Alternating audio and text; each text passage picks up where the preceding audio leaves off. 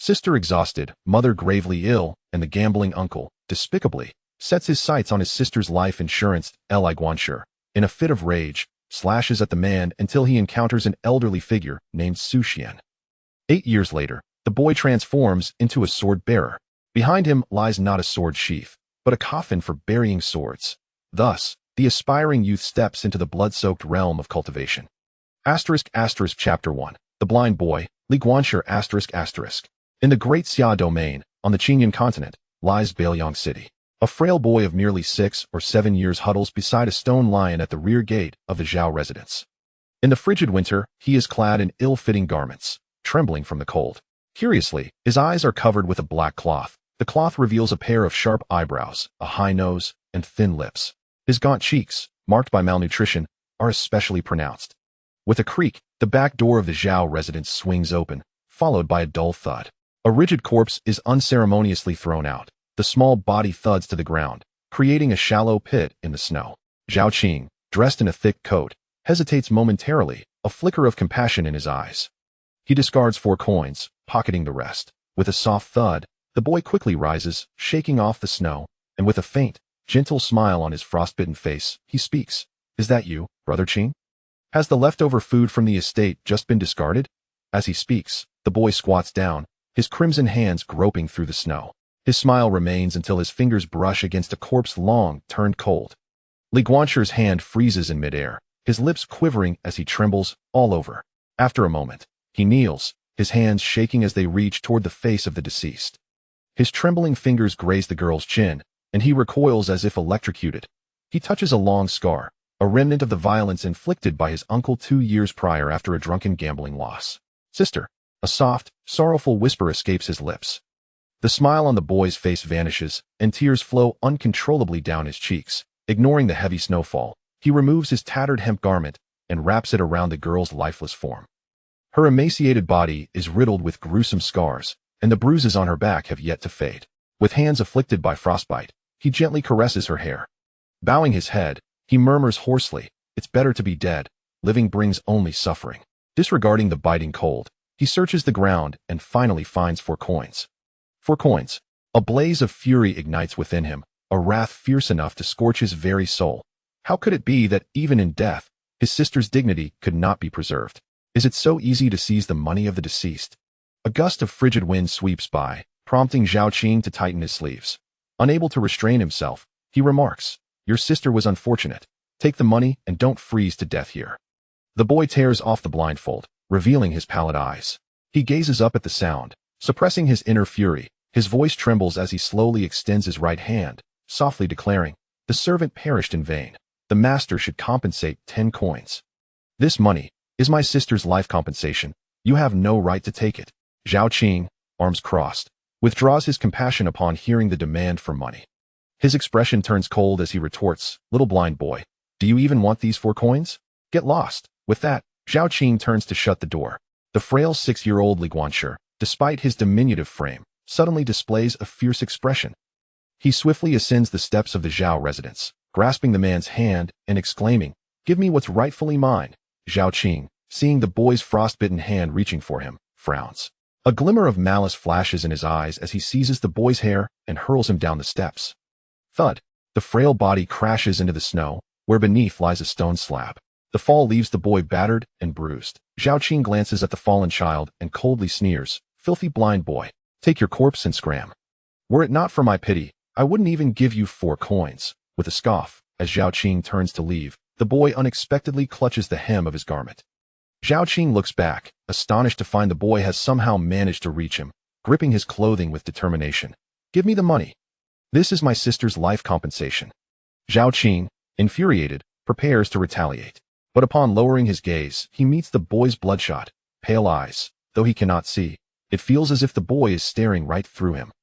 A chill runs down Zhao Qing's spine as he glances back at the girl, who has perished from exhaustion and hunger. Ultimately, he cannot bear the sight. He lowers his fist and reluctantly places the remaining coins into the boy's hands. Take it, take it. How unlucky." Li Guanqi releases his grip, numbly counting the coins. Bang! The door slams shut, and a youthful voice echoes from within. "Zhao Qing, why aren't you feeding the birds for this young master?" "Master Yuanlin, I'm going right away, right away." What were you doing just now? Isn't it just a dead maid? What a trivial matter. Make sure that blind bum gets lost.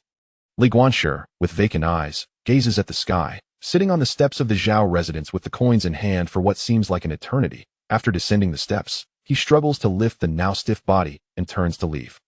Creak, creak. The sound of Li Guanqi's feet crunching in the snow is slow and unsteady.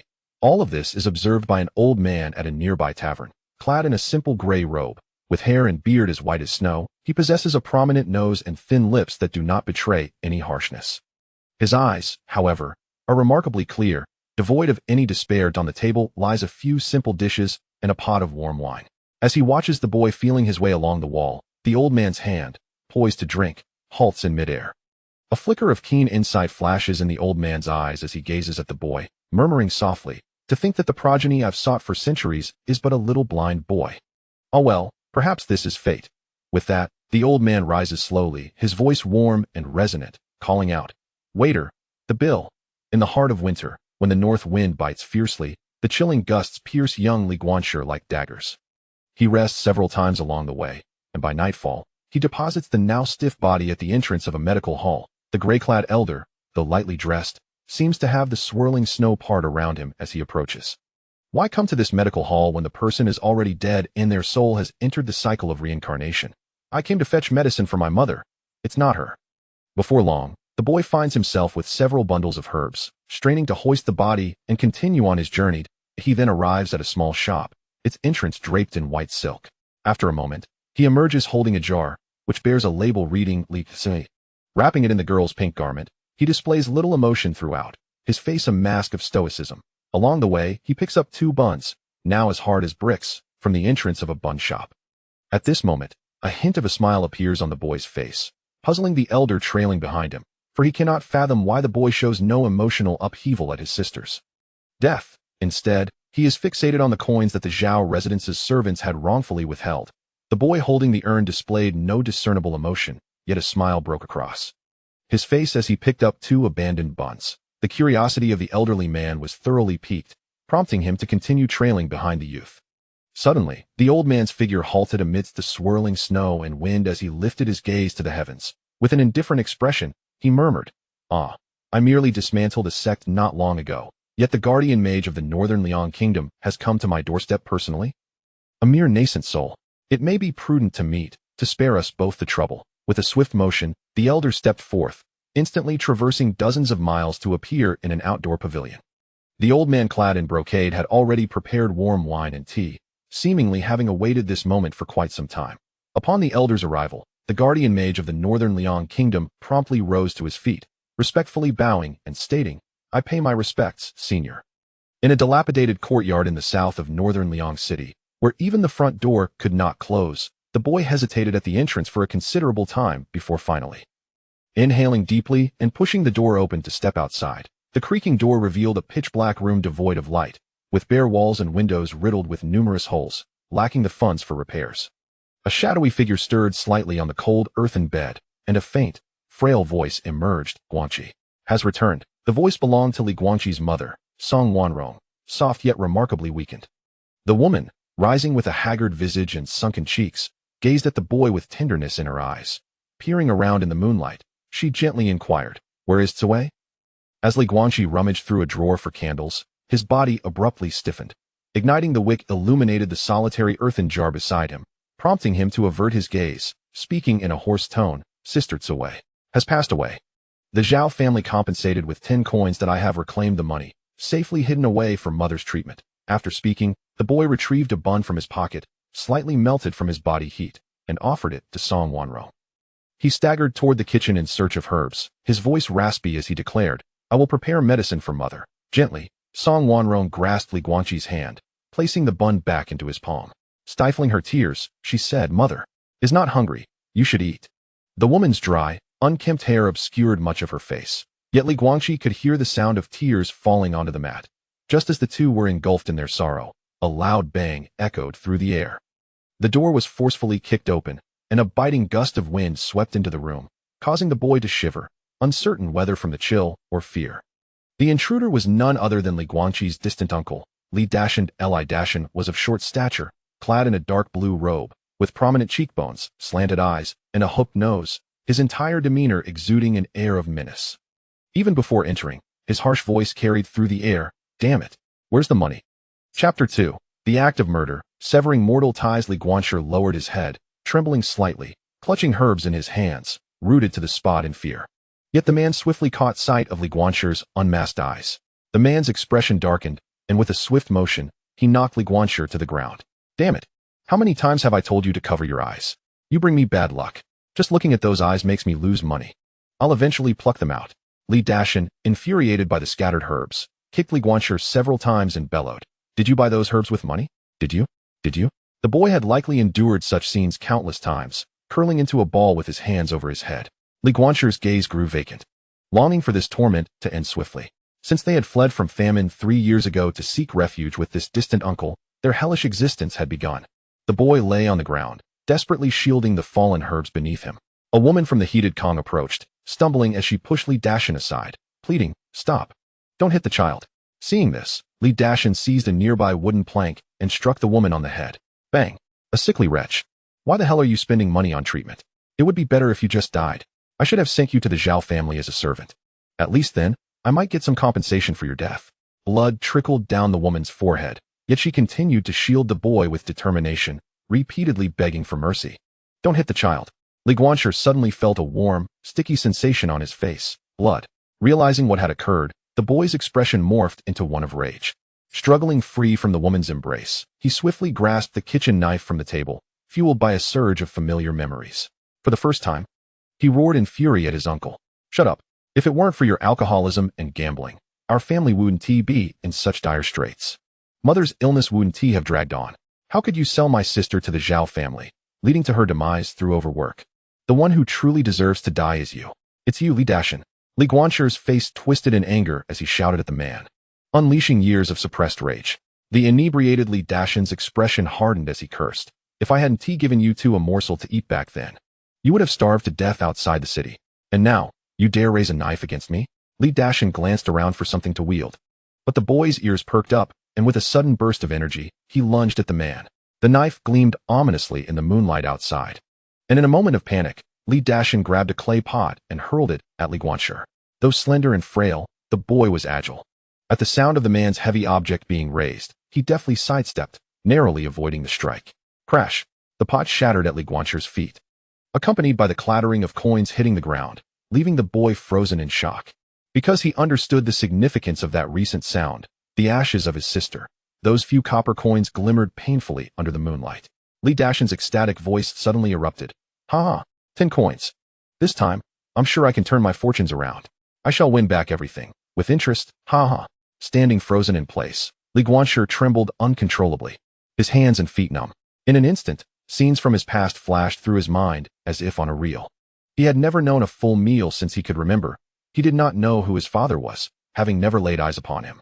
It was said that he had perished long ago in a famine. 3 years ago, after seeking refuge with this distant cousin, the true nightmare began. Li Dashan frequently visited their home to take money, spending it either on alcohol until he was inebriated or gambling for days on end. The rice jar at home had never been full. From the moment he could remember, suffering had never spared them. His mother fell gravely ill. Yet Li Dashan chose not to seek treatment, instead squandering their money on gambling. He still recalled the image of his mother, clutching him in desperation, pleading with him while he, delirious with madness, proclaimed, "Today, my luck is strong. I will surely win. Then we can live well." After that, his mother fell into a state of persistent illness, and his sister was sold to the Zhao family as a maid. He was left to beg on the streets for survival, feeling fortunate if he could find 2 steamed buns, enough for a meal for the 2 of them. But today, he had come again. Somehow, he had learned of his sister's death and set his sights on those 10 copper coins. Sometimes, Li Guanqi would dream of being a celestial being, capable of soaring through the skies. Perhaps then the hardships of this world would spare him some measure of relief. As he turned, the echoes of Li Dashan's curses filled his ears. Let her die. Why burn her ashes? Li Guanqi slowly raised the kitchen knife in his hand. A flicker of compassion crossed Song Wanrong's eyes, yet she ultimately refrained from speaking out. She had long been disillusioned with Li Dashan, knowing her days were numbered. She did not wish to see her child sold for money after her death. Perhaps this was for the best. With a swift motion, the sharp knife plunged into his neck, and the young boy felt warmth cascading down his face. Thud! Li Dashan, disbelief etched in his eyes, collapsed into a pool of blood. The boy, having endured this ordeal, felt his body weaken and sank to the ground. Song Wanrong felt dizzy, her vision blurring. As her body grew increasingly cold, she sensed her life was nearing its end, yet she managed to force a smile onto her pale face.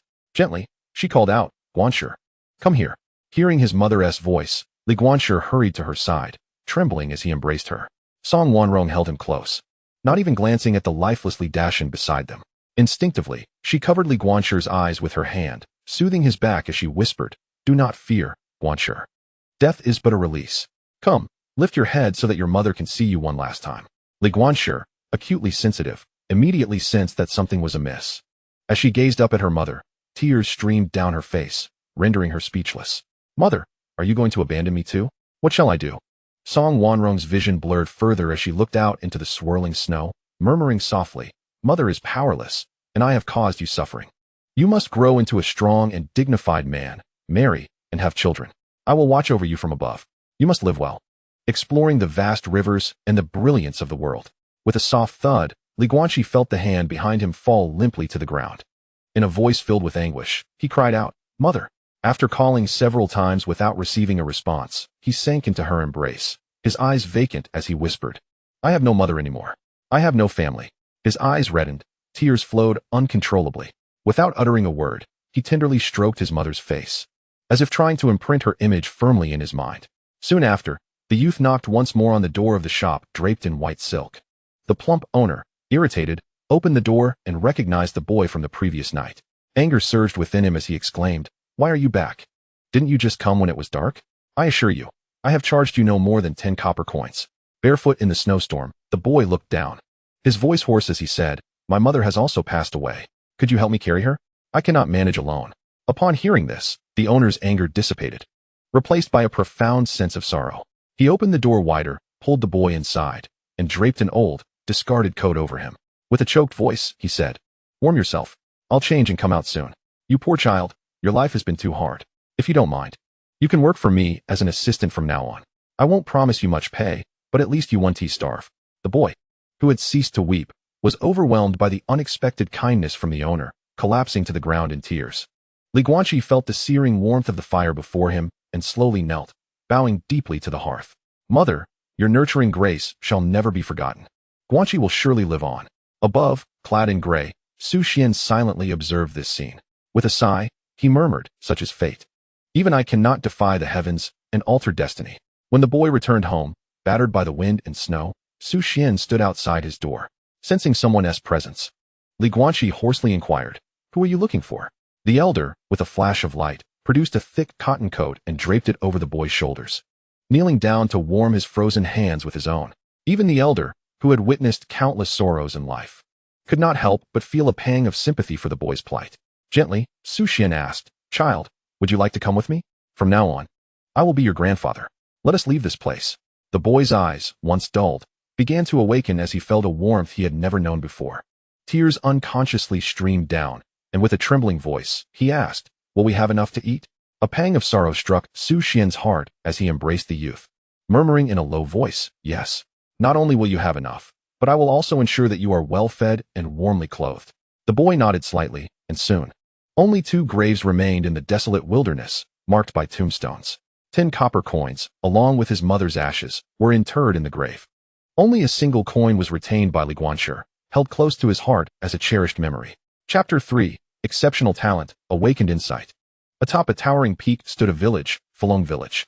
Within an exquisitely adorned courtyard, a handsome young man sat cross-legged at the center, clad in a pristine white robe.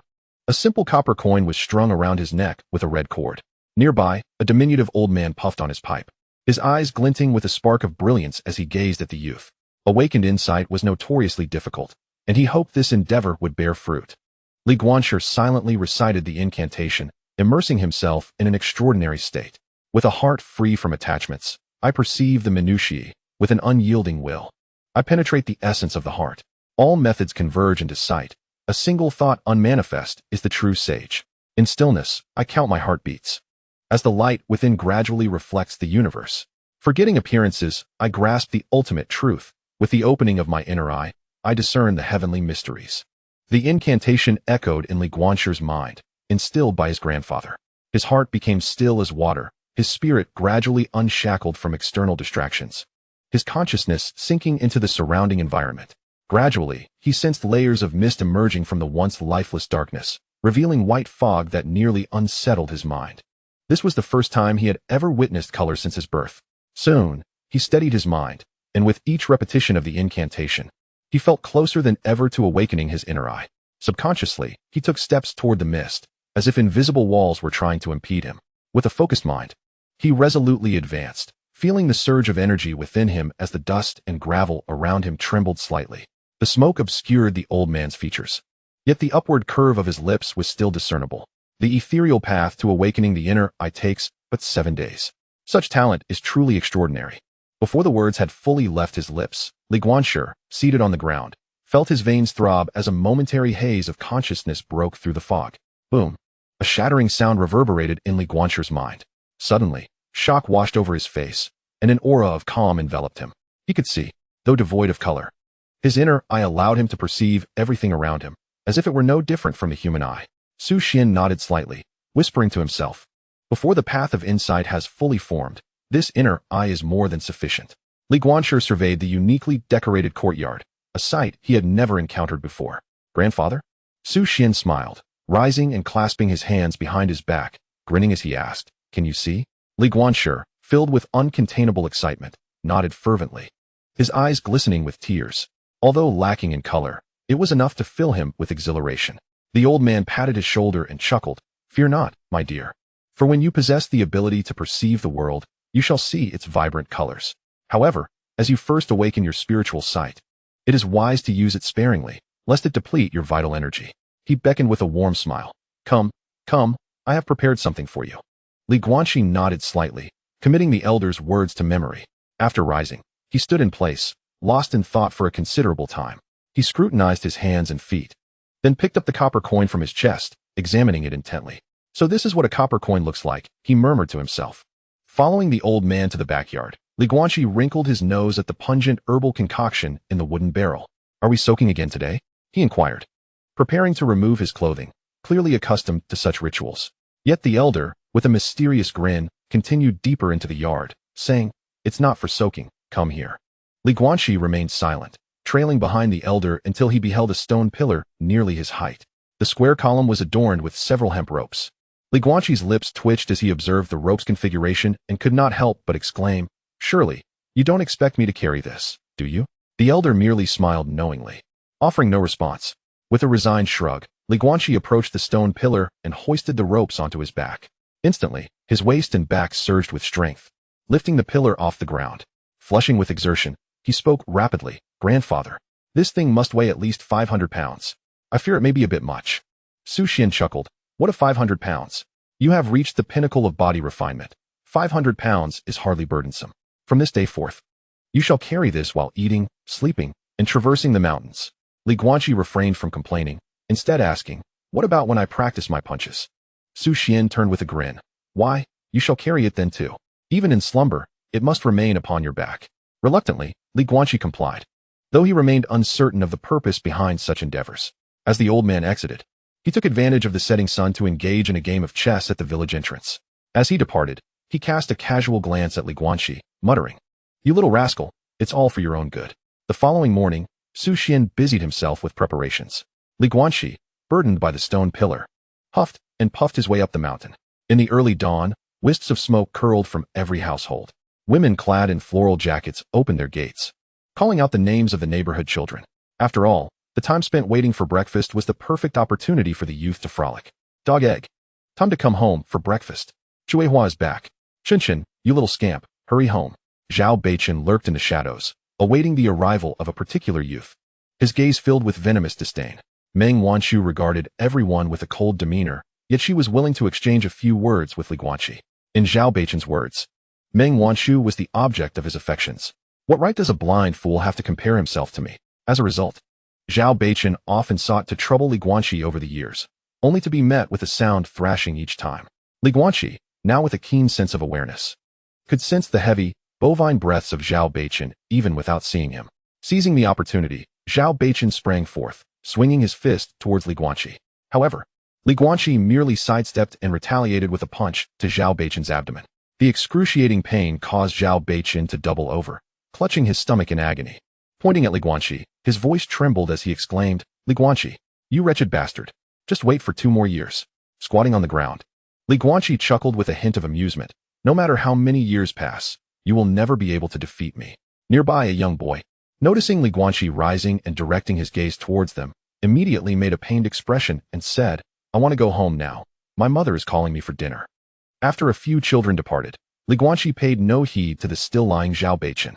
His aspirations had long surpassed the confines of Fulong village, and he had never contemplated resorting to lethal weapons. Otherwise, he would have dealt a fatal blow long ago.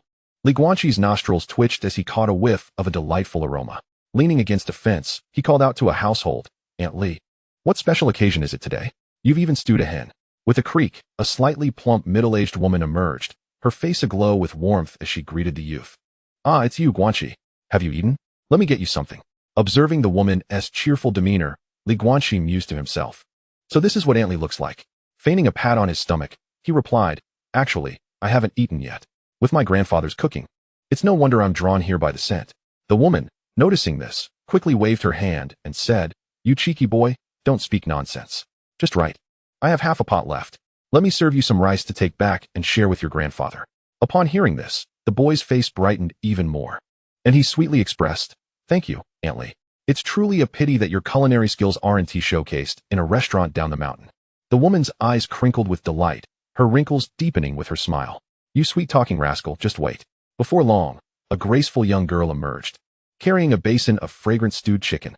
Dressed in a light blue long dress, she carefully balanced the full pot, her eyes wide with focus to avoid spilling the broth. As she walked, Meng Wanshu muttered, "Li Guanqi, are you part dog? You always come right on time whenever we have something delicious." Li Guanqi, captivated by the girl's delicate beauty, leaned against the fence, quietly watching her. So this is how lovely Wanshu has grown. With that thought, a smile crept onto his lips as he softly remarked, "Meng Wanshu, who do you think will be fortunate enough to marry a virtuous wife like you?" Meng Wanshu's cheeks flushed crimson as she exerted considerable effort to hoist the pot onto the fence. Rolling her eyes at Li Guanqi, she turned to dart inside, only to remember that he was blind and could not see her. Pouting, she looked up at him and scolded, "You silly blind boy." Li Guanqi laughed heartily, and as he turned to leave, he paused, standing still while holding the pot, and awkwardly said, "Is Uncle Meng back?" The man standing before Li Guanqi remained silent, delivering a swift kick to his backside while jestingly admonishing him, "You ought to refrain from teasing Wanshu. You're nearly of the age to pay respects to your ancestors, and still lack any proper conduct." "Got it," Li Guanqi chuckled, promptly nodding in agreement.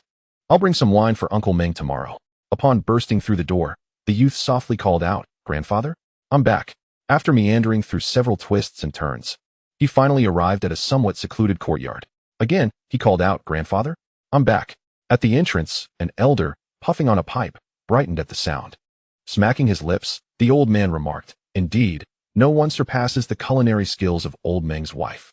Li Guanqi set down the vegetable basket, nearly stumbling to the ground. Su Xuan rolled his eyes and scolded, "You've only just opened your mind's eye, and you're already using it this recklessly? Today, you shall practice the stance 100 times. The youth's expression soured, yet he dared not retort. He had managed his strength well today. Had he struck too hard, he would have been obliged to join old Zhao's banquet tomorrow. Rubbing his head, the boy remained silent for a while. "I'm done," he finally declared. Suddenly, Li Guanqi realized something was amiss.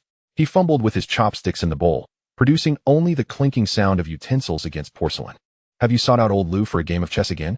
"None of your business. Focus on your training," the elder replied. "I will venture into the mountains shortly to gather some items, and will return in a few days.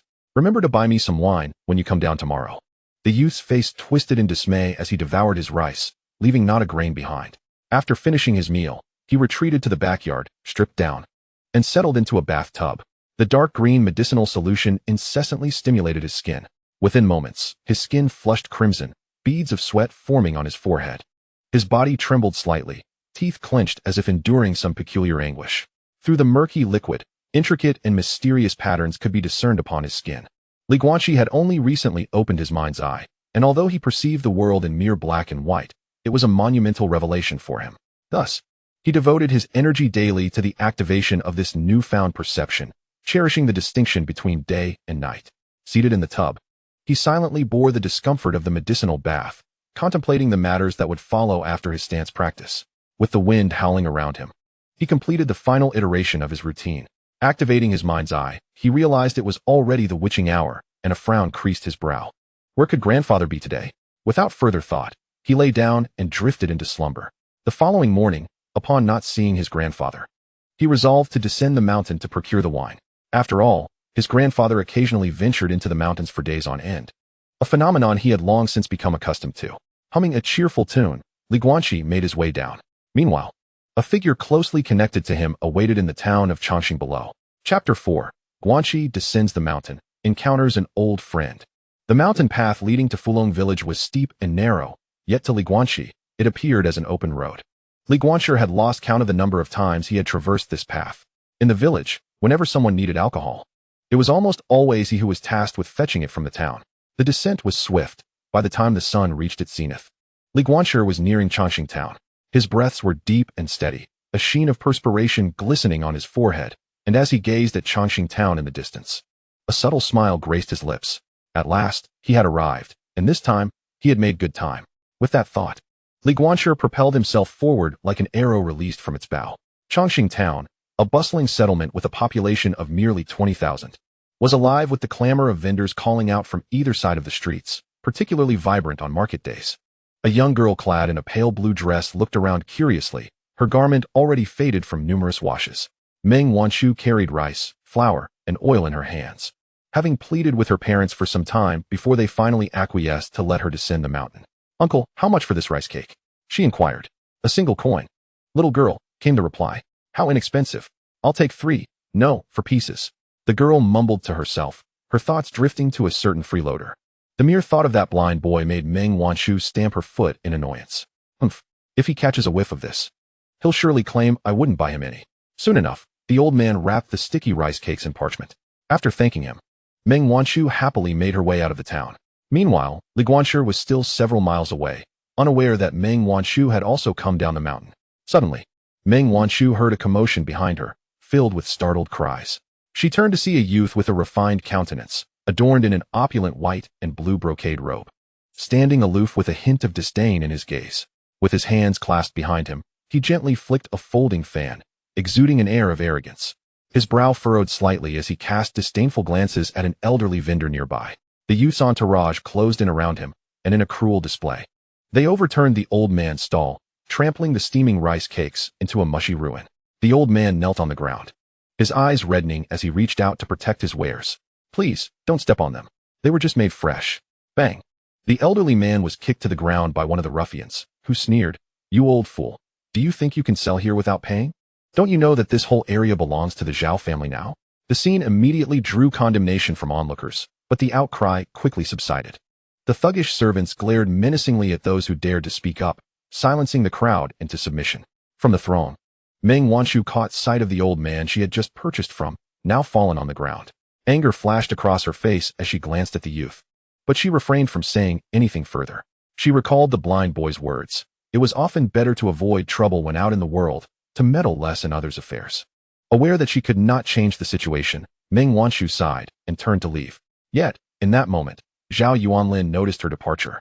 Originally, he was filled with resentment at being sent by his father to this desolate place, but to his surprise, he encountered a young lady of such exquisite temperament. The 13 or 14-year-old girl had blossomed into a graceful beauty, her eyes reflecting a hint of innocent purity. Unlike the courtesans he was accustomed to. "Go-san, I have taken a liking to that lady. Follow her." A sly servant lifted his gaze at the departing Meng Wanshu, instantly comprehending the task at hand. Judging by her attire and possessions, she was clearly not from a wealthy family. Such a girl of ordinary means would be easily manipulated. The diminutive and gaunt Go-san hunched his body, his lewd demeanor unmistakable, even with a forced smile. He nodded repeatedly, grinning. "Rest assured, young master. I shall take care of it." Zhao Yuanlin's lips curled into a subtle smile, a wave of excitement washing over him as he began to envision the events that would unfold. With a playful flick of his fan against Go-san's head, he chuckled. "Make it a splendid affair." As he spoke, he retrieved a large gold ingot from his sleeve and tossed it to Go-san, adding, "The remainder is yours." Go-san's eyes brightened, nodding vigorously. "Begone. What are you staring at? Everyone disperse." Once Zhao Yuanlin had departed, Go Sin straightened slightly, a cold sneer escaping his lips as he kicked over the old man's cart. Let me be clear, 1 month, 3 coins. If you fail to pay, do not set up your stall. I will smash it every time. The disheveled old man, blood on his face, wiped it away haphazardly, his expression revealing distress as he stammered, My lord, wasn't it just 1 coin a month before? How has it risen so much in just 2 days? Go-san picked up the trampled rice cake from the ground and shoved it into the old man's mouth, tilting his head, his eyes gleaming with malice as he remarked, 1 coin. Huh, do my brothers not need to eat? The old man, humiliated, swallowed the gritty rice cake, nodding repeatedly. Yes, I understand. Ha ha. Go-go is still quite generous. You lack perception, Go-go. What did the young master just say? Go-san smiled slightly, waving the gold ingot before the crowd. Recall that old woman they captured in the city recently? What was her name? Aunt May? Go fetch her for me, and find someone to delay that little girl. The nearby men sprang into action at his command. Go-san revealed a set of yellowed teeth, his posture grotesquely hunched as he licked his lips. He had noticed the little girl long ago. Had it not been for Zhao Yuanlin, he would have indulged himself. However, considering Zhao Yuanlin's nature, it was possible that they might still have their chance. Truly delightful. Soon, Meng Wanshu sensed something amiss, as if no matter where she went, there were individuals deliberately obstructing her path. No matter how she tried to escape, she could not shake them off. A wave of inexplicable panic surged within her. In a dark, dilapidated alley, Go-san scrutinized the kindly old woman before him, furrowing his brow. He turned to the man beside him and asked, Are you certain this is Aunt May? The gentle old woman, with her soft-spoken demeanor, began to explain, My lord, you seem to misunderstand.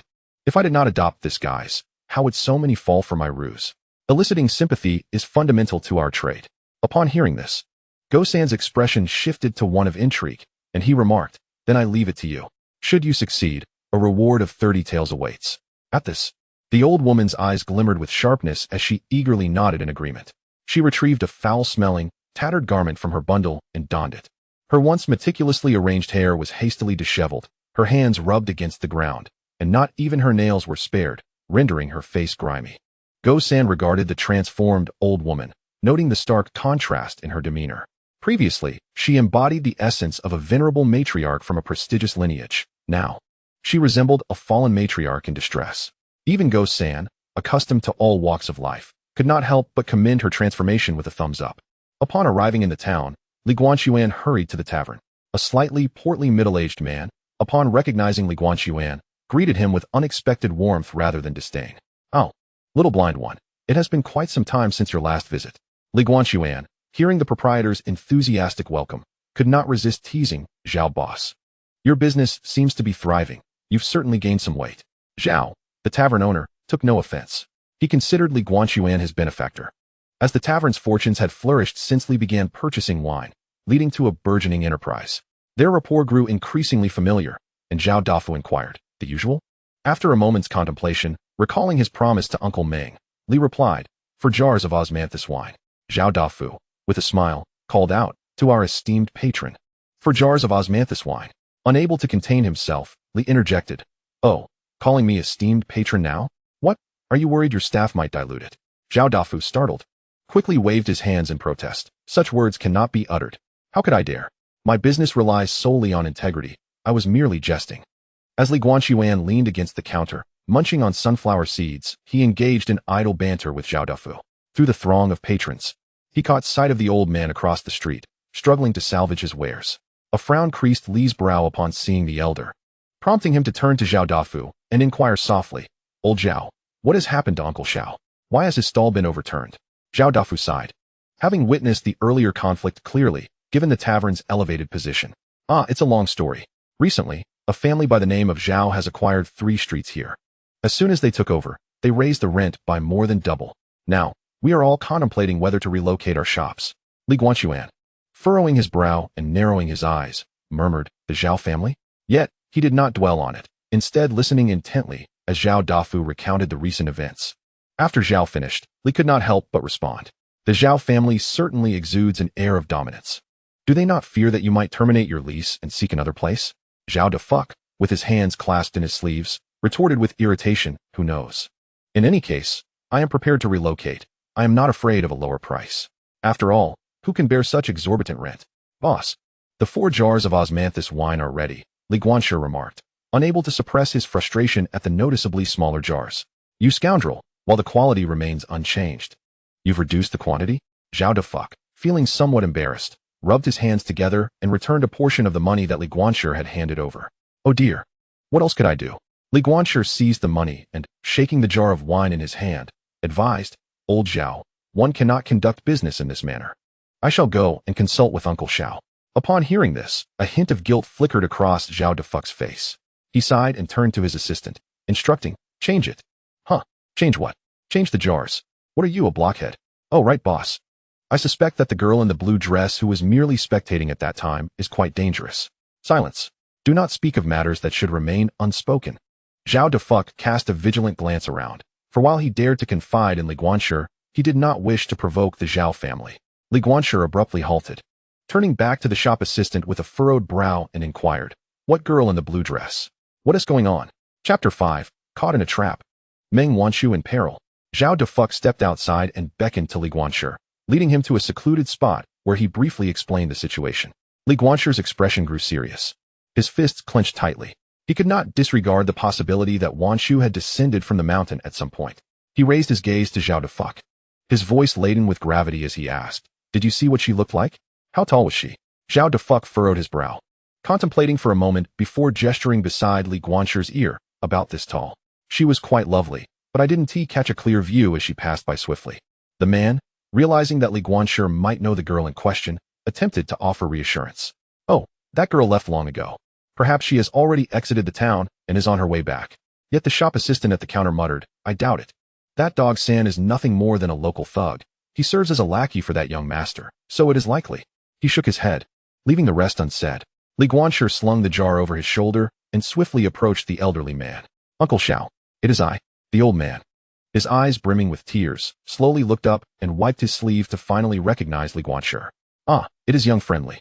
Seeing the old man's helpless demeanor stirred some discomfort in Li Guanxi, but now was not the time for pleasantries. He pressed on with his inquiry. Was there a young girl, around 13 or 14 years old, slightly shorter than I, wearing a dress with white flowers embroidered on the sleeves, who came here to purchase rice cakes? The elderly man, recalling the event, confirmed, yes, indeed. There was such a girl. She initially asked for 3 pieces, then changed her mind and requested 4, and I packed them up again. I remember it quite clearly. Li Guanxi's heart sank as he confirmed that the one being targeted was none other than Meng Wanqiu. Upon the mere thought of Meng Wanqiu, Li Guanxi's heart became a tumultuous storm. Grasping the elder's shoulder, he inquired, where has that young girl gone? Yet, the elder seemed lost in his own memories, oblivious to the fact that Meng Wanqiu had been amidst the crowd. To the east of the town, a young attendant from the tavern pointed, and Li Guanxi nodded slightly, foregoing gratitude as he plunged into the throng of people. Meanwhile, Meng Wanqiu finally exhaled a sigh of relief, feeling as though she had shed the pursuers behind her. Raising her gaze to the darkening sky, the anxious girl hastened toward the outskirts of the town, fearing that if she delayed much longer, she would not reach home before nightfall. She could only imagine the worry her parents would feel.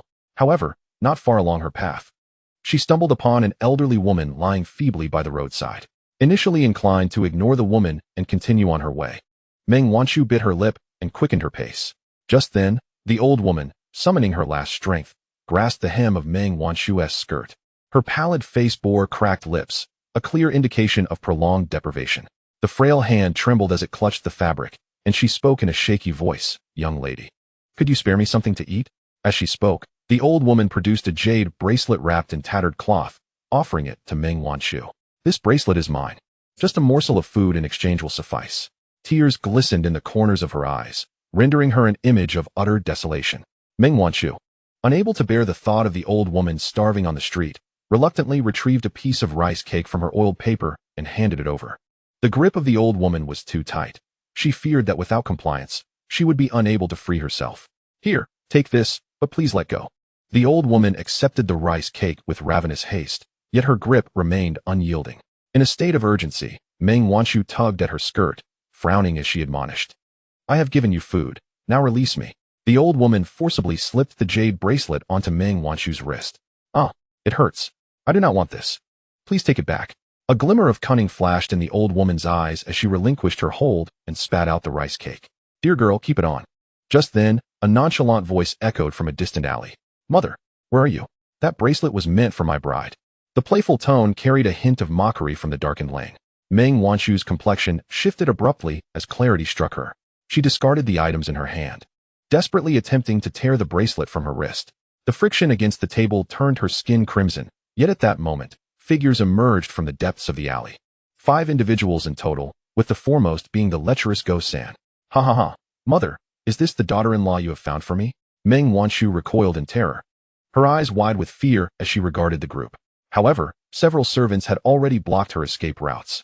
I am not, she protested vehemently. Do not speak such nonsense. Go-san, with his hands clasped in his sleeves, approached her with a smirk. Oh, how could that be? You are already adorned with our family's token. As he spoke, his gaze roamed over Meng Wanchu, a depraved glimmer dancing in his eyes. The nauseating gaze rendered Meng Wanchu's countenance pale. Although many neighbors peered out to witness the commotion, none dared to utter a word. Meanwhile, the old woman, disguised as Aunt May, feigned pity and addressed the crowd, saying, "This young girl has already agreed to our family's marriage proposal and has personally accepted our heirloom. Now she wishes to renege." Upon hearing this, murmurs erupted among the onlookers. How can she go back on her word after having agreed?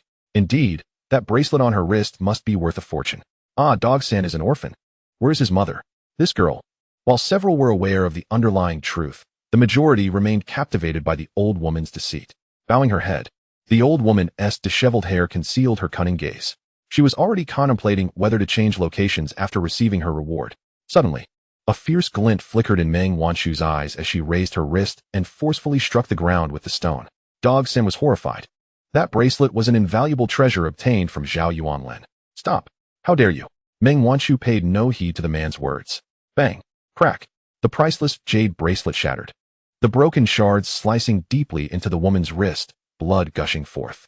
Rising to her feet, Meng Wanchu's chest heaved slightly, her emotions tumultuous. Dog-san gazed upon the shattered bracelet, his expression darkening. He lifted his head, striding towards Meng Wanchu, and delivered a resounding slap to her face. Slap. You shameless wench. How dare you show such disrespect? Meng Wanchu fell onto the cold stone pavement, her hands scraped and bloody, her cheek instantly swelling with the imprint of his fingers. Witnessing Dog-san's aggression, the murmurs from the crowd diminished significantly. Under the oppressive threat of Dog-san, the onlookers instinctively recoiled a few steps. Pain etched across Meng Wanchu's face as she looked around, her mouth opening in silent pleas for help, yet no sound emerged. The indifferent crowd even refrained from meeting Dog-san's gaze, as he coldly surveyed the area, causing several spectators to depart. With a mocking laugh, Dog-san crouched down, fixing his chilling gaze on the reddened eyes of Meng Wanchu. Since you smashed the bracelet, which is worth 300 taels of silver, either pay up, or come with me to be wed. Yet, the strong-willed Meng Wanchu refused to reveal any weakness in the face of Dog-san. Despite the fiery pain in her cheek and the throbbing agony in her hands, she defiantly retorted, "Dream on, you dog. Even if I die here today, I shall never go with you." Dog-san chuckled derisively. Ah, the little lady has quite the spirit. Come on, brothers, take her away. As his words fell, Meng Wanchu seized a bloodied stone from the ground and hurled it forcefully at Dog-san's head. Bang! Blood splattered as Dog-san's nose collapsed, his face becoming a grotesque mask of flesh and blood. Meng Wanchu attempted to flee, but one of the youths clad in Zhao's attire seized her hair, throwing her back to the ground. Still think you can escape? Dog-go, are you alright? Meng Wanchu struggled desperately, exclaiming, "Let me go! Let me go!" Yet the strength of the 2 burly men restraining her was overwhelming, rendering her efforts futile. Go-san, helped up from the ground, had blood obscuring his vision, and the intense pain in his nose nearly drove him to madness. "I will kill you." With a swift motion, he drew a dagger from his sleeve, but his hands were restrained. "Brother Go, hold back. If you act rashly, we won't be able to explain to the young master." As he regained his composure, Go-san's chest heaved violently as he glared at Meng Wanchu. Licking the blood from the corner of his mouth, he coldly declared, "You vile woman, just wait. Once the young master is done with you, I will take good care of you. Take her away." Panic enveloped Meng Wanchu, a profound despair settling over her. "Help me. I beg you, save me, I don't know them. That old hag is in cahoots with them. I gave her food. The bracelet was forced upon me by that old woman. Save me." Yet her cries fell on deaf ears. The bystanders lacked the courage to confront the Zhao family. Everyone ignored Meng Wanchu's pleas as a group pushed through the crowd towards the town. No amount of her futile resistance could hinder the strength of the men beside her. Suddenly, a figure familiar to her came into view. The tension in Meng Wanchu's expression shattered, her previously strained face now a mask of grievance. Tears cascaded down her cheeks like a dam burst, and she bit her lip to suppress her sobs, her pitiful appearance pulling at the heartstrings. Guanqi stood 10 paces away, his expression dark as he beheld the scene, particularly the bloodied wrist of Meng Wanshu and the glaring finger marks on her cheek. A surge of hot blood rushed to his head, his limbs tingled, and veins filled with fury as bloodshot eyes bore witness to her suffering. Gosan furrowed his brow as he glanced at the young man in the distance, slowly advancing with his dagger drawn. Who is this beggar? Scram. Don't meddle in affairs that don't concern you.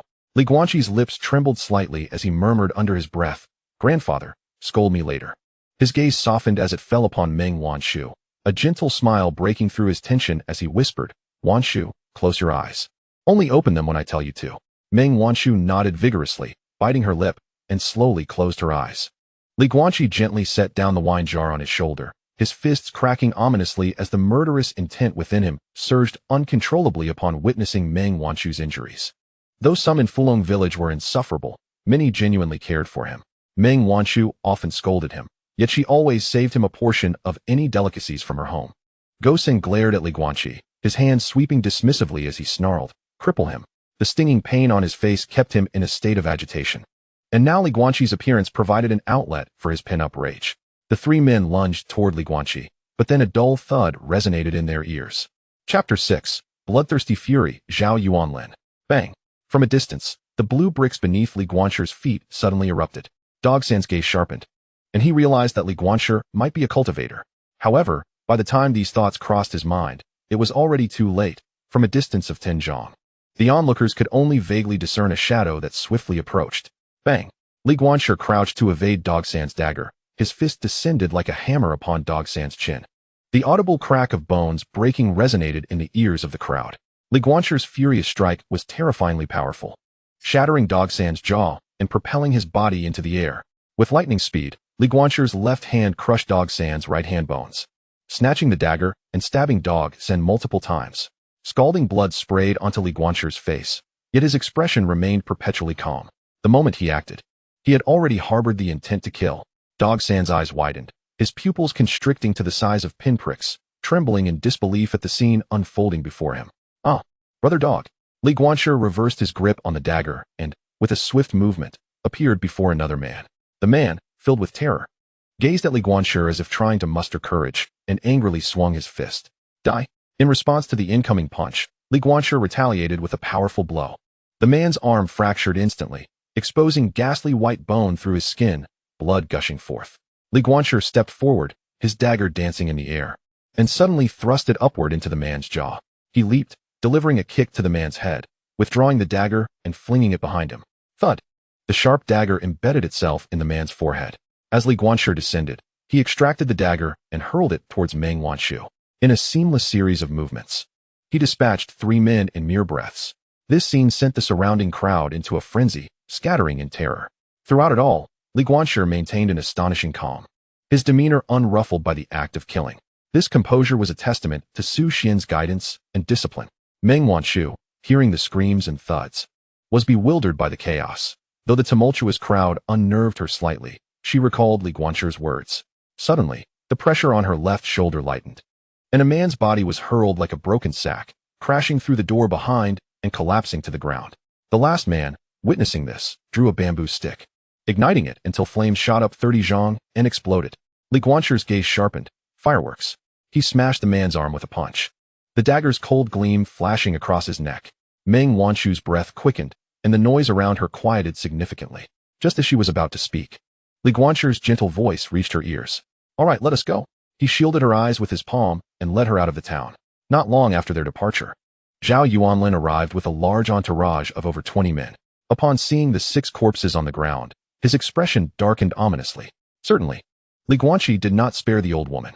Zhao Yuanfan's face turned icy as he muttered, You killed my people and still wish to escape? Humph, pursue them. As his words echoed, the crowd spurred their horses and swiftly galloped in the direction Guanqi had departed. Once they had exited the town, Guanqi finally released his grip. Meng Wanshu could no longer contain her emotions and rushed into Guanqi's embrace, weeping bitterly. I thought I was going to. Oh, how fortunate you are here, little blind one. I was so frightened.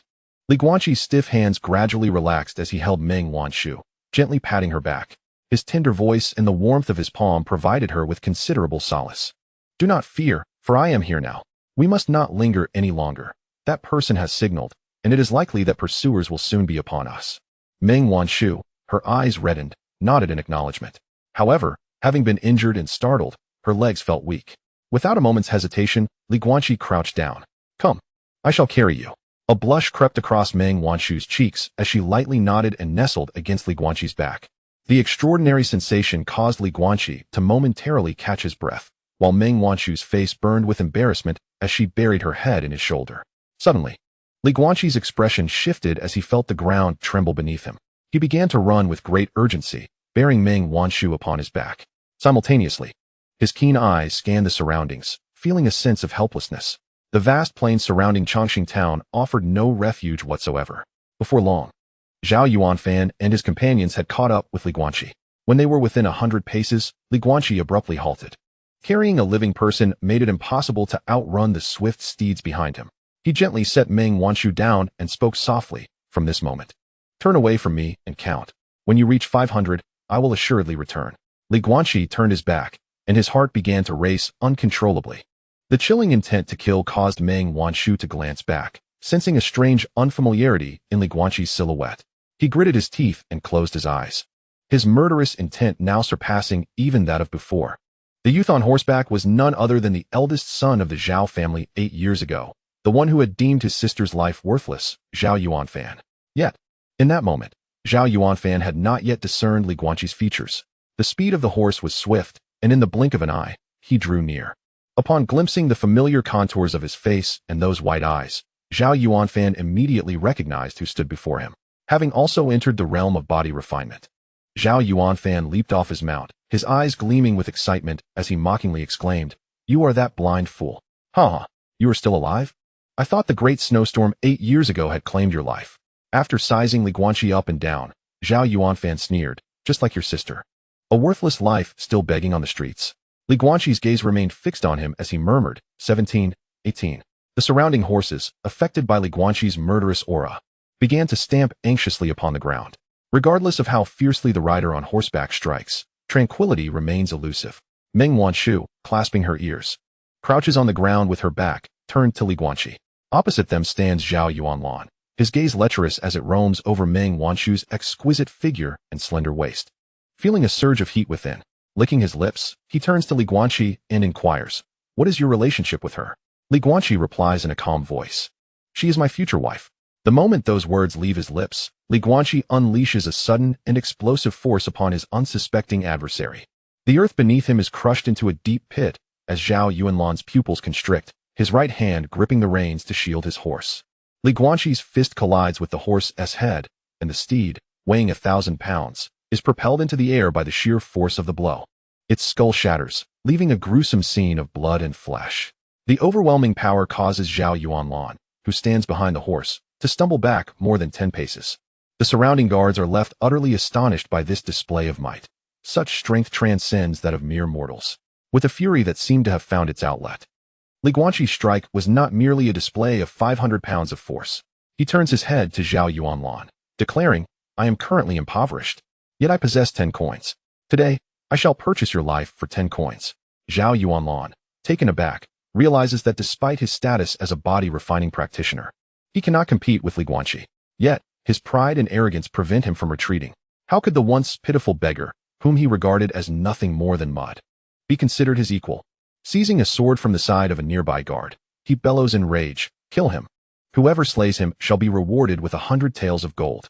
At this proclamation, the eyes of the guards gleam with excitement as they dismount and advance to encircle Li Guanqi.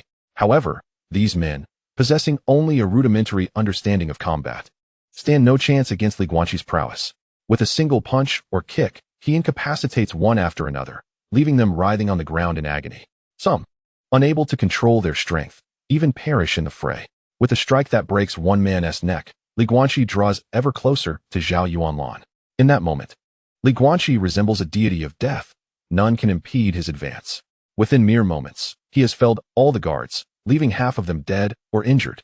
The few survivors lie groaning on the ground, nursing grievous wounds. Gritting his teeth, Zhao Yuanlan stubbornly refuses to yield, advancing with his sword and launching a flurry of attacks.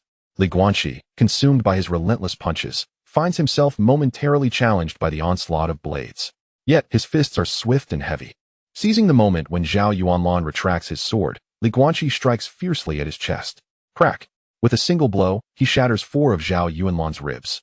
The latter crashes to the ground, spewing forth a mouthful of blood. Zhao Yuanlan's expression shifts as he catches sight of Meng Wanshu in his peripheral vision. In a desperate move, he retrieves a talisman and affixes it to himself, igniting it without flame. Guanqi's heart races as Zhao Yuanlan darts towards Meng Wanshu like a tempest. Guanqi's countenance darkens, and disregarding the surging blood within him, he pivots to change direction. As the cuff loosened, the dagger fell into his hand and was hurled with great force. Thud! The dagger plunged fiercely into Zhao Yuanfan's shoulder, causing him to stagger and his speed to diminish. Seizing this moment, Guanqi finally reached Meng Wanshu's back. With a swift motion, the gleaming long sword pierced through Guanqi's right shoulder. Zhao Yuanfan's eyes glinted with delight, yet when he attempted to withdraw the sword, he discovered that Guanqi's right hand was firmly gripping the blade. Blood trickled down the sword's edge, and Guanqi's bloodshot white eyes locked onto Zhao Yuanfan. Filled with a murderous intent that sent a chill coursing down Zhao Yuanfan's spine, compelling him to crush the jade slip in his hand. Bang! Guanqi, with a voice as cold as ice, declared, 10 coins. His left hand slowly clenched into a fist, a terrifying aura converging upon it. Boom! Zhao Yuanfan was propelled backward, his chest caving in, and he coughed up copious amounts of blood, mingled with bits of flesh. Guanqi's face paled as he slowly withdrew the long sword and approached Zhao Yuanfan. Meanwhile, Meng Wanshu had just managed to count to 85. Zhao Yuanfan, filled with dread, gazed at the approaching Guanqi, instinctively retreating in fear. Blind man, you cannot kill me. You must not kill me. I am about to test my spiritual roots. I am destined to become an immortal. Spare my life, and I will reward you with vast riches, spirit stones. Yes, spirit stones. With a chilling tone, Guanqi murmured as he tossed a copper coin from his robe. Your worthless life is worth only 10 coins. Chapter 7. After the rain in the cave. A life taken whoosh. A golden streak of light shot up from Chongqing town into the clouds. Guanqi abruptly looked up, and through the haze, he discerned a figure clad in white, soaring through the air on a sword. Guanqi's expression changed dramatically. A foundation-building cultivator flying on a sword. Zhao Yuanfan, witnessing this scene, hastily drew 2 talismans and affixed them to himself. The talismans transformed into a golden barrier enveloping him. Relieved, Zhao Yuanfan lay on the ground, bursting into a fit of laughter. Ha ha, you wretched creature. You cannot kill me. Until we meet again, I shall skin you alive. Taking a deep breath, Guanqi weighed the pros and cons and decided to retreat. Though he could find a way to break through the barrier, it would consume too much time. Currently, he had yet to refine his qi, and facing a foundation-building cultivator only led to a dead end. Guanqi pocketed the copper coins and pulled Meng Wanshu to him. Encircling her waist, amid her startled exclamations, Guanqi leapt onto his horse, galloping back toward home. The cultivator, upon seeing the severely injured Zhao Yuanfan, stiffened. However, Zhao Yuanfan, as if clutching at a lifeline, shouted, Zhao Xianshi, save me first. I will deal with that wretched creature later. The short man seized Zhao Yuanfan and took to the skies on his sword. The fate of the guards was of no concern to him. As Guanqi and Meng Wanshu raced across the plains, she felt an inexplicable sense of safety in the embrace of his broad chest. It was indeed her first experience riding a horse, yet nestled in Guanqi's embrace, she felt an unexpected sense of tranquility. She glanced up at him surreptitiously, musing to herself about how she had never noticed his remarkable handsomeness before. The young girl's heart fluttered, while Guanqi, gritting his teeth, wore an inscrutable expression. He understood that such an opportunity was rare, but with Wanshu present, he could not afford to take any risks. With a sigh, his thoughts shifted, and he suddenly noticed Meng Wanshu's pallid complexion, as she appeared to be on the verge of sleep. It was only then that he realized her wrist had been bleeding continuously. The night had fallen, and it was impossible to ascend the mountain at this hour. Reluctantly, Guanqi decided to take Meng Wanshu to his secret cave for the night. The crackling of burning wood echoed within the small cavern, a place he occasionally retreated to for solitude. Though it served as his personal haven, the conditions were quite primitive. After all, he barely had 2 blankets at home, and this cave certainly lacked such comforts. A grass mat was laid over Meng Wanshu, and outside, rain began to pour, intensifying rapidly from a gentle drizzle to a torrential downpour. Fortunately, the foundation-level cultivator who had been pursuing them did not arrive. which allowed some tension to ease from Li Guanqi's demeanor. His face flickered in the firelight, eyes vacant, consumed by thoughts of Zhao Yuanlan, whom he wished to eliminate swiftly.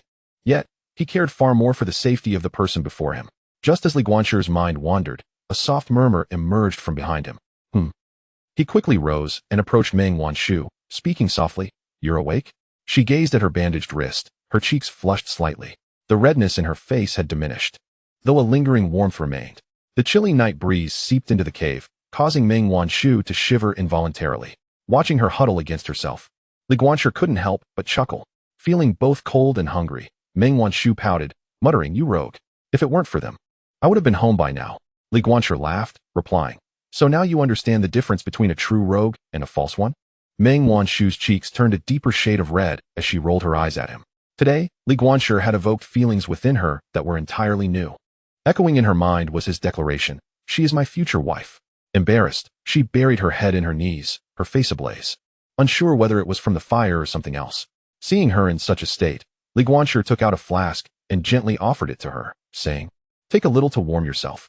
Meng Wanshu accepted the flask, unable to resist teasing, "You're not planning to do anything to me after drinking, are you?" Li Guanqi coughed awkwardly at her words. "Cough, cough, what are you thinking? I usually train and have a good constitution. If you don't drink a bit to warm yourself, you'll catch a chill." Stubbornly, Meng Wanshu replied, "Then you should drink too." With no other option, Li Guanqi complied and took a sip, though he rarely drank. They both coughed as they shared the drink. In a fleeting moment, their faces flushed with warmth. And under the influence of alcohol, the two drew ever closer, their lips unconsciously gravitating towards one another. The heated breaths and suggestive atmosphere permeated the confines of the cramped cave. Meanwhile, on the mountain, Li Guilan and Meng Jianshu were nearly driven to madness, while an old man returning from the hills chuckled as he smoked and drank. "No need to fret, old Meng," he reassured. "The children are merely delayed by the rain. They'll return first thing in the morning." Yet, beneath his calm exterior, Meng Jianshu's voice resonated with icy menace. "If that little rascal dares to act, I shall have his head. And why do you hold me back? Defeating a mere foundation establishment cultivator is as easy as crushing an ant." Su Xuan chuckled softly, surprised that Meng Jianshu had taken the initiative to communicate with him telepathically. Evidently, the old fellow was genuinely anxious. He tapped his smoking pipe and replied, "I shall go play a game of chess with old Lu. Meet me shortly." At the eastern edge of Fulong village stood an ancient locust tree, its gnarled branches testament to centuries gone by. Underneath, Su Xuan, clad in a gray robe and carrying a small pouch, leisurely approached the tree. Strangely, the torrential rain seemed to avoid the old man entirely. A kindly-faced elder sat beneath the tree, engrossed in a solitary game of chess. Upon noticing Su Xuan's arrival, he greeted him warmly. "Just finished your meal?" Su Xuan remained silent, his expression composed as he softly stated, "Old Lu, today I will play one last game with you." With that, he placed a white piece on the board and then looked up at the elder, murmuring, "I know who old Meng is. And I recognize old Zhang from the west of the village. Yet you, I have pondered for 8 long years without unraveling your identity. Who are you truly? What is your name?" The elder smiled gently, placing a black piece beside the white one. "Me?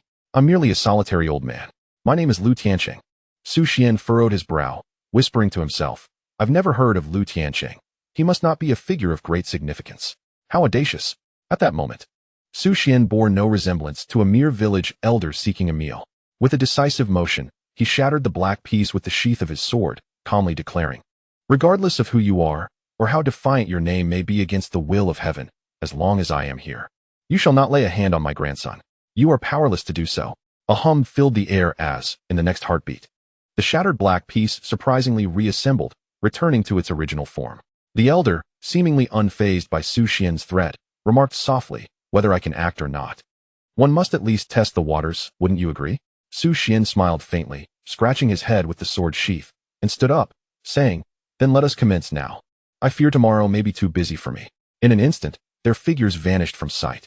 Shortly thereafter, 2 silhouettes appeared, one following the other, arriving beside the chessboard under the locust tree. The emaciated old man, puffing on his pipe, glanced up and remarked, "Old Meng, you should take a look at this game." Meng Jianshu, the father of Meng Wanshu, heard this and swiftly moved to the chessboard, his expression growing solemn as he surveyed the scene. It appeared that old Su was prepared to lay all cards on the table today. Just as the two stood in silent contemplation, the space before them began to warp ever so slightly. Su Xuan's figure slowly emerged from the rift in space, his attire slightly tattered. Yet his countenance remained tranquil and composed.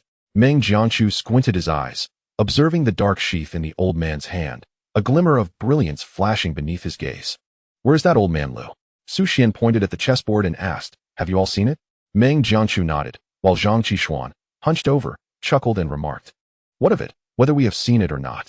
Su Xuan did not respond, but gently placed the dark sheath at his waist, and in an instant, the spiritual energy of heaven and earth surged with fervor. As the old man's palm hovered, a handle of crimson gold began to coalesce slowly. The frail elder seemed bound by an invisible force, unable to move. Cold sweat trickled down the old man's forehead. As Su Xuan's right hand ascended towards the handle, a terrifying power surged skyward. The surrounding void transformed dramatically as thunder roared. "You old fossils are quite bothersome. Am I not able to speak to you properly? Must I personally venture into the Xianmen domain to find you? Would it not suffice to leave a clone at the transformation realm?" Su Xuan knelt on the ground, his throat constricting as he struggled to swallow, his eyes filled with terror. "Please, esteemed one, show mercy. I shall depart the great Xia domain at once." The spiritual light of the blade within the sheath gradually dissipated, and a smile appeared on Su Xuan's face. "Now that is more like it. I am a reasonable person who prefers to persuade with virtue rather than resort to violence." Meng Jianchu inquired, "What about Lu Tianqing?" The old man shrugged, hanging the sheath at his waist, muttering, "He is dead." There was no reasoning with him. Upon hearing this, Meng Jianchu's breath faltered. Su Xuan turned to him and softly asked, "You have expended great effort predicting the heavenly secrets, waiting here for me for a full 15 years. What is your choice?" Meng Jianchu's heart raced. He had not discerned the elder's true identity. Exhaling a sigh, he spoke softly, "I give up. After all, Wan Shu is here. I rather like that lad Guanqi. I shall not interfere. But may I ask, what exactly is that object?" Su Xuan gazed deeply at Meng Jianchu, but remained silent. Furrowing his brow in confusion, Meng Jianchu finally sighed, clasped his hands behind his back, and said softly, "Forget it. I shall not contend anymore. My family and I will leave here in the next couple of days." Su Xuan nodded, unable to suppress a smile. "You aren't worried that my grandson might whisk her away, are you?" Meng Jianchu's lips twitched slightly. He neither affirmed nor denied, but replied candidly, "Regardless, the two of them are unlikely to meet again in this lifetime. I shall let it go and accept the loss." After both had departed, Su Xuan sat alone beneath the tree, removing 2 black pieces from the chessboard. With a wave of his hand, the world regained clarity, as if nothing had transpired. The elder murmured beneath the tree, "Indeed, it is I who persuades with virtue. Indeed, the 2 venerable domain masters have cultivated their powers to great heights, showing remarkable understanding." Contemplating this, the elder sat beneath the tree, hands clasped within his sleeves, murmuring to himself, "Is there anyone else I have overlooked? TSK. The master of the Xianmen domain, Su Xuan, and the master of the divine treasure domain, Meng Jianchu, are quite astute." After speaking, the elder gazed upward into the sky, his fingers calculating as he muttered, "The remaining path must be traversed by that insufferable young lad himself." The following morning, Li Guanshi and Meng Wanshu returned home, a mere 3 feet apart, one ahead of the other. Naturally, Li Guilin had her share of grievances to express, yet upon seeing her daughter's injured wrist, her heart ached. As for the lost items, they were trivial matters. Meng Jianchu merely sipped Li Guanshi's wine, feeling increasingly uneasy with each sip. With a crash, Li Guilin struck Meng Jianchu on the back. "If you do not wish to drink, then why spill it? You foolish spendthrift." Meng Jianchu, seated on the threshold, retorted with irritation, "Humph. This wine is dreadful." Upon hearing this, Meng Wanshu blushed and dared not speak. Last night was nearly disastrous. Upon returning home, Li Guanshi candidly confessed, "Grandfather, I killed someone during this descent." Su Xuan was taken aback by Li Guanshi's forthrightness. Yet he was already aware of everything and merely nodded. "Quite well, one must strike when necessary, and take lives when warranted. However, one must have justification for such actions, a rationale to appease one's own conscience. Should you engage in the indiscriminate slaughter of innocents, I shall personally render you powerless. Do you understand?" Listening to the elder's stern reprimand, Li Guanshi solemnly nodded. Su Xuan gazed at Li Guanshi and softly said, "Let us proceed to the courtyard. The path of cultivation is solitary. Many matters he must navigate alone, for he cannot shelter the youth indefinitely. Yet, if it were merely that, how could he possibly be worthy of being my grandson?" Chapter 8. Engraving Celestial Patterns, Descending to Join a Sect. In the courtyard, the elder had already taken his seat at the table with pen in hand. The young man naturally shed his upper garments, turning his back to the elder. The elder gently spoke. This is the final time. Bear with it. The youth grinned and replied, Grandfather, go ahead. This is my first encounter with such matters. I can endure it. The elder affectionately patted the youth's head and said, Mischievous lad. Then, with swift precision, he dipped his brush into a viscous liquid from a jade plate, applying it to the young man's back to inscribe mysterious patterns. As the brush danced, the youth's body remained as still as a rock. Yet, beads of cold sweat emerged on his forehead, and he could not suppress a muffled groan. Guanqi silently endured this inhuman agony, involuntarily emitting low growls. If the medicinal bath felt like needles piercing the flesh, the current pain was akin to having one's flesh flayed and bones scraped. The clarity of this suffering was 100-fold stronger than the bath. After an hour, as the elder lifted the golden brush, the patterns on the youth's body finally connected, glowing with a bizarre crimson light under the moon's illumination. Witnessing this scene, the elder finally smiled with satisfaction, unable to restrain himself. It has finally succeeded. You rascal, are you not afraid I would harm you? The youth took a moment to recover, then turned to the elder with a grin and replied, If grandfather wished to harm me, there would have been no need to trek up the mountain daily for so many years to gather spiritual herbs for me. 8 years ago, it would have been better to let me perish on the streets. With these thoughts, Guanqi lowered his head while donning his garments. Grandfather? What is it? Are you preparing to leave? Will we meet again? Su Xuan murmured with a sense of nostalgia. That depends on how swiftly you progress in your cultivation. As Su Xuan turned to gather his belongings, his eyes glistened with unshed tears, and he slightly raised his chin. Suddenly, the elder turned back, and with a flick of his hand, a towering object appeared, surpassing the height of the young boy, gazing at the youth who had called him grandfather for 8 years. The elder spoke earnestly. The path of cultivation is long and arduous. Be wary of those who are not related by blood, yet show you excessive kindness. Some ancient beings, having cultivated for millennia without hope of breaking through, may resort to sinister methods to seize your essence. Though the boy had heard these words countless times throughout his life, he still nodded solemnly. My departure is unavoidable and fraught with peril. I cannot take you with me. After tomorrow, you may descend the mountain. This sword coffin is the most significant gift I bestow upon you. Remember, it must never leave your side. Safeguard it with your life. The boy gazed curiously at the entirely black sword coffin, adorned with innumerable mysterious engravings. He was familiar with sword boxes, but what was a sword coffin? This object stood over 4 feet tall, towering above him. Moreover, the elder had revealed nothing more about it, merely instructing him to carry it. Guanqi attempted to shoulder it, discovering that it weighed exactly 500 pounds. His eyes reddened as he finally understood his grandfather's heartfelt intentions. This had been the purpose all along. Thus, from this day forth, the human spirit realm would gain a new swordsman bearing a sword coffin. The following morning, Guanqi stared at the dishes on the table, rendered speechless for a moment. Is it true that grandfather cannot muster even a single hot dish? Indeed, the table was laden with cold dishes. Yet, the old man simply smiled faintly and waved his hand, causing 2 exquisitely crafted jade wine cups to materialize on the table. Guanqi's heart raced, and he chuckled. Grandfather, are you inviting me to drink? Su Xuan smiled gently and replied, Tomorrow, you will descend the mountain. How can you do so without drinking? The youth grinned widely, lifted his cup, and gulped it down, only to be met with an overwhelming burn that sent him scrambling for water. The rich liquor flowed down his throat like a fiery current. Seeing this, Su Xuan couldn't help but burst into laughter, exclaiming, Slow down, young man. Is this how you drink? You've turned this fine wine into a mere brawl. Cough, cough, cough. I didn't expect it to be so fiery. After a considerable time, the boy finally regained his composure and hastily grabbed some food, asking, Grandfather, what shall I do after I descend the mountain? Su Xuan tapped the boy's head lightly with his chopsticks and chuckled softly. You have reached the pinnacle of body refinement.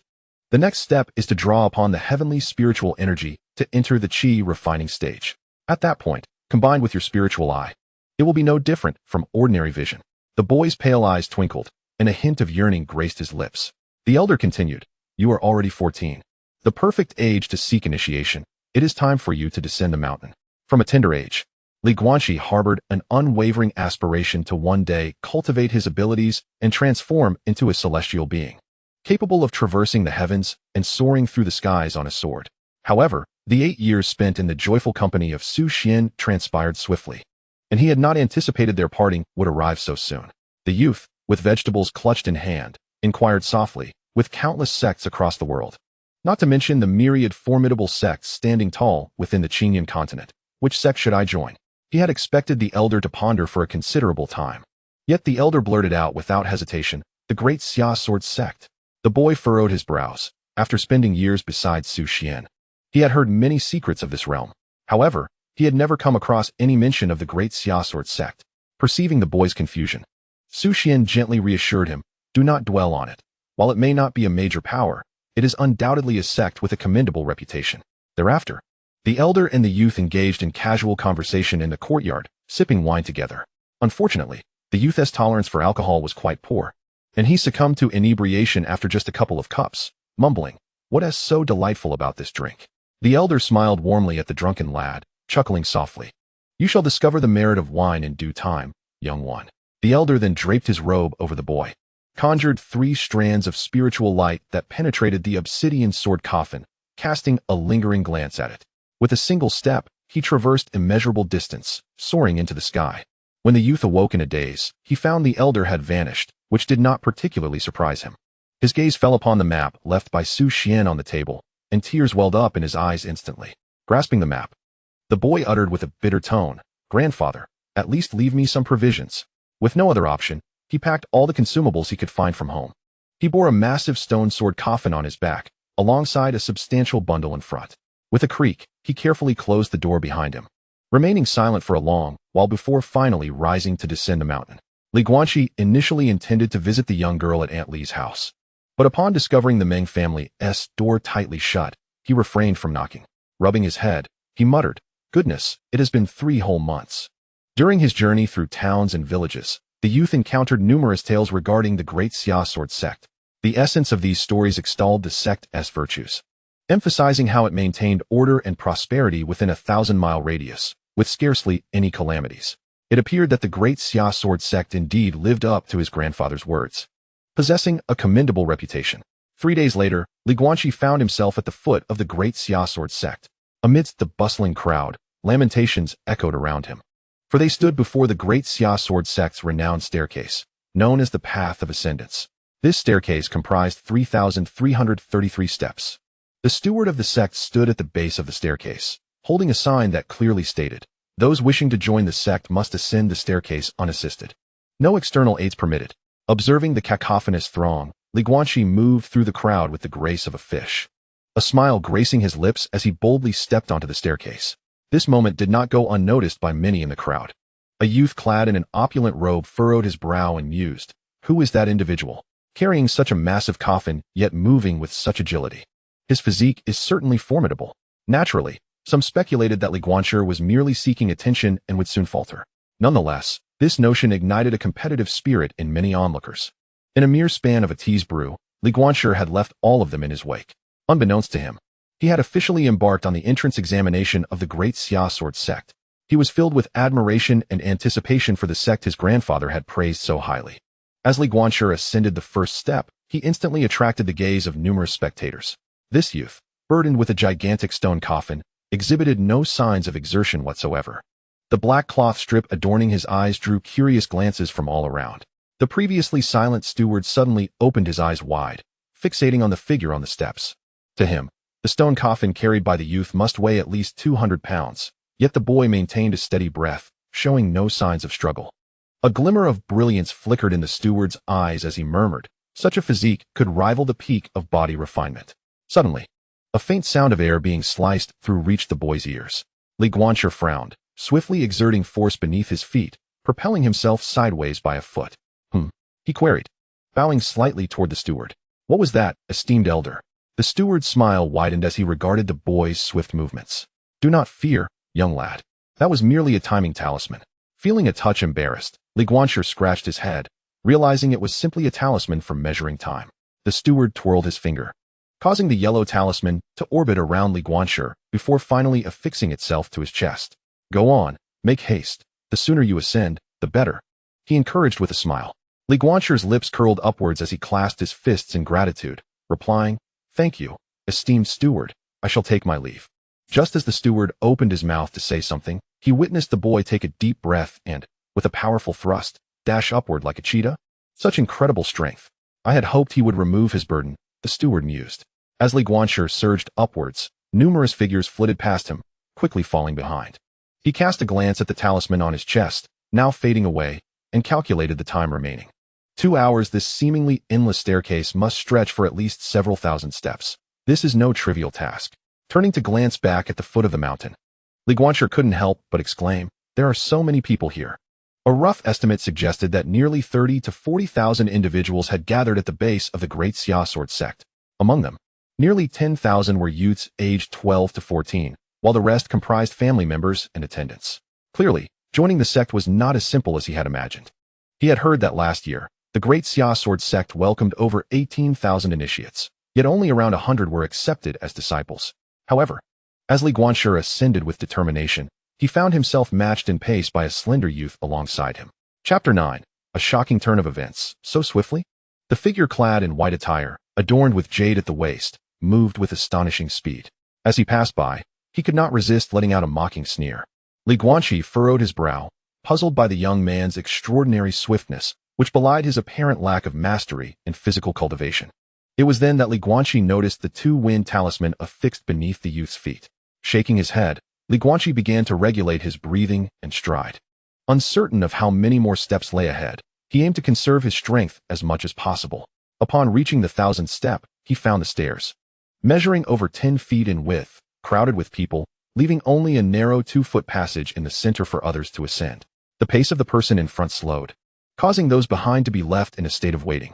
The young men and women resting upon the steps observed the passers-by with expressions of amusement, some openly displaying their smiles. It seemed that they, too, had succumbed to the persuasive words of others, clustering together so tightly that only a narrow path remained, hindering the speed of ascent. Witnessing this scene, a cold smile crept across Guanqi's lips. It appeared that having weathered the rain, they sought to tear apart the umbrellas of others. Guanqi surveyed his surroundings with sharp eyes. He noticed the white jade handrail beside the steps, with a sheer cliff looming perilously on the other side. With a sudden burst of strength, he propelled himself upward, soaring nearly 10 feet into the air. As he reached a height of almost 2 yards, he landed squarely on a young man's shoulder and leapt again. Wow, how can he jump so far? Is he mad? What does he intend to do? That's a cliff below. The audacious maneuver provoked gasps of astonishment from the crowd. With a thud, Guanqi landed on the handrail. Crouching low, resembling a leopard poised to pounce as he dashed upward. Despite the uproar his actions caused, none dared to imitate him. After all, the other side of the handrail was a sheer abyss. One misstep could lead to a gruesome demise, and one could hardly expect the disciples of the Great Xia Sword sect to intervene. Yet, Guanqi was not the only one audacious enough to attempt such feats. The blocked staircase extended for hundreds of steps, and those who dawdled were long left behind. Among the crowd were numerous scions of prominent families, whose childhoods had been spent honing their physiques, all having entered the realm of physical cultivation. Some exerted their arms to swiftly scale the walls beside the staircase, swinging like apes with the aid of withered vines to surpass the throng. Others boldly stepped upon the shoulders of their fellow climbers to navigate through the congested masses. In an instant, various tactics emerged, all striving toward the pinnacle. Puffing heavily, Guanqi had already ascended over 2,000 steps, maintaining a pace that showed little sign of slackening. The straps of the sword coffin dug deep into his shoulders, leaving long, crimson streaks. Sweat blurred the young man's vision, and only a handful managed to keep pace alongside him. As Guanqi, breathless, finally set foot on the last step, the spirit talisman on his chest ceased its burning glow. He leaned on his knees, gasping for air. At that moment, a robust young man approached him, poised to pat him on the shoulder. Yet, Guanqi, sensing his presence, deftly sidestepped. The youth, slightly taken aback, withdrew his hand and gave a thumbs up in commendation. My goodness, brother, your physique is truly impressive. Guanqi turned to the dark-skinned lad and chuckled softly. You flatter me, brother. You are no slouch yourself. The youth laughed heartily, scratching his head. I've been chasing you all the way, and couldn't he catch up? I even broke a sweat weaving through the crowd by the railing. You have quite the audacity. By the way, allow me to introduce myself. I'm Lindong. Seeing the hand extended towards him, Guanqi hesitated for a moment before extending his own and softly replied, Blind man, Guanqi. Lindong was momentarily taken aback, then smiled broadly at the cloth covering Guanqi's eyes. Everyone calls me Dongzi. You can call me that too. Come, we should hurry. It seems the event is nearing its conclusion. Guanqi found the affable nature of this young man quite agreeable as they walked side by side towards the plaza. As Guanqi raised his gaze to survey the surroundings, he realized that the plaza was approximately 2,000 yards in circumference. Behind the plaza lay 100 or so steps leading up to a vast hollow formed by two towering peaks. Above, intricate stone carvings depicted the characters of the great Xia sword sect. Surrounding them were dozens of sword energies, each a different hue, intertwining in the air. Lin Dong leaned in to narrate the various peaks of the great Xia sword sect in detail. Upon hearing Lin Dong's words, Guanqi couldn't help but inquire. Are you quite familiar with the great Xia sword sect? A sheepish grin spread across Lin Dong's face as he scratched his head and replied. I've been training in martial arts at the foot of the mountain since I was 5. Joining the great Xia sword sect has been my lifelong dream, so of course, I know it well. If I can fortuitously establish my foundation, fly on a sword, and vanquish demons, how exhilarating that would be. As the two conversed, a plump young man clad in a golden robe finally struggled to ascend the last of the steps. His garments were soaked with sweat, and his face was flushed as he collapsed onto the ground, gasping for breath. The talisman on his chest had shrunk to the size of a fingernail. Carefully cradling the tiny piece of yellow paper, tears welled in his eyes. After a moment, the young man managed to rise and approached Guanqi and Lin Dong with a beaming smile. As he ambled over, the young man, still panting, said with a grin, Greetings, brothers. I am Shungen. I secretly stashed away a few drumsticks. Would you care to join me? Initially, Guanqi considered declining, feeling it inappropriate to accept food from someone he barely knew. However, just as he was about to refuse, his stomach betrayed him. Growling at the tantalizing aroma wafting through the air, Shungen's small eyes crinkled with delight as he thrust the drumsticks into their hands. Guanqi discovered that the drumsticks were still warm, and he heard Shungen reassure them, I kept them close. Don't worry. They are wrapped in oil paper and certainly won't smell unpleasant. Lin Dong burst into laughter, unceremoniously taking a bite. I'm Lin Dong, and this brother here is Guanqi. You're right, climbing those steps nearly exhausted me, and I'm quite hungry now. Shungen took over the conversation, lamenting, indeed. Last year there was no talk of climbing any stairways. One could simply hire someone and have them carried up. Guanqi merely smiled and remained silent, for he found it hard to believe that the esteemed Daxia sword sect would engage in such frivolous antics. As if to confirm his suspicions, just as the three had finished gnawing on their chicken legs, 2 young disciples clad in white sect robes suddenly soared forth on their swords from the grand gate. Their figures, with hands clasped behind their backs, flying effortlessly, left the crowd utterly awestruck. At that moment, nearly 3,000 people stood in the square, all holding their breath, their gazes fervently fixed upon the 2 ethereal figures. One was a man, strikingly handsome with sword-like brows and starry eyes, his countenance resolute. The other, a woman, exuding a cool elegance, her skin as smooth as jade, with a heart-shaped face, willow-like brows, a prominent nose, and slightly thin lips. She was truly a paragon of beauty. Even the usually unflappable Guanqi could not help but gaze at the scene with a stirred heart, imagining that perhaps one day he too might traverse the skies upon a sword, soaring through the heavens. Upon seeing the duo, Shungen murmured, Goodness. Is that the outer sect's senior brother Zhou Ji and senior sister Jiang Su coming personally to guide us? Guanqi's ears perked up as he noted their names and identities. Observing closely, he felt that Shungen did not resemble an ordinary commoner. As the man and woman gracefully descended, the crowd's attention was drawn entirely to them, while those who had attempted to ascend the steps had dwindled to but a few. Zhou Ji, with an impassive expression, surveyed the surroundings, then waved his hand, causing a massive ancient bell to crash down onto the stone slab with a resounding thud. He then struck the bell and declared in a deep voice, Time's up. Those who have not ascended the stairs may leave. His voice, imbued with spiritual power, echoed far and wide, prompting a chorus of complaints from the multitude. Yet, Zhou Ji remained unfazed, casting forth a jade slip, causing the thousands of steps to vanish from sight, replaced by a sheer cliff plunging into the abyss. At that moment, the square upon which the crowd stood appeared to float in midair. Suddenly, mysterious glowing runes illuminated the center of the square, converging into a shimmering teleportation array. Jiang Su's cool voice resounded. Those whose spiritual talismans have burned out, please step forward. As soon as she spoke, a ripple of commotion swept through the crowd. An invisible pressure emanated from Jiang Su, silencing the uproar, and several individuals, dejected, stepped forth. Those who did not ascend within the allotted time, please enter the array. Guanqi chuckled at the sight of Shungen, who was carefully cradling a tiny yellow talisman in his hands. You really are quite fortunate, just barely making it, he remarked. Shungen, his eyes fixated on the talisman, wiped the cold sweat from his brow and replied, Heaven knows how hard I've worked for this. Lin Dong, somewhat puzzled, turned to the chubby fellow and asked, Brother, you don't seem to be lacking in funds. Why not procure a few more talismans? To which Li Shengyan scoffed. It's not that simple, just watch and see. Indeed, Zhou Ji gradually ascended into the air, his eyes gleaming with a piercing intensity as he solemnly declared. Those who resort to cunning stratagems, step forward. At this proclamation, many individuals lowered their heads, glancing furtively about. A cold snort echoed like a colossal stone pressing upon the hearts of the crowd, after which Zhou Ji flicked his wrist, casting forth several translucent crystal orbs. Within them were the figures of those who had employed talismans during their ascent, as well as those who had directly ingested special powders, and so forth. Without exception, these individuals had their qualifications stripped away.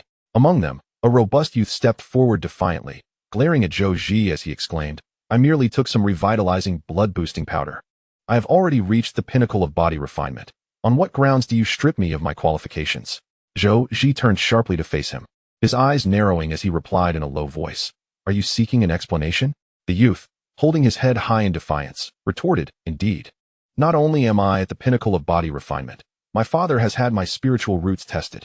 I possess dual attributes of wood and fire. Why should I be treated like a mere waste? A cold smile crept across Zhou Ji's lips as he descended from the air, striding towards the speaker.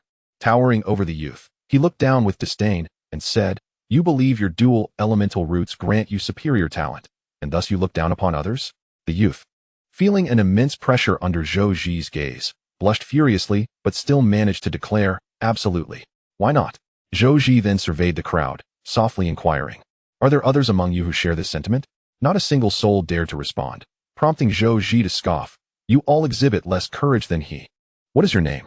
He demanded. The youth, now calmer, looked up at Zhou Ji and replied, Luo Hu. Zhou Ji leapt back, hovering in the air, and addressed the assembly. Those who resort to cunning stratagems are not welcomed in the Great Xia Sword sect. Let those who wish to accept them do so. If there are no further questions, be gone. Luo Hu's face darkened with fury, feeling targeted by Zhou Ji. At that moment, Luo Hu caught sight of Li Guanqi and his two companions, and he unleashed his ire upon Li Guanqi, pointing at him and shouting. The Great Xia Sword sect would even accept a blind man. This long-dilapidated sect is better off without us. Zhou Ji's expression darkened ominously upon hearing this. Addressing the throng of over 3,000 aspiring disciples, he proclaimed, The Great Xia Sword sect evaluates disciples based on character, perseverance, and talent. Are you not dissatisfied? Show me your spiritual talismans. Luo Hu retrieved his talisman from within his robes and hurled it towards Zhou Ji. The crowd gasped in astonishment at the sight of the talisman, which still retained a quarter of its integrity. For those capable of reaching this height typically had talismans reduced to a mere tenth. With an arrogant glare, Luo Hu seemed to convey that the Great Xia Sword sect would suffer a loss by refusing him. However, Zhou Ji strode directly to Li Guanqi's side and softly requested, May I see your talisman? Li Guanqi, somewhat taken aback by this unexpected turn of events, reached into his robes and handed Zhou Ji his remaining talismans. As Luo Hu fixed his gaze upon the two, he could not help but exclaim upon seeing the stack of spiritual talismans, What did I expect? It's merely akin to my own, with only a quarter remaining. This merely indicates that his strength is commendable, but so what? Little did he know that Zhou Ji slowly unfurled the stack of talismans amidst the astonished stares of the crowd. A quarter, however. Li Guanqi's talisman had only burned a quarter of its length, leaving a substantial portion intact. The previously stacked charms appeared diminutive. Zhou Ji, clearly taken aback, coldly regarded Luo Hu and said, Weren't you unconvinced? What about now? Spare me your words. Get lost. Chapter 10, Spirit Root Testing, Zhao Yuanlin. Luo Hu glared at Li Guanqi with a resentful glare, then strode into the teleportation array. Out of the 3,000 disciples who ascended the mountain to pay their respects, only 1,800 proceeded to Tianzi Mountain. The remaining individuals eagerly awaited the next test, their expressions alight with excitement. At that moment, Li Guanqi realized that the amount of talisman burned bore no consequence. Much like Li Shengyan, who had merely a thumb-sized piece of yellow talisman paper. He too had passed the first trial. This was not even a true test, but merely an assessment of the resolve of all the disciples. With 2 hours at their disposal, even with a brief respite for incense, as long as they did not give up, completion was assured. Thus, this phase was solely a trial of perseverance. Along the way, many engaged in fervent discussions about the events that had just transpired. For a disciple possessing a dual nature, wood and fire, to assert that one could refuse such an opportunity was indeed remarkable. It seemed that the Daxiao Sword sect was truly a unique establishment. Had it been any other sect, they would have eagerly sought to recruit Luo Hu, for he might have even become an alchemist. Moreover, The disparity between a mixed spirit root and a wood-fire spirit root was not trivial.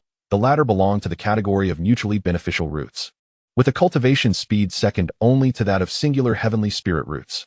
However, the actions of the Daxia sword sect instilled a sense of fairness among many disciples hailing from humble backgrounds. Indeed, fairness, just as Zhou Ji had articulated. The Daxia sword sect was not a place that judged individuals by their spirit roots or lineage. Nonetheless, such actions inadvertently pushed away many gifted disciples. Standing shoulder to shoulder with Jiangsu, Zhou Ji remarked softly, "This happens every year, he." Zhou Ji's expression was resolute as he replied, "Thus, although our Daxia sword sect is not numerous, it is remarkably united within. This exemplifies the notion of extracting the essence while discarding the dross." Li Guanqi failed to notice a youth, possessing a visage as refined as jade, whose gaze lingered upon him from the crowd. Moments later, Li Guanqi turned abruptly to glance behind, yet perceived nothing amiss. At that moment, Li Shengyan, beaming with delight, caught sight of Li Guanqi's furrowed brow. What troubles you, Guanqi?" Li Guanqi relaxed his brow and replied with a slight smile, "It's nothing, merely the sensation that someone is watching me." Startled, Li Shengyan, tugging at Li Guanqi's sleeve, exclaimed, "Ah, you can see them?" The youth grinned, pointing at his own eyes. "I cannot see. I am truly blind." Li Shengyan nodded skeptically, then couldn't help but sigh. He pondered whether his trifling mixed spiritual roots would pass the spiritual root test. Upon hearing this, Li Guanqi inquired, "What? Is it that difficult?" This remark prompted Lin Dong, who was nearby, to interject, "Are you truly unaware of this?" Li Guanqi shrugged. He had only occasionally overheard snippets from his grandfather. However, during those times, he was too preoccupied with play to grasp the details. Moreover, he himself was oblivious to whether he possessed spiritual roots, as Su Xuan had never disclosed such information. Whenever he inquired, Su Xuan merely smiled faintly and said little else. Yet, Li Guanqi remained unaware of the revelations that awaited him at the upcoming spiritual root test, which would unveil certain secrets of the cultivation world to all present. When everyone arrived at Tianzi Mountain, the elders from each peak within the sect had long been awaiting their arrival. The sect's banner prominently displayed the character for Xia, flanked by two long swords. In the expansive square, measuring 1,000 feet in circumference, 8 spiritual testing platforms stood, each crowned with a transparent crystal ball. As Li Guanqi activated his spiritual eye, he noticed many ethereal elders atop the high platform, taken aback by the significance of this initiation ceremony. Perhaps sensing Li Guanqi's confusion, Li Shengyan softly elucidated, "Do not regard this as overly ostentatious. Some sects even have their leaders personally present on the day of recruiting disciples. The exceptional talents revealed in this test will undoubtedly be fiercely contested by the elders. In fact, some prodigies may bypass the outer sect trials altogether and gain direct entry into the inner sect. If one can directly enter the inner sect, the resources available are exponentially superior to those in the outer sect." However, Li Guanqi's attention was drawn to an elderly figure seated behind the elders, eyes closed in repose. The old man's face was lined with countless creases. His deep-set eyes, hooked nose, thin lips, and goatee rendered him an imposing presence. Clad in an incongruous plain gray robe, a mere glance at him evoked a sense of guilt. This man was none other than Qin Xian, the law enforcer of the Daxia sword sect, currently in the mid-stage of the nascent soul realm. Over 1,000 individuals were guided by the disciples of the sword sect into 8 separate lines. The ground of the square trembled slightly, and suddenly, a shimmering blue array rose abruptly. The elder atop the high platform opened his eyes sharply. Boom. The elder concealed his aura, his piercing gaze sweeping over the assembly as he solemnly declared, "I am Qin Xian, the law enforcer of the sect. Now, let the spiritual root test commence." The ensuing test could be described as a mix of joy and sorrow for many. Even those aspiring to join the outer sect of the Daxia sword sect, as mere servant disciples, were required to possess at least trifling mixed spiritual roots. 3-system spiritual roots were no longer considered by other sects for recruitment. Disciples endowed with such roots faced a significantly slower cultivation speed compared to their dual-system spiritual root counterparts.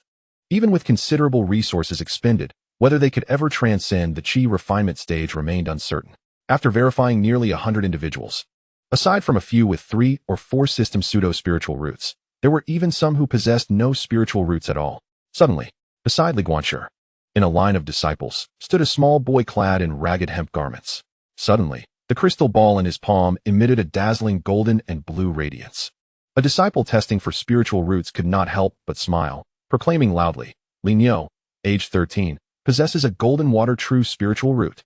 He is eligible to enter either the Heavenly Golden Peak or the Heavenly Water Peak. From this day forth, he shall officially become an outer disciple of the great Xia Sword sect, and his family shall receive a bounty of 100 taels of gold and silver. At long last, we have a true spiritual root youth among us. Moreover, it is a golden water root, where gold gives birth to water. Yet this boy's primary root is gold. On the viewing platform, a man clad in golden robes turned to the elder of Heavenly Water Peak with a grin. Elder Lon, might we allow this disciple to join our Heavenly Golden Peak? He is not a female cultivator. Let us have a moment in the spotlight, shall we? The elder in icy blue robes retorted sharply, Ming Linhai, I can offer you this disciple for 500 spirit stones. The elder of Heavenly Golden Peak, known as Ming Linhai, laughed heartily, waving his hand as a storage bag flew out. Here you go. I will comply. Let us make this a celebratory beginning, haha. The other elders also bore smiles upon their faces. A voice murmured softly, I wonder how many heavenly spiritual roots will emerge from this cohort of disciples. Just as the words fell, another voice nearby chimed in, it's hard to say. Heavenly spiritual roots do not appear easily. Having even a few true spiritual roots is commendable. Heavenly ones are as rare as phoenix feathers. At that moment, an elder from Heavenly Wood Peak wore a troubled expression and lamented, alas, I wonder if I can procure a few disciples for my students this year. Why are there so few wood-type spiritual roots? Upon hearing this, an elderly man, who had been meditating with his eyes closed, grew displeased. He opened his eyes and pointed accusingly at the elder from Heavenly Wood Peak, exclaiming, Are you still lamenting your poverty? In the last cohort, your Heavenly Wood Peak received nearly 20 disciples. I, from Heavenly Thunder Peak, have not seen a new disciple in 3 years. 3 years. Do you know how I have endured this time? Li Guanqi felt a surge of curiosity about the quarrel among the elders atop the platform. One particularly gaunt elder exhibited heightened agitation. Meanwhile, the disciple named Li Niu was overwhelmed with emotion as tears brimmed in his eyes, squatting on the ground. Unable to contain his sobs, he had never imagined that he would one day step into the realm of immortals and embark on the path of cultivation. Soon after, the disciple was escorted away by a fellow wearing sect attire. Li Guanqi noticed that the emblem on the boy's chest differed from that of the usual outer disciples. It featured a towering peak that reached into the clouds, with golden embroidery on the shoulders. Indeed, it was the Heavenly Golden Peak. As the testing continued, more and more disciples were chosen. Suddenly, a commotion erupted among the crowd. A brilliant golden light erupted from the crystal ball before one of the youths. Instantly, the 8 elders from the viewing platform appeared in the sky. A golden heavenly spiritual root. The boy seemed unsurprised, as if he had anticipated this outcome. The elder from Heavenly Golden Peak, his face crinkling with joy, swiftly approached the boy and inquired boisterously, Ha ha ha. Good lad. You possess a heavenly spiritual root. What is your name? The young man donned a white robe, his handsome visage characterized by sharply defined features, yet his somewhat thin lips conveyed an impression of unapproachability. He bowed respectfully to the elder, then suddenly turned to gaze at Li Guanqi, a playful smile gracing his lips as he softly spoke, replying to the elder. My name is Zhao Yuanlin. Li Guanqi, who had been bowing his head, was taken aback. Meanwhile, the smile on Zhao Yuanlin's face blossomed even more brightly. Ming Linhai, with a beaming expression, exclaimed, Excellent. Henceforth, you shall join my Tianjin Peak as an inner disciple, and I may even accept you as a core disciple. What say you? As a cultivator at the Golden Core stage, Ming Linhai certainly had the authority to take him under his wing. However, Zhao Yuanlin, proud and ambitious, felt little allure in being a mere disciple of a Golden Core elder from Tianjin Peak. His aspirations soared higher, aiming to be the personal disciple of the peak's master. Thus, he merely smiled, offering no reply. Ming Linhai understood, recognizing that many gifted individuals harbored lofty ambitions, and he did not press further. Whether the peak master would deem him worthy was an entirely different matter. Noticing that Zhao Yuanlin showed no inclination to depart immediately, Ming Linhai inquired with a hint of curiosity, What? Do you wish to linger here a while longer? A glimmer of shrewdness flickered in Zhao Yunlin's eyes as he replied, Of course, for there is someone here from my hometown, and I am eager to see. Ming Linhai, not pondering too deeply, assumed it was merely a matter of kinship, and the young man sought future guidance within the sect. Such occurrences were not uncommon, and he felt no need to elaborate. Oh, are you quite close? However, Zhao Yuanlin's next words fell like a boulder into still waters, creating ripples of unrest. No. A person willing to trade their own sister's life for 10 coins is not someone I am familiar with. I am merely curious, does the Daxia Sword sect truly accept individuals of such character? The moment these words escaped his lips, all the elders furrowed their brows, their gazes sharpening with intensity. If such a person existed, no matter how extraordinary their talents, the Daxia sword sect would certainly reject them. Instantly, the untested disciples erupted in uproar. Yet, upon hearing this, a chilling malice flickered in Li Guanqi's eyes. Chapter 11. Rumors as blades. What patience is required suddenly? Li Guanqi's body trembled slightly amidst the crowd, his fists clenched tightly. Li Shengyan noticed his friend's unusual demeanor and sensed impending trouble. He quickly urged, "Brother, do not act impulsively. Hold your temper." He believed that with Li Guanqi's strength, he could undoubtedly join the Daxia sword sect. And such rashness was ill-advised at this moment. Li Guanqi's gaze was fixed on the young man atop the platform, his lips bleeding from being bitten too hard. Li Shengyan observed the blood vessels in his eyes swell with fury. With a resounding crash, the stone slabs beneath the young man shattered as he roared. What patience is required? Li Guanqi moved with the swiftness of the wind, and the onlookers merely caught a fleeting glimpse as he advanced. They saw him stride forward with the composure of a dragon and the might of a tiger, employing a remarkably ordinary stepping technique to leap onto the platform. He raised his fist, aimed at the eloquent Zhao Yuanlin, ready to strike. However, Meng Linhai, standing nearby, narrowed his eyes and was about to intervene. He was halted by Su Xingjia, the second elder of Tianlei Peak, clad in a purple robe. The truth was yet to be determined. How could one simply heed the words of a single individual? Moreover, that young boy was certainly capable of withstanding a punch. Zhao Yuanlin, witnessing Li Guanqi advance with a domineering fist, could not help but smirk coldly. A subtle wave of energy emanated as he too raised his fist to collide with Li Guanqi's. Bang! A muffled sound echoed. Li Guanqi's internal energy surged, causing him to lean slightly backward, while Zhao Yuanlin was unexpectedly forced to retreat 7 steps, blood trickling from the corner of his mouth, his arm hanging limply at his side. Damn blind fool, do you seek death? Zhao Yuanlin's right arm bent at an unnatural angle, with pale bones piercing through flesh, blood gushing forth. The onlookers were taken aback by the sight. Moments earlier, Su Xingjia had intended to intervene, as it was evident that Zhao Yuanlin had begun to harness the spiritual energy of the heavens and earth. At the pinnacle of body refinement, he had even made contact with this ethereal force. Yet, to his astonishment, the blindfolded youth had overpowered his opponent with sheer physical strength. The two were not even in the same league. Zhao Yuanlin's expression shifted slightly, clearly surprised by the formidable strength of Li Guanqi. "Li Guanqi, how dare you strike before the elders?" he exclaimed. "Are you afraid of my exposing your vile deeds? You lowly scoundrel, you are indeed frightened. Ha! You fear me." With Zhao Yuanlin's curses, Li Guanqi was now perceived by all as a malevolent figure, angry and aggressive. The air was thick with insults and slanders, resonating throughout the square. "Humph, this individual is clearly guilty, hence his aggression," someone remarked. "Indeed, a person who would use their own kin's life as a bargaining chip is hardly virtuous." Another added, "Did not that senior brother say that character is paramount when selecting disciples? This one is utterly despicable." A chorus of disapproval echoed. "I would not wish to be associated with such a person. If such a character can enter the sect, I would rather not be part of it." Li Guanqi silently bore the weight of their scorn, appearing oblivious to the barrage of insults. His fists clenched tightly, evidently poised to strike again. Su Xingjia furrowed his brow, his voice laced with spiritual power commanding silence. "Enough. Be quiet." With his authoritative words, the square fell into a profound silence. At that moment, Lin Dong, among the crowd, clenched his fists, his teeth gritted. He had followed Li Guanqi up the heavenly ladder and felt a close bond with him. In his eyes, Li Guanqi would never stoop to the deeds Zhao Yuanlin described. The stout figure of Li Shengyan quickly seized Lin Dong, alarmed and fearful, urging him in a hushed tone. "What are you doing? Have you lost your mind? Even if Guanqi is innocent, Zhao Yuanlin, as a heavenly root, will undoubtedly be favored and become an inner disciple. Even a core disciple under an elder. Do you not fear retribution for stepping forward?" Yet Lin Dong gazed deeply at Li Shengyan and spoke softly. "If everyone remains silent and chooses to close their eyes to injustice, what is the purpose of cultivating immortality?" Suddenly, a resounding voice rang out amidst the crowd.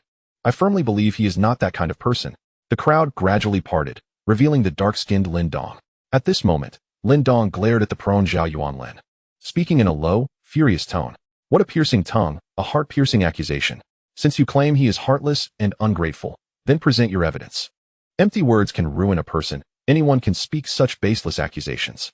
I could just as easily say you are a person with a penchant for indulging in frivolities. What could you do about that? Upon hearing these words, many disciples regained their composure, with some even chuckling at Lin Dong's retort. Li Guanqi clearly did not anticipate that Lin Dong would speak up for him at this moment. He subtly raised his hand, signaling Lin Dong to cease. Then slowly turned his head to face the 1,000-odd disciples below, a mocking smirk playing at the corners of his mouth. Although his eyes were covered, everyone felt as if he was scrutinizing them one by one, evoking a sense of unease within them. Li Guanqi's face bore neither joy nor sorrow. He merely gazed at the crowd and softly remarked, "The dogs at the village entrance bark, and the others follow suit. Yet they do not know the reason for their barking. The greatest distinction between humans and beasts is the possession of independent thought. If one cannot even discern right from wrong." Li Guanqi slowly turned, stepping deliberately towards Zhao Yuanlin. His steps were steady and powerful, and the sword sheath behind him lent an air of formidable presence. "What do you intend to do?" Zhao Yuanlin's voice involuntarily rose a pitch, a flicker of anger flashing in his eyes. This ire stemmed from his fragile pride and arrogance. He could not fathom that someone who once scavenged leftover scraps from his table could now defeat him with a single blow. He simply could not accept this reality. After all, he possessed a heavenly spirit root. Su Xingjia's eyes sparkled with intrigue as he regarded Li Guanqi. It was not merely the peculiar sword sheath or his solid foundation at the pinnacle of body refinement that captivated him. Rather, it was the eloquence of his recent words that revealed him to be a person of profound thought. A blind man. In his eyes, Li Guanqi saw through things more clearly than anyone else. Li Guanqi then slowly crouched down and gently removed the blindfold from his eyes. A pair of pallid orbs was unveiled, prompting gasps from the young men and women in the audience.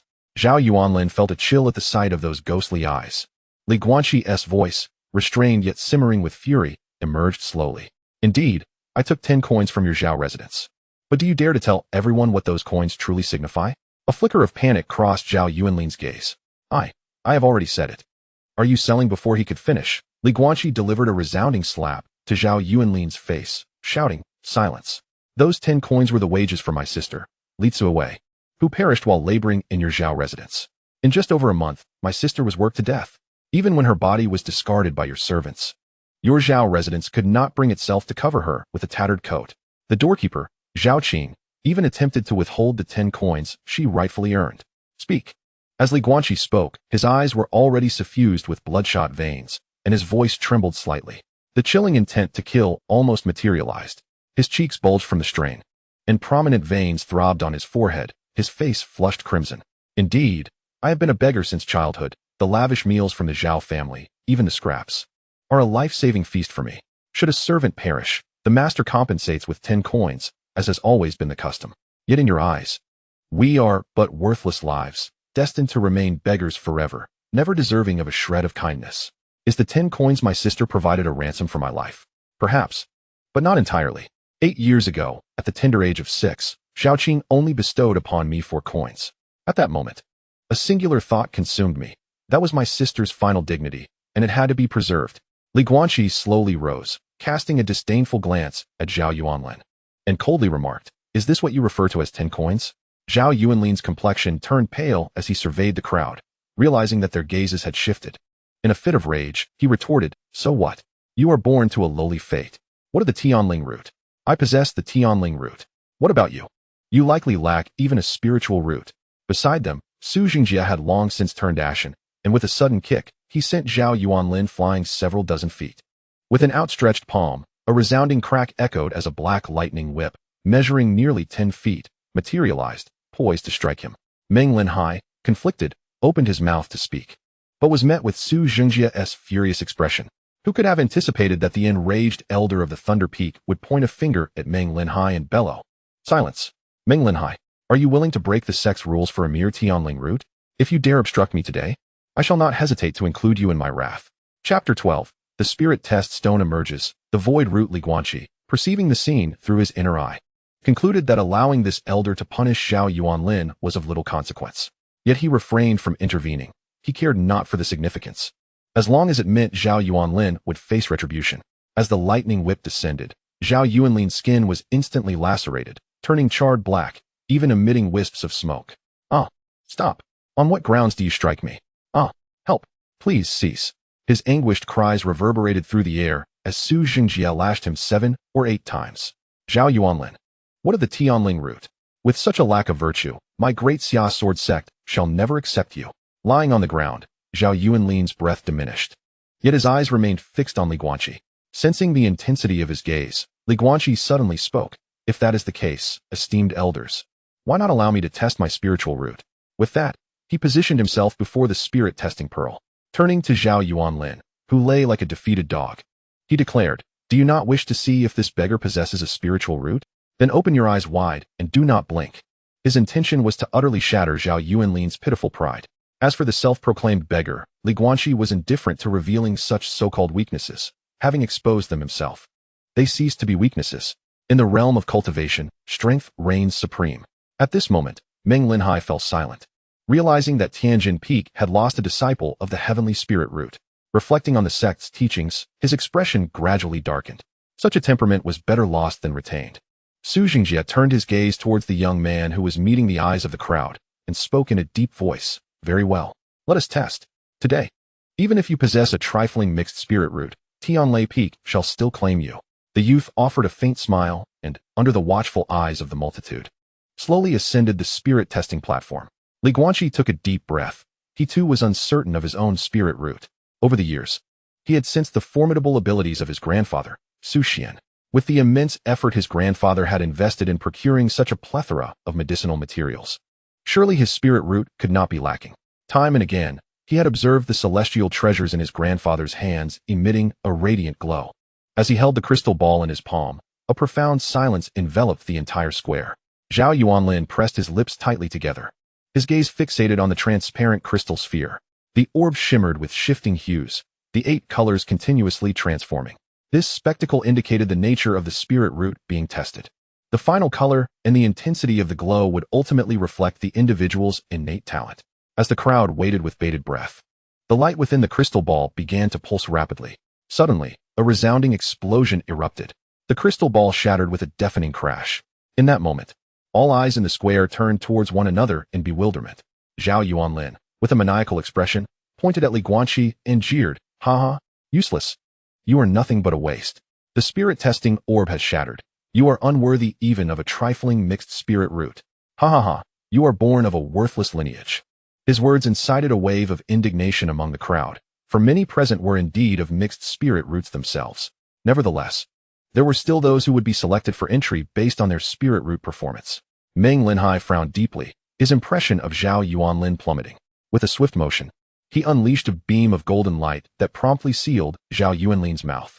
The uproar. As the spirit-testing orb exploded, Guanqi stood frozen in place, awkwardly scratching his head. How did that even happen? I hope I'm not liable for damages. Suddenly, the elders collectively seemed to remember something, exchanging incredulous glances. Meng Linhai was taken aback by their expressions, his throat constricting slightly. In a dry voice, he uttered, "You cannot be suggesting what I think you are." At that moment, Lan He soared into the air, exclaiming with urgency, "Quick! Fetch the spirit-testing steel from Tian's Hufeng."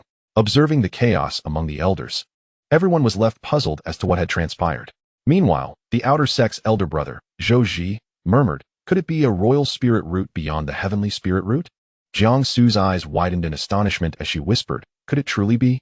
It seems the last occurrence of a royal spirit root was 12 years ago." Zhou Ji nodded slightly, his voice grave. "Indeed, that individual is none other than our current elder brother, Wu Bing, the disciple under the sect master. It is said that he is currently in seclusion, striving to break through to the Golden Core realm. If he succeeds within 3 years, he shall become a Golden Core cultivator before even reaching the age of 30. In an instant, the gazes of the elders from various peaks shifted towards Guanqi, with the second elder of Tianlei Peak, Su Xingjie, displaying a glimmer of envy in his eyes. Shortly after, for inner disciples who had already established their foundation approached the spirit measurement platform, with Ikon carrying a pitch-black stone tablet of considerable size. This stone tablet, weighing several thousand pounds, bore numerous names intricately carved upon its surface. Upon closer inspection, each name was invariably followed by the inscription, "Royal Grade Spiritual Root." The name at the very top was unfamiliar to all, yet it was not accompanied by the designation of Royal Grade. This name had not shifted in position for a millennium. Guanqi naturally stepped forward and placed his hands upon the imprint of the stone. A low hum resonated. The tablet trembled, and an aura of 8 colors materialized, illuminating an expanse of 100 zhang. As the brilliance gradually faded, it left behind a singular, colorless white light. Witnessing this phenomenon, the elders furrowed their brows in concern. Could it truly be that there was no spiritual root? What had caused the spirit stone to shatter then? However, the aura continued to expand, enveloping the entirety of the Daxia sword sect. A vast radiance, spanning a distance of 1,000 zhong, hovered above the sky. At that moment, the black stone tablet was suffused with the white luminescence, transforming into a pearlescent hue. A mysterious voice echoed within Li Guanshir's mind. Name of the spirit tester, Li Guanshir. A wave of invisible energy surged outward, rippling across the surroundings for 100 miles. The heavens and earth transformed, and countless strands of colorful brilliance began to swirl around the Daxia sword sect, resembling myriad colorful ribbons imbued with arcane energies. This celestial phenomenon left everyone astounded. Subsequently, protective formations erupted to safeguard the sect from envious eyes. Li Guanshir's name suddenly appeared at the bottom of the stone tablet, and then it began its ascent, racing toward the name of the first individual inscribed upon it. Under the astonished gazes of all the elders, Li Guanshir's name gradually surpassed that ancient name, claiming the topmost position. In a flash, a line of shimmering golden text emerged. The voice of the spirit of the tablet resounded across the heavens. Li Guanshir, sacred level spiritual root, ethereal root. This unexpected turn of events left everyone in a state of bewilderment, though several faces exhibited signs of skepticism. What is this? Ethereal root? Isn't that equivalent to having no spiritual root at all? How can this be classified as a sacred grade spiritual root? Amidst the clamor of discussions, Zhao Yuanlin stared blankly at the composed youth on the platform, his face ashen.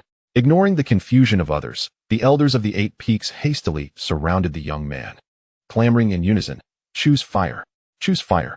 High lethality. I can teach you artifact forging. Alchemy is also possible.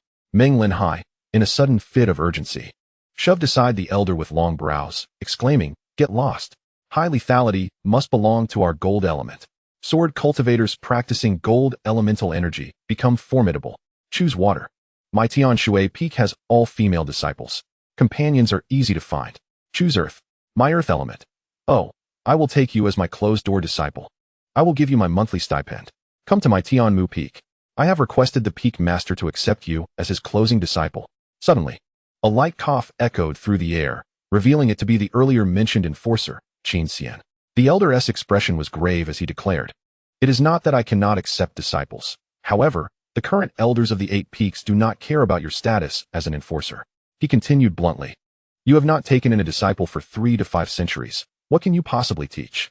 Esteemed enforcer, it's about the matter, not the person. Please refrain from giving me any difficulties in the future. Peak Master, come quickly. What are you closing for? A disciple with a sacred spirit root. If we delay any longer, we will lose them. Brother, hurry, emerge from your seclusion. Let us rush to Heavenly Gate Cave to seize the opportunity. Hey, why are you scolding me? Hurry and come to seize the disciple with the sacred spirit root. Immediately, countless rays of light and figures surged from behind the Tianjian mountain peak. Li Guanshir felt as though his entire being was firmly grasped by myriad hands, his garments torn asunder. Yet at that moment, a sharp reprimand suddenly resounded. Everyone froze, hastily standing at attention. A man clad in a blue robe descended upon them, stepping on the rays of light. His presence was ethereal, with sword-like brows and starry eyes, his visage resolute. It was none other than Lu Kongyan, the sect master of the Daxia sword sect, a consummate practitioner of the nascent soul stage. Chapter 13. The furious slaughter of Zhao Yuanlan, the sacred spirit root. In Li Guanshir's eyes, it felt as though the heavens and earth contained only Lu Kongyan. The figure, traversing the rays of light, resembled an immortal, exuding an otherworldly aura. Such a person seemed to command attention simply by standing there. Master Lu Kongyan, I pay my respects. Respects to the master. At that moment, all the elders and disciples of the Daxia sword sect set aside their affairs and bowed deeply to the figure above them. Lu Kongyan's sharp gaze swept across the assembly as he spoke in a deep voice, as esteemed elders of a peak. What is this disarray? All elders were penalized with a deduction of 3 months' salary. The elders' faces turned ashen upon hearing this. 3 months' pay was no trivial matter.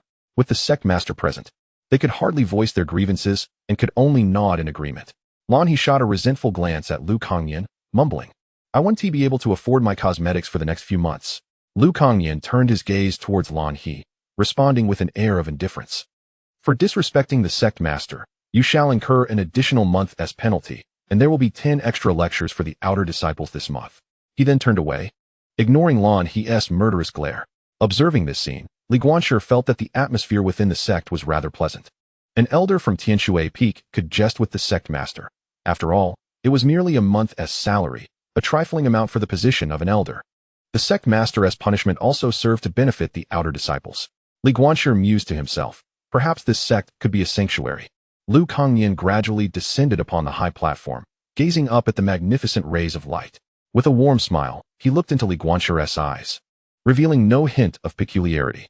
Instead, he spoke earnestly and sincerely. I am Lu Kangyan, the 38th sect master of the Daxia Sword sect. What is your name? Though Li Guanxi's attire lacked grandeur, it was clean and tidy. He still took a moment to straighten his collar. He unexpectedly performed a remarkably refined and elegant gesture of respect as a junior. Throughout the encounter, Li Guanxi remained remarkably composed, a quality that elevated Lu Kangyan's regard for him. Zhao Yuanlin struggled to rise from the ground. His entire body enveloped in excruciating pain that felt akin to being engulfed in flames. However, this physical torment paled in comparison to the profound resentment that consumed him. His gaze fixated on the figure atop the stage before he turned and departed from the great Xia Sword sect. Li Guanxi cast a deep glance at Zhao Yuanlin's retreating figure, his eyes narrowing slightly as he suddenly spoke. Halt! He then turned to Lu Kangyan, clasping his fists in salute, and spoke earnestly. I am Li Guanxi.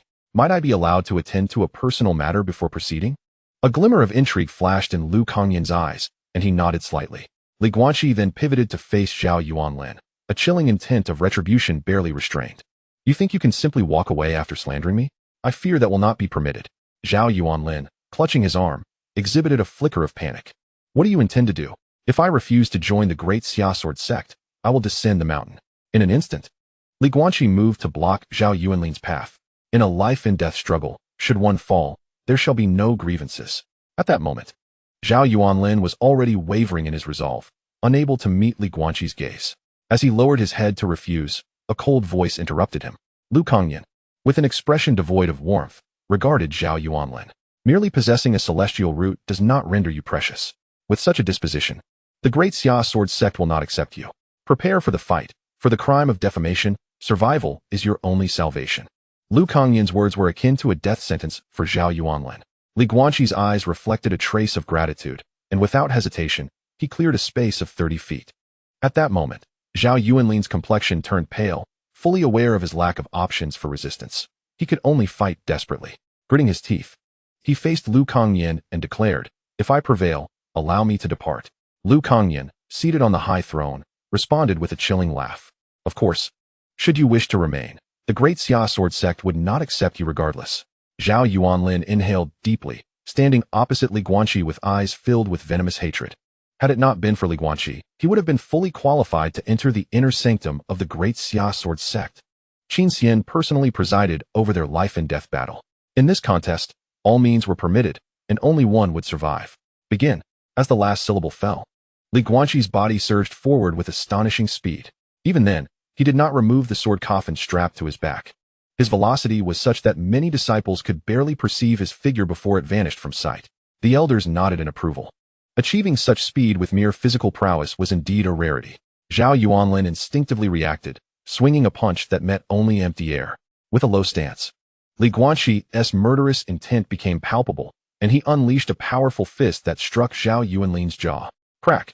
The impact shattered Zhao Yuanlin's jaw, blood gushing forth as his teeth scattered. He was propelled into the air. Seizing Zhao Yuanlin by the ankle, Li Guanxi hurled him downwards. Bang! The ground erupted with blood, and Zhao Yuanlin's anguished cries echoed in the air. Ah! The body rebounded violently from the ground, causing the azure stone slabs beneath to fracture slightly. The immense recoil shattered and displaced Zhao Yuanping's internal organs in an instant. He swept a leg towards Li Guanxi, releasing his wrist as he took a step back, his toes grazing past his nose. Zhao Yuanping's body spun mid-air before finding its footing, blood gushing from his mouth. His engorged eyes, stained with blood, blurred his vision to the point of near blindness. A shadow darted past, and with a ferocious roar, Zhao Yuanping unleashed a powerful punch. Li Guanxi, however, remained expressionless throughout. Suddenly, he exerted force beneath his feet, shifting sideways to counter with a punch of his own. The sound of impact echoed, bang, crack. Zhao Yuanping's left arm broke instantaneously, while Li Guanxi's right hand shaped like a blade as he bellowed die. With a sickening thrust, his fingers pierced through Zhao Yuanping's chest, puncturing his heart. Thud! Zhao Yuanping knelt on the ground, his eyes devoid of life. Guanqi withdrew his bloodied hand, droplets trickling from his fingertips onto the earth. Yet he stood still, eyes tightly shut, tears glistening at the corners, murmuring hoarsely, "Sister, brother avenged you." The disciples in the square were rendered speechless by the scene. Conversely, the peak masters and elders nodded with smiles. Decisive in slaughter, resolute in action. Lu Kangyan's eyes brightened, his smile deepening. The elders of various peaks exchanged hushed whispers through their mental communication. "Did you see that? Old Lu just swooped in to claim the prize. TSK, TSK. After receiving Wu Bing, he still wants to open the door again. Bah, shameless Lu Kangyan. Is he so casual about opening and closing doors?" Lu Kangyan cast a casual glance at the crowd, prompting them all to fall silent. "Guanqi, is today your first test of spiritual roots?" Guanqi steadied his emotions, watching as Zhao Yuanping's body was taken away, and nodded gently. "Yes, every time I asked my grandfather, he only smiled in silence, leaving me unaware of my spiritual root." Lu Kangyan had just scrutinized the youth's bone structure and discovered it to be exceptionally fine. The body-refining realm not only rendered the internal organs remarkably resilient, but also fortified the meridians and bones within. It seems that the one who instructed him is extraordinary. "May I inquire what your grandfather's name is?" Su Xuan. Lu Kangyan had not heard of any nascent soul cultivator by that name. "No matter, since that is the case. I shall elucidate to you all why it is referred to as the empty spiritual root." Guanqi nodded slightly, and then Lu Kangyan, in front of everyone, softly stated, "The empty spiritual root, also known as the root of emptiness, is most precious in that cultivators can select any one of the 8 elemental roots as their own." Hiss. Upon hearing this, the disciples collectively gasped in astonishment. Their gazes towards the youth brimmed with envy and respect. Furthermore, the purity of the chosen spiritual root far exceeds that of the heavenly spiritual root. To illustrate, if the cultivation speed of a tri-elemental root is akin to a barrel pouring water into a tank, a dual-elemental true spiritual root is like 4 barrels, while a 5-elemental true spiritual root boasts the speed of 6 barrels. In contrast, a single-elemental heavenly spiritual root amounts to 10.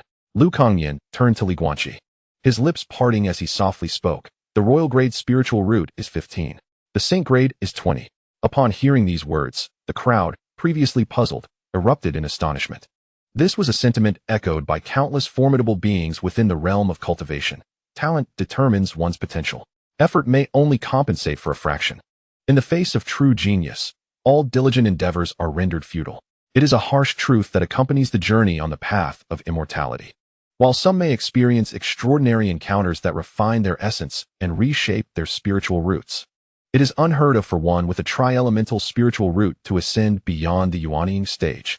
Suddenly, Guanqi inquired, "Is there anything beyond the saint-grade spiritual root?" Seeing the eagerness for knowledge reflected on the faces of the young disciples below, Lu Kangyan's lips curled into a playful smile. "Indeed. Wow. There exists an even more formidable spiritual root beyond the heavenly grade. No wonder all sects prioritize spiritual roots and innate talent." Lu Kangyan continued in a gentle tone. "The heavenly spiritual root is already a mark of genius. The royal grade is a rare find, hailed as the pride of heaven. The saint grade, contingent upon fortune and opportunity, is a sight not seen for millennia, regarded as a prodigious manifestation. Beyond the saint grade lies the divine grade. Those who possess such a root are graced with immense fortune. Their spiritual roots epitomize the pinnacle of a certain type. Their cultivation speed is akin to that of 30 barrels of water.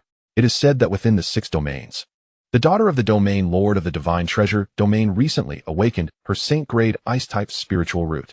At this point, Lu Kangyan chuckled and remarked, "Enough about the affairs of other domains.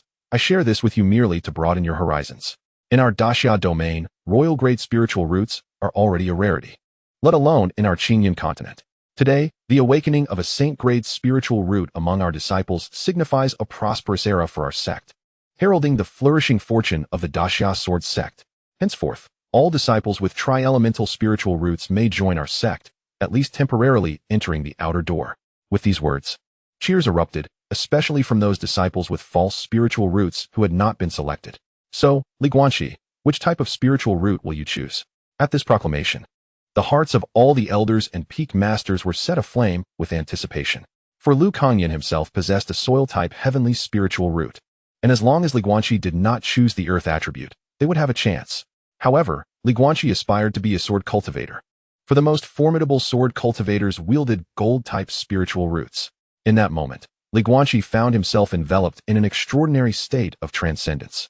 He felt as if he were suspended in a vast expanse of white, surrounded by 8 spheres of light, each differing in color, drawing near to him. Just as he reached out to touch the golden sphere, an inexplicable intuition surged within him. He turned his gaze towards the direction at his side. Chapter 14. Choosing the lightning element. Entering the heavenly thunder as Li Guanqi made his choice of spiritual route, silence enveloped the world.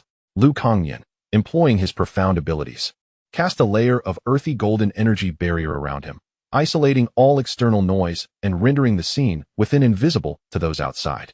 Everyone was immensely curious about which type of spiritual route this extraordinarily gifted youth would choose. Elder Ming Linhai of Tianjin Peak grinned and exclaimed, "Ahem, esteemed sect leader. Do you not see that the large sword sheath he carries on his back resembles a grand sword case? Given that we are the Daxia sword sect, I firmly believe he has undoubtedly selected the gold spiritual route." Upon hearing this, the other prominent peak masters and elders found themselves at a loss for words.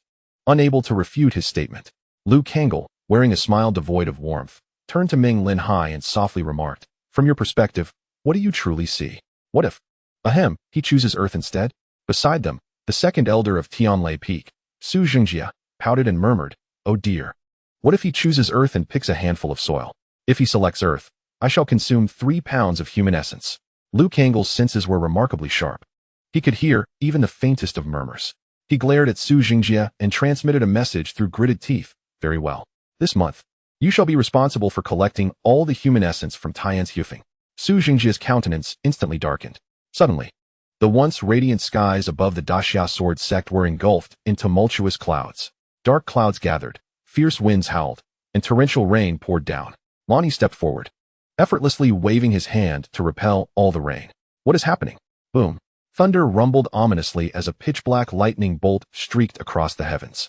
Su Xingjia suddenly burst into laughter. "Gold, what nonsense. The lightning's spiritual root of Tianlei Peak possesses the greatest lethality." As the barrier dissipated, Li Guanqi, wearing a serene expression, regarded the exasperated Liu Kangol and bowed respectfully. "The youth has chosen the lightning route." Liu Kangol concealed his disappointment, patting the youth on the shoulder with a smile. "Haha. Fear not. Just follow your heart in your choice. I had hoped to recruit another disciple." Liu Kangol then cast a playful glance at the exuberant elder. "It seems we shall need to allocate more resources to Tianlei Peak from now on." Disciple Li Guanqi, admitted to Tianlei Peak. Awakened sacred grade lightning spiritual root. Awarded 3 Qi cultivation pills, 300 low-grade spiritual stones, 500 contribution points, and a courtyard at Tianlei Peak. Moreover, as a disciple of Tianlei Peak, there is no need to expend contribution points to access the ascension platform 3 times. Li Guanqi promptly stood, expressing his gratitude. "Thank you, sect leader, for your esteemed selection." The second elder of Tianlei Peak beamed with joy, bowing in response. "Thank you for the generous rewards, sect leader. I shall take full responsibility for matters concerning Tian's Hufeng." The elder approached the youth, blocking the elders who intended to dissuade him, and swiftly departed. The elder soared through the skies with the youth, heading directly towards Tianlei Peak. Wow! The youth, suspended in midair, couldn't help but marvel. It was his first experience flying. This enchanting sensation instantly took root in his heart. Silently, the youth gazed around, clenching his fists and vowing to diligently cultivate, aspiring to soar through the skies on a sword one day. Meanwhile, the elder merely smiled, observing the youth's wide-eyed wonder, as if he were witnessing a reflection of his own self from a century ago. Back then, he had harbored a fear of heights, even more so than this young lad. Noticing the elder's unwavering gaze upon him, Li Guanqi softly inquired, "May I know your esteemed name, senior?" The elderly man chuckled warmly. Speaking gently, "I am the second elder of Tianlei Peak, Su Xingjia.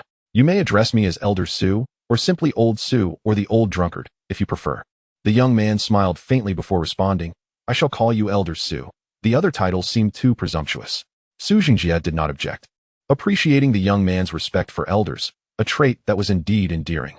Suddenly, the youth inquired, "Elder Su, does our great Xia sword sect have a blind member?" The elder burst into laughter. "Ah, you may be blind in sight, but your heart is certainly not. I wonder who your grandfather is to have raised such a peculiar individual. That burden you carry must weigh around 200 pounds, I presume?" The young man shyly smiled. 500 pounds. Let us disregard that inquiry." The tone of the elder softened significantly as he continued. "The great Xia sword sect is a place where one can entrust their life. What does it matter if one is blind or lame? If my heart follows the path, can flaws bind me? Upon hearing these words, Guanqi felt a surge of spirit within him. What a profound statement. If my heart follows the path, can flaws bind me? No wonder his grandfather insisted he come here. The elder, now beaming with delight, said, "Come, let me escort you to your residence." He added, "I must return and see if I can recruit more disciples, for Tianlai Peak may be few in number, but is incredibly united." Guanqi savored the moment, closing his eyes to relish the sound of the wind. As they glided past a flock of wild geese, he extended his hand to brush against the feathers of one. The goose honked in discontent and moved away slightly. A gentle smile graced Guanqi's lips. Before long, they beheld a soaring mountain peak reaching into the clouds, flanked by numerous towering formations resembling stone pillars. It was no wonder he had heard others speak of the great Sword sect, renowned for its 3,000 extraordinary peaks and 800 exquisite waters. Suddenly, a shimmering barrier imbued with the power of thunder materialized before them. Su Xuan produced a jade tablet, and the barrier parted to create an opening. The elder explained, "This barrier detected the presence of a stranger. After tomorrow's peak entrance ceremony, you will receive your identity jade tablet, allowing you to traverse Tianlai Peak without encountering this barrier." As they ascended the mountain, they passed countless grand pavilions and observed several mountain residences. The elder remarked, "Your courtyard is situated just above, at the mountainside, making it quite convenient to access. It even comes with a small plot of spiritual land. The sect master holds you in high regard." Guanqi, intrigued, inquired, "Why has the sect master bestowed upon me such generous rewards? Is it not a bit excessive?" The elder smiled warmly and replied, "It is indeed somewhat surprising, but not at all unwarranted. The great Sword sect has struggled to develop over the years, leaving its foundation somewhat lacking. Otherwise, the rewards given to you would be far more substantial. In other major sects, one could choose from spiritual stones, magical artifacts, techniques, and manuscripts, and even request the eldest daughter of an ancient clan to be your concubine." Guanqi displayed an expression of disbelief upon hearing those words. Yet the elder continued to speak to himself. However, this was the Sword sect, where one must rely on personal effort to attain any desires. "Very well. This shall be your courtyard. I shall take my leave now. As for the matters of the sect, you will gradually come to understand them in due course. For today, rest well. Little Bun, I am departing." Before the youth could react, the elder had vanished without a trace. Turning around, the youth then beheld a small girl, around 6 or 7 years old, squatting at the entrance of the courtyard.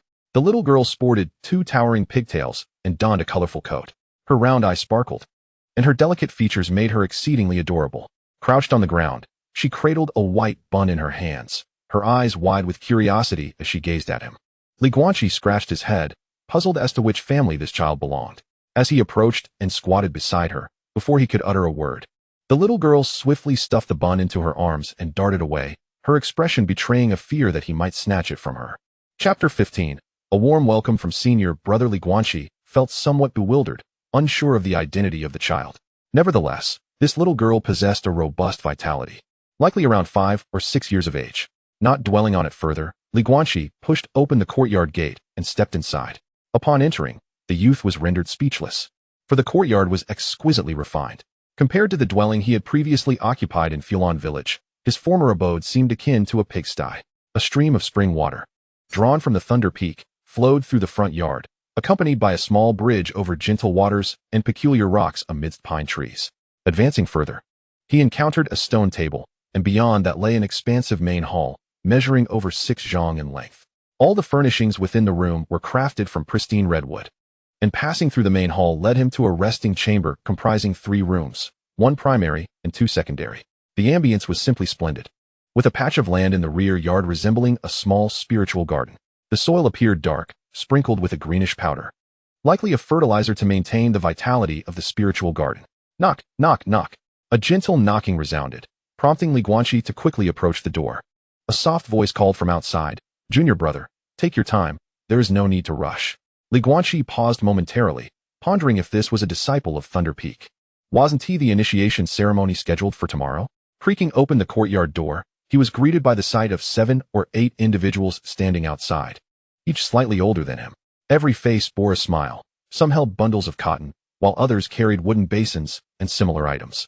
Upon noticing the blindfold adorning the youth's eyes, a flicker of sympathy crossed their expressions. They were all clad in white sect garments, adorned with two purple lightning bolts embroidered on their shoulders, and the sect emblem on their chests featured a purple character for thunder. Leading the group was a young woman with slightly darker skin, around 18 or 19 years old, sporting a high ponytail and an oval face. Her features were exquisite, and her large, bright eyes sparkled with intelligence. Casting a commanding glance at those beside her, she gestured toward the youth's eyes, indicating to her companions to refrain from speaking out of turn. Subsequently, a gentle voice spoke. "Hello, junior brother. I am Gu Ran, a disciple under the second elder of Tian Lei Peak. You may call me senior sister, haha. These individuals are all disciples of Tian Lei Peak and are your senior brothers and sisters. Today, I came to see you because I was concerned that you might not have betting." Li Guanqi quickly stepped aside and, with a smile, clasped his fists in greeting, saying, "Junior brother Li Guanqi, I greet all my senior sisters and brothers. Let us not linger at the door. Please, come inside." Gu Ran beckoned the others to enter the courtyard, while several tall senior brothers hurried to the main room, laying out the bedding they had brought. Observing the bustling activity around him, a soft spot deep within the boy's heart was unexpectedly stirred. His past experiences had always been the most concealed aspects of his being. His current demeanor had gradually transformed over the 8 years spent in the company of Su Xuan, as he consciously emulated his grandfather's carefree disposition. At this moment, Gu Ran approached the boy, gently taking his arm and walking at a leisurely pace. "Go slowly, and take your time to familiarize yourself with the surroundings. There's a step ahead, which leads to a stone bridge, just 10 paces. On your right is a stone table, and on your left is the pool. Be cautious when you look back. I have already brought your disciple robes from the Internal Affairs office. We can see if they fit later. If they don't, I'll have them exchange it. From now on, consider Tian Lei Peak your home. We are your family. If you ever need anything, just call out at Tian Lei Peak, and your senior brothers and sisters will definitely support you. If anyone dares to bully you, let me know, and I will stand up for you." Having said so much, the two had yet to descend the bridge, indicating just how slowly they were moving. The boy was gently guided forward by Gu Ran, who held onto his arm. "Big head, go help Zhu Gan wrap the corners of the furniture. Stop just standing there." The tallest youth quickly responded with a smile. "Of course, senior sister. Little junior brother, if Elder Su only brings you back this time, you truly will be the youngest disciple in all of Tian Lei Peak, haha. If you need anything, Gu's sister is always reliable. When I first arrived, I felt she cared for me even more than my own mother. Big head, do you want to practice more? Haha, you're just asking for a scolding. It's been 3 years. I finally have a little junior brother." Listening to the seemingly casual chatter around him, the boy felt as though he were in another world. Their words flowed like the warm sun of spring or the babbling brook in the mountains, becoming a soothing current within his heart. Suddenly, tears streamed down his cheeks, which were concealed beneath a black cloth. He could endure Zhao Yuanlin's public humiliation, trading his sister's life for money. He could openly acknowledge his blindness and the lowly status of a beggar. He could laugh at the derision of thousands who called them the ignorant barking dogs of the village. Yet, he could not withstand even a modicum of kindness from a stranger. It turned out that this world was not solely filled with suffering. With a soft thud, Gu Ran's body stiffened slightly before she reached out and gently wiped her hand across the boy's face. Wiping away the tears left by the youth, he exclaimed, "What are you staring at? Do you have nothing better to do? Hurry up. We have just 1 incense stick's worth of time before we must commence our training." Subsequently, Gu Ran presented a pristine white robe to Li Guanqi, murmuring, "Quickly change into it, so we can see if it fits." Li Guanqi smiled faintly, cradling the garment as he softly expressed, "Thank you, esteemed seniors. I am truly honored to become your junior." Despite observing that everyone averted their gaze, he still offered his bow. Rising, a playful smile graced Li Guanqi's lips as he remarked, "Sister, if you tug on brother's hair any harder, you might just pull it out." As he spoke, the youth turned to face the girl directly. Gu Ran paused momentarily, then waved her hand before his eyes, cautiously stating, "But you can't see, can you?" Li Guanqi slowly untied the cloth strip, revealing his somewhat startling pure white eyes. "I am indeed blind, yet I have opened my heart's eye. What? This lad dares to mock me. Indeed, I thought he was truly sightless. I've already bumped into the edge of the table. Brothers, let us teach him a lesson." The crowd surged forward, playfully tussling with Li Guanqi, until a few seniors declared, "We're off now. See you at the training ground. Today, I'll challenge you, sister. You? I shall face you today. By the way, shall we take on some tasks tomorrow? I am dreadfully short on funds lately." Once everyone departed, Gu Ran gazed at the youth clad in white, unable to suppress a nod, exclaiming, "Not bad. He truly looks handsome in white. Your sword sheath is rather large. Did an elder gift it to you? Is there a sword inside?" Li Guanqi scratched his head, uncertain of its contents. Gu Ran flashed a charming smile and turned to say, Junior, rest well today. Tomorrow at dawn is the initiation ceremony. Don't be late. After all had left, Guanqi looked at the house, which had transformed dramatically. A gentle smile curving his lips. That night, he slept exceptionally soundly. Chapter 16. The initiation ceremony and paying homage to the master the following day. Guanqi was already up by the early hours, readying himself. He practiced his stances in the backyard dozens of times, his blood surging and sweat soaking him through. After checking the sky, he finally set down his sword sheath and started boiling water for a bath. As for why the sword sheath had transformed into a sword coffin in his grandfather's words, he had no idea. Meanwhile, within the grand hall of Thunderbolt Peak, a lively scene unfolded as nearly all disciples remaining on the peak had gathered. For 3 years, Guanqi had been the only new disciple received by Thunderbolt Peak. Not to mention a prodigy with a legendary sacred root. In a separate courtyard at the back mountain of Thunderbolt Peak, a young girl clad in a floral jacket struggled to hang up her clothes. Squatting at the doorway, she pulled a bun from her pocket and began to munch on it. With one bite, nearly half the bun disappeared into her mouth, the thin skin and fragrant filling tantalizing her senses. After just one bite, a ring of grease adorned her lips. Grandpa, are you not attending the new disciples' initiation ceremony today? A drunken voice floated from within the room. Not going. The girl nodded. As if this answer had not come as a surprise. He muttered to himself, why did the sacred spirit root choose the thunder element? It's as if he is blind. From within, a gentle snoring echoed, and the little girl sprang up, rushing towards the grand hall with great fervor. Her arms lifted, resembling a running goose unfurling its wings. Guanqi is here. Gu Ran's voice resounded as Guanqi, with his sword box slung over his shoulder, hastily made his way toward the hall. In a vast square spanning 100 zhang, numerous individuals had long since gathered. Not only were all the disciples of Tianlai Peak present, but even the sect leader, Lu Kongnian, and elders from various peaks had personally arrived. They were eager to witness which master this prodigious talent would choose to apprentice under. However, only Su Xuan, the second elder of Tianlai Peak, was present at that moment. Tianlai Peak comprised 1 peak master, 2 elders, and a total of 37 disciples. The peak master, Liangza, a consummate golden core cultivator, was currently sequestered, striving to break through to the nascent soul realm. The elder had remained absent, leaving Su Xuan to manage all affairs within the peak. Upon noticing Guanqi's arrival and the absence of the elder, Lu Kongnian furrowed his brow. Humph. Is Li Nanting not attending on such a significant day? The sect leader's words silenced any dissent, yet others could not refrain from murmuring. For Li Nanting, the grand elder of Tianlai Peak, held a uniquely esteemed position within the Daxia Sword sect. No elder from any peak would dare to jest before him, for he had once been the chief law enforcer of the Daxia Sword sect. Suddenly, a figure clad in white robes appeared beside Lu Kongnian. The newcomer stood tall and erect as a sword. Though an elder, he bore not a trace of frailty. His features were sharply defined, and his gaze was keen as that of an eagle. Observing the arrival, Lu Kongnian remarked with a gentle smile, I thought you would not come. The elder chuckled softly. It has been 3 years since Tianlai Peak has witnessed such liveliness. I had to come and see for myself. Lu Kongnian nodded, then inquired, where's the little bun? Li Nanting gestured toward the roof of the hall, where a little girl, munching on a carrot, was peeking over the edge. Lu Kongnian beckoned with his hand, and the girl instantly soared into his embrace. With stubble on his face, Lu Kongnian playfully rubbed against the delicate features of the girl, causing her to frown and shove the carrot into his mouth. He laughed heartily, allowing her to perch upon his shoulders. As everyone gathered, the ceremony for disciple Guanqi's induction into the peak officially commenced. Drums sounded, incense was offered, ancestor statues were venerated. Boom, boom. The rhythmic beats of war drums resonated as over 100 disciples struck them with fervor. A copper cauldron, towering over a zhang in height, thunderously descended to the center. One by one, colossal stone statues, each over 10 zhang tall, crashed down. More than 30 statues, each intricately carved to lifelike perfection, represented the successive leaders of the Daxia Sword sect. Lu Kongnian's voice reverberated throughout the entire sect. Since the establishment of the Daxia Sword sect, we have inherited a legacy spanning 13,298 years. The sect has passed through 38 generations.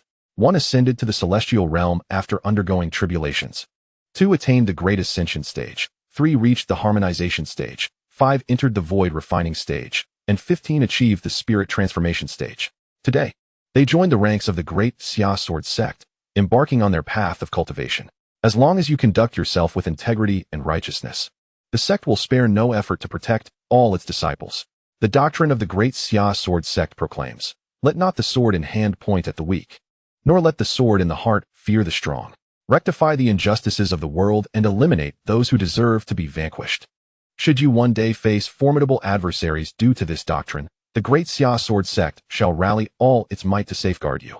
Guanqi, do you wish to join the great Xia sword sect and become a disciple of the Thunder Peak? Standing firm, Guanqi slowly removed the blindfold from his eyes.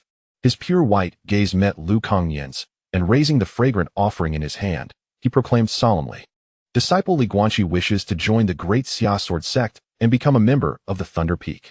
Boom, boom, boom. The war drums resounded, echoing throughout the Thunder Peak. Lu Kangyan's expression grew grave as he intoned, Offer your respects. The initiation into the peak is complete. The subsequent ceremony was rather straightforward. Lu Kangyan, with utmost seriousness, approached Guanqi and presented him with a small white jade tablet. The tablet, about the size of a palm, bore the emblem of the great Xia sword sect on one side, inscribed with the 4 characters of the sect's name. The reverse side was etched with his name and the likeness of Thunder Peak. This is your identity jade tablet. Do not lose it. As for its functions, you may explore them at your leisure. At this point, Lu Kangyan turned his gaze toward the seemingly unapproachable elder and whispered, Now, Li Nanting, do you wish to take him as your disciple? The second elder, Su Xuan, cast a resentful glance at Lu Kangyan, feeling overlooked as the sect leader had not even consulted him or the peak master regarding this matter. Guanqi remained silent, as he had no objections if the sect leader had appointed a suitable master for him. Why must it be me? Old Su would suffice as well. Shaking his head, Lu Kangyan replied softly, The great Xia sword sect has nurtured only 2 promising talents over the years, since he has chosen the Thunder Elemental route. You are the only one among the entire Thunder Peak who is truly suited for this task. Your mastery in sword techniques, cultivation arts, the application of Thunder Elemental force, and even your proficiency in spiritual spells is unparalleled among the 8 peak elders. I cannot entrust Guanqi to anyone else. Li Nanting fell silent. Over the years, he had grown accustomed to remaining detached from worldly affairs. However, the prospect of a disciple with a saint-grade spiritual root stirred something deep within him. His hope of re-entering the nascent soul realm felt as elusive as finding a needle in a vast ocean, and he yearned to pass down his knowledge to someone worthy.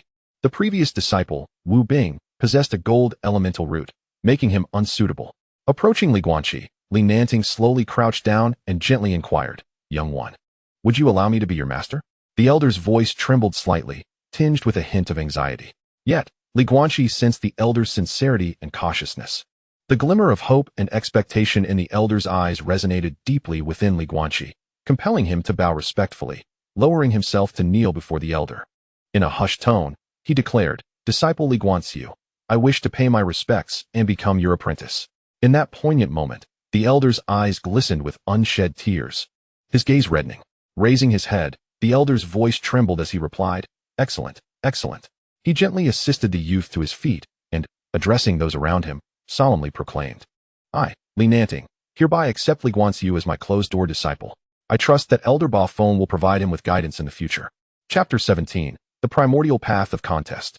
What is a celestial being? The elder members of the 7 peaks nodded in agreement, for they were all well aware of Li Nanting's formidable prowess. Such extraordinary talent warranted his decision to take on Guanqi as his disciple, a choice that garnered the understanding of all present. After all, no one wishes to traverse this mortal realm without imparting their skills to the next generation. As the crowd dispersed, Li Nanting led Guanqi back to his humble abode. A simple ceremony of apprenticeship ensued, kneeling, offering tea, and completing the rite. Li Nanting softly remarked, Guanqi, today our fates intertwine as master and disciple. I possess little to bestow upon you, but I offer you this medicinal pill. With a flick of his left hand, a radiant glow emanated from his ring, revealing a jade box. Guanqi cautiously accepted the jade box and, upon opening it, discovered a smooth, lustrous pill that shimmered with a faint luminescence. Master, what is this? He inquired. The elder smiled gently, replying, A premium foundation establishment pill. Taken aback, Guanqi hastily closed the box and returned it to the elder. No, master, this treasure is far too precious. You should keep it. The elder laughed heartily, saying, Take it, for it is the only valuable item I possess. The sect leader intended to gift you a foundation establishment pill, but its conspicuous nature might attract unwanted attention. He planned to wait until you reached the 10th layer of chi refinement to present it to you. However, I am different. Since I have it, I shall give it to you. Yet, Li Guanqiu remained resolute. Master, possessing this would deprive me of sleep. Let it remain with you for now, and I will request it when the time comes. Seeing the youth's steadfast refusal, the elder did not press further and tucked the jade box away. Very well. I shall keep it for you. He observed, your vitality is robust, and your foundational training is remarkably solid. Have you received guidance from your elders? Li Guanqiu scratched his head, recalling his grandfather's stern demeanor. He respectfully replied, my grandfather has always prepared medicinal baths for me since childhood, making me carry weights up and down the mountain daily and practice martial stances. Unbeknownst to me, it has shaped who I am. A glimmer of brilliance flickered in Li Nanting's eyes. No wonder he sensed a refreshing aroma of herbs when he first met Li Guanqiu. Is the object you carry on your back also a gift from your grandfather? Is it a sword sheath? He inquired, puzzled by its substantial size and stone composition. Li Guanqiu scratched his head again and softly responded, it is a sword coffin my grandfather gave me before he passed. He specified that it is not merely a sword sheath. Boom. These words echoed in Li Nanting's mind like a thunderclap. With a swift gesture, he forcefully shut the wooden doors of the grand hall. Subsequently, he cast a barrier of primordial energy before the two of them. Li Guanqi was perplexed by the sudden caution of the old man. Li Nanting rose, his expression grave, and stated, if anyone inquires in the future, you must assert that this object is indeed the sword coffer. Why? Why fear that someone might covet the treasure and resort to murder for it? The sword coffin. Only a sword of the level of a magical artifact, or even an ancient treasure, could be sealed in such a manner. It is categorized from low to high as mundane artifacts, magical artifacts, spiritual artifacts, treasured artifacts, ancient treasures, spiritual treasures, and celestial spiritual treasures. Through the old man's explanation, Li Guanqi began to comprehend the immense value of the sword coffin.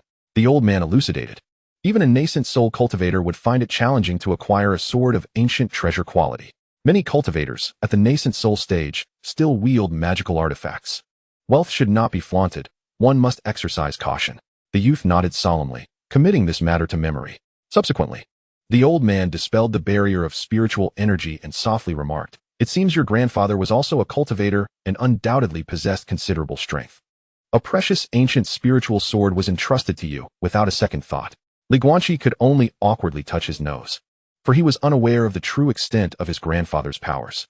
Li Nanting gestured toward the cushion before him, indicating for Li Guanqi to sit. After gathering his thoughts, he quietly inquired, what do you consider to be immortality? Li Guanqi pondered for a moment and responded softly, eternal life, flying with a sword, wielding it at will, and achieving great freedom in one's heart. Upon hearing this, Li Nanting displayed a tender smile.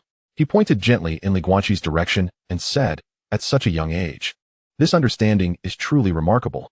Some say that immortality embodies freedom, benevolence, and kindness, vanquishing demons, acting on behalf of the heavens, enjoying the spirit of the universe, and living a long life, observing the vicissitudes of the world while sipping coarse wine, remaining unmoved by the mountains. This is immortality, yet it is not the entirety of it.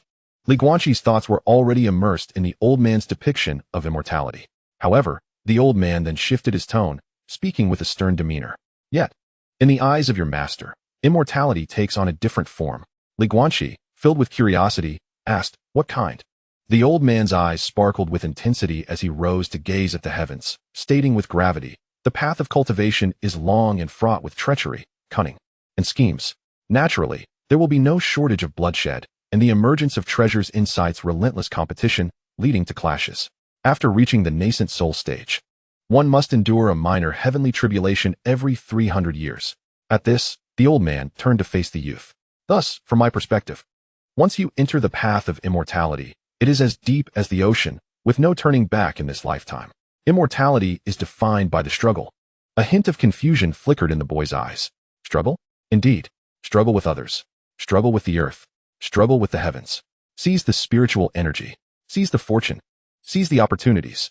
To live for countless ages, devoid of joy or sorrow, embodying both immortality and demonic essence.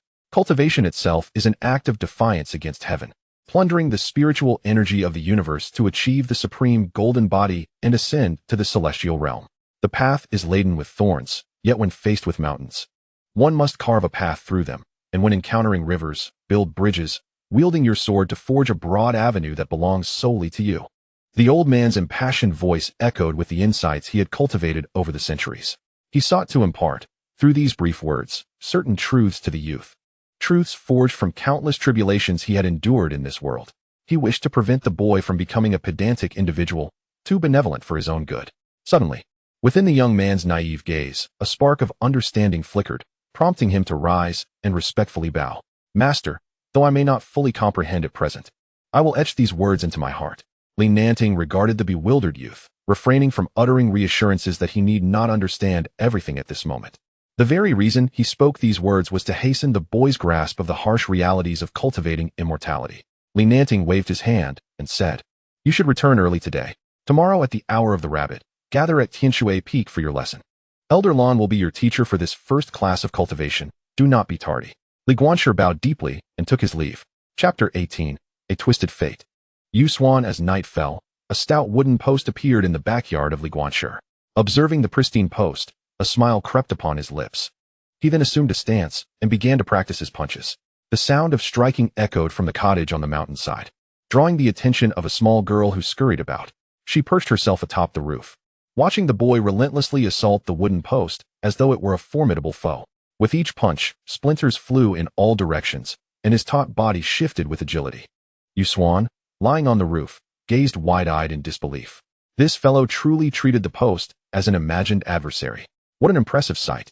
After completing his training, drenched in sweat, Li Guanqi prepared to wash up and rest, eagerly anticipating the first lesson of his sect the following day. Today's acceptance into Li Nanting's tutelage felt fortuitous. At least in his perception, the elder's gaze was pure and devoid of malice. He set down his sword case and immersed himself in the bath, luxuriating in the warm water. Unbeknownst to him, the little girl had somehow slipped into the courtyard, stealthily making her way towards Li Guanqi's room. He sensed a movement, a smile gracing his lips, yet chose to ignore her. Suddenly, a commotion erupted. "Help! Help!" Li Guanqi quickly donned his robe and dashed out the door. Upon exiting, he found a small figure trapped beneath his sword case, arms flailing in a frantic manner. Crying for help, he swiftly lifted the sword case and pulled the little girl free, discovering her face smudged with dirt, a half-eaten bun still lodged in her mouth, and another clutched in her hand. With her porcelain-like visage scrunched in seriousness, she declared, "I am injured, and you must take responsibility." Li Guanqi found himself both amused and exasperated by her audacity. She had entered uninvited and carelessly toppled the sword case upon herself. Yet, just as he was about to respond, he noticed her complexion was slightly flushed. He crouched down to examine her, asking in a hushed tone, "Does your chest hurt?" With a hint of redness around her eyes, Su Xuan's tears fell like raindrops, and she nodded gently.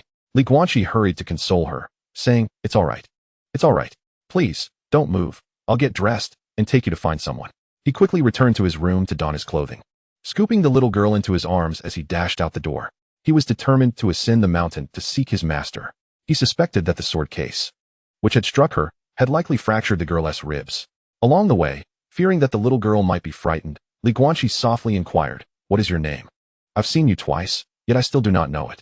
Feeling a bit less pain, the little girl took a bite of a bun to calm herself and replied in a clear voice, "My name is Su Xuan, and I am 6 years old." Li Guanqi was momentarily taken aback, pleasantly surprised by the beauty of her name. Eventually, he located Li Nanting, who was still awake.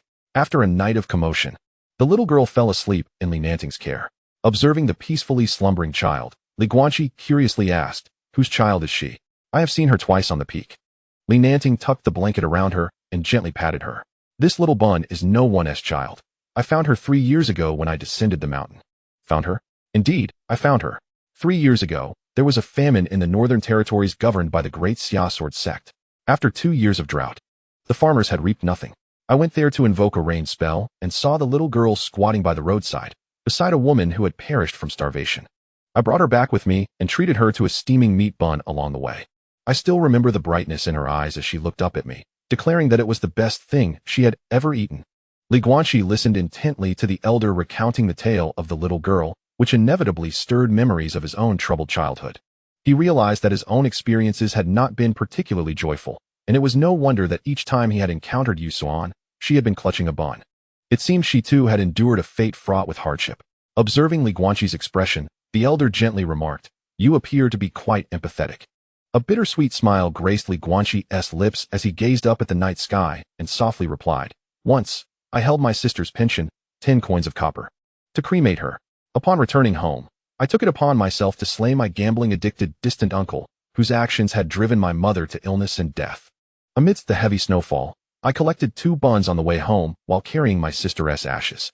Those buns were hard and stale, yet to me at that time, they were akin to ambrosia. It was also on that day that I visited the crematory twice. As Li Guanqi recounted these memories, his tone was calm, devoid of any tremor. However, the elder looked at the youth with profound compassion, wrapping his other arm around Li Guanqi's shoulder and softly assuring him, "It's all right. All that is in the past. In the future, consider your master and fellow disciples as your family, and treat Tianlai Peak as your home." The 3 of them, an elder and 2 children, sat harmoniously in the courtyard, embodying a profound sense of peace. The following morning, Li Guanqi awoke in an unfamiliar bed, only to realize that he had inadvertently dozed off on the shoulder of an elderly man the previous day. To his surprise, he found himself in the chamber of Li Nanting. At this hour, the dawn was still at least 2 hours away, and the elder sat serenely on a mat, immersed in his cultivation. Li Guanqi rose, tidied himself with minimal effort, and then proceeded to practice his punches in the backyard. Each strike was executed with utmost seriousness, accompanied by the sound of rushing wind. Unbeknownst to him, the elder had quietly taken his position at the doorway, observing with a subtle nod of approval. Li Guanqi had been practicing this set of punches for 8 years, mastering every nuanced variation within his control. It was precisely due to his unwavering dedication to both punching and stances over the years that he had achieved remarkable mastery over every muscle in his body. Upon completing his routine and turning around, he discovered the elder standing right behind him, prompting him to give a thumbs up in appreciation. The elder then demonstrated the very sequence of punches Li Guanqi had just executed, flowing seamlessly through the movements with effortless precision. This display sparked numerous insights within Li Guanqi. Noticing the contemplative expression on his face, the elder chuckled, "Very well, ponder these principles at your leisure, and you shall uncover their essence.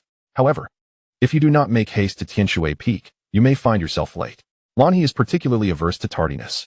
It was only then that Li Guanqi recognized the lightening sky and hurriedly prepared to leave. Before stepping out, he made sure to greet Li Nanting, saying, "Master, I am departing now." "Ha ha ha, splendid. Off you go." Chapter 19. Embracing the Path of Immortality, a journey ahead on his way to Tianshui Peak. Li Guanqi encountered numerous fellow disciples who had joined the sect around the same time. Young men and women donned fresh sect robes, their faces radiating with dreams of the future. Groups of 3 or 4 gathered, laughing and chatting as they made their way to Tianshui Peak. This peak was situated to the west of the Daxia Sword sect, with the 5 main peaks arranged according to the principles of the 5 elements. Notably, the peaks associated with wind, thunder, and ice stood alone. While Li Guanqi envied the camaraderie of his peers, 2 figures suddenly embraced his neck from behind. "Ha ha, Guanqi, I never imagined you would choose a thunder element spiritual root," exclaimed one. "Indeed, it's astonishing that you possess a rare holy grade spiritual root. You've entered the inner sect, soaring to great heights."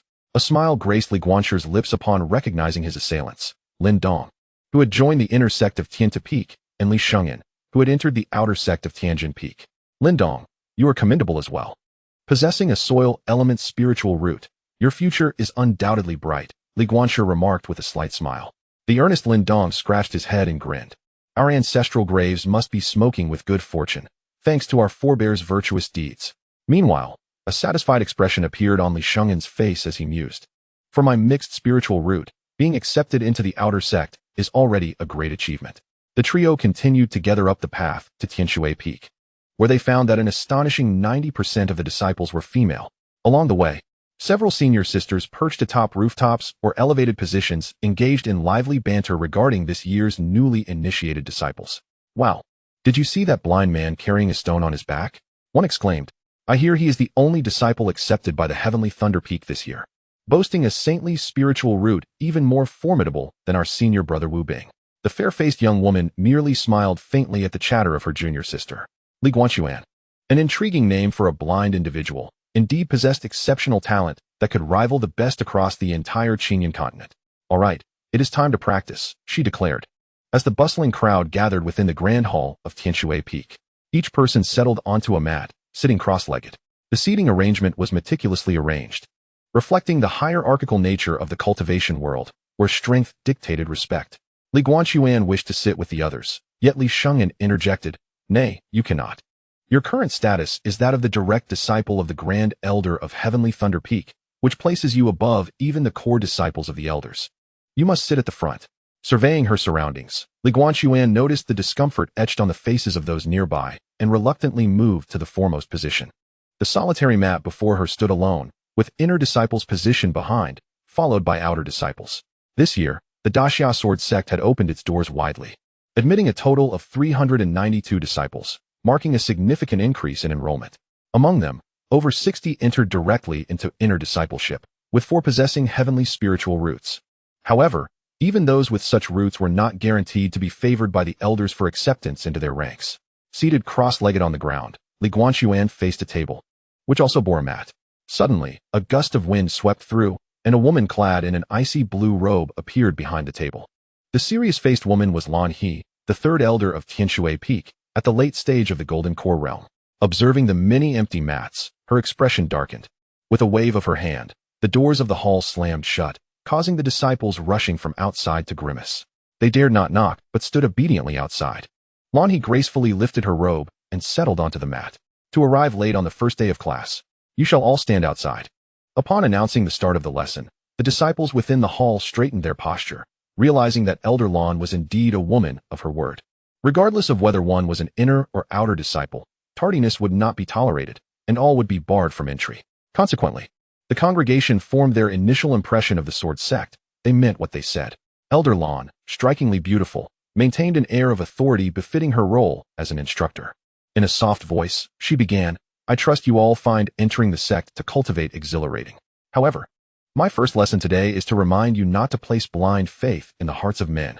A murmur of surprise rippled through the disciples below, their whispers buzzing like a swarm of bees.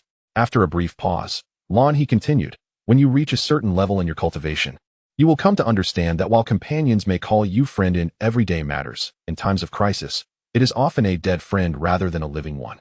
This statement need not be comprehended by you at present. Simply engrave it upon your minds. The woman's voice, though soft, resonated clearly within the vast hall, reaching every ear. Subsequently, a flash of light emanated from Lan He's hand, revealing a jade tablet. She lifted the tablet and softly declared, I trust you have all received your respective identity jade tablets. Henceforth, it is imperative that you carry it with you at all times, for it shall accompany you throughout your lifetime. The weight of her words was palpable, yet every disciple emerging from the great Xia sword sect understood the significance they bore. The jade tablet serves numerous purposes, the most vital of which is the accumulation of contribution points within the sect. These points are recorded within the tablet, which also possesses a locating capability, allowing one to discern the whereabouts of fellow disciples when necessary. Furthermore, it grants access to the treasures within the treasure pavilion and enables attendance of lectures by other elders. In essence, this jade tablet must be meticulously preserved.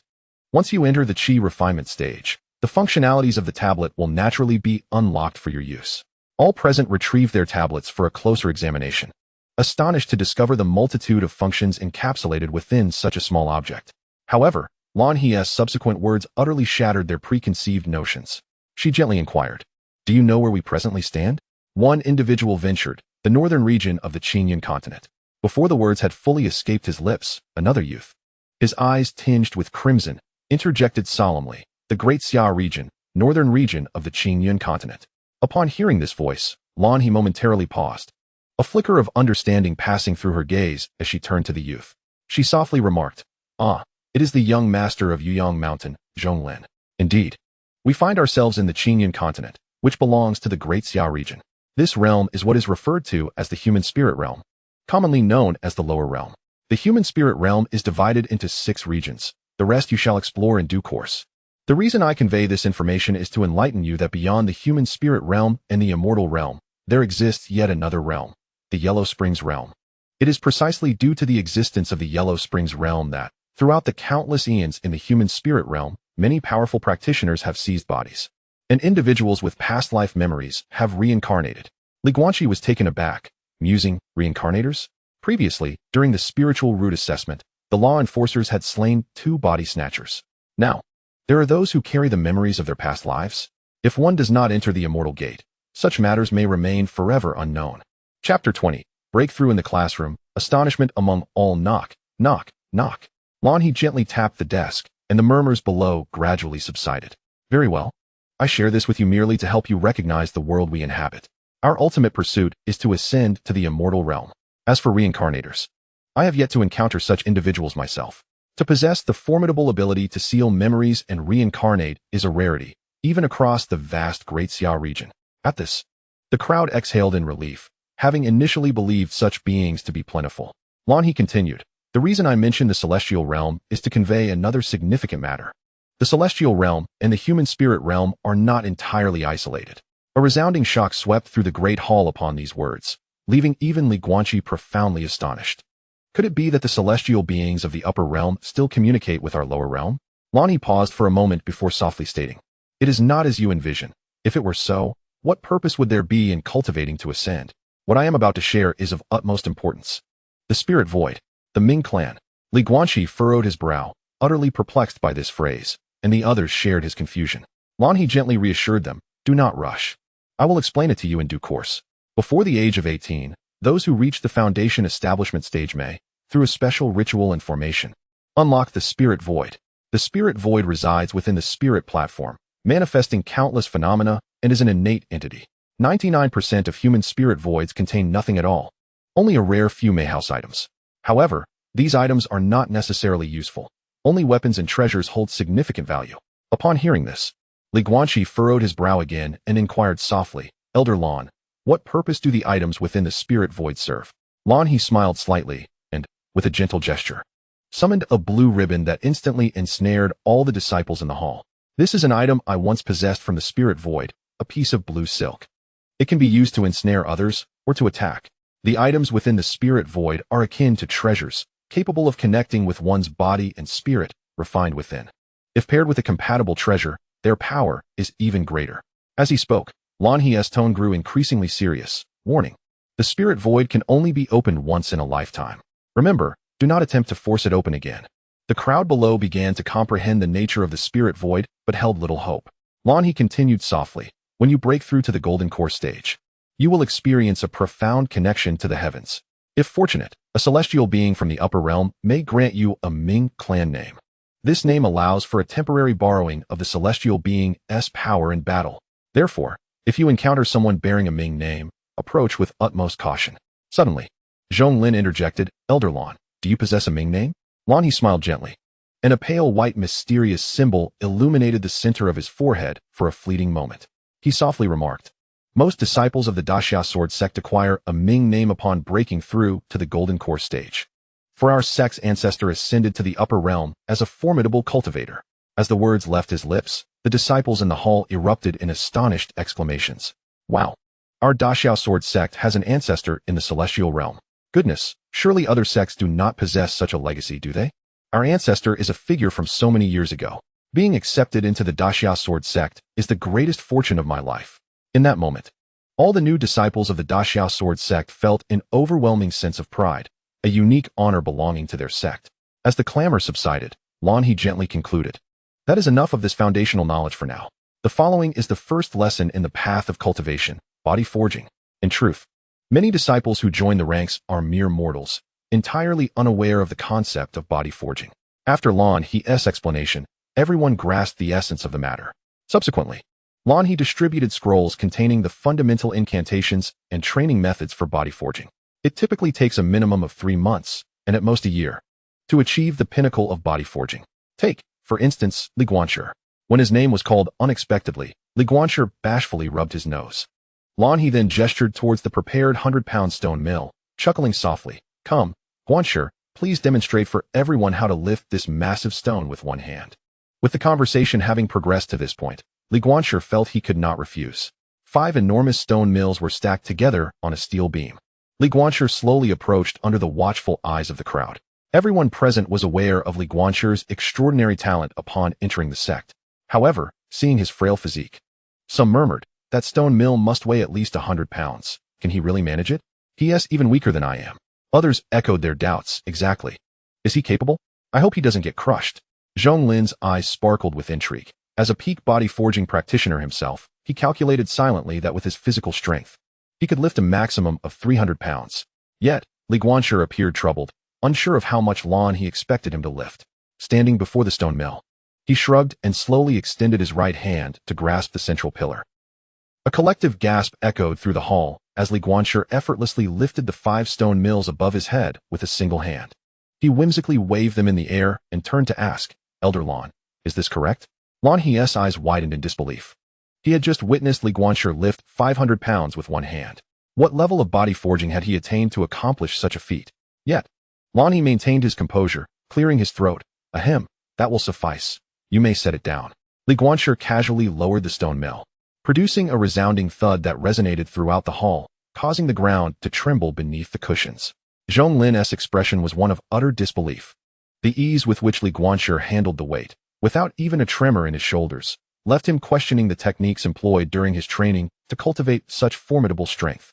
Thereafter, Lan He transmitted the incantations for qi refinement, instructing the disciples to study them diligently. Li Guanshi focused his mind's eye on the scroll, assuming the posture as outlined in the text. Within 3 breaths, his breathing began to regulate itself remarkably. Lan He, unperturbed, continued addressing the inner disciples of the body-forging realm, stating, channeling the spiritual energy of heaven and earth into one's body is the most crucial step in cultivation. According to the incantation, one must sense the spiritual energy and identify the power corresponding to one's root, drawing it into the body. Ultimately, one must stabilize it in the dantian, forming a vortex, which signifies a breakthrough into the qi refinement realm. The most challenging aspect of the qi refinement realm is comprehending the spiritual energy of heaven and earth. Those with purer spiritual roots possess clearer insights. However, integrating such purity into one's body proves to be an arduous task. Even for those with heavenly roots, this process can take anywhere from 3 days to several months. Therefore, we must tread carefully, advancing step by step, diligently, as Li Guanqi did. Suddenly, a mysterious wave emanated from Li Guanqi's body within the grand hall. Lan He's complexion shifted dramatically, and Lan Ling swiftly cleared the area within a 10-zhang radius of Li Guanqi of all disciples. Subsequently, she cast down a circular arrayed disc, embedding 6 palm-sized spiritual stones into it. A beam of spiritual light descended, causing the spiritual energy surrounding Li Guanqi to surge violently. The energy spiraled like ethereal smoke, subtly intertwining. The white vapor was drawn into Li Guanqi's nostrils, and before long, a soft pop echoed from within him. Almost immediately, countless black impurities began to manifest upon his skin, clinging to him like mud. Upon opening his eyes, Li Guanqi was oblivious to the unfolding events until he caught a glimpse of the astonishment in Lan He's gaze. Remarkably, he had managed to break through to the first layer of qi refinement during her first lesson. The first layer of qi refinement. Even Lan He, a prodigy with a water spirit root, had required 2.5 days to achieve the same. Is this the stark disparity between individuals? Not only Lan He, but also the other disciples in the hall displayed shifting expressions, revealing jealousy, which ultimately transformed into a resigned sigh. Chapter 21. Supreme Talent, Qi Induction. As Li Guanqi opened his eyes, he noticed that Lan He and the other disciples were all staring at him, their expressions akin to that of gazing at a curious creature. Aware of the reason behind their astonishment, he chose to confront it with composure. After all, successfully inducing qi and breaking through to the first layer of qi refinement was nothing worth excessive fuss. Following the qi induction mantra, he soon entered a state of profound mystery. It felt as though he was suspended between heaven and earth, surrounded by numerous colorful specks of light. Among these, only the violet points responded to his call, merging into his being. A sense of utter comfort enveloped him, though the sticky impurities coating his body were increasingly intolerable, also emitting an unbearable stench. Lan He smiled gently and remarked, "These impurities are remnants within our bodies. As one cultivates the path of immortality, they will gradually be expelled. You may return to tidy yourself up for now. The others can take this opportunity to observe the body tempering techniques and qi induction mantra. Should any queries arise, feel free to inquire." Li Guanqi initially hesitated to leave during his first class, but the foul odor was insufferable. After excusing himself to Lan He, he hurried toward the Tianlei Peak. Upon reaching the foot of the peak, he spotted an elderly man meditating in a cross-legged position. Upon sensing his arrival, the elder opened his eyes wide in astonishment, exclaiming, "You've broken through to the qi refinement stage? Were you not in class? How did this happen?" Li Guanqi scratched his head, feeling somewhat awkward as he replied, "I broke through during class, which left me in quite a predicament." Upon hearing these words, Li Nanting could not help but burst into hearty laughter, exclaiming, "Ha! Truly, my disciple is remarkable indeed. No one in the illustrious history of the Daxia sword sect has ever achieved a breakthrough in the very first lesson." With that, he took the young man and soared into the sky. Along the way, they encountered several disciples from Thunder Peak practicing their techniques. Upon seeing the soot-covered Li Guanqi, they paused in surprise. Gu Ran lowered her sword, nudging the tall figure beside her with her elbow, whispering, "Surely, I am not mistaken? Did not our junior brother just attend a lesson at Tianshui Peak today? How could he have achieved a breakthrough?" The tall figure, equally bewildered, murmured, "Isn't this little junior brother's talent rather extraordinary? Shouldn't the first lesson be an introduction to the foundational knowledge of the immortal path as taught by Elder Lan?" Before long, the news of Li Guanqi's direct breakthrough to the first level of qi refinement during his inaugural class spread rapidly. In an instant, the label of genius seemed insufficient to encapsulate Li Guanqi's prowess. This was the true embodiment of prodigious talent. Meanwhile, other newly admitted disciples were still grappling with the arduous pursuit of reaching the body refinement stage, desperately attempting to lift a 100-pound stone mill with one hand. After returning to his quarters and taking a bath, Li Guanqi finally felt rejuvenated. He had changed the bathwater 3 times, scrubbing his skin until it turned red. And only then did he feel significantly better. Stepping out of the room, Li Guanqi discovered that his master had not left, and that several jade vials and spirit stones were placed upon the table. A glimmer of pride shone in Li Nanting's eyes as he gestured for Li Guanqi to sit beside him. Without hesitation, the young man took a seat next to the elder. The elder regarded the boy with a look of satisfaction and then gently inquired, "Has Elder Lan spoken with you about the spiritual abyss and the Ming clan?" Seeing the boy nod, the elder gazed up at the sky and softly remarked, "The matter of the spiritual abyss is predetermined from the moment of birth. Whether it exists or not does not alter your path of cultivation. Now that you have already taken your first step into the immortal realm, allow me to elucidate the next stages of your training." Li Guanqi's expression turned serious, and he instinctively sat up straight. The qi refinement stage is divided into 10 levels. The first 3 levels refine the internal organs, the middle 3 levels refine the meridians, and the last 3 levels refine the spirit. The objective is to enable your body to better adapt to spiritual energy and the initial manifestation of consciousness. "Do you feel a sense of swelling in your spiritual platform?" Li Guanqi nodded, having noticed something emerging at the center of his brow since his breakthrough at Tianshui Peak. The elder chuckled softly. "Do not be alarmed. That is merely a sign of your nascent sea of consciousness, akin to your dantian. Your dantian is still unstable. You must not rush your progress. At this stage, your dantian is as fragile as that of a newborn child. Hence, when cultivating, it is imperative to enter a state of focused meditation, free from distractions." Li Guanqi solemnly nodded, clearly taking this matter to heart. "When you reach the 9th level of qi refinement, you may attempt to break through to the foundation establishment stage. However, given your exceptional talent, it would be wise to cultivate to the complete perfection of the 10th level of qi refinement before considering a breakthrough. With your innate gifts and the aid of a foundation establishment pill, I am not concerned about your success in this endeavor." The elder then remarked, "Your contribution points now amount to 500, enabling you to visit the library at Tianjian Peak in search of a cultivation technique suitable for you." As he spoke, the elder handed over a cloth bag. "This storage bag is for you." Li Guanqi, curious, inquired, "What purpose does the storage bag serve?" "A bag this small cannot hold much." "Ha ha ha. Why not attempt to channel your spiritual consciousness to interact with it? Focus your mind and envision the consciousness in your sea of awareness as a silver thread," the elder encouraged. No longer relying on his inner eye, Li Guanqi suddenly perceived the presence of consciousness within his sea of awareness. It appeared wispy, akin to mist, and was not substantial, resembling a large water tank filled only to the bottom. Concentrating, he endeavored to move his consciousness, and, astonishingly, succeeded. He discovered that this consciousness, akin to eyes, enabled him to perceive the world in vivid detail, not merely in black and white. Tears welled in Li Guanqi's eyes as he exclaimed, his voice trembling, I can see colors." The elder chuckled softly, patting his back, which alleviated the young man's emotional turmoil. As his consciousness touched the storage bag, he found it contained an expansive space of 10 zhang. "Try using the storage bag to gather the items on the table," the elder suggested gently. With a mere thought, Li Guanqi watched in amazement as everything on the table was drawn into the storage bag. A broad smile spread across his face as he contentedly stored the bag away. The elder then shared numerous intriguing tales about the world of cultivation, each revelation expanding Li Guanqi's horizons. For instance, there truly exist spirits in this realm, those lacking 3 souls and 7 spirits, or those burdened by deep grievances, unable to reincarnate.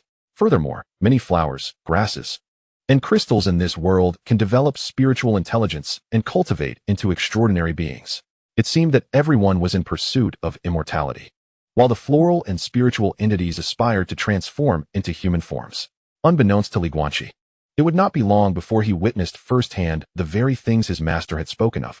That day, the elder and the youth conversed for a considerable time in the courtyard. The elder patiently elucidated the potential challenges one might encounter in cultivation and advised Guanqi to practice his boxing forms twice daily, ensuring that he did not neglect his training. After reflecting for a while, the elder realized that the boxing forms were not mere simple techniques. Each move encompassed numerous variations, demonstrating exquisite control over the cultivator's physical body. He even contemplated whether to seek the young man's opinion on introducing this boxing form to all disciples at Tianlai Peak. Chapter 22. The sect shame, slaying the traitor. The following morning, Guanqi, deep in slumber in his master's courtyard, was abruptly awakened by the jarring sound of a bell tolling. Upon rising, he discovered his master waiting outside. The elder, his expression grave, spoke in hushed tones. Quickly, rise and head to Tianjin Peak Plaza. Confused, Guanqi hastily prepared and followed the elder down the mountain, noticing that all disciples were hastening towards Tianjin Peak. All disciples within the sect were hastily making their way there. Along the path, Guanqi, intrigued, inquired, "Master, what is happening? What was that sound of the bell earlier?" The elder, his expression grave, elucidated, "That is the alarm bell of the Daxia sword sect, which rarely tolls. When it does, all disciples within the sect must promptly gather at the Tianjin Peak Plaza. It appears that a disciple has violated the sect's regulations." Guanqi's heart trembled. What could have warranted such a serious response? However, he refrained from further questioning, as numerous disciples along the way paused to bow respectfully to the elder, offering kind smiles to the young man. Guanqi reciprocated courteously, greeting them with a smile and addressing them as senior brothers and sisters. Seeing that this delay was a waste of time, Li Nanting swiftly took to the air, carrying Guanqi towards Tianjin Peak. Upon their descent, they found the plaza already densely populated with many sect disciples. The leaders among them appeared to be around 24 or 25 years of age, exuding a remarkably vigorous aura. Until now, Guanqi had yet to enter the Qi refinement stage and could not perceive this energy, but he now sensed the formidable presence emanating from these individuals. His heart swelled with astonishment. Could it be that these were his senior brothers and sisters who had already established their foundations? How impressive! Aside from the newly initiated disciples, there were at least several thousand individuals densely packed in the plaza. The newcomers wore expressions of confusion, while those who had been in the sect for some time bore solemn looks. Many had not experienced the tolling of the bell in years. Suddenly, sect master Lu Kangyan appeared above, and behind him hovered a figure restrained by four earthen-colored shackles. The figure was a youth who seemed no older than 17 or 18. Glaring fiercely at Lu Kangyan, the sect master's countenance was exceedingly grim, and with a single hand gesture, silence fell over the plaza. Everyone felt as though a heavy weight had suddenly pressed upon their hearts. At this moment, Guanqi noticed that nearly all the elders he had encountered during his initiation stood behind him, while the foremost positions were occupied by some elderly figures who had never before revealed themselves. Among them, one man, appearing middle-aged, bore a particularly somber expression. Judging by his attire, he was likely the master of the Tianjin Peak. Abruptly, Lu Kangyan's voice, cold as ice, rang out, "Tu Kuei kneel." The man's face twitched. Yet he knelt before the assembly of disciples without uttering a word. Subsequently, a whip materialized in Lu Kangyan's hand, entirely black and adorned with spikes. With a flick of his wrist, the whip transformed into a shadow, striking the man's back. The crack of the whip echoed sharply, tearing through the man's white robe. And within moments, blood stained his back. The whip rose high, repeatedly descending upon the man. Throughout the ordeal, he remained silent, enduring the punishment in stoic silence. The kneeling man's face turned pale, beads of sweat pouring down like rain upon the stone pavement. Everyone felt a tremor of unease. None could ascertain the cause of the commotion. Yet, all were struck with astonishment at the fury of the sect leader. Lu Kangyan lowered the whip in his hand, his eyes slightly bloodshot as he glared at the man whose back was a ghastly sight. "You Tu Kuei, I appointed you as the leader of Tianjin Peak. And this is how you discipline your disciples? What a disgraceful protege. What a shame for Tianjin Peak. The disciples of the immortal sect wield such arrogance. Had it not been for that 80-year-old crone who took 12 days to reach the foot of the Daxia sword sect, I would remain oblivious to the audacity of your disciples down below. I was unaware that our Daxia sword sect harbored such despicable scoundrels." Kneeling on the ground, Tu Kuei was rendered speechless, for he understood the grave error his disciple had committed. Just as the crowd was still in a daze, the young man bound in the sky roared with a contorted visage, "I regarded that woman as fortunate. Why must I bear punishment? Moreover, I gifted her 100 taels of silver. She is the one who has profited immensely. Lu Kanyin seized the young man by the throat with a firm grip. Bringing his resolute face close, he coldly admonished, "At this juncture, you still believe you are in the right? Presumptuous disciple of the immortal sect." The young man's face turned crimson as he was choked, yet his wide-open eyes conveyed his defiance to all present. Lu Kanyin's right hand suddenly struck the young man's abdomen with a resounding thud. A visible vortex of energy dissipated from the man's midsection. Wah! Cough cough. Ah! The young man spat a mouthful of blood. A talent who had entered the foundation establishment stage by the age of 20 was thus rendered incapable of cultivating further. The disciples below fell silent, their breaths turning cautious. In a fit of rage, Lu Kanyin released the binding spell, and the young man collapsed to the ground. Lu Kanyin bellowed. That woman was to marry in 3 days. She had already informed you of her plight, pleading desperately. Yet you forced her, even injuring that old crone. The young lady, feeling unworthy to face her future husband, hanged herself after your departure. Disciples of the immortal sect? Our Daxiao sword sect is filled with shame. Shame. Clang. A sword suddenly manifested in Lu Kanyin's hand. Raised high, the young man finally comprehended the gravity of his situation. Being stripped of his cultivation merely severed his path to immortality. Yet, it was clear that Lu Kanyin intended to end his life. The young man, previously writhing in agony on the ground, now struggled to rise. Kneeling before Lu Kanyin while fervently rubbing his hands together and bowing repeatedly. Within moments, his forehead was oozing blood, a testament to the fervor of his actions. Bang, bang, bang. The young man incessantly pleaded, "Sect leader, I understand my mistakes. I realize my errors. I shall apologize to that young lady's grandmother and offer monetary compensation. I will withdraw from the Daxia sword sect and serve her family like a beast of burden." Bang. I was wrong. I truly comprehend my faults. Spare me, please. Bang. Bang. I have truly come to realize my mistakes. You see, I am left with only that elderly woman. There is no one left to care for her. Spare my life, and I shall descend the mountain and attend to her in her twilight years. After all, I have already been rendered useless. I am but a waste of space. Please, grant me mercy. The heavens were silent, save for the youth's desperate pleas and the muffled sound of his prostration. At that moment, the newly arrived disciples comprehended the situation. However, they also understood the plight of the elderly woman below the mountain. And many felt that the youth's repentance was profoundly sincere. Li Nanting suddenly turned to his companion, Li Guanqi, and inquired in a grave tone, "What do you believe should be done with this disciple?" Li Guanqi, with an expression as cold as ice, replied, "He must be executed." Indeed, the furious Lu Kangyin was unmoved, and with a swift flick of his sword, the youth was reduced to a mere lifeless husk. Blood splattered 3 feet in the air, and after the glint of the blade, the youthful cries were abruptly silenced. Unfazed by the blood spattering his face, Lu Kangyin cast a sharp gaze upon the crowd below. "I do not wish for anyone to transgress the sect's regulations. Should there be any uncertainty, consult the identity jade slip and engrave it firmly in your hearts." Tu Kuei, as the master of Tianjin Peak, had failed in his duties. Henceforth, I stripped Tu Kuei of his position as master of Tianjin Peak, to be succeeded by Meng Linhai. When a disciple errs, their master cannot escape culpability. You shall personally carry the body of this wayward disciple to account for it, to the elderly woman. Rising, Tu Kuei appeared pale and on the verge of collapse, yet he offered no rebuttal to Lu Kangyin's decree. Bowing respectfully, he said, "Tu Kuei will obey." With a wave of his sleeve and a cold snort, Lu Kangyin vanished from sight. Chapter 23. This one must be executed. Peace of mind restored. This tumultuous incident arose swiftly and dissipated just as quickly, but its repercussions lingered for a long time. Once the disciples had dispersed, nearly all of them began to diligently memorize the sect's regulations. On the path back to Tianlai Peak, Li Nanting spoke softly. "Why do you believe this individual must be executed? I observe that many disciples regard his admission of guilt as quite sincere. Moreover, considering the elderly woman's circumstances, following the disciple's suggestion may not be entirely unwise." Li Guanqi shook his head. Even before acquiring the ability to see through deception, he had discerned that many individuals in this world cannot withstand the trials of human nature. From a young age, he had witnessed the darker sides of humanity.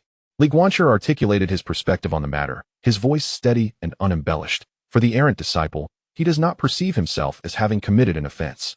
He believes himself to be a noble disciple of the immortal sect, looking down upon the woman below the mountain as someone who has elevated herself by associating with him. Furthermore, he even left behind 100 taels of silver. Such a sum is sufficient to secure the latter half of her life. Thus, I assert that he does not believe he has erred. Li Nanting was intrigued by the youth's observations and gently urged, "Continue." The youth hesitated for a moment before continuing. For the girl at the foot of the mountain, her heart was unwilling and resentful. Perceiving the disciple of the great Xia sword sect as nothing more than a vile bandit, although a grand wedding was imminent, she felt her purity had been tarnished. And in her eyes, that disciple was nothing but evil. Naturally, the elderly relative of the girl, faced with a foe who had caused the death of her granddaughter, would never accept the disciple's servitude. Furthermore, given the disciple's nature, if he were to be spared today, he would inevitably descend the mountain seeking revenge, silencing witnesses. A glimmer of insight flashed in Li Nanting's eyes as he solemnly remarked, "Indeed, if we allow him to go free today, that old woman would likely face dire consequences. Even if we were to implant a spirit curse within the disciple's heart, rendering him incapable of malice and forcing him into servitude, the old woman would still find no joy in the daily presence of her enemy." Li Guanqi continued, "Thus, I assert that this person must be executed. The reasoning is straightforward. As a deterrent, the rules and ethos of the great Xia sword sect must not be compromised. It serves as a clarion call to all, especially considering the severe punishment meted out to the peak master of Tianjin Peak, which has further instilled fear among the disciples." Upon hearing the youth's words, Li Nanting smiled with satisfaction. It appears that his closed-door disciple possesses not only prodigious talent, but also a keen mind, analyzing the situation from various perspectives rather than solely his own subjective judgment. From their conversation yesterday, Li Nanting had also gleaned some insights into the youth's childhood. Consequently, the elder felt a deep sense of compassion for his disciple. He was far too sensible, and yet this sensibility only intensified the elder's concern for him. For the more understanding a child is, the more hardships they endure. Li Nanting placed his hand on the youth's wrist, astonished as he said, "Your foundation in the first layer of qi refinement has become so stable?" Li Guanqi scratched his head, a bit embarrassed, and replied, "Master, I was just about to ask you the same question. Why is the cyclone in my dantian only the size of a thumb?" Li Nanting found himself at a loss for words. Typically, when an ordinary person breaks through to the first layer of qi refinement, they have merely begun to draw qi into their body. Yet here was Li Guanqi, who had drawn qi into his body yesterday and had already stabilized the core of his dantian cyclone today. It seemed that it would not be long before he completely filled his dantian and broke through to the second layer of qi refinement. Li Nanting took a deep breath and softly said, "This is the foundation of your dantian. Do not be misled by its current thumb-sized form. It is the cornerstone of your cultivation. When you fill your current dantian with primordial energy, its size will naturally expand. What on earth is this dantian of yours?" Li Nanting was genuinely taken aback. He had not noticed earlier while examining the youth's dantian cyclone. How could a dantian of such size be comparable to a water tank? Li Guanqi, fearing he had made a mistake in his cultivation, quickly inquired, "Master, what is it? Did I err in my practice?" Li Nanting took several deep breaths to calm his astonishment before looking at Li Guanqi and asking, "You do not feel any discomfort in your dantian, do you?" The young man nodded slightly, feeling a sense of relief. Perhaps it was the case that his dantian had been substantial since the onset of his qi training. This led to the conclusion that Li Guanqi's cultivation speed was not merely rapid, but his dantian was also notably larger than that of an ordinary individual. Observing Li Guanqi, the elder could not help but resolve within himself that his disciple's future cultivation resources would undoubtedly amount to an astronomical figure. Nonetheless, he would ensure that Li Guanqi would not be burdened by such trivial matters. A gentle smile graced the elder's face as he softly remarked, "There is no need for concern. This is excellent. Now that you have successfully drawn in qi and your dantian core has been refined, your next step is to select a cultivation technique from the library on Tianju Peak that is suited to you. With a proper cultivation method, you will be able to actively absorb the spiritual energy of heaven and earth, as well as the purer energy within spirit stones. This will enable you to convert the absorbed spiritual energy into your usable primordial power." As the elder and the youth ascended the mountain, the elder elucidated numerous considerations pertinent to cultivation, as well as the various transformations that accompany reaching the second and third levels of qi refinement. Each breakthrough would yield a cleansing effect on the body, expelling numerous impurities from the cultivator's system. Upon returning to his residence, Li Guanqi tidied up briefly before preparing to journey to Tianju Peak. Renowned as the tallest mountain within a 10-mile radius of the Daxia sword sect, Tianju Peak was celebrated for its unique shape, resembling a colossal dragon soaring upright, reaching a height of over 500 zhong, thus earning the title of the Heavenly Pillar. From the Jade Slip, Li Guanqi learned some information about Tianju Peak. The sect's important locations, including the Weapon Hall, Pill Tower, Library, and Task Hall, were all situated upon this peak, extending from its base to its summit. The daily trek up and down this 500-jong mountain was sufficient to enhance one's physique. However, once he reached the foundation establishment stage, he would be able to briefly soar on a sword, rendering such matters trivial. While traversing the path to Tianzhu Peak, Guanqi pondered the questions regarding cultivation that his master had mentioned. Unbeknownst to him, he had arrived at the foot of Tianzhu Peak. A fellow disciple of the sect intercepted him, smiling gently as he said, "Please present your identity jade slip." Guanqi smiled faintly, extending his identity slip as he replied, "I am Guanqi, disciple of Tianlei Peak." "Thank you, senior brother." As soon as he spoke, the expression of the disciple opposite him shifted dramatically. After verifying his identity slip, he responded with remarkable cordiality, "Ah, it is you, Junior Brotherly. You are quite the sensation in the sect lately. Where are you headed?" Guanqi, taken aback by the sudden warmth, quickly returned the greeting, "Senior brother, I intend to visit the library. How should I proceed?" "Oh, you wish to select the cultivation technique. The techniques suitable for those with thunder attribute spiritual roots can be found at the southernmost end of the first floor. You may wish to look there." Guanqi expressed his gratitude and was about to ascend the mountain when the disciple called out to him from behind, gesturing towards several platforms. "Since you are heading to the library at the peak, you might as well take the teleportation array." Guanqi paused momentarily, reflecting on the many novel conveniences within the sect. Guanqi, who had never experienced a teleportation array, felt a tinge of curiosity and thus did not decline the offer, stepping onto the array that led to the library pavilion.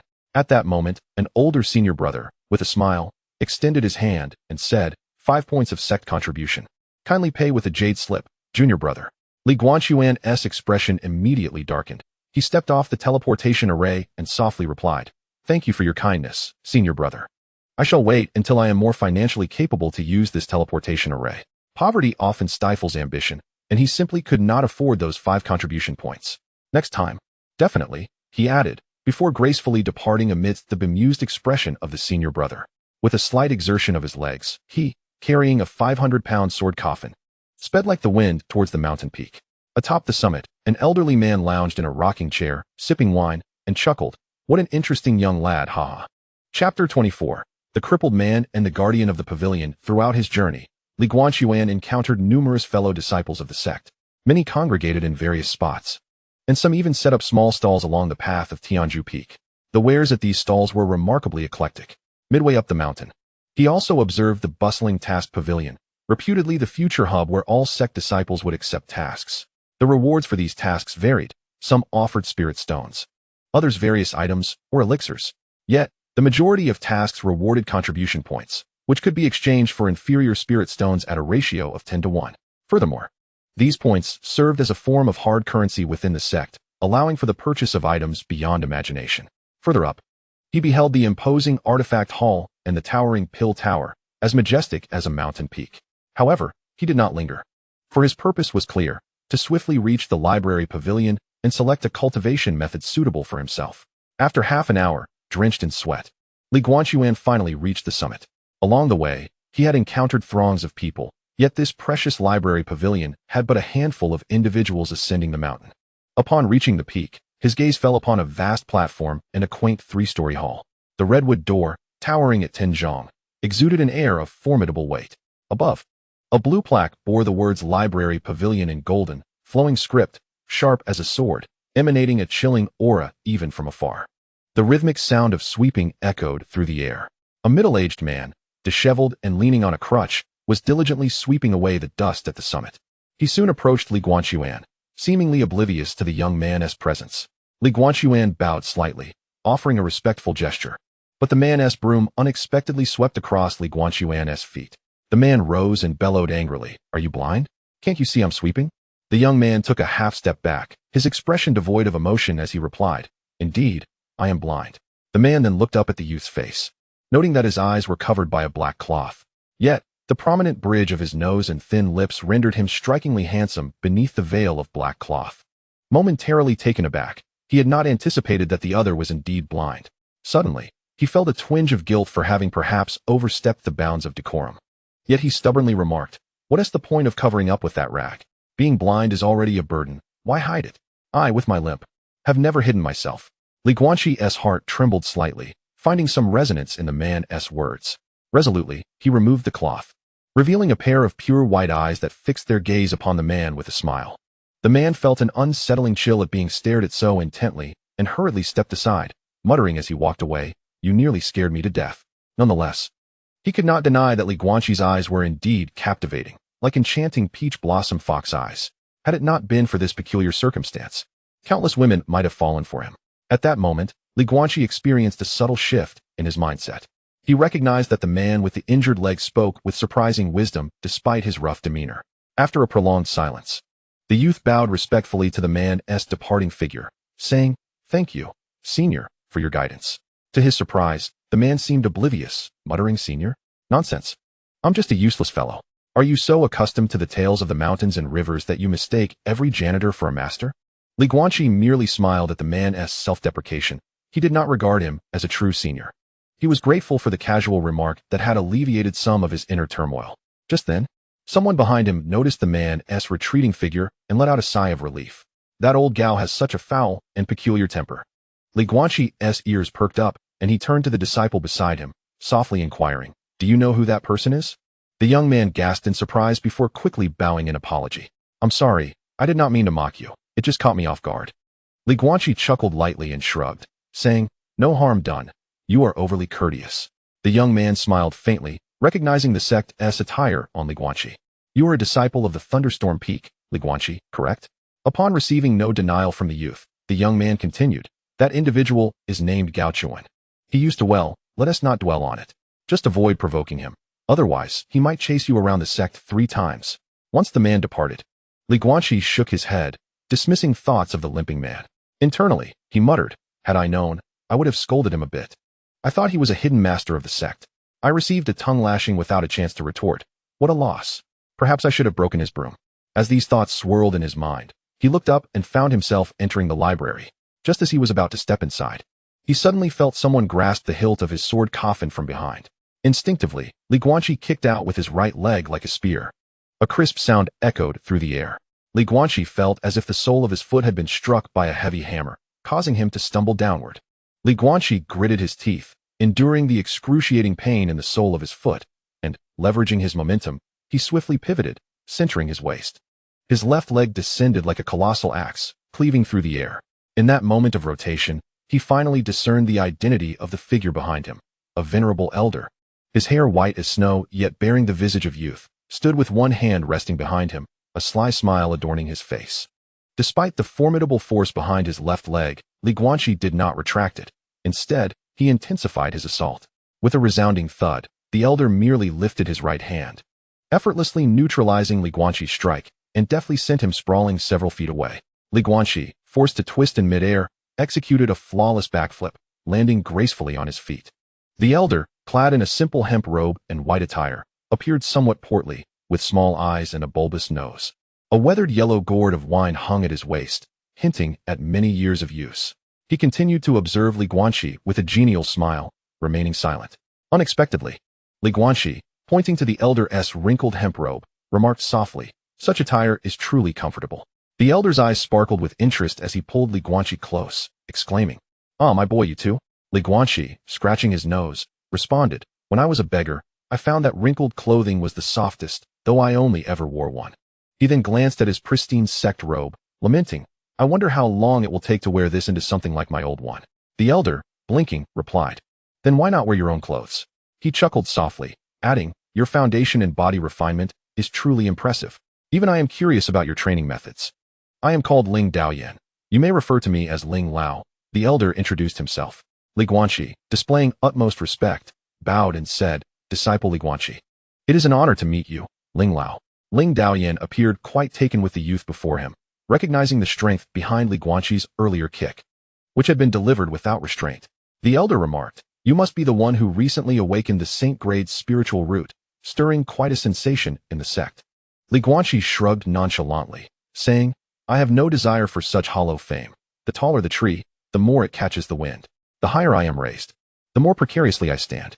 Ling Daoyan nodded slightly, appreciating the youth's clarity of thought.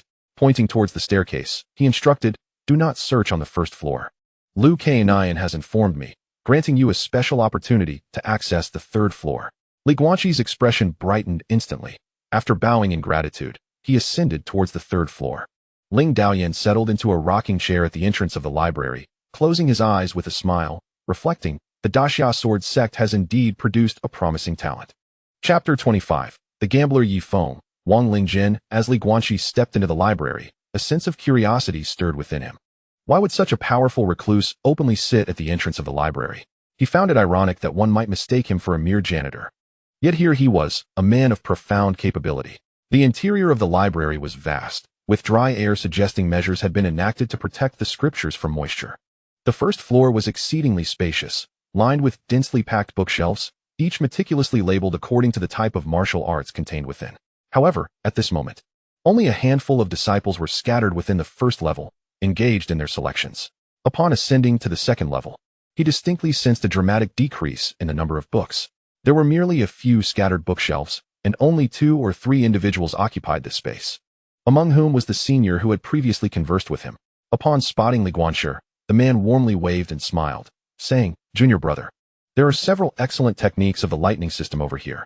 They are all of the yellow grade, top tier, and quite suitable for you." Li Guanqi felt a bit awkward and pointed towards the upper floor, saying with a smile, "Thank you, senior brother, but I am heading to the third floor." The man's hand remained suspended in the air, as he had painstakingly accumulated over a year's worth of sect contributions to gather the 1,500 points necessary to ascend to the second level. The minimum requirement for the third level was a staggering 3,000 points. Perhaps perceiving the confusion on the youth's face, Li Guanqi hastily clarified, "Senior brother, you misunderstand. I do not possess that many points." Upon hearing this, a smile finally graced the young man's face as he softly remarked, "I thought as much. How could a junior brother, just having entered the sect, possibly have enough points to ascend to the third floor? The better techniques on the first floor only require 300 to 500 points, which is still quite decent. The second level has a minimum of 1,000 points. You might want to check the southeast corner on the lower floor." Li Guanqi, not wishing to hurt the feelings of this overly enthusiastic senior brother, shrugged helplessly and said, "The sect master made an exception for me to come up and select." Their conversation had already attracted the attention of several others. Upon hearing the young man's words, they turned to gaze at the disciple from Tianmu Peak. A burly man stood there, tears welling in his eyes, biting his lip in a manner that conveyed deep resentment as he looked towards the figure ascending the stairs. As Li Guanqi stepped onto the third floor, he was halted by a shimmering barrier. A gentle light emanated from the luminous stone above, shining down towards the jade slip at Li Guanqi's waist. After verification, the barrier opened a passage, allowing Li Guanqi to proceed onto the third floor. The moment he entered, he was utterly astonished, for the entire third level was devoid of any bookshelves. It was an empty expanse filled with countless streams of spiritual light swirling in the air. To his surprise, there was indeed another person present on this floor, a tall, exceptionally handsome youth with striking golden hair. This individual was none other than a fellow disciple who had joined the sect alongside him. The young man had sharp eyebrows and bright eyes, his features sharply defined, with a conspicuous beauty mark on his nose that lent him an air of otherworldliness. A flicker of astonishment crossed the youth's eyes, clearly taken aback by the unexpected presence of another in this desolate space. He slowly approached Li Guanqi and smiled softly. "Hello, Tianjin Peak, Yi Feng." Li Guanqi, observing the strikingly attractive youth, unconsciously touched his nose, thinking to himself, "This guy must be quite popular among the female disciples at Tianjin Peak with such flamboyant looks." Despite his internal musings, Li Guanqi maintained a smile and replied, "Tianlei Peak, Li Guanqi." Yi Feng chuckled and said, "I've heard of you, Saint-grade spiritual root. How enviable." Having awakened the royal-grade spirit root, I found that the individual behind me stirred not a single ripple. Li Guanqi smiled faintly on the surface, yet inwardly scoffed. This fellow clearly belonged to the type that craved the spotlight. When it came time for the spiritual root assessment, the onlookers likely did not perceive him as particularly formidable. Subsequently, Yi Feng pointed at the swirling spiritual light in the sky and proposed a wager to ascertain who would acquire the highest grade of martial arts technique. Although Li Guanqi was perplexed by the source of the opponent's inexplicable competitive spirit, he thought to himself, "It's a rainy day, might as well indulge in some amusement." Upon hearing this, Yi Feng's eyes sparkled with excitement as he produced over 100 low-grade spirit stones with a flourish. He then turned to Li Guanqi and remarked, "My innate talent pales in comparison to yours. I have already begun to sense the cosmic spiritual energy, and by tonight, I should be able to draw it into my body." Li Guanqi's gaze shifted thoughtfully as he mused. Why does this fellow seem intent on competing with me at every turn?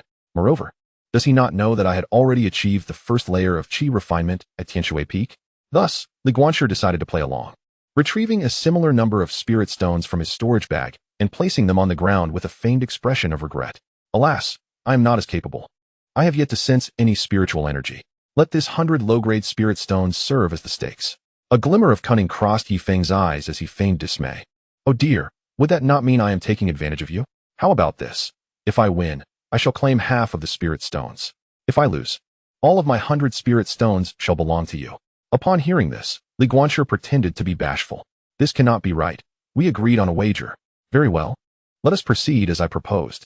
Yi Feng declared with an air of bravado, unaware that his antics had painted him as a complete fool in Li Guanshi's eyes. The spiritual light in the sky was relatively easy to capture. Once either of them stepped into the boundary, they would have a brief moment to seize the light. The grades of the techniques ranged from low grade to top grade. Furthermore, had it not been for this opportunity, they would have had to undertake sect missions for over a year based solely on their points to arrive at this selection. With grace, Yi Feng extended his hand. Shall you go first? Li Guanshi hesitated slightly and replied, Perhaps you should go first. I fear I might catch none at all. This display of timidity struck Yi Feng as a manifestation of Li Guanshi's lack of confidence in his own abilities. Yi Feng feigned reluctance. Very well. I shall go first then. This task is rather simple. It primarily depends on speed. With that, Yi Feng leaped down from the high platform, landing steadily on the ground. Li Guanshi clicked his tongue, noting the solid foundation of Yi Feng's physical cultivation. It was no wonder he exuded such confidence. Clearly, it stemmed from his own strength. Yet Li Guanshi was curious. Did Yi Feng not know of the events that transpired at Tianshui Peak that day? No, all the disciples were present in the hall, save for a few latecomers. Could it be that this brother was tardy on his very first day and missed the entire gathering? Within the grand hall, numerous ethereal lights of various hues danced swiftly through the air. Ye Feng, with his golden hair, leaned against the surrounding walls, his form darting like the wind as he reached for these luminous wisps. However, as they approached him, they would abruptly veer away, their speed astonishingly swift. The reason Ye Feng remained oblivious to Li Guanqi's actions aligned with his own suspicions. Yet, it was not merely tardiness that plagued Ye Feng that day. He had overslept. Even the Qi refining technique was brought back to him by a fellow disciple. Chapter 26, Earth-Level Fragment, Thunder Technique. Before long, Ye Feng managed to grasp the first ethereal light. Nevertheless, a frown creased his brow, and he promptly discarded the luminous fragment in his hand, clearly dissatisfied with the quality of the technique. Time swiftly passed like the burning of an incense stick. During this interval, Ye Feng captured 2 more ethereal lights, both of which he rejected. Given his haughty disposition, he would undoubtedly disdain techniques of inferior or mid-grade quality. With a swift motion, Ye Feng extended his hand towards a golden light, yet it abruptly changed direction, slipping past his fingertips. Instantly, Ye Feng twisted in midair, forcefully altering his position. In a remarkable feat, he managed to ensnare the luminous fragment with his feet. Li Guanqi smirked, believing that Ye Feng would opt for this particular technique, as it emanated a robust aura compared to the others. Indeed, Ye Feng's expression brightened upon discovering the technique within the light. Thus, the incense stick's duration came to an end. With a powerful push, Ye Feng leaped onto a platform approximately 10 feet high. This is quite challenging. The speed is overwhelming. I barely managed to acquire a superior grade technique. He concluded with a defiant glance towards Li Guanqi. Li Guanqi glanced at the name of the technique, Golden Radiance Heart Method. It appeared to suit Ye Feng's innate talents well. A hint of regret crossed Li Guanqi's face as he remarked, it seems my spiritual stones are doomed. Ye Feng laughed heartily, patting Li Guanqi on the shoulder. Oh, fear not. I relish a gamble. Every situation presents an opportunity for a wager in my eyes. So, should you indeed lose, I shall simply claim half of your spiritual stones. I, Ye Feng, am a man of my word. Li Guanqi shrugged and gradually descended from the platform, stepping into the arena. He had already chosen his target, a remarkably swift purple light. As Li Guanqi entered the arena, his aura shifted dramatically. To Ye Feng's astonishment, the youth's speed surpassed his own by a fraction, racing towards a purple ethereal light in the air. Yet, the light was too swift, darting past Li Guanqi's fingers multiple times in mere breaths. Just then, with his back to Ye Feng, Li Guanqi's expression subtly changed. He abruptly turned towards another flickering purple light. In midair, Li Guanqi swiftly detached his sword box, which plummeted straight down. Witnessing this, Ye Feng furrowed his brow and muttered, Is he attempting to lighten his load for increased speed and agility? But it's merely a sword. Boom. A dull, thunderous sound suddenly erupted. The sword case had actually smashed through the cobblestones beneath it. As Li Guanxi descended, he exerted his strength upon landing on the sword case. With a resounding crack, the immense force caused the stone slabs to shatter at a visible pace. Following this, Li Guanxi's figure appeared as a blurred shadow, racing towards another violet spiritual light in the sky. Sensing danger, the light accelerated, attempting to evade the boy's grasp. However, Li Guanxi was not one to grant such an opportunity. A flash from the storage bag at his waist revealed 3 spirit stones in his hand. With a flick of his wrist, the stones shot forth at an even swifter pace. The 3 spirit stones struck the spiritual light, causing it to alter its trajectory multiple times in midair. Seizing the moment, Li Guanxi captured the glimmer of light in his hand. Throughout this endeavor, the boy remained furrowed in thought, for he could clearly sense that this spiritual light was not particularly potent. As he landed steadily, he casually slung the sword case onto his back. Upon looking up, he noticed Yifeng's wide eyes and gaping mouth. With a powerful push from his feet, the youth leapt onto the high platform like a wisp of breeze. With a casual wave, he gathered all the spirit stones, chuckling, "Thank you, Brother Yi, for your generous support. I feel rather embarrassed." It was only then that Yifeng regained his composure, pointing at Li Guanxi and exclaiming, You. Li Guanxi, feigning innocence, replied, "What is the matter with me?" Taking a deep breath, Yifeng asked, "How heavy is that sword case you have?" Li Guanxi shrugged, responding, 500 pounds. 500 pounds. Li Guanxi remained silent, for if this fellow had been present that day in the Tianshui Peak Hall, he would have witnessed him lifting a 500-pound stone mill with one hand. Yifeng continued, "Are you now in the qi refinement stage?" Li Guanxi shrugged again, saying yes. "First layer of qi refinement. Otherwise I wouldn't be here seeking a cultivation method. My dantian is quite full. Yet I lack a technique to convert the absorbed spiritual energy into vital energy." Li Guanxi could clearly see Yifeng's fingers trembling. "You didn't say anything. You didn't ask anything. Fine. I won't hold it against you. But it's clear that my cultivation method is far superior. I haven't lost, have I?" Yifeng's face was full of defiance. Yet, Li Guanxi found himself quite fond of this fellow. Throughout the exchange, Yifeng had not mentioned the gains or losses of spirit stones, focusing solely on the outcome of their wager.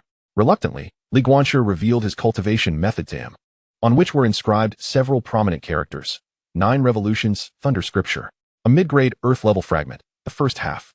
Due to the lack of the latter portion of the method for the golden core stage, it was classified as a top-tier mysterious grade technique. Yifeng's expression fell, filled with disappointment as he lamented, "Lost another bet. Is my luck truly this poor? How could I lose this?" Li Guanxi smiled slightly, waved his hand, and prepared to depart. "I look forward to our next wager." Yifeng shrugged, watching Li Guanxi's retreating figure, and inquired, "Shall we place another bet for the first entrance examination in 3 months?" Li Guanxi smiled faintly. "What shall we wager?" Yifeng pondered for a moment, then, with a hint of frustration, raked his fingers through his hair and remarked, "I haven't figured it out yet. Let's discuss it later." He resolved to reclaim his losses next time. Li Guanxi, observing the gleam in Yifeng's eyes, could not help but suggest, "Shall I spare you some spirit stones for cultivation?" Unexpectedly, Yifeng dismissed the notion with a casual wave of his hand, stating, "It's fine. I'll have my family send some over later." The two descended the stairs together. On the second floor, a senior brother was still grappling with which martial art to choose. Upon seeing Li Guanxi, he feigned ignorance and turned away. As the two made their way through the library, they were suddenly halted by Ling Daoyan, who glared at Li Guanxi and demanded, "Pay up. 10 spirit stones." Li Guanxi immediately grasped the situation and patiently replied, "Ling Laosher, this is truly not my fault. It was Yifeng who insisted on betting with me. I may have been a bit too forceful and caused a slight mishap. However, it's all right. My brother Yifeng has agreed to cover this expense." Yifeng, taken aback, gazed at Li Guanxi with disbelief in his clear eyes. Just as Ling Daoyan was about to respond, Li Guanxi swiftly made his escape, leaving Yifeng standing there in a daze. Ultimately, Yifeng paid the 10 spirit stones on behalf of Li Guanxi. "Li Guanxi, you owe me 10 spirit stones. Do you not realize that gamblers cursed with debts often suffer misfortune?" Chapter 27. Cultivating the Technique. Success on first attempt. Upon returning to his private courtyard, Li Guanxi was surprised to find his master waiting at the entrance. He hurried over, smiling, and inquired, "Master, what brings you here?" The elder chuckled heartily and replied, "I simply wish to see what martial art you acquired." Li Guanxi opened the door and led the elder into the hall. The youth, feeling somewhat bashful, confessed, "I obtained a fragment of a text." Hearing this, Li Nanting's brow furrowed as he gravely asked, "You did not acquire the primordial thunder technique?" Yet the elder refrained from saying more, offering gentle reassurance, "Do not worry. when you reach the golden core stage. I will take you to some auctions to try your luck and see if we can find a superior technique. The elder's comforting words warmed the young man's heart. However, he could not yet disclose to his master the reasons behind his choice of technique. The elder did not take his leave, but instead accompanied Guanqi to the meditation chamber within the courtyard. Inside, the elder waved his hand, placing 10 low-grade spirit stones into a gathering array, instantly enriching the spiritual energy in the room. The elder smiled and said, "Let me help you sort out the issues with the technique for your first cultivation session to avoid any problems." The youth nodded, not hesitating to share the 9 turns thunder technique, which he laid open before him to read. It must be said, the explanations within the technique were somewhat cryptic and difficult to grasp. Fortunately, Li Nanting patiently elucidated the concepts for him, highlighting the critical points within the human meridians. However, he was also cautious not to divulge too much information at this time. To possess excessive knowledge may prove counterproductive. It suffices to impart to him the method of circulating spiritual energy as delineated in this technique, along with the meridians through which it traverses. After a full half-hour had elapsed, Li Nanting repeatedly confirmed that Guanqi had comprehended the route of the internal cultivation. At this juncture, Li Nanting reiterated the essential incantations of the technique several times. He then ignited a calming incense before Guanqi, whose spirit felt remarkably clear amidst the curling wisps of fragrant smoke, with few distractions clouding his mind. Subsequently, the elder fell silent, observing Guanqi with unwavering attention, prepared to intervene at a moment's notice. In the tranquil chamber, the spiritual energy had thickened to a notable degree. Guanqi settled into a cross-legged position, arranging himself without haste to commence his cultivation. He adhered diligently to the elder's recent admonitions, recognizing that during one's inaugural practice, the paramount task was to guide the natural spiritual energy within, following the prescribed route, to complete a full cycle. During this delicate process, maintaining mental focus and avoiding intrusive thoughts was of utmost importance. Otherwise, one could easily veer into chaos, risking damage to their meridians. Merely a few breaths later, the youth's respiration gradually evened out. The elder observed the earnest expression on the boy's face, a smile of satisfaction gracing his features. He had not anticipated such remarkable concentration from the youth. A typical disciple might struggle to achieve such a tranquil state after entering meditation. Guanqi's ability to swiftly focus on a singular task could be attributed to his childhood experiences, during which he often found himself lost in thought. Having little else to occupy his time, he could spend an entire day merely gazing at an ordinary stone, his mind wandering freely, yet capable of sustained attention. Suddenly, a subtle wave of energy resonated through the air, prompting the elder to straighten his posture instinctively. He clutched the hem of his garment tightly, ready to spring into action at any moment. Guanqi had begun to perceive the abundant spiritual energy, gradually drawing it into his being. At this critical moment, his foremost task was to channel this energy to thoroughly break through the blockages within him. Gradually, he sensed the mist within his dantian growing denser. He endeavored to mobilize this nascent energy, sending it surging through the meridians as prescribed by the technique. A silent explosion reverberated in his mind, causing Guanqi's complexion to flush with vigor, his brow furrowing as he appeared to endure some form of torment. The elder's gaze remained fixed on the boy's transformation, refraining from intervening at that moment, silently urging him to persevere. Suddenly, a powerful surge of spiritual energy forcefully surged through the boy's meridians, an indescribable agony enveloping him, akin to the sensation of his insides being tangled together. Yet, for a youth seasoned by various trials, this pain was still bearable. In comparison to the torment endured during his medicinal baths, this discomfort was merely mild. At that moment, the elder's expression shifted dramatically. As if recalling something vital, an alarming realization struck him. He had forgotten to advise him that breaking through the meridians should not be pursued hastily. Rather, it would be wise to make gradual progress each day. However, at this moment, he could not intervene to halt Guanqi, for forcefully interrupting him could potentially harm his meridians. The very foundation of his energy center could suffer severe damage as well. A hint of regret flickered in the old man's eyes. If Guanqi were to sustain injuries due to this, he would undoubtedly feel immense guilt. At this time, Guanqi was wholly absorbed in the endeavor of breaking through his meridians. With each meridian he opened, he sensed subtle changes coursing through his being. Thus, after an entire hour of anxious anticipation, the spiritual energy within the quiet chamber began to coalesce into a stream, surging into the youth's nostrils. The old man's eyes widened in disbelief. Initially, Li Nanting had thought that once a portion was successfully breached, Guanqi would naturally withdraw from his meditative state. Yet, The current situation clearly indicated that he had opened all the meridians within his body and had commenced the operation of the first cycle. Just then, Li Guanqi's complexion paled, his form slightly swaying. A violent surge of spiritual energy erupted from within him. In that fleeting moment, when the youth's face drained of color, the old man swiftly appeared behind him. With gentle pats on Li Guanqi's back, an extraordinarily pure force of essence flowed into his body. Subsequently, a voice resonated like a mighty bell in Li Guanqi's mind. Guard the celestial spirit, focus your mind. Li Guanqi felt the pure essence within him, and all his fatigue dissipated in an instant. Harnessing this power, he propelled himself to completely circulate the 9-turning Xing Lei Sutra through one cycle.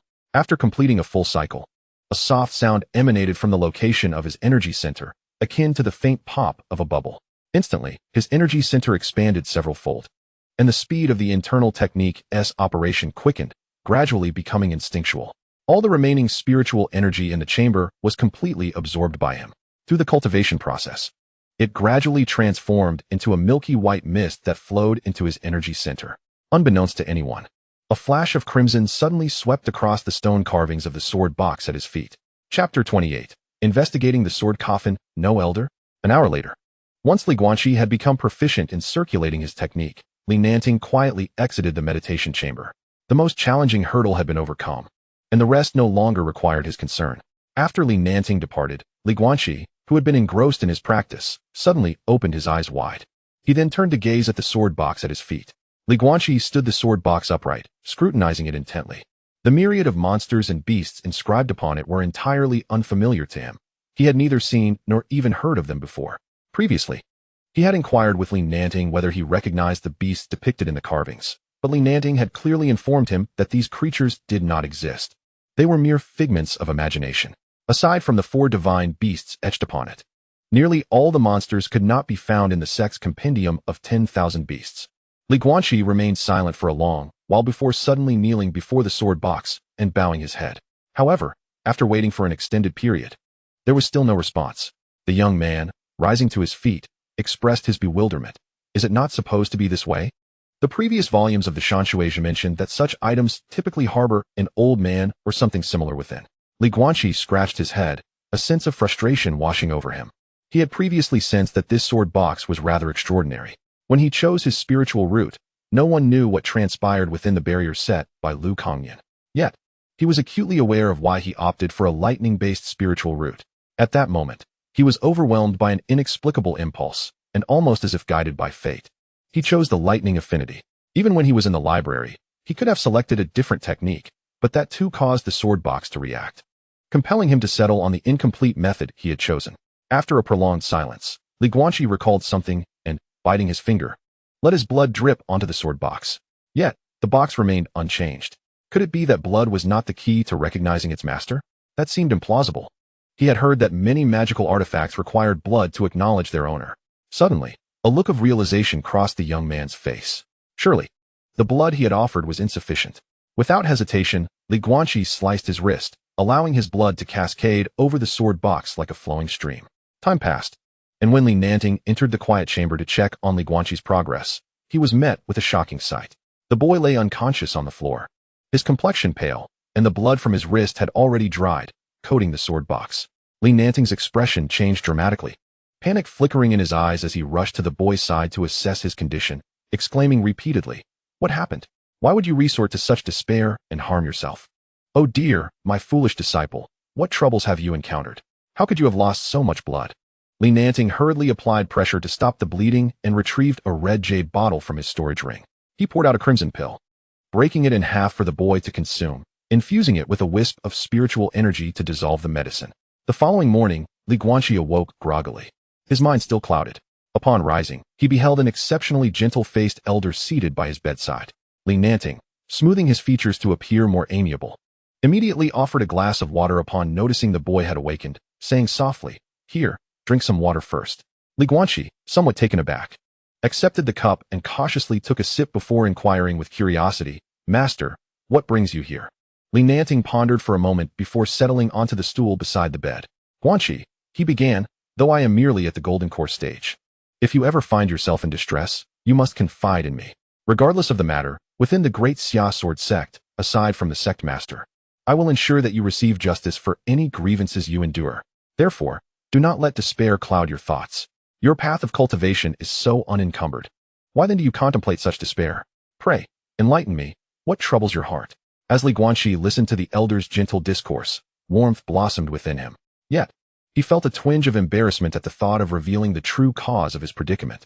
Should he confess to his master that he suspected the sword box to be extraordinary, and in his eagerness to recognize it with his blood, he had lost consciousness from excessive bleeding? Observing the youth's conflicted expression, Li Nanting mistakenly assumed that the boy came from a significant background. In an instant, a surge of fury ignited within him. Boom! The elder abruptly rose from his seat, his demeanor grave as he solemnly declared, "Speak. I wish to know who dares to bully my disciple, Li Nanting." Moments later, as the elder exited the door, his eyes were tightly shut, caught in a blend of laughter and tears. Ultimately, Li Guanqi, unable to withstand the elder's wrath, divulged the truth. In the ensuing days, a young girl named Su Xuan, who had suffered 2 broken ribs, began to frequent Li Guanqi's residence, compelled by the knowledge of his fainting incident. Through gritted teeth and enduring immense pain, she descended the mountain to mock him. Ha ha ha, the little blind boy is even more foolish than I am. How utterly ridiculous to faint from blood loss. Li Guanqi paid her taunts no heed, steadfastly practicing his stances. This marked his 3rd wooden post. Subsequently, he visited the library and casually selected a sword technique named the Azure Lotus Celestial Sword. The iron sword in his possession had been procured for him by Li Nanting from the weapon hall, a standard issue for all disciples of the sect. Though the Daxia sword sect is primarily a sword sect, and its disciples are predominantly sword practitioners, it does not imply that every individual is suited to wield a sword. Many choose to master other weapons. Over the past few days, Li Guanqi had firmly established his foundation at the 1st level of qi refinement. The momentum of his internal energy cyclone was accelerating rapidly. Li Nanting had visited him several times, and, upon discovering that he had ceased his reckless bloodletting, felt a sense of relief. During this period, Li Guanqi hardly ventured beyond his courtyard, dedicating each day to sword practice. Yet, he did not focus on the Azure Lotus Celestial Sword. Instead, he diligently honed the fundamental techniques of the long sword. Thus, a month elapsed since Li Guanqi's initiation. Remarkably, during this time, his progress in breaking through realms was unparalleled in the annals of the Daxia sword sect. Within a mere month, he ascended from the 1st to the 5th level of qi refinement. Such an acceleration was unprecedented. However, he was not the only one shining brightly.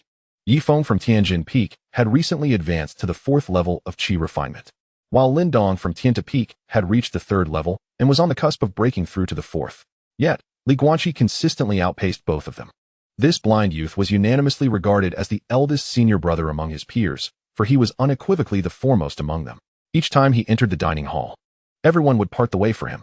Wherever he went, he was treated like the sun amidst the stars, receiving courteous attention from all. Chapter 29. What is there to pretend? I don't care. One night, Li Guanqi sat alone in his quiet chamber, embedding the last 10 low-grade spirit stones into the spirit-gathering array. He murmured softly, "Tonight, I shall attempt to break through to the 6th layer of qi refining." Over the past month, he had felt a remarkable transformation within his body, and his perception of the natural spiritual energy had become distinctly sharper. As he settled into a meditative state, the internal flow of his cultivation method accelerated. The spiritual energy within the chamber coalesced into a radiant arc, swiftly assimilating into his vital essence. However, just as he sensed the signs of a breakthrough, an overwhelming force suddenly erupted from the sword box beneath him. Li Guanqi, eyes closed in concentration, furrowed his brow as he felt his vital essence uncontrollably dissipating at an alarming rate. In mere moments, his cultivation level plummeted to the 4th layer of qi refining. Struggling to suppress his rising panic, he endeavored to hasten the circulation of his internal energy to quell this bizarre loss. Yet, no matter his efforts, the vital essence within his dantian spiraled out like a burst dam. 3 layers, 2 layers. Li Guanqi's complexion turned ashen as he faced this predicament. Powerless to reverse his fate, he could only watch in despair as his level fell to the 1st layer of qi refining. With a pale face and beads of sweat dotting his forehead, disappointment flickered in his wide eyes. After surveying the empty chamber and confirming that the door was securely closed, Li Guanqi staggered toward the sword box. With a stoic expression, he intoned, "I can feel that you have devoured my vital essence. If you possess any spirit, I hope we can converse." Silence enveloped him. The only sound was his own breathing. After a prolonged moment of stillness, he observed that the sword box remained utterly unresponsive, as if it were an inanimate object.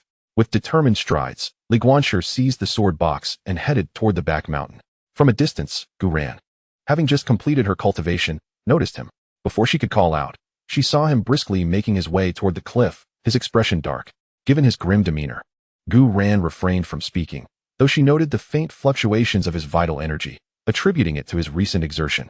Li Guanshi approached the edge of the towering cliff, extending his hand with the sword box. The cold-faced youth gazed at it, his voice low and resolute. I will say this one last time. Will you speak? The sword box remained unresponsive.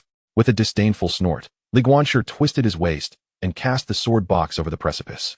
Having done so, he turned to leave. Li Guanshi felt no sense of loss for abandoning the sword box.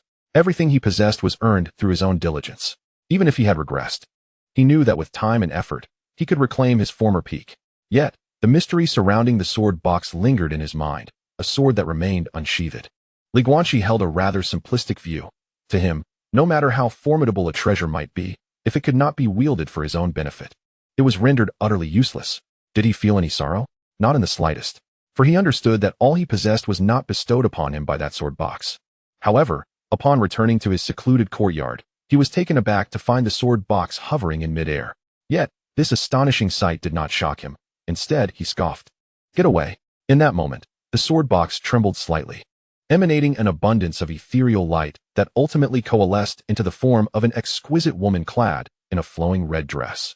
She was remarkably tall, making even the current Li Guanshi appear significantly shorter. With a high-bridged nose, skin as smooth as jade, and finely chiseled features, her figure was alluringly curvaceous. The fabric of her dress taut against her form. However, her eyes were frosted with disdain, and her countenance radiated an air of haughty superiority. The contemptuous gaze she cast upon the world, combined with her frigid demeanor, suggested she was a celestial being, a fairy of the heavens. Even Li Guanshi, usually composed, found himself taken aback by her unparalleled beauty. Before she could utter a word, he adopted a serious expression and declared, "Do not attempt to seduce me. That ploy will not work."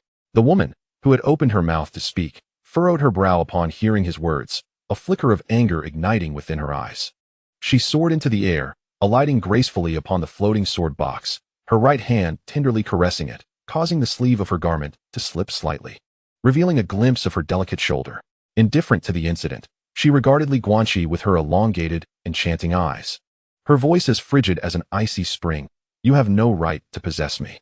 Her words, tinged with condescension, pierced Li Guanshi's heart like a blade. In his childhood, he had never donned new clothes or fresh shoes. "You are unworthy of wearing new garments," was a phrase often uttered by Li Dashan, echoing in his mind. With measured steps, Li Guanshi advanced toward the woman. 1 step, 2 steps, 3 steps. Upon reaching her ethereal presence, he halted, gazing up at her lowered gaze, and suddenly grasped the sword box with a firm hand. Thud! His powerful physique yanked the floating sword box down to the ground with a resounding crash. Bang! Li Guanshi planted his foot upon the sword box and leaned closer to the woman, their faces mere inches apart. His expression remained placid as he fixed his unwavering gaze into her eyes. A chilling voice emerged from his lips. "What constitutes worthiness? Merely a sword spirit, manifesting before me. Yet it has siphoned my vitality. What grounds do you have to stand so arrogantly before me?" The woman, perhaps momentarily stunned by the audacity of the young man, found herself momentarily at a loss for words. By the time she regained her composure, she could even feel the warmth of his breath upon her face. Leaning slightly back, a surge of formidable power instantly propelled Li Guanshi several paces away. A flicker of anger passed through the woman's eyes as she coldly murmured, "Just because I am, however." Her words ultimately remained unspoken, swallowed back into silence. Suddenly, she burst into laughter, delicately lifting her fallen sleeves with her jade-like fingers. With a self-deprecating smile, she remarked, "After sleeping for an unknown number of years, I find myself infuriated by a mere inexperienced youth." Gradually rising, she regarded the boy with a patronizing demeanor, saying, "From now on, I shall claim half of the vital energy you cultivate.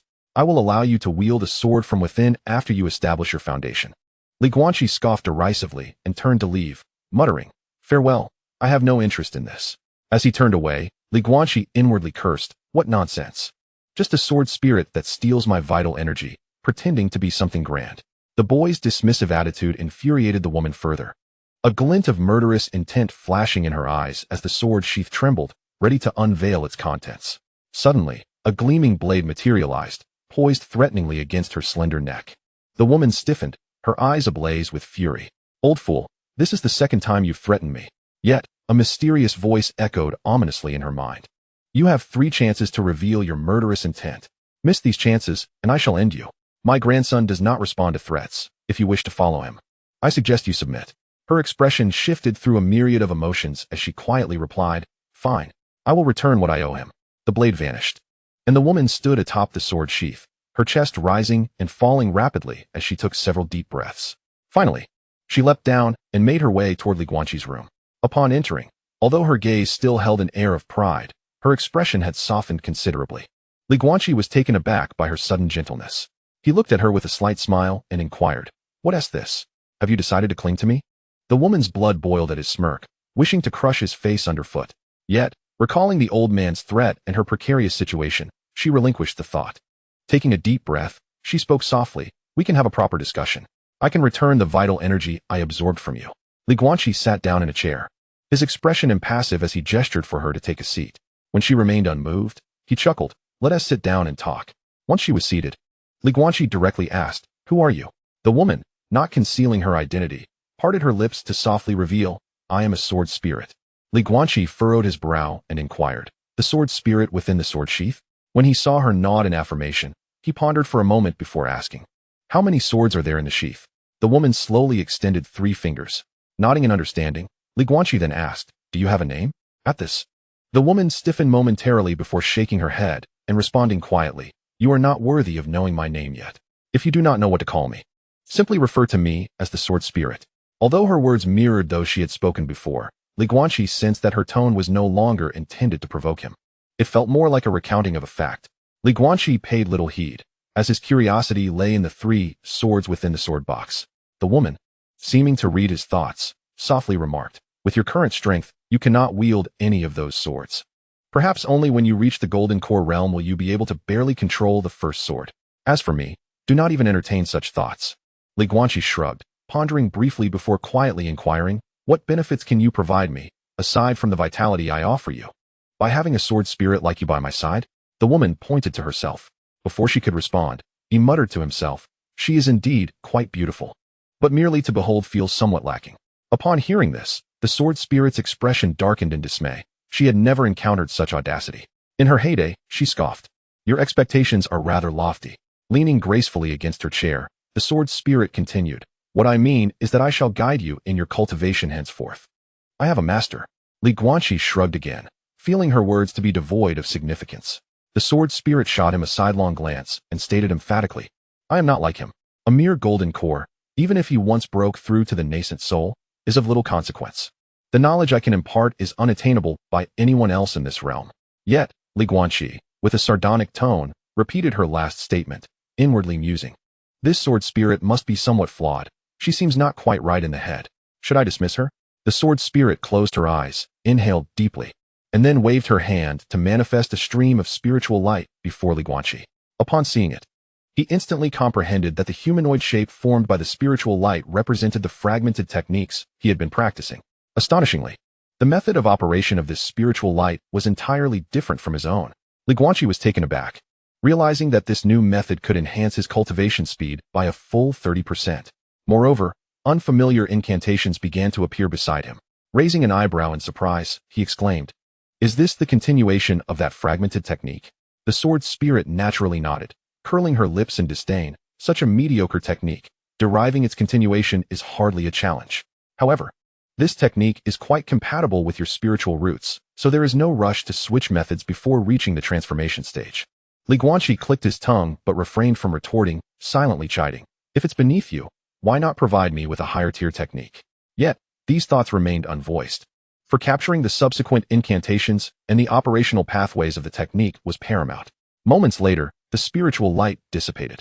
The sword spirit glanced at the young man, who appeared thoroughly satisfied, and gently asked, Do you have any further questions?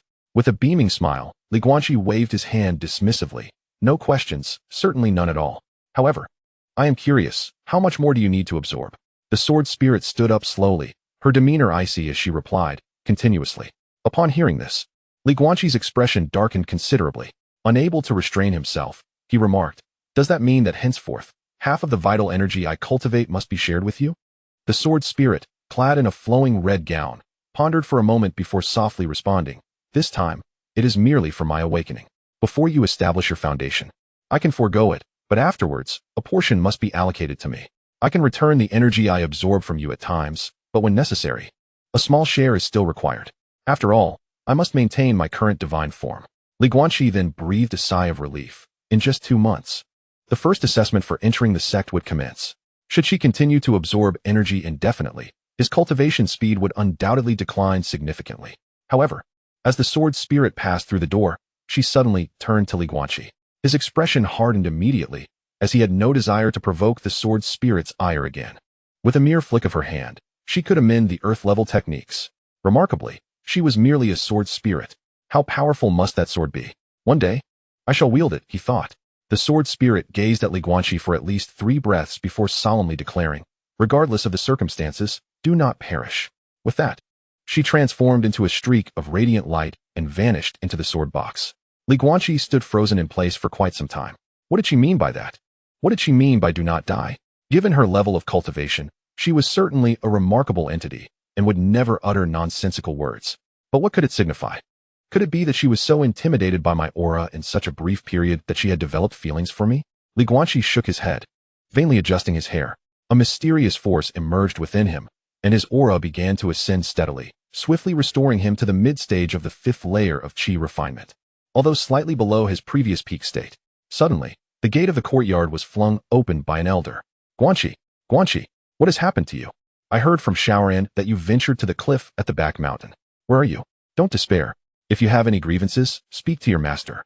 With a creak, Guanqi smiled and opened the door, feeling somewhat embarrassed as he replied, "Master, there's nothing to worry about. I merely went to the back mountain to dispose of some trash." "You little rascal, who are you calling trash?" Guanqi's smile faltered, for he had anticipated the sword spirit's voice echoing in his mind. The elder swiftly moved to his side, channeling his vital energy to examine his condition. Yet, he found nothing amiss, only a slight diminishment in his aura, which eased his concern. Nanting, noticing the minor decline in his aura, assumed it was due to his impatience in cultivation and gently cautioned, "You should not overexert yourself in daily practice. Your rate of cultivation since your initiation has already matched that of core disciples from formidable sections.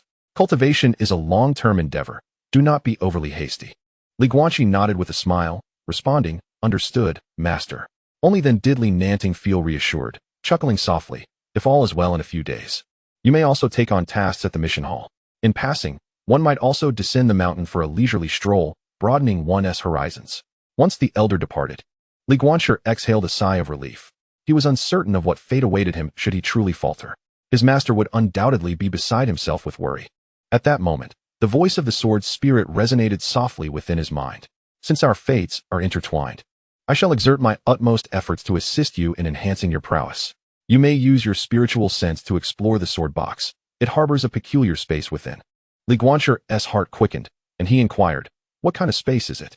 A storage space?" The sword spirit chuckled derisively. "A storage space? Have you underestimated me?" Guanqi chose not to engage in further argument, allowing his spiritual sense to probe the sword box. As was customary, he could perceive nothing of its interior, as if his spiritual sense were obstructed. However, this time he indeed sensed the space the sword spirit had mentioned. Buzz! A mysterious wave surged forth, and Guanqi's figure abruptly vanished from the room. Thud! The sword box struck the azure bricks with a dull thud. Guanqi gazed around at the flickering spiritual lights, his eyes landing on an ancient altar of considerable size beneath his feet, astonished. "What is this?" The sword spirit gradually materialized atop the altar, speaking softly, "Try embedding the spirit stones into the formation." Guanqi noticed a raised stone slab upon the altar, which bore 10 indentations. He placed 10 low-grade spirit stones upon it, and suddenly, countless enigmatic patterns emerged on the slab. Buzz! The pitch-black void trembled slightly, and the altar beneath him erupted with a blinding silver light. Yet, nothing further transpired, leaving Guanqi in a state of bewilderment. Moreover, the spirit stones upon the altar were visibly depleting at an alarming rate. Unable to contain himself, Guanqi exclaimed, "Is that all?" The sword spirit rolled her eyes, replying, "Currently, the time-flow ratio between the altar space and the external world is 2-to-1. Guanqi furrowed his brow, cautiously asking, "Is it the kind of 2-to-1 I'm thinking of?" "Indeed. By the heavens, this difference in time flow is astonishing. Is this even possible?" The sword spirit gazed at the altar and replied softly, "What is impossible about it? Merely 10 low-grade spirit stones can sustain this for no more than an hour before they are entirely consumed. Medium-grade spirit stones can last a day, while high-grade spirit stones can endure for a month." Though Li Guanxi felt a pang of regret, he understood that such a phenomenon was beyond comprehension. This extraordinary ability must remain a closely guarded secret. Yet, his expression soon soured as he observed that a fifth of the spirit stones had already been consumed. Hastily prying them from the slab.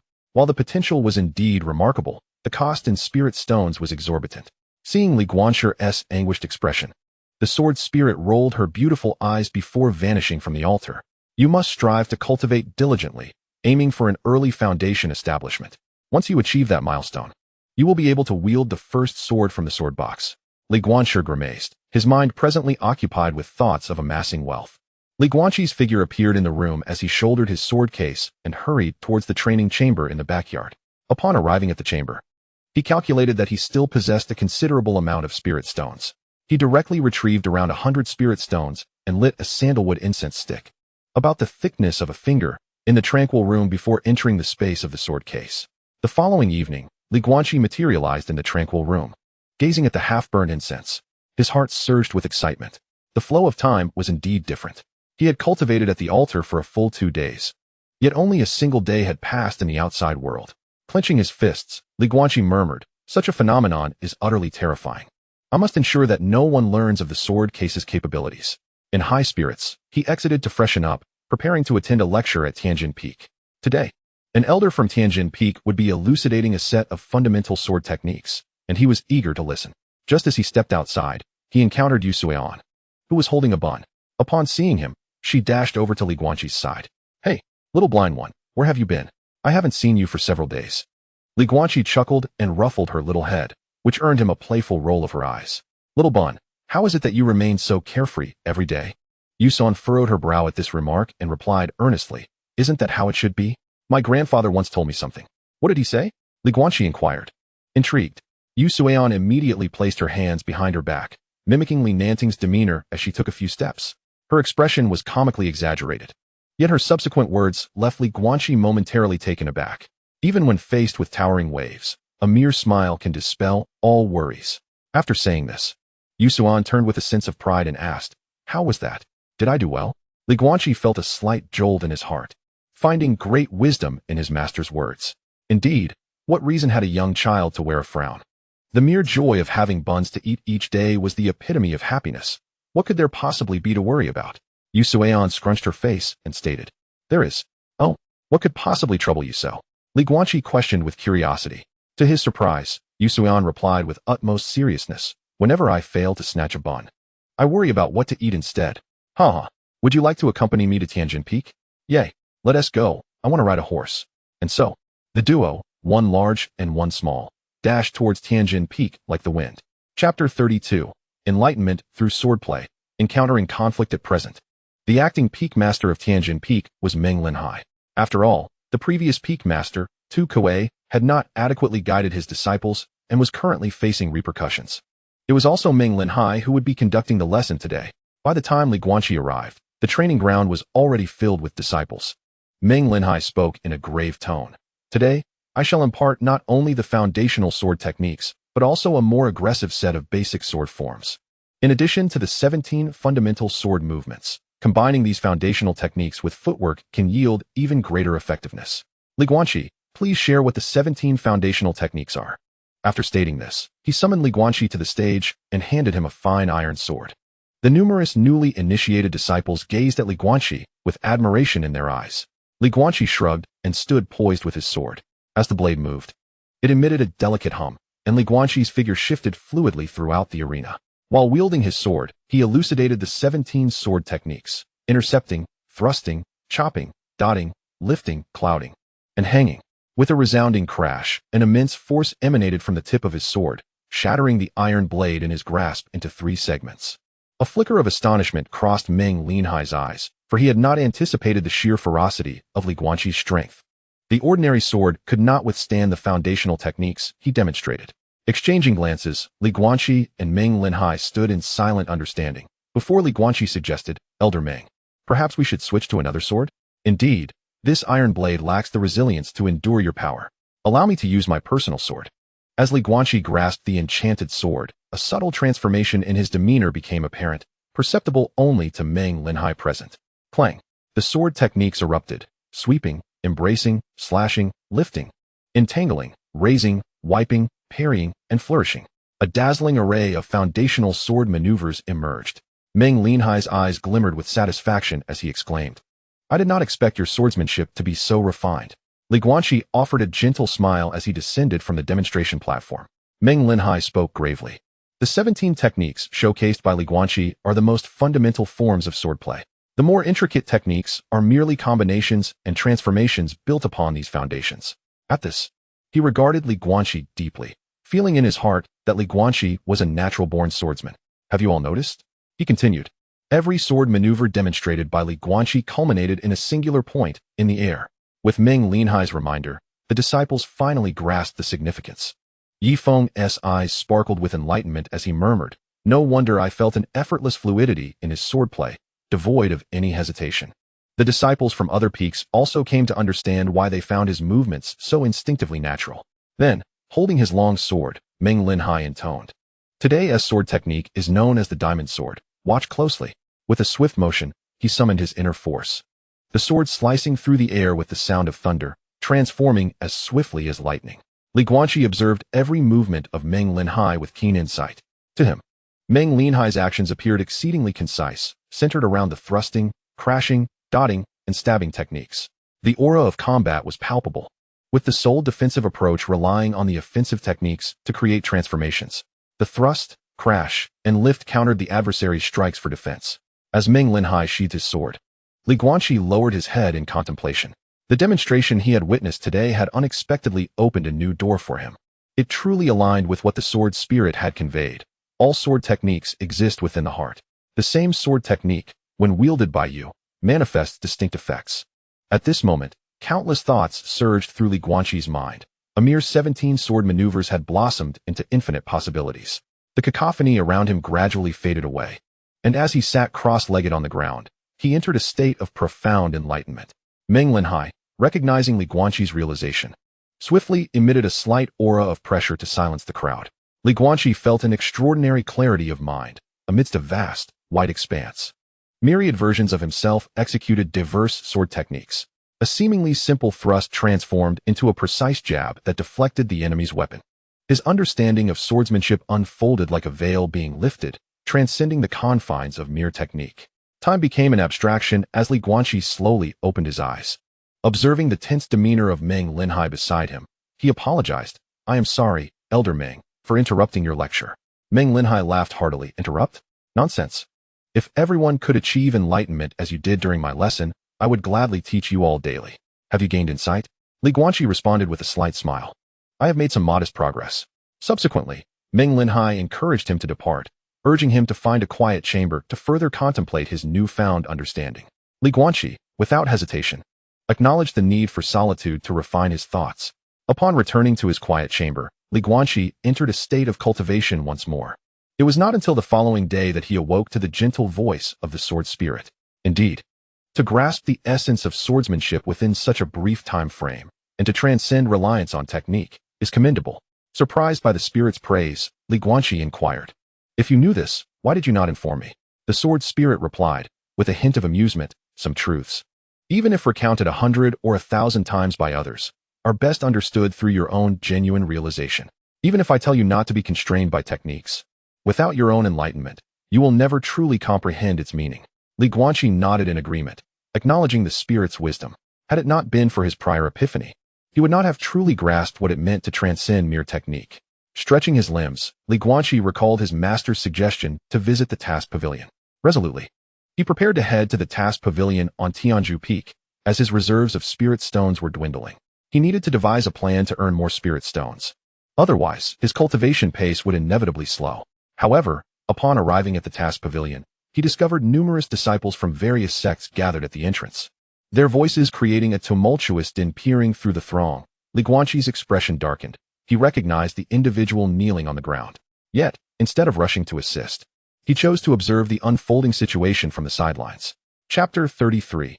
Dignity is earned. relying on oneself as Li Guanqi navigated through the crowd. He noticed several towering youths trampling on Li Shengyan, causing his brow to furrow in confusion at the unfolding circumstances. In the eyes of Li Shengyan, he is perceived as an exceedingly astute individual.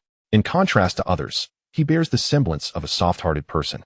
The reason for labeling him as remarkably shrewd stems from Li Guanqi's impressions during their inaugural encounter. Perhaps Lin Dong remained oblivious to the underlying motivations behind Li Shengyan's approach towards the two of them, yet he was acutely aware. Had it not been for the minimal burning of their ascent talismans at that moment, Li Shengyan would likely not have sought to approach them and extend his goodwill. Li Shengyan lay on the ground, bloodied, while a robust youth firmly pressed down on his chest. With a mocking lift of the jade token in his hand, he taunted, "Shouldn't you have honored me with such an effortless task first? Why are you so forgetful?" Despite lying on the ground amidst the peculiar gazes of those around him, Li Shengyan exhibited no signs of anger. Instead, a bloodstained smile adorned his face as he replied, "I apologize, Brother Wang. I had no idea you wished to undertake a task these past few days. Had I known, I would have certainly seized the task for you, sparing you the trouble of handling it yourself." Recognized as Brother Wang, the youth lifted his foot, laughed heartily, and leaned down to slap Li Shengyan's face. The sound echoed, causing the flesh on Li Shengyan's face to quiver. Yet, the smile upon his countenance showed no signs of waning. Observing this scene, Li Guanqi's expression remained largely impassive, even silent. However, at that moment, Li Shengyan's gaze met Li Guanqi's. Upon seeing him, a shadow of embarrassment darkened his eyes. Feeling somewhat humiliated to have his predicament witnessed by someone close to him, Li Shengyan's expression also alerted the onlookers to the presence of the young man with pure white eyes. In an instant, murmurs erupted. "Isn't that Li Guanqi from the Thunderbolt Peak?" The disciple known as Brother Wang turned and caught sight of Li Guanqi, causing his complexion to shift, a hint of trepidation prompting him to bow and address, "Brotherly." Yet, noticing that Li Guanqi remained silent, Wang Dachuan hastily beckoned his companions to retreat. As they departed, he did not forget to bow and extend the task token to Li Guanqi. Li Guanqi scoffed, saying, "The item is yours. Why present it to me?" Wang Dachuan glanced at the prostrate Li Shengyan, momentarily perplexed about the unfolding events. Nonetheless, unwilling to relinquish the task in his possession, he swiftly pocketed it and hastened away. The crowd gradually dispersed, leaving only Li Shengyan on the ground and Li Guanqi standing nearby. A bitter smile crept onto Li Shengyan's lips as he softly inquired, "Why did you refuse that task? It was already the third task Wang Dachuan has claimed from me." Li Guanqi crouched down beside Li Shengyan, his eyes devoid of emotional fluctuation as he posed a question, "Are you complaining?" A flicker of anger finally crossed Li Shengyan's face. "Indeed, I am complaining. After all, I have lost everything. Is it so wrong to express my grievances in the presence of a friend?" However, Li Guanqi did not acquiesce to his sentiment, instead responding directly, "No." The chubby boy was momentarily taken aback, then exclaimed, "Why?" Li Guanqi slowly rose, casting a sidelong glance at him and retorted, "On what grounds?" Li Shengyan, lying on the ground, was frozen in place, perplexed by Li Guanqi's insinuation that he had no right to complain. Li Guanqi continued, "Haven't you already resolved to be a pushover? Since you've chosen to embrace that role, what right do you have to voice your grievances? You should view your losses as blessings. If someone knocks out your teeth, you ought to swallow the pain and greet them with a smile. Isn't this the very path of existence you've selected? If this is your own choice, why complain to others?" His calm words reverberated in Li Shengyan's mind like thunderclaps, rendering him speechless and rigid. As Li Guanqi walked toward the task pavilion, he added, "If you wish to continue being the nice guy, then remain here, lying down forever. You must bear your grievances alone, silently enduring. If you have had enough of this, then stand up and confront them with your fists. The only one who can help you is yourself." With that, Li Guanqi turned and left. Li Shengyan, sitting on the ground, experienced a whirlwind of emotions before silently rising and departing. Meanwhile, Li Guanqi received a rather favorable mission within the task pavilion to investigate the appearance of a vengeful spirit in a town with a generous reward of 50 sect points. The exchange rate for sect points to spirit stones was 1 to 2, meaning that one task could yield nearly 100 spirit stones. The high point reward was due to his previous 3 failures. However, as Li Guanqi exited the task pavilion, he was met with a cacophony of noise. A bloodied chubby boy stood resolutely at the entrance, his nose broken, eyes swollen, and lips split. Upon seeing Li Guanqi emerge, he grinned and waved the task jade token in his hand. Li Guanqi smirked slightly, displaying a hint of amusement, and patted his shoulder. He then made a trip to the treasure pavilion, exchanging points for several talismans before descending the mountain with his sword. His destination was Xingyan Town, situated in the southern region under the jurisdiction of the Daxia Sword sect. The town had long thrived on weaving and dyeing fabrics, with numerous dye houses. Recently, for reasons unknown, many young men had met untimely deaths, instilling fear among the townsfolk. Merchants had ceased to visit, and upon learning of the situation, the Daxiao sword sect released this mission after evaluation. This was Li Guanqi's first descent from the mountain to undertake a task, and he felt a tinge of excitement. After all, he had yet to encounter a ghost, and was curious about their true nature, whether they were indeed as elusive and intangible as folklore suggested. Without wasting time, Li Guanqi set forth directly to Xingyun town. With a distance of 100 miles ahead, he would need to walk for an entire day and night. Chapter 34. The Ghostly Woman and the Mountain Temple. As nightfall descended, Li Guanqi found himself amidst a vast mountainous expanse. In the depths of the mountains, the echoes of beastly roars reverberate, revealing the existence of countless ferocious creatures in this world. At this moment, encountering a first-tier beast might be manageable. However, an encounter with a second-tier beast would spell danger. A second-tier beast is akin to a foundational cultivator among human practitioners. Fortunately, he spotted a dilapidated temple atop a distant hill. Upon seeing the temple, Li Guanqi finally breathed a sigh of relief. At least he had a place to rest for the night. Glancing at the map within his jade slip, he realized he would not reach Xingyun town until the following evening. The temple's plaque had long since vanished, and its decrepit state indicated it had been abandoned for quite some time. The creaking sound of the door being pushed open by the youth resonated starkly in the stillness of the night. Nevertheless, Li Guanqi had grown accustomed to the darkness and felt little trepidation toward the night. The courtyard was littered with withered leaves and cobwebs. He raised his sword sheath to clear away the webs and stepped inside the temple. With each crunch of the dry leaves beneath his feet, Li Guanqi entered with an expression of indifference. Yet, the temple was in a state of utter disrepair. The statues of Buddha were shattered and missing limbs, and the gold leaf once adorning them had been completely scraped away. Although Li Guanqi did not believe in deities, he still bowed respectfully and uttered a prayer as he sought refuge in this place. Gathering some twigs from the surroundings, he returned to the temple, where he kindled a small fire in the courtyard and retrieved some jerky and water from his storage bag. After satisfying his hunger and thirst, he placed the dilapidated incense table at the entrance and lay down to sleep atop it. In the quiet of the ruined temple, only the crackling of the flames could be heard. Just as Li Guanqi closed his eyes, he suddenly felt a chill breeze sweep through the doorway. He attempted to open his spiritual eye, only to find himself unable to perceive the outside world.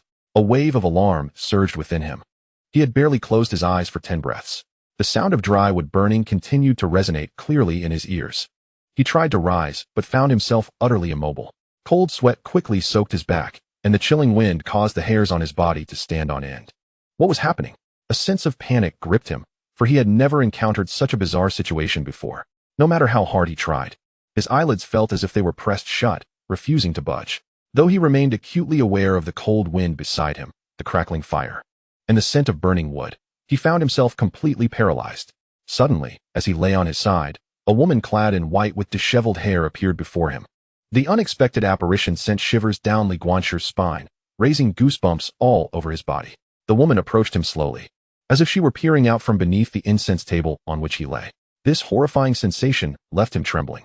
Gradually, the woman stood up, climbed onto the incense table, and pressed her entire weight down upon him. The woman's body seemed as weightless as a feather, yet it felt as though she were pressing down heavily upon Li Guanqi's heart. He could even detect an odd scent lingering in her hair. His already immobile body felt even heavier. Lying on his side, Li Guanqi could do nothing but watch helplessly as the woman crawled closer. The brush of her hair against his neck sent a shiver down his spine, the sensation so vivid that it was almost alarming. What on earth was happening? Before he could fully comprehend the situation, he suddenly felt something cold and soft pressed against his neck. Her tongue. It was long and reminiscent of a wildcat's, adorned with tiny barbs. The tongue traced along his neck, reaching the base of his ear, and the sheer reality of the sensation sent a chill surging through his mind. Move. Move now. For heaven's sake, move. With a powerful surge of will, Li Guanqi's internal 9 turns thunder scripture sprang to life. The thunderous energy within his dantian surged throughout his body. A soft pop echoed in his mind, akin to the shattering of a seal. His right hand appeared to be enveloped in a layer of purple lightning. With a sudden strike of his left hand against the table, he flipped himself over in an instant. His right hand shot forward like a bolt of lightning, firmly grasping the woman's neck and pinning her beneath him. Bang! The incense table shattered. The spirit of the wild ghost was now firmly held down by the young man. A startled scream echoed through the empty, ancient temple. Li Guanqi's left hand swiftly produced a yellow talisman, and as his vital energy surged, the talisman ignited in a blaze of azure flames. Infused with a hint of thunderous power. Manifestation talisman. Show yourself. Whoosh. The blue flames instantly penetrated the ghost's body, causing her form to gradually solidify. Li Guanqi furrowed his brow, his right hand surging with thunderous energy as he spoke in a deep voice. From whence does this ghostly spirit come? Daring to siphon human vitality? At that moment, the disheveled hair of the female ghost fell away, revealing an exquisitely beautiful face, albeit one that was unnaturally pale. She tilted her head, her gaze towards the young man filled with indignation and shame. Li Guanqi was seated atop her chest, and under the influence of the talisman. The ghost appeared no different from a human. This position was indeed rather awkward. Coughing, Li Guanqi rose, yet his right hand remained unwaveringly firm. Whoosh. The binding spirit talisman. After burning, the talisman transformed into a golden rope that tightly bound the woman, one end coiling around Li Guanqi's wrist. As long as his vital energy remained, the rope would not be easily broken. Li Guanqi then looked at the woman and asked in a solemn tone, "There have been numerous homicides in Xingyun town recently. Are you connected to them?" The young woman knelt upon the ground, her eyes wide with trepidation as she gazed at the youth. In an ethereal voice, she implored, "Esteemed master, I assure you, this is not my doing. I beseech you to discern the truth. I have merely lingered here in this dilapidated temple, drawing upon some ambient yang energy to sustain my spirit. I have never taken a life. I humbly request that you show me mercy. For the past 20 years, I have not stepped beyond this mountain's peak." Li Guanqi furrowed his brow, and under the scrutiny of his inner vision, he observed that the woman exhibited no emotional fluctuations while recounting her tale, suggesting authenticity. "What grounds do I have to believe you have not departed this mountain in 2 decades? Upon hearing this, the woman's expression contorted with conflict. Yet as a surge of thunderous energy coursed along the tether, she hesitated before softly replying, "It is because my remains lie just beyond this mountain. I cannot venture beyond a 10-mile radius of my bones. Should I stray too far, my soul shall disperse." After a moment's contemplation, Li Guanqi responded, "Take me there." Chapter 35. A touch of the eerie. Xingyun town. Shortly thereafter, the female specter led Li Guanqi to the base of an extraordinarily stout tree. She pointed toward its roots, and he began to excavate the buried remains beneath. A foul stench assailed his senses, yet the youth maintained his composure, merely knitting his brows as he studied the bones. They appeared to belong to a woman in her 20s, her skeletal features nearly identical to those of the ghostly figure before him. Li Guanqi carefully reinterred the remains, thus confirming the veracity of the woman's claims. He then spoke softly, "If that is the case, do you wish to enter the cycle of reincarnation? I can guide you." This method of guidance was one imparted by Li Nanting, consisting of fundamental techniques that could summon the essence of heaven and earth, nothing particularly formidable. A flicker of hesitation crossed the woman's face as she murmured, "Master, might I delay my entry into reincarnation for a couple more days?" Li Guanqi shrugged, uncertain of her reasoning, assuming it to be a reluctance to part from the mortal realm, and thus refrained from further persuasion. He returned to the crumbling temple, while the woman, previously awestruck, now dared not approach it even a fraction. Early the next morning, the youth descended the mountain, bearing 2 prominent dark circles under his eyes. As he made his way down, the sword spirit from his sword box materialized at the mountainside, casting a penetrating gaze upon the ethereal woman. Her expression was rife with disdain and condescension. The voice of the sword spirit echoed in Li Guanqi's mind. "There is something amiss with her." Li Guanqi merely shrugged, his demeanor unchanged. The sword spirit scrutinized him intently, momentarily at a loss regarding his thoughts. She frowned, never anticipating a day when she would find the mind of a mere youth so inscrutable, and Li Guanqi showed no inclination to elucidate his intentions. With a huff, the sword spirit retreated back into her box. A slight smile graced Li Guanqi's lips as he mused on the sword spirit's pride. Upon arriving at the entrance of Xingyun town, he was greeted by a cacophony of bustling crowds, the throng pushing and shoving in a lively commotion. He leapt onto a tree branch, settling in to observe the unfolding spectacle. Among the crowd, many individuals donned vividly colored garments, seemingly saturated with dye. At the center stood an elderly man clad in a Taoist robe, surrounded by onlookers. Clutching a peachwood sword, he appeared frantic, exclaiming, "What a charlatan! You are nothing but a swindler seeking to deceive us for money. Indeed, we have provided you with ample food and drink, yet you have accomplished nothing. Humph. It is evident that he has come only to exploit us. Let us await the celestial masters of the great Xia sword sect." The old man with white brows covered his head, lamenting, "I have made preparations for 3 days, The malevolent spirit was supposed to manifest last night. How was I to know it would not appear? Oh, do not strike me.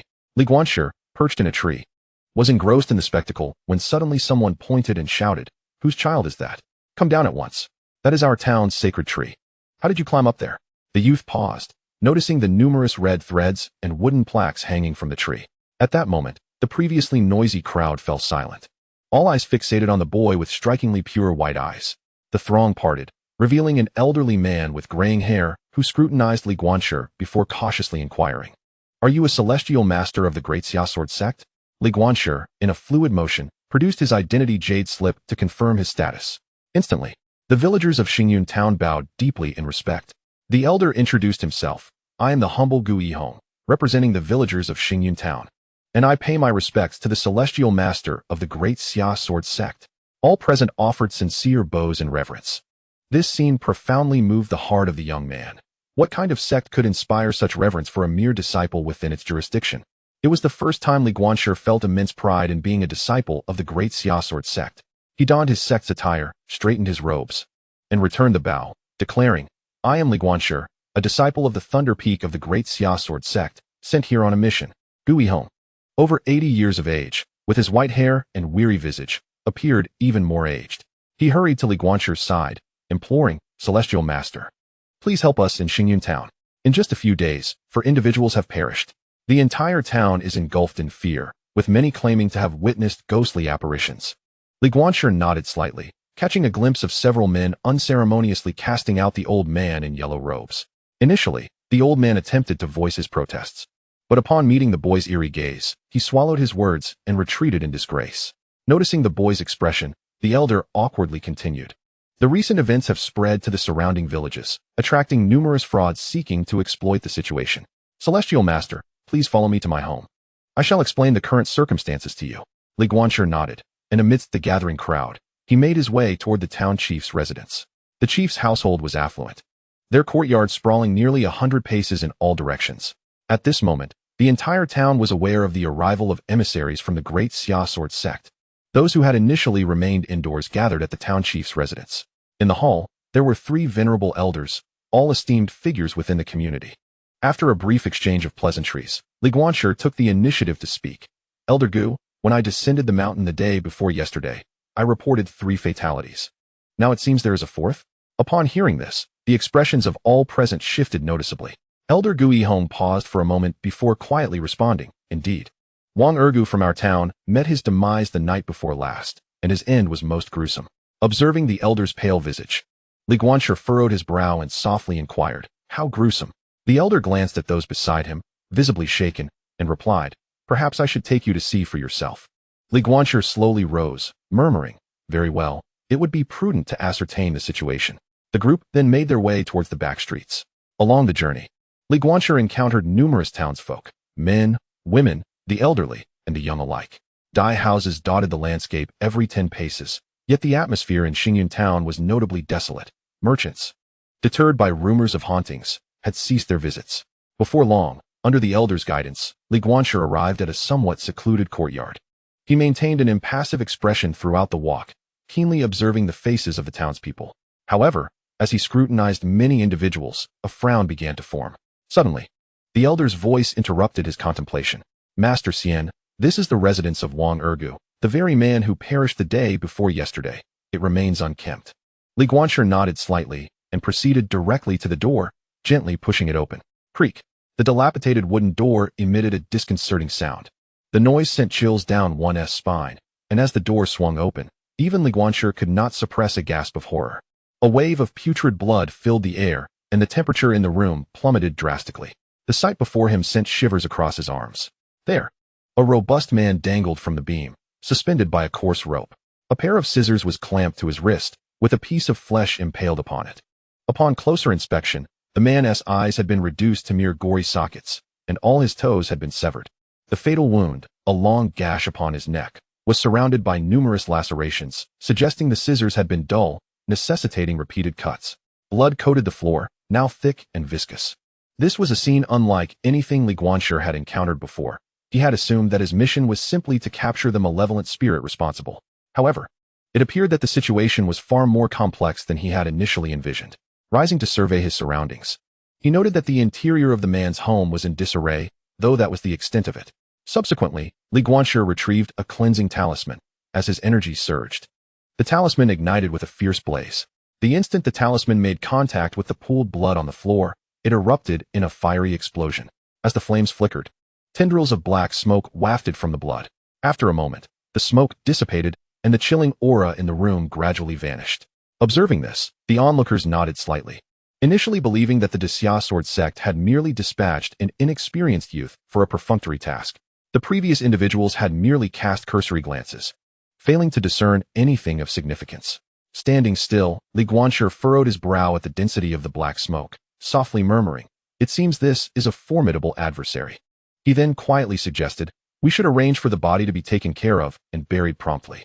The heat will cause it to decay if we delay." The elderly man immediately called for assistance to prepare for the burial. Subsequently, he approached the youth with a hint of unease and inquired softly, "Master, do you have confidence in confronting this malevolent spirit?" Li Guanshi offered a faint smile and replied, "Whether I possess confidence will only be revealed through trial. I intend to stay here for a few days. The daytime sun will deter the malevolent spirit from causing harm.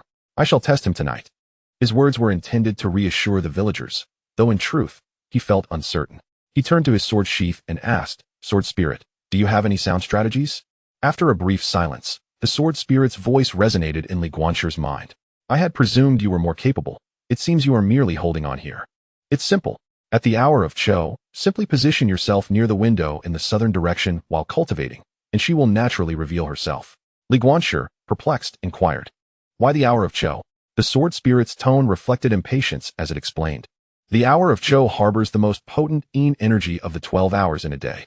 Positioning yourself by the window facilitates her approach. As for cultivation, your youthful form, even without practice, resembles a lantern in the night. Cultivation merely serves to add a few more candles to the flame." After concluding, the sword spirit suddenly cautioned, "However, you need not fret. I can intervene this time." Li Guanshi was taken aback, having not anticipated such assistance. A smile crept upon his face as he jested, "Are you concerned for my well-being, prompting you to intervene personally?" Silence ensued. After a considerable pause, the sword spirit's voice emerged, laced with disdain and pride. "It appears you are truly oblivious, unable to gauge your own worth. Concerned for you? I fear I might lack a source to absorb spiritual energy later. I too can glean some power from the malevolent spirit's resentment before your foundation is established. I must consume energy from elsewhere." Soon after, the sword spirit's voice faded into silence, while Li Guanshi smiled faintly, whispering, "All is well." However, there remained ample time before dusk. He first joined the townsfolk for a meal of local cuisine, the spicy flavors igniting his appetite. Situated in a plain and surrounded by mountains, Xingyun town was perpetually shrouded in a gentle mist, rendering the air quite humid. The use of chili in dishes promoted perspiration, aiding in the expulsion of internal cold. As afternoon descended, Li Guanshi wandered aimlessly through the town. His arrival encouraged the previously reclusive villagers to step out and stroll while the daylight lingered. Throughout that afternoon, he gleaned various pieces of information from the townsfolk. Sitting by the roadside, Li Guanshi suddenly perceived the situation before him as a tangled mess. The first deceased was named Zhang Dainyu, who had once had a mute wife that mysteriously vanished years ago. Subsequently, Zhang Dainyu took up with a widow from the town, and after his demise, she too disappeared without a trace. The subsequent fatalities involved men from the village. Some were bachelors while others were family men. What connection could these individuals possibly share? Just as Li Guanshi pondered this, his ears perked up. Not far away, two middle-aged women, with sunflower seeds in hand, cast furtive glances around them. They whispered to each other, their expressions exaggerated. Even from several paces away, Li Guanshi sensed they were discussing something significant. Producing some pastries from his storage bag, he naturally approached them. "What are you ladies discussing? I have a couple of mountain pastries here. If you can't finish them, why not indulge?" The plump woman's face brightened with delight as she swiftly accepted the pastries, exclaiming, "Oh, little immortal master, you are too courteous." Li Guanshi smiled gently and inquired, "I couldn't help but notice you two were quite animated in conversation. Would you mind sharing with your younger brother?" The slightly leaner woman glanced around cautiously, then leaned closer to Li Guanshi and whispered, "What can we say? It's just about those deceased individuals." Li Guanshi raised an eyebrow, lowering his voice significantly. "Do you know any other insider information?" Upon hearing the term insider, the plump woman instinctively glanced around as if to ensure no one was eavesdropping. Satisfied that they were alone, she breathed out two words, Karma. Chapter 37. The Malevolent Spirit Soul Lock and the Unraveling of Mysteries Consequently. Li Guanqi became aware of a troubling matter that many in the town regarded with trepidation. As the sun dipped below the horizon, the last rays of daylight faded behind the mountains. The two women who had conversed with him hurried home. Li Lanhua, Zhang Zuifan, traffickers of children. Li Guanqi murmured calmly to himself. The chaos within his mind seemed to coalesce into clarity. Now, all that remained was to wait for the malevolent spirit to manifest in order to unravel the entire mystery. As night enveloped the town, the mayor was absent from his home. In his yard, only Li Guanqi remained. Yet, the brightly lit room stood empty, save for a solitary oil lamp and a torn paper effigy standing before it. A shadowy figure sat motionless in the window. As the clock struck the hour of the pig, the typically tranquil Xingyun town was engulfed in an eerie silence. Even the stray dogs of the town refrained from making a sound, rendering it akin to a ghost town. The chilling winds of July did not howl, but instead rustled the fallen leaves on the ground with a soft whisper. A strange specter materialized above the treetops at the entrance of the village. It swiftly darted toward a residence on the western side of the town. Inside the tightly shut room, a rugged man lay on the bed, snoring thunderously. Suddenly, the ghostly figure appeared, hovering 3 inches above the man's forehead. Its crimson tongue writhed in the air before plunging directly into the man's brow. The snoring ceased abruptly, and the man's body grew rigid, his eyes wide open, filled with terror. Meanwhile, at the Tianju peak of the Great Xia Sword sect, an elder hastily rode his sword toward the mission hall. Quick, raise the mission level for Xingyun Town to 3. No one below the Foundation establishment stage is permitted to take it. The female disciple at the counter promptly elevated the task's requirements. However, she soon realized that 2 days prior, a disciple had already accepted the mission. She quickly relayed this information to the steward. Upon hearing this, the steward's expression changed drastically, panic washing over him. Find out who accepted this mission. I have just received news that the vengeful spirit in that town is far more complex than it appears. The female disciple checked, and, her face paling, whispered, "It's been found out." The steward's brow furrowed in anger as she hesitated to speak. "Speak. Who took the task?" "Li Guanqi from Tianlei Peak," she replied. The steward's face turned ashen. Li Guanqi, the newly initiated genius disciple of the Great Xia Sword sect. The thought of the enraged Li Nanting spurred the steward into action as he scrambled to retrieve a jade slip to send a message to Tianlei Peak. Instantly, all disciples at Tianlei Peak sensed an overwhelming aura erupting forth. A streak of light shot up from Tianlei Peak, soaring through the skies on a sword. The steward could only pray for the young man's safety, fearing the repercussions he would face if harm befell him. If anything were to happen, not only would his position be in jeopardy, but he would also face severe punishment for his negligence. In Xingyun Town, a thread of ethereal, azure light was held in the ghost's grasp, tethering the man. With vacant eyes, he slowly approached the kitchen, placing his left hand on the countertop while his right hand reached for the sharp knife. Yet, through his eyes, it was evident that his actions, though beyond his control, were executed with a chilling awareness. "Are you afraid?" echoed a haunting laughter, reminiscent of a grim reaper, in the man's ears. His eyes widened like brass bells, lips pale, and beads of cold sweat dotted his forehead. Trembling, he could not conceal the terror within. His right hand raised the knife high, poised to strike. Suddenly, from the shadows of the room, a bizarre voice emerged. "Should I call you Li Lanhua or Zhang Zuifan?" "Who?" The ghost, shrouded in dark mist, abruptly turned to the corner of the room. The furious voice followed. "I am not that wretched Zhang Zuifan." "Wretched? Wretched?" The specter writhed in anger, its dark energy surging as the mention of that name stirred tumultuous emotions within. Li Guanqi slowly rose to remove the restraining talisman from his body. At the moment the ghost caught sight of the young man, its entire form momentarily faltered amidst the swirling black mist. In that fleeting instant, Li Guanqi also discerned the visage of the woman, revealing her to be the very same figure he had encountered at the dilapidated temple in the mountains just the day prior. However, the essence of the woman now stood in stark contrast to that of yesterday. Her gaze turned icy, and with a swift motion, a pitch-black handprint hurtled towards Li Guanqi. His heart raced, and he instinctively bent back to evade the strike. Observing the dark imprint left upon the wall, a sense of dread gripped him. Had he been struck, he would undoubtedly have sustained grievous injuries. Clang! The long sword at his waist was instantly unsheathed, and as his internal energy surged, it enveloped the blade in a thin layer of lightning-infused vitality. Delicate arcs of electricity flickered visibly around the sword. Although Li Guanqi felt an overwhelming pressure bearing down upon him, he resolutely advanced. The sword danced into action, The Qinglian Tiangang soared now at the midpoint of his understanding. 3 luminous blades of jade lotus, formed from his sword light, surged forth towards the malevolent spirit, representing the most formidable strike he could currently muster. Boom! Astonishingly, the vengeful spirit disregarded the 3 jade lotus sword lights and charged directly forward. After all, as an ethereal entity, typical energy assaults would have no effect on her. With the release of the Qinglian, Li Guanshi had severed his path of retreat, pouring every ounce of his internal energy into the sword.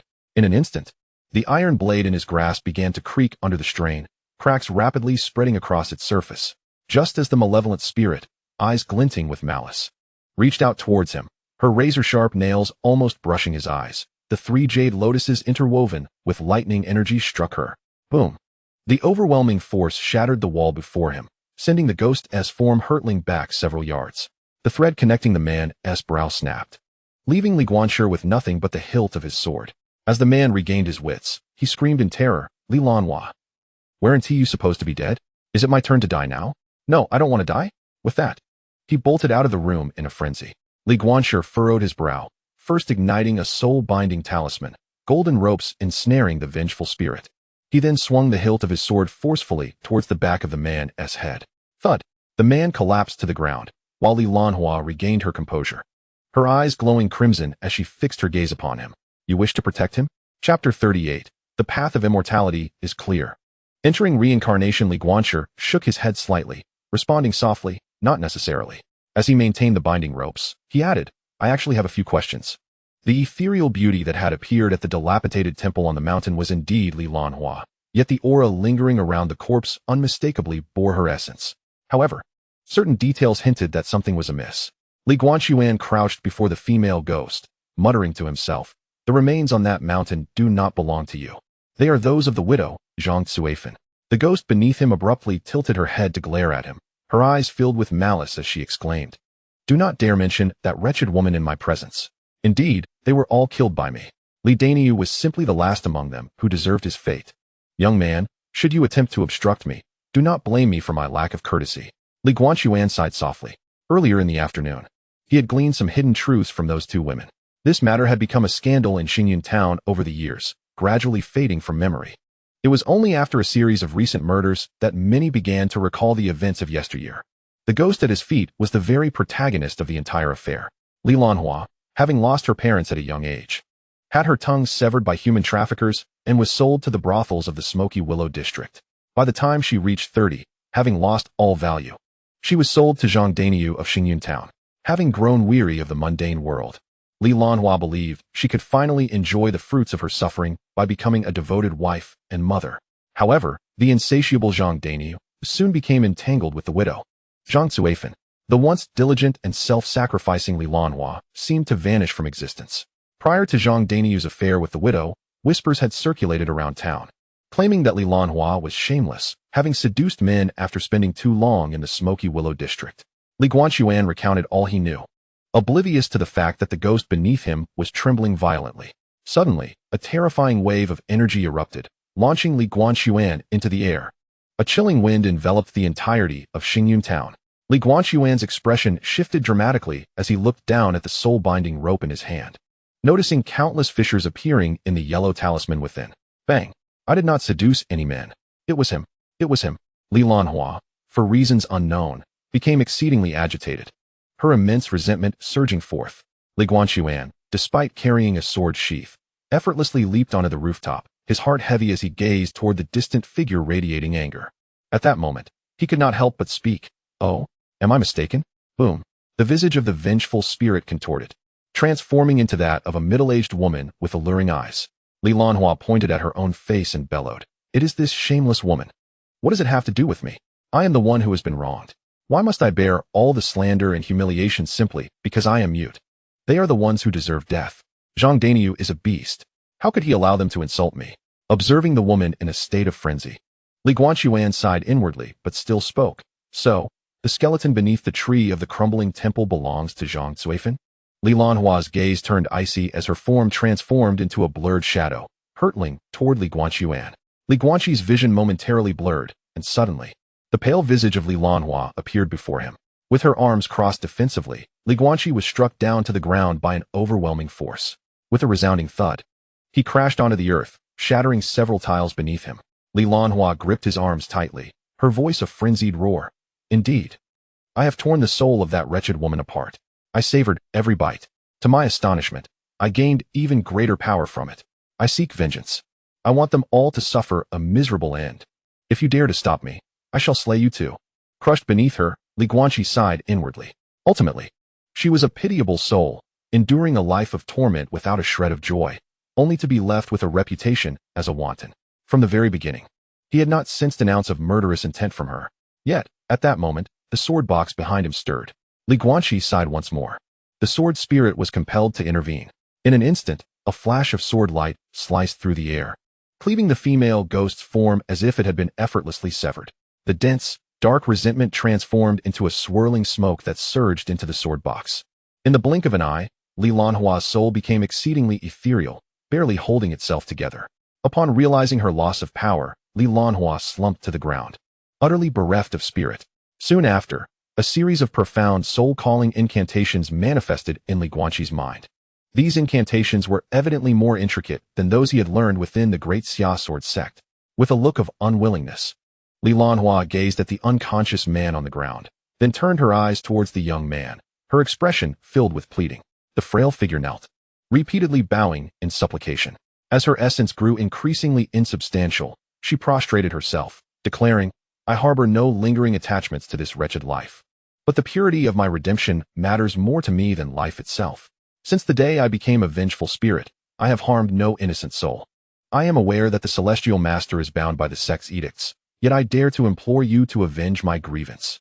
Restore my innocence. Speak for this mute girl, and tell the world that I am the true victim of this twisted tale. Li Guanqi, with a heavy heart, closed his eyes. He knew the truth, yet no one else did.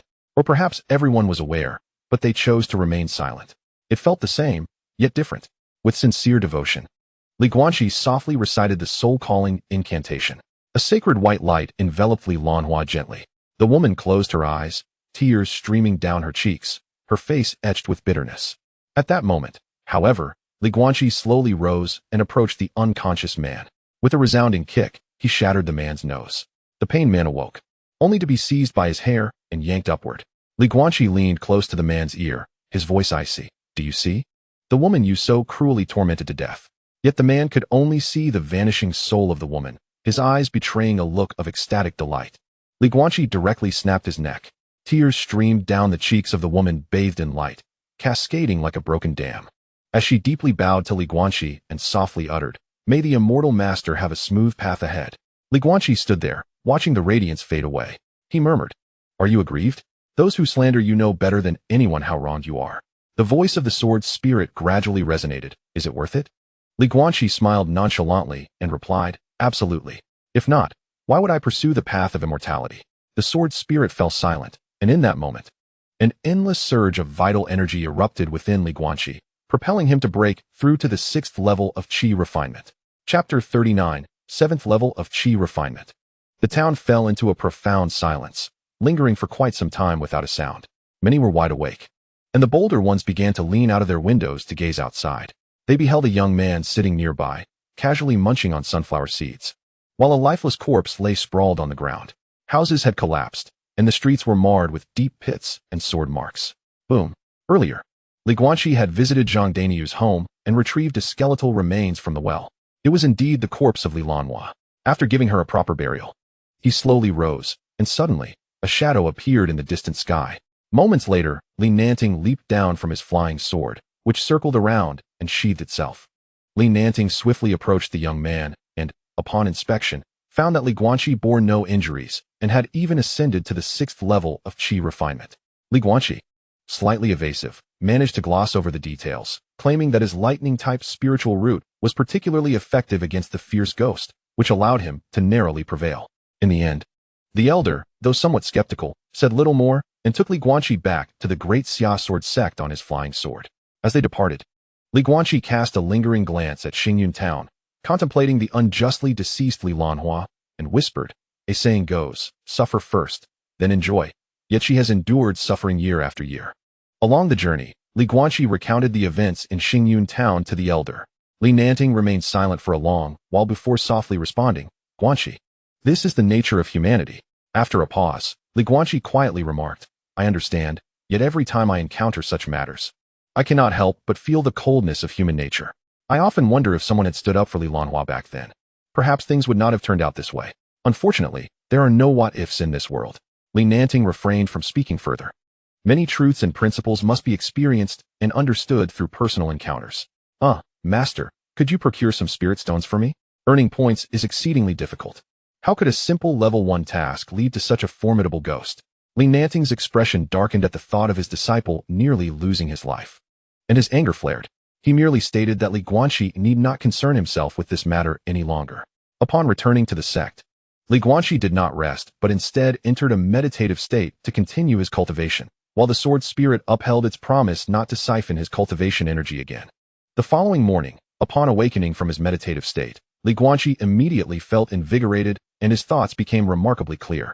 After rising, he meticulously arranged the wooden stakes he had prepared in advance and practiced his martial forms for several dozen repetitions. Once sufficiently warmed up, Li Guanqi retrieved a fine iron sword and commenced an intense sword training session. Although the sky had yet to brighten, he had already dedicated 2 full hours to his sword practice. At that moment, the voice of the sword spirit suddenly resonated within his mind. Let the sword move with you. Do not allow it to dictate your actions. Strikes must be swift and precise. The buildup of force before a thrust must harness the strength of your entire being. The words of the sword spirit illuminated Li Guanqi's understanding. With only slight adjustments to his technique, a look of intense focus adorned his countenance. Clang! He thrust the sword forward with great force. The blade sliced through the air, producing a piercing sonic boom. This strike, as swift as the wind, shattered the sturdy wooden stake into pieces. With a smile playing at the corners of his mouth, Li Guanqi acknowledged the keen insight of the sword spirit, which often revealed nuances even his master failed to notice. Each time, the spirit identified his shortcomings with unwavering accuracy. After tidying up, the chief steward of the outer sect personally arrived to seek out Li Guanqi. Indeed, heroes emerge from youth, he exclaimed. This is an issue concerning the task pavilion, so your sect points will be calculated at 5 times the usual rate. The points have already been credited to your jade slip. Li Guanqi replied with a smile, I appreciate your consideration, Steward Zhou. I shall bring 2 bottles of fine wine for Uncle Zhou later. Upon hearing this, Steward Zhou's face brightened with joy, having been anxious since the previous day. Fortunately, Li Guanqi had mentioned to his master, if you take your anger out on him, how will my disciple fare? How can he accept tasks? Thus, Li Nanting subtly admonished Steward Zhou, leading to the current amicable exchange. Li Guanqi understood the principle that a collective effort elevates all. The scene of Steward Zhou smiling warmly at him did not escape the notice of many outer sect disciples, who felt a twinge of envy.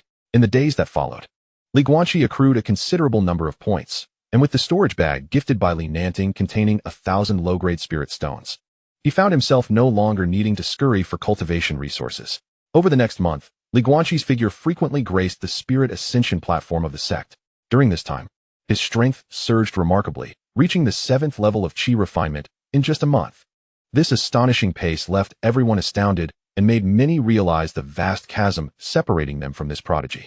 Li Guanqi resembled an indefatigable machine, dedicating his days primarily to sword practice, with the remainder spent recuperating his vitality through cultivation. In the intervals, he would frequent the training grounds of the sect, where for the expenditure of a single low-grade spirit stone, he could access a small room imbued with a formation. This chamber offered an expansive space of nearly 100 feet in diameter and provided any desired weaponry. In the past month, his Azure Lotus Heavenly Gang sword had reached a state of consummate mastery. With a flick of his wrist, the sound of the sword echoed as he conjured 6 blossoming Azure Lotus sword flowers in an instant. However, when he once again sought to showcase his prowess to the sword spirit, the spirit could no longer restrain itself and uttered a remark, merely superficial and insubstantial. Li Guanqi retorted with a scoff, speak as you will, anyone can do that. If you possess true skill, teach me a more formidable sword technique. The sword spirit, weary of his continuous practice of such ostentatious swordplay, revealed itself. Its graceful form momentarily captivated Li Guanqi, causing him to lose focus. Subsequently, with a single hand gesture, the spirit summoned a Yuan power spirit sword into existence. As the figure of the woman bent low, her gaze sharpened to an extraordinary degree, and in the next moment, Li Guanqi felt the flash of a sword light vanish in an instant. The sword spirit proudly declared, "Did you see clearly?" Emerging from the cultivation chamber, Li Guanqi wore a look of perplexity as he made his way directly to the sword tower. The sword tower of the Daxia sword sect is renowned among all sects within 100,000 miles. Its entire structure is shrouded in darkness, exuding an air of solemnity. With a total of 36 levels, it accommodates cultivators ranging from chi refinement to the pinnacle of golden core, with each 12 levels designed for different stages of cultivation. Within the tower, various levels of sword cultivation puppets reside. The higher the level, the more formidable the opponents one must face. To date, no golden core cultivator has ever faced 12 golden core sword cultivators simultaneously. Historical records of the Daxia sword sect indicate that only the first-generation sect master ascended to the 33rd level, a legendary figure who transcended to the celestial realm. This marked Li Guanqi's third visit to the sword tower. Despite being an extraordinary talent, he had only ascended to the 6th level thus far. Numerous disciples caught sight of Li Guanqi, their eyes gleaming with admiration and envy. "Oh, how I wish I didn't have to worry about cultivation resources every day," one lamented. Even with such resources, you might not cultivate as swiftly," exclaimed another. "Wow, Brother Li is here to challenge the sword tower again. Do you think he can reach the 7th level this time?" A female disciple from the Tianshui Peak remarked, her eyes sparkling with infatuation. Beside her, another girl blushed and replied, "He should be able to. Absolutely." However, Li Guanqi was wholly absorbed in the sword technique the spirit had just displayed, oblivious to the reactions of those around him. Regardless, he was indifferent to their opinions. His sole focus was on whether he could conquer the 7th level today.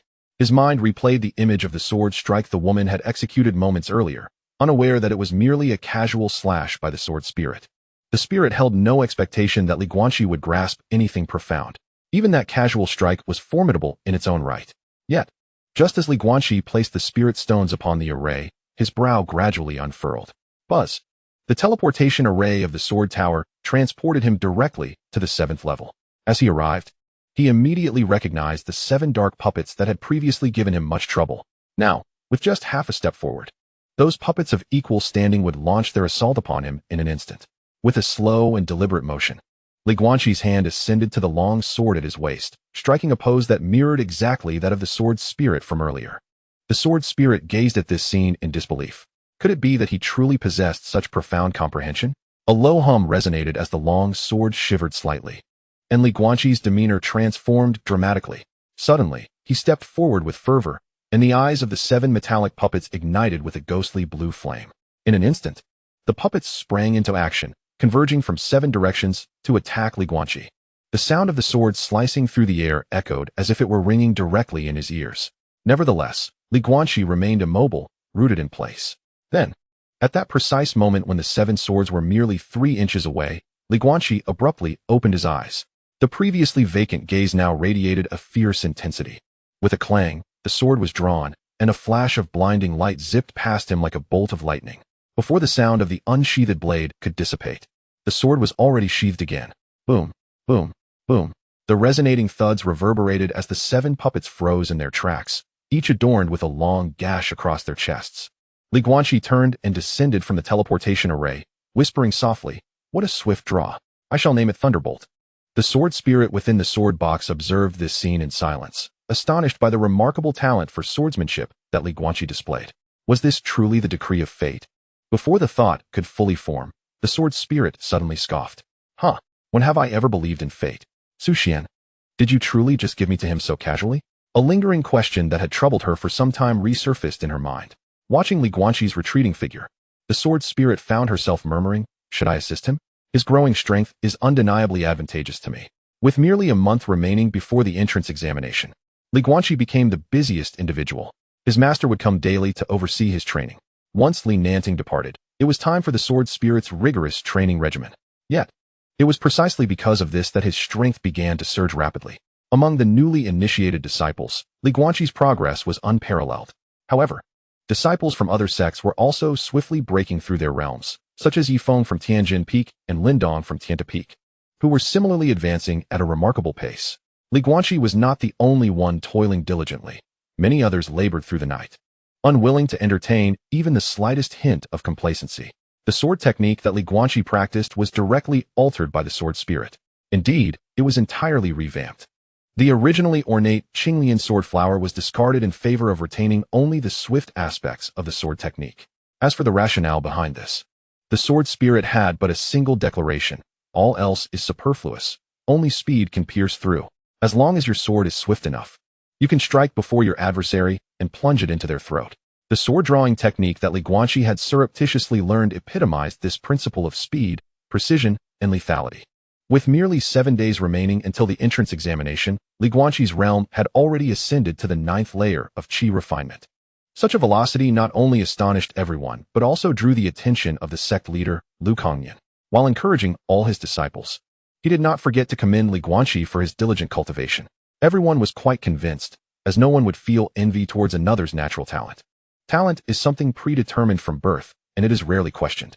Instead, it is particularly motivating when someone possesses greater innate ability, yet works even harder than you.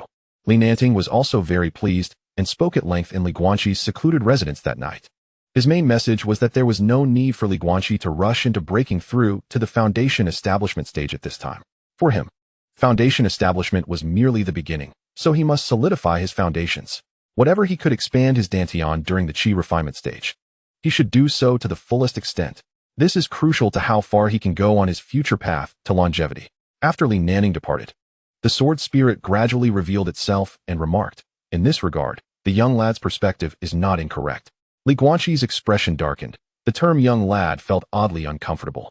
My master is already over 200 years old, and yet he is referred to as a young lad? The sword spirit smiled faintly, saying nothing further but gestured solemnly for Guanqi to take a seat. Guanqi furrowed his brow, uncertain of the reason, yet complied and sat down obediently. Through this period of interaction, he had discovered that the sword spirit was indeed knowledgeable and well-versed in many matters. Almost every inquiry he made was met with an answer from the sword spirit. Furthermore, her strictness in training was directly proportional to the results he achieved. Otherwise, he could not have broken through so rapidly. After a long silence, the sword spirit softly inquired, "Do you know how many layers there are in the qi refinement realm?" Guanqi displayed a look of confusion and replied, "There are 10 layers in total. Is that not a widely accepted fact in the cultivation world?" However, upon hearing this, the sword spirit shook her head. Is that not correct?" Immediately, Guanqi witnessed the sword spirit wave her hand, creating an invisible barrier within the courtyard. Within the barrier, the sword spirit spoke with a serious expression. "This may be the common understanding in the cultivation world, but I must inform you that there are actually 13 layers in the qi refinement realm. The cultivation methods beyond the 10th layer have been lost to the current cultivation community, which is why everyone believes there are only 10 layers. The sword spirit's words struck him like a bolt from the blue, leaving him dazed. What? Did I hear wrong? 13 layers? How is that possible? If that were true, why does everyone only know of 10 layers? Moreover, breaking through the 10th layer signifies reaching the foundation establishment stage, or could there possibly be another layer? The woman smiled slightly, and then gently tapped the air, causing a stream of spiritual light to swiftly enter Guanqi's mind. A series of obscure and complex incantations materialized in his consciousness. Gradually, Guanqi's eyes widened in astonishment. For in his view, this truly was the cultivation method for the 13 layers of qi refinement. Chapter 41, Yunming, Immortal Palace. 11th layer. Guanqi's initial entrance examination concluded without a doubt in him claiming the top position. During this time, Li Nanting made several rounds in the sect each day to find Guanqi. After all, at this juncture, Li Nanting was always concerned that Guanqi would be anxious to break through to the foundation establishment stage. Alas, the thought of establishing a foundation is far from my mind. The amount of spiritual energy required to break through to the 10th layer of qi refinement is simply colossal. Within the tranquility of the chamber, Guanqi could not help but let out a soft sigh. At this moment, the size of Guanqi's dantian resembled a vast lake. If one were to gauge the capacity of a disciple's dantian based on their heavenly roots, Guanqi's dantian could accommodate several times the amount of primordial energy compared to others. This implies that if Guanqi wished to break through once more and expand the size of his dantian, the total amount of spiritual energy required would rival that needed by a foundation-building cultivator in the later stages of their practice. Subsequently, Guanqi exchanged all his points within the sect for spirit stones. What followed was the monotonous and tedious process of cultivation. After a full 20 days, the space around the figure in the chamber was covered in a fine powder of spirit stones. Suddenly, the spiritual energy in the chamber surged towards Guanqi like a whirlpool. With his breath, a soft sound resonated. Boom. A layer of black viscous liquid seeped from Guanqi's skin once more. He then opened his eyes, feeling an unprecedented sense of euphoria. Simultaneously, his senses became remarkably acute. His spiritual platform was clear, and he could distinctly feel the enhancement of his consciousness. The size of his dantian had doubled compared to before. Next, he needed to absorb the remaining spiritual energy in the room to fill his now expanded dantian. 11th layer of Qi refinement. The sword spirit quietly appeared, glanced at Guanqi, and subtly nodded, internally acknowledging that while his cultivation speed may not compare to some prodigious talents from the higher realms, it was still commendable. However, the subsequent 12th and 13th layers would likely prove to be quite challenging. After a long while, when Guanqi awakened from his meditation, he was greeted by a foul odor. He hurriedly went to boil water for a bath, but as soon as he stepped out of the chamber, he found Su Xuan, the little girl, perched on the roof with a bun in hand. Upon seeing Guanqi emerge, she sat up, shaking her small hand and grinning. Stinky. You've reached the 10th layer of Qi refinement, yet you still have so many impurities. You haven't fallen into a latrine, have you? Guanqi's expression darkened, and he chose to ignore her. Ever since the sword box had broken her rib, the little girl seemed to have latched onto him, pestering him daily to buy her buns. Guanqi swiftly pulled her down from the roof, suddenly gesturing at his waist. You've grown taller recently, haven't you? Upon saying this, he noticed her wrists were now exposed. Su Xuan, carefree as ever, replied, of course. I want to grow up to be a big girl. While saying this, she gestured at her chest and bottom. Guanqi chuckled heartily, ruffling her hair and teasing, little brat. What do you know? It's just like that. Su Xuan swatted Guanqi's hand away and rolled her eyes at him. I know everything. Humph, I'm going to find Grandpa now. With that, she dashed away. However, while Guanqi was enjoying his bath, the jade slip beside him suddenly flickered. After infusing it with a thread of primordial energy, the voice of Li Nanding resonated. Observing the game of chess, Guanqi contemplated how to conceal the matter of his aura after tidying up.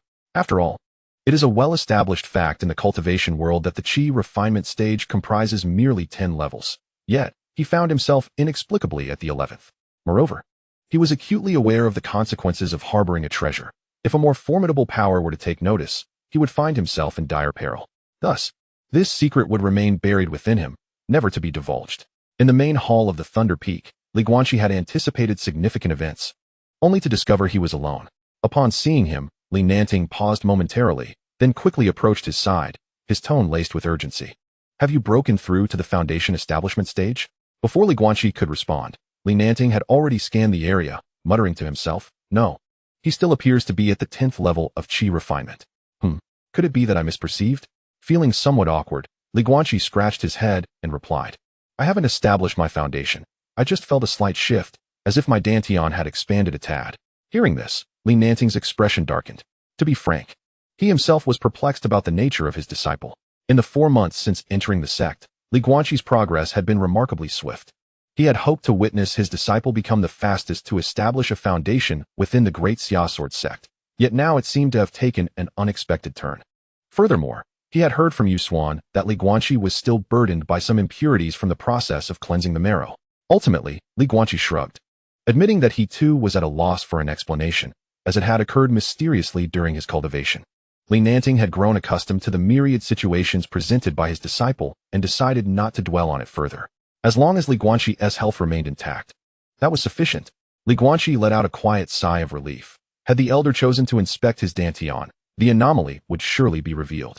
In a gentle tone, Li Nanding spoke, I have some good news to share with you. Oh, what is this good news? Guanqi inquired, all the while retrieving a flask of fine wine from his storage pouch. While it may not compare to the celestial wines brewed from various spiritual fruits on the mountain, it had cost him a considerable sum of gold. He poured a glass for the elder, who smiled slightly as he accepted it. The Yunming Immortal Palace, which we jointly oversee with other sects, will open in 1 month. The Great Xia Sword sect has been allocated 5 quotas, and you are among them, the elder announced. Setting down his cup, Guanqi furrowed his brow and asked softly, what is this Yunming Immortal Palace? Is it akin to an immortal's secret realm? Li Nanding pondered for a moment before providing a quiet explanation. It is an exceedingly mysterious secret realm, accessible once every 100 years, with each occasion revealing different wonders. The Yunming Immortal Palace serves as a nexus connecting various secret realm entrances. Typically, these realms yield significant benefits. Therefore, your quota is immensely valuable. You must cherish it. Upon hearing this, Guanqi nodded. His interest in the Yunming Immortal Palace piqued. Moreover, he was contemplating a temporary departure from the sect, as it would be challenging to explain his breakthrough to the 12th and 13th levels of Qi refinement otherwise. The elderly man then instructed Li Guanqi to return and gather his belongings, generously presenting him with a magnificent sword, holding the gleaming blade in his hands. Li Guanqi found himself at a loss for words of gratitude. However, Li Nanting merely waved his hand with a smile. I have heard from the people of Kikij that you have acquired over a dozen fine iron swords in recent months. This sword is of no use to me. It is better suited for you. Yet, Li Guanqi remained entranced, staring at the old man's waist where a wine gourd had once hung. Chapter 42. The Six Great Sects. Mount Jinyue the following morning. As usual, Li Guanqi awoke from his meditation. His cultivation had firmly stabilized at the 11th level. This overwhelming sensation filled him with an intoxicating allure. Taking out the sword from the previous day, he distinctly sensed its superiority over ordinary fine iron swords as he channeled his energy through it. He practiced his sword techniques for dozens of repetitions until he finally exhausted his last ounce of strength. Notably, the calluses on his left hand were more pronounced than those on his right, and the wounds on the tiger's mouth of his left hand, which had split several times, had now formed hardened calluses. The sword spirit observed the young man practicing with a playful expression, occasionally offering a remark or two. As dawn broke, Li Guanqi tidied up and set off towards Tianjin Peak. In the vast square, only a handful of individuals stood. As he approached, he recognized a few familiar faces. Lin Dong from Tianta Peak greeted him with a bright smile and a wave, while another individual wore a knowing smile. I knew my bet was right. You are undoubtedly the last one here. Despite his discontent, Li Guanqi could easily discern the identity of the speaker, Yifeng from Tianjin Peak, the gambling king. Over the past few months, he had won at least 300 spirit stones from bets with Yifeng, leading him to bestow this moniker upon him. The other person was Zhong Lin, whom Li Guanqi had met during his first lesson at Tianshui Peak. The final individual was a disciple from Tianshui Peak, a woman with a gentle and ethereal beauty, truly a vision of grace. Her name was Ku Qin, a disciple of the previous generation and a student of Lan He, now standing at the pinnacle of the 9th level of Qi refinement, surpassing Lin Dong and the others in cultivation. Lin Dong and Zhong Lin were both at the peak of the 7th level, seemingly on the verge of breaking into the 8th level. Yifeng also stood at the 9th level of Qi refinement, and one could not help but admire his exceptional talent. To lead the group this time was none other than Shenlan, the peak master of Tianshui Peak. Upon seeing Li Guanqi, a glimmer of brilliance flickered in Shenlan's eyes. You young man, now practicing swordsmanship daily, I hope you don't neglect your spiritual incantations.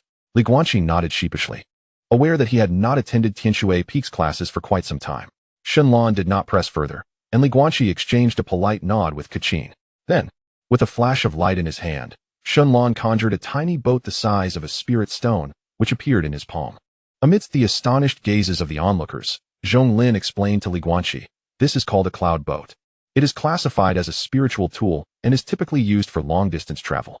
With a graceful wave of his hand, Shenlan sent the cloud boat soaring into the sky, and to everyone's astonishment, the diminutive vessel swelled to an impressive size of 10 zhang. The sides of the boat bore folded sails, seemingly designed for directional adjustment. As the crowd boarded the cloud boat, it ascended gradually under Shenlan's deft control.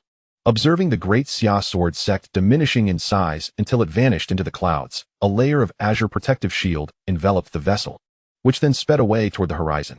In a soft voice, Shenlan remarked, our intended destination lies within the territory of Jinyue Mountain. Let me take this opportunity to inform you about the surrounding factions. We have Qinglong Island, the Wanshan Sword Sect, the Zixiao Sword Pavilion, Qixing Gate, and finally, ourselves alongside Jinyue Mountain. Within a radius of 100,000 li, these 6 sects possess the most considerable influence, while the rest are hardly noteworthy. After a brief pause, he continued, among these, the Great Xia Sword Sect, Jinyue Mountain, and Wanshan Sword Sect are the foremost, wielding greater power than the other 3. Collectively, these 6 sects govern the Yunming Immortal Palace. I trust you are all aware of the wonders that the Yunming Immortal Palace holds. At that moment, Li Guanqi interjected with a hint of confusion, Elder Shun, if the Yunming Immortal Palace is truly so extraordinary, are we not concerned about attracting the covetous eyes of others? Shenlan chuckled softly and replied, your question is somewhat misguided, for the Yunming Immortal Palace has a significant drawback. This secret realm only permits disciples in the Qi refinement stage to enter, and the treasures discovered there seldom exceed the Golden Core realm. Thus, this secret realm holds little value for those of higher cultivation levels. However, it serves as an excellent trial ground for our disciples, with considerably lower risks. Li Guanqi nodded slightly, understanding the reasoning. No wonder there were no attempts at theft. Its utility was limited. At that moment, The voice of the sword spirit suddenly resonated in Li Guanqi's mind. Oh, the lesser 100 realms, intriguing. Inquiring with his thoughts, Li Guanqi asked, "What is the 100 realms?" The languid voice of the sword spirit responded, "It is what you refer to as the Yunmeng Immortal Palace. It was formed from the remnants left by powerful cultivators from the upper realms, creating such a secret realm. These realms naturally attract fragments of space from the void, connecting with them." Furrowing his brow, Li Guanqi grasped the meaning, albeit vaguely. While seated on the boat, Yi Feng and Lin Dong wandered around, clearly intrigued by their surroundings. In contrast, Li Guanqi sat alone at the stern, meditating and cultivating. Xinlan smiled faintly, thinking to himself, "Talent is commendable. But what matters more is the diligence that surpasses others." Li Nanting has indeed taken on a promising disciple. The cloud boat sailed at a speed far exceeding that of 1,000 miles a day. Despite this, it flew for an entire day and night before finally revealing the vague outline of a towering mountain. The peak was colossal, piercing the heavens. Surrounding it were numerous celestial cranes and tamed flying beasts gliding past. Beside their cloud boat, another massive vessel appeared, entirely crimson, featuring 2 sails on its side. Moving at an astonishing speed, with a swift swoosh, it flew past them. The cloud vessel began to tremble violently, the luminous screen quivering slightly. Xunlan hastily took the helm, channeling more primordial energy to stabilize it. Li Guanqi slowly rose, gazing towards the rear of the crimson cloud vessel. There, a cold-faced youth fixed his piercing gaze upon him. A rare, sardonic smile flickered across Li Guanqi's features. Who could he be? After a moment of contemplation, Li Guanqi turned to Xunlan and softly inquired, "Elder Shun, to which faction does that cloud vessel belong? And who is that individual at the bow?" Xunlan's expression darkened as he replied, "Zhao Xianzhu, a remarkably talented individual among this generation of disciples from the 10,000 Immortals Sword Sect. The 10,000 Immortals Sword Sect has always been at odds with us. Should they provoke us in the secret realm of Yunmeng Xiangong, make sure to teach them a harsh lesson." The group's shared understanding elicited a subtle smile amongst them. Buzz, the protective array of Jinhua Mountain activated, and the cloud vessel gradually docked at the platform. By this time, the vessels from various factions had already anchored, leaving them as the last to arrive. Before anyone could disembark, a sharp, caustic voice rang out, "I say, Xunlan, has your Daxiao sword sect fallen into such poverty? Clinging to this dilapidated cloud vessel, slow as molasses, while everyone awaits your arrival." Chapter 43. A sudden attack. The killing sword. Xunlan's face turned icy as she extended her hand, commanding, "Spirit spell." 282. Lightning whip. Crack. The crackling purple lightning whip mercilessly struck the speaker's face. Bang. The man was flung several yards by the tremendous force of the whip, his cheek instantly charred and torn. He pointed at Xunlan, fury surging within him, his fingers trembling slightly. Xunlan dissipated the lightning whip, leading her companions past him. "How dare a mere steward from Qinglong Island speak so brazenly to me? Humph. This shall serve as a lesson, lest you bring calamity upon yourself with your words." The man's expression darkened to the utmost, yet he could utter not a single word. The look in the woman's eyes conveyed that should he dare to utter another syllable, she would strike. Once Li Guanqi and his party had moved some distance away, the man finally mustered the courage to curse, "Vile woman, just wait until we enter Yunmeng Xiangong. I shall find a way to eliminate those few." Li Guanqi, at the rear of the group, merely chuckled coldly upon hearing this. Eliminate us? Soon after, the people of Jinhua Mountain welcomed them. Disciples clad in earth-toned sect robes had been waiting there for some time. An elder, noticing Xunlan, hastily approached them. "Ha ha. I did not expect Elder Shun to personally escort disciples from the Daxia Sword Sect this time. Forgive our lack of proper greeting." The elder continued, It seems this year the Daxia Sword Sect has indeed recruited some remarkable talents." Though he claimed that the new disciples were not quite up to par with the others, pride was evident on his face. As the disciples behind him generally reached the 9th level of chi refinement, they could hardly be considered lacking. Xunlan smiled and remarked, "Once our disciples enter the Cloud Dream Immortal Palace, we shall assist each other." The elder responded with a slight smile, "Indeed, indeed." He led the group towards the rear of the main peak of Jinhua Mountain. Along the way, disciples from other sects gathered together. Among this crowd, Li Guanqi spotted a familiar figure. His expression remained unchanged, yet he inwardly calculated, what was that person's name again? Luo Hu. He has actually become a disciple of Qinglong Island. Li Guanqi shook his head and softly sighed. It seems not every sect is like the Daxiao Sword Sect. That Luo Hu, during the initiation ceremony, was filled with defiance and resentment, yet ultimately, due to possessing dual spiritual roots, was accepted as a disciple by Qinglong Island. However, It was the individual named Zhao Xianzhu that captured Li Guanqi's attention. The aura he exuded was truly hard to overlook. Soon, all disciples from the six sects gathered upon a massive altar platform. The one presiding over the proceedings was none other than the elder from Jinyue Mountain. Esteemed disciples, I trust you have discussed the rules with your protégés. Within the secret realm, life and death are your own responsibility. Any grievances born inside must not be taken outside. If you are prepared, let us proceed to the Cloud Dream Immortal Palace. Following this, the leaders of the six major sects each produced a special jade pendant and tossed it into the air. The six pendants emitted a soft, luminous glow, and a magnificent palace silhouette appeared in the sky. Suddenly, Shenlong conveyed a message to Li Guanqi, saying, should you encounter danger within, do not hesitate to strike. And if necessary, take a life. Simultaneously, Shenlong communicated with the rest, declaring, from this point onward, Li Guanqi shall lead. His voice was resolute, leaving little room for dissent. Among the five, Lin Dong and Yi Feng remained indifferent, while Kachin hesitated briefly before nodding in agreement. Only Zhong Lin expressed some reluctance. Yet he said nothing. When the distorted spatial rift manifested, the elders sternly warned, remember, do not attempt to break through to the foundation establishment stage inside, or you will be instantly expelled. Wishing everyone good fortune, he intoned, buzz. As the spatial rift stabilized, the group leapt forth into the secret realm. Shenlong softly urged, you may enter as well. Li Guanqi nodded slightly and led everyone in. As they traversed the secret realm, it felt as though their bodies were submerged in water, their consciousness slightly hazy. Whoosh, whoosh, whoosh. The sharp sounds of air being sliced through rang out. Clang, clang, clang. Suddenly, Li Guanqi felt the ground beneath him vanish, and he plummeted downward. In that instant, he swiftly drew his sword, severing the flying projectiles aimed at him. Be cautious, he warned. With a flurry, the group descended from a height of several dozen feet, their expressions turning grave. Upon landing, Li Guanqi wasted no time, immediately propelling himself forward. The others heard a dull thud as the ground beneath Li Guanqi was indentured by his footfall. He surged forward like a cheetah. Yi Feng, sword in hand, followed closely, while the remaining three drew their weapons, remaining vigilant of their surroundings. Zhong Lin furrowed his brow, making a swift decision as he exclaimed, let us proceed to the left and flank them. The youth clad in a purple robe, witnessing his concealed weapon being severed, was about to turn and flee. However, as he pivoted, he was astounded to find his pursuer had surged forward, closing the distance to a mere 20 paces. The speed was such that he realized he would soon be overtaken. Cursing under his breath, the youth muttered, damn it, how can he be so fast? Behind him, Yi Feng had reached the limits of his agility, yet he could only gaze in awe at Li Guanqi's formidable presence. Yi Feng murmured, this guy's physical prowess is utterly monstrous. How does this differ from a body-refining martial artist? His sheer physical strength allows him such swiftness. Li Guanqi's brow furrowed slightly. With his divine sense, he could perceive his opponent's figure with clarity. A cold smirk crept across his lips as he softly murmured, seven-string sect? Suddenly, the already rapid pace surged even further. In the blink of an eye, he left Yi Feng several paces behind.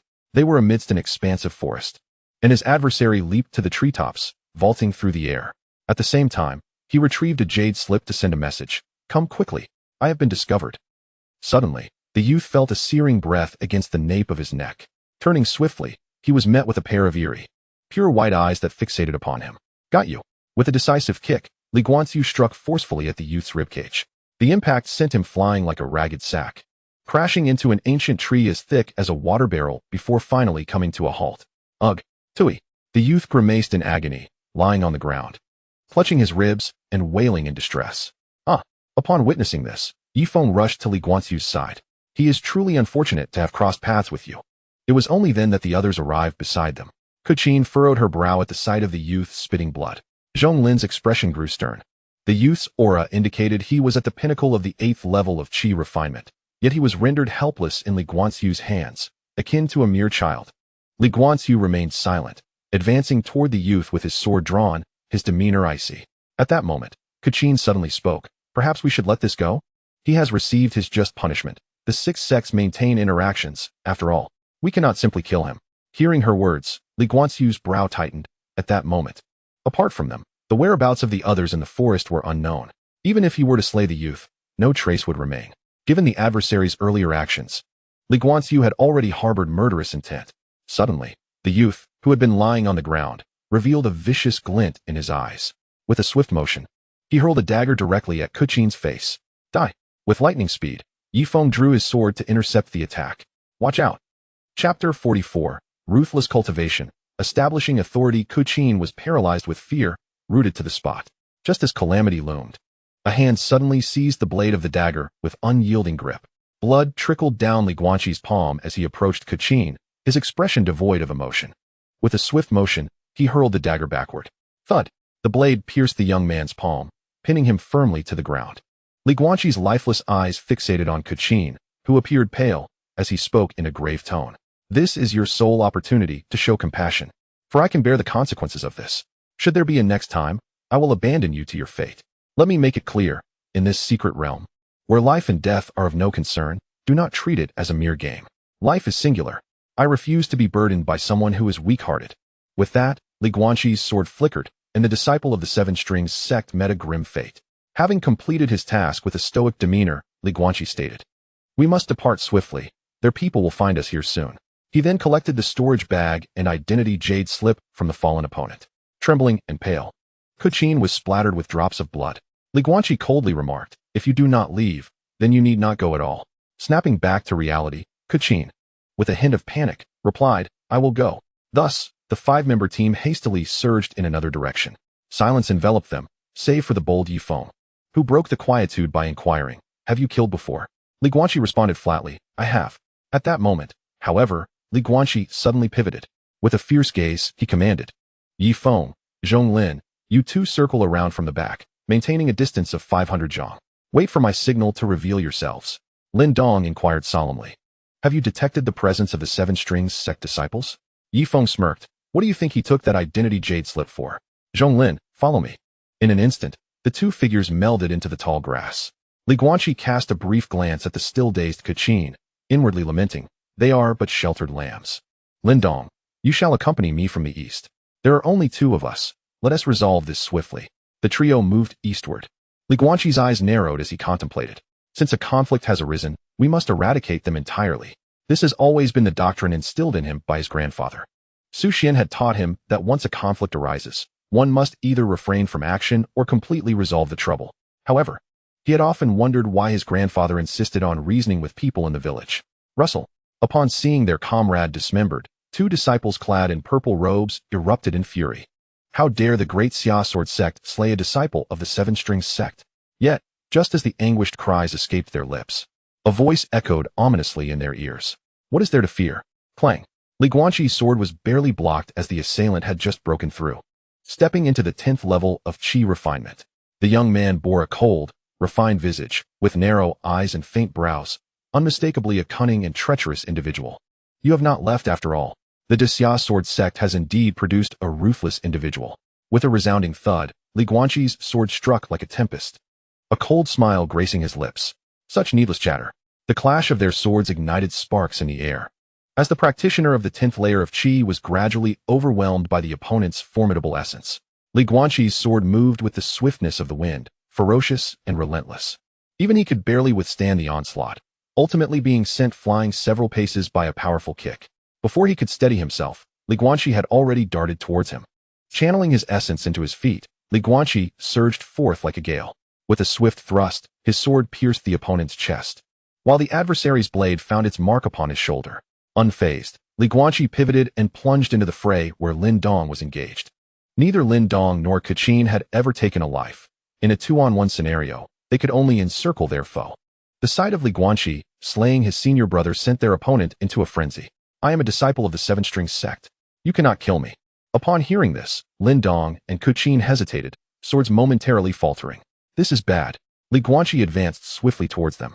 At that moment, Yifeng and Zhonglin arrived from behind, but upon witnessing the scene, they too felt powerless. The disciple clearly clutched two dark purple pills in his hand.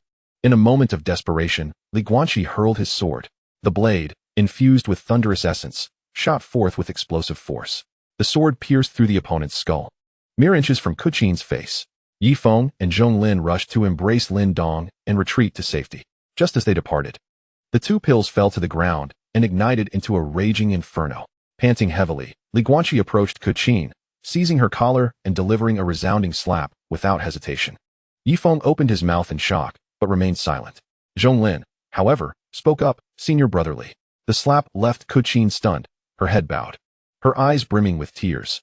A clear handprint marred her fair skin. Yet, Guanqi erupted with fury. If you wish to die, do it alone. Do not drag others down with you. Had Lindong not blocked those blows for you, you would have perished already. Not wishing to take a life? Then expose your neck for someone else to strike. With his chest heaving, Guanqi retrieved his sword, collecting the storage bags from both individuals and carelessly tossing them to Yifeng and Lindong, while he tossed the earlier bag to Zhonglin. Once everything was in order, Guanqi squatted down, ignoring the trembling Kuqin at his side, and spoke to himself. Once you step into the realm of cultivation, do not expect to remain unscathed. If you do not slay others, others will slay you. If you cannot grasp this truth, I advise you to forfeit your cultivation and return to a life of domesticity. Let us go.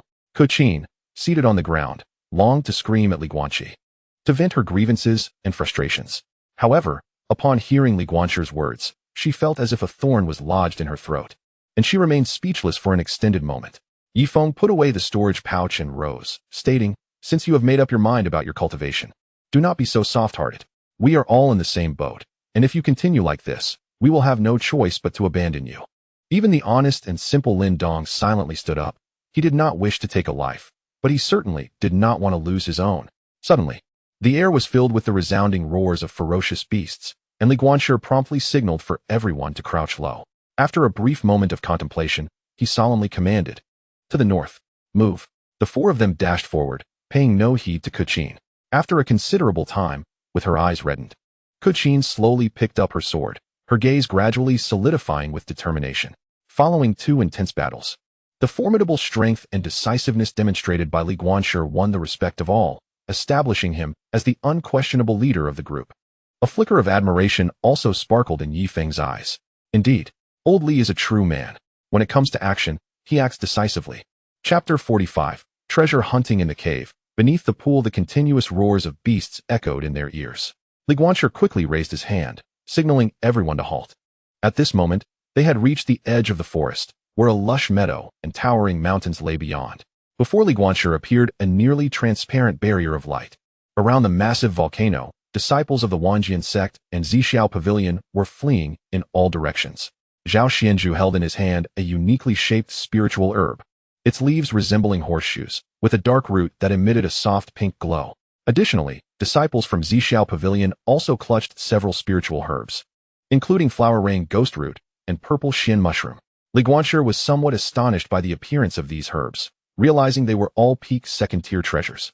However, what truly captured his attention were the 2 enormous beasts, a dark bat with a wingspan of 6 zhang and a crimson-eyed demon ape standing nearly a zhang tall. Guanqi had no intention of confronting these beasts head-on at that moment. Given their size, they were undoubtedly foundational beasts, and he preferred to avoid any conflict with them. Nevertheless, he was curious about this bizarre place. The 2 beasts were pursuing 2 groups, causing the ground to tremble slightly beneath their feet. Yifeng nudged Guanqi and whispered, "What should we do now?" Just as Guanqi was about to respond, a voice echoed in his mind from the sword spirit. "Within the cave 100 zhang away lies something valuable." Guanqi swallowed his words and mentally inquired, "What is it?" "Tai silver." Guanqi's eyes widened in astonishment as he replied, "Really? Believe it or not." Gazing at the immense cave 100 zhang away, Guanqi hesitated. He was uncertain whether to lead the others into this risky venture. After a moment of silence, he finally spoke, "I wish to investigate that cave. Do you wish to join me?" Zhonglin excitedly rubbed his hands together and exclaimed, "Let us go. They've already acquired spiritual herbs. We must find some other benefits for ourselves." Guanqi observed that the crowd was brimming with eagerness, and thus he spoke with a grave tone. "Very well. While those 2 fiendish beasts have yet to return, let us hasten inside to investigate. Should peril arise, we shall make a swift retreat." Suddenly, Guanqi turned to see Kuqin standing expressionless behind several others, her eyes swollen and red. "I wish to join as well," she stated, her voice devoid of emotion, as if she had transformed into another person. Guanqi regarded her gently, saying, "If you have resolved to change, then bear it silently. Do not wear a grim visage. If you do not wish to change, no one is forcing you." Kuqin rubbed her cheeks, her complexion improving somewhat. Noticing her calm demeanor, Guanqi began to instruct, "Kuqin, guard the cave entrance. If those 2 fiendish beasts return, alert us immediately. The rest of you, follow me inside." With that, the group prepared to venture out of the forest. Yifeng suddenly turned back to Kuqin, saying, "Do not hold it against him. It is all for your own good." Entrusting you with guarding the entrance means we are placing our lives in your hands. Do not let us down. Guanqi commanded, let us depart. With a swift motion, the 5-member team formed a diamond formation and charged forward. Their pace was remarkably quick, covering a distance of 100 paces in just a few breaths. At that moment, the 2 fiendish beasts had already chased several hundred paces away, oblivious to what transpired behind them. Kachin suddenly retrieved a brown ancient zither from her storage bag and concealed herself behind a large rock at the cave entrance. The remaining members swiftly dashed into the cave. The cave measured 3 zhang in both width and length, its floor exceedingly damp, akin to stepping upon mire. The air was saturated with a foul odor, reminiscent of a long decomposed fish. Guanqi furrowed his brow, extending his senses to perceive the surroundings within the cave. However, as they delved deeper, nearing a distance of nearly 100 paces, he felt his heart race increasingly. The deeper they ventured, the longer their eventual escape would take. Gradually, the temperature around them began to drop significantly. At last, a glimmer of light appeared ahead, revealing a spacious area before the group. They beheld a vast interior, measuring 10 zhang in size, with 2 enormous grass nests coming into view. The group immediately began to search for treasures. Incredible! Exclaimed Zhonglin. There is a vast expanse of baigu grass here. This is prime material for concocting foundation establishment pills. This grass is at least 100 years old. With that, he began to harvest eagerly. Guanqi then inquired, where are your prized possessions? He asked this because he was aware that, given the sword spirit's pride, she would not be satisfied with such meager offerings. The sword spirit replied softly, do you see that pond in the corner? It lies beneath that. Guanqi hurried to the corner and indeed discovered a pond of 3 feet in size. However, this was merely the entrance. The space beneath was far more expansive. He instructed, should anything arise, call for me immediately. With that, he plunged into the pond before the astonished gazes of his companions. The weight of the sword box caused him to descend rapidly, and within this place, his senses could perceive nothing at all. As Guanqi's consciousness surged forth, his expression remained unchanged. He quickly realized that his mental energy was depleting rapidly in the water, lasting no more than the time it takes to burn half a stick of incense. Guided by the sword spirit, he soon arrived at a wall deep within the pool, where a vast stone surface emanated a silvery glow.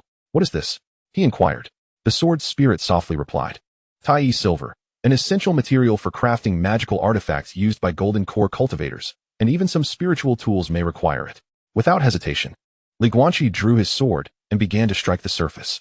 However, after considerable effort, the substance remained unyielding.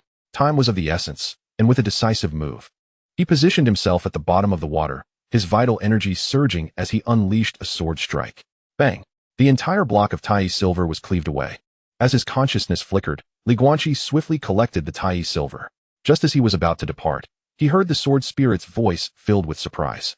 Wait! It seems there is Xianbao spirit sand beneath. Upon turning, he heard the shouts of the others above. After a brief hesitation, he quickly swung his sword again, the blade protesting under the strain. From the depths of the wall, a golden stone the size of a human head fell. With the prize in hand, Guanqi immediately swam upwards. Suddenly, he heard Kuchin's anxious voice emanating from the jade slip. Hurry! The 2 beasts are already on their way back. And they're only 100 feet away. A wave of dread washed over Guanqi. It had only been a few breaths, yet the creatures were already so close. Given their strength, unless he could break through to Foundation establishment at that moment, everyone would perish. But if he were to break through, he would be instantly teleported out of the secret realm, leaving the others to face certain death. Even if they ran back, they would collide head-on with the beasts. What to do? What to do? Cold sweat began to bead on Guanqi's forehead. Chapter 46. Thrilling and exciting. Beastmaster sect in an instant. Guanqi made a decision. Run. Retreat. Simultaneously, he swiftly took out the jade slip and instructed, Kuchin, keep us updated on the beast's position. Quickly, the group surged forward, pushing their speed to its limits. Meanwhile, Guanqi changed out of his drenched clothing. Kuchin's voice continued to relay updates through the jade slip. 80 feet. At this moment, the group was still at least 150 feet from the cave entrance. 60 feet. 30 feet. They had reached the pinnacle of their speed. And Guanqi's consciousness began to scan the area above. 10 feet. He could even hear the ground rumbling ominously beneath them. They were now just around a corner from the entrance, only 30 feet away. Guanqi halted suddenly and transmitted a message to the cave's ceiling. Yifeng instantly grasped Guanqi's intent, and the group swiftly ascended to the top of the cave. However, Zhonglin lost his footing and fell back by about 10 feet. Guanqi quickly steadied Zhonglin's foot, and with a powerful push, sent him upward. They were inside. The crimson-eyed demon ape and the dark bat had already entered the cavern. Guanqi, seizing the moment, leapt into the air, using his limbs to brace against the protruding stone pillar, maintaining his position without descending. The others held their breath as the ominous sounds drew nearer, the muffled thuds becoming increasingly distinct. A glance exchanged among them caused their breaths to hitch in unison. The tension was palpable, their hearts racing uncontrollably. Their senses sharpened to an unprecedented clarity. At last, a colossal beast ambled past beneath them. Guanqi could even discern the filthy fur of the crimson-eyed demon ape. Suddenly, the creature lifted a hand to scratch its head, coming perilously close to Guanqi's foot, mere inches away. Thud, thud, thud. Guanqi felt as though his heart might leap from his throat. The demon ape continued on toward the corner ahead. Following closely was a pitch-black dark bat, its gossamer wings folding as it advanced, moving on its elbows. Although bats possess poor eyesight, their acute hearing allowed them to perceive the location of everything around them with uncanny precision. Gradually, the dark bat reached the corner. Suddenly, it halted, sending a shiver down the spines of the onlookers. The bat's nostrils twitched slightly, and Guanqi instantly sensed impending danger. He turned to Zhonglin, transmitting urgently. Did you mask your scent after harvesting the baigu grass? Upon hearing this, Zhonglin's face drained of color. Without hesitation, Guanqi urged, run. With a flurry of footsteps, as they landed, the dark bat swiftly turned its gaze upon them. It opened its mouth, emitting a piercing sonic wave. Almost simultaneously with their landing, the sound wave assaulted their ears, causing blood to pour from their orifices and their spirits to falter. Plug your ears and run. Guanqi bellowed, grasping Lindong and Zhonglin as they dashed toward the exit. The jade slip flickered, and Kuqin's voice resonated once more. The disciples of the Wanxian sword sect and Zhixiao pavilion were returning. Guanqi's thoughts raced, evidently. They were aware that there were treasures still to be found within the cave and were eager to return. However, he had no time to dwell on this. The furious roars of the two demon beasts echoed like thunder, shaking the cavern's walls, as debris fell from above. Their speed reached its zenith, and they finally burst forth from the cave. As they emerged, they spotted Kuqin.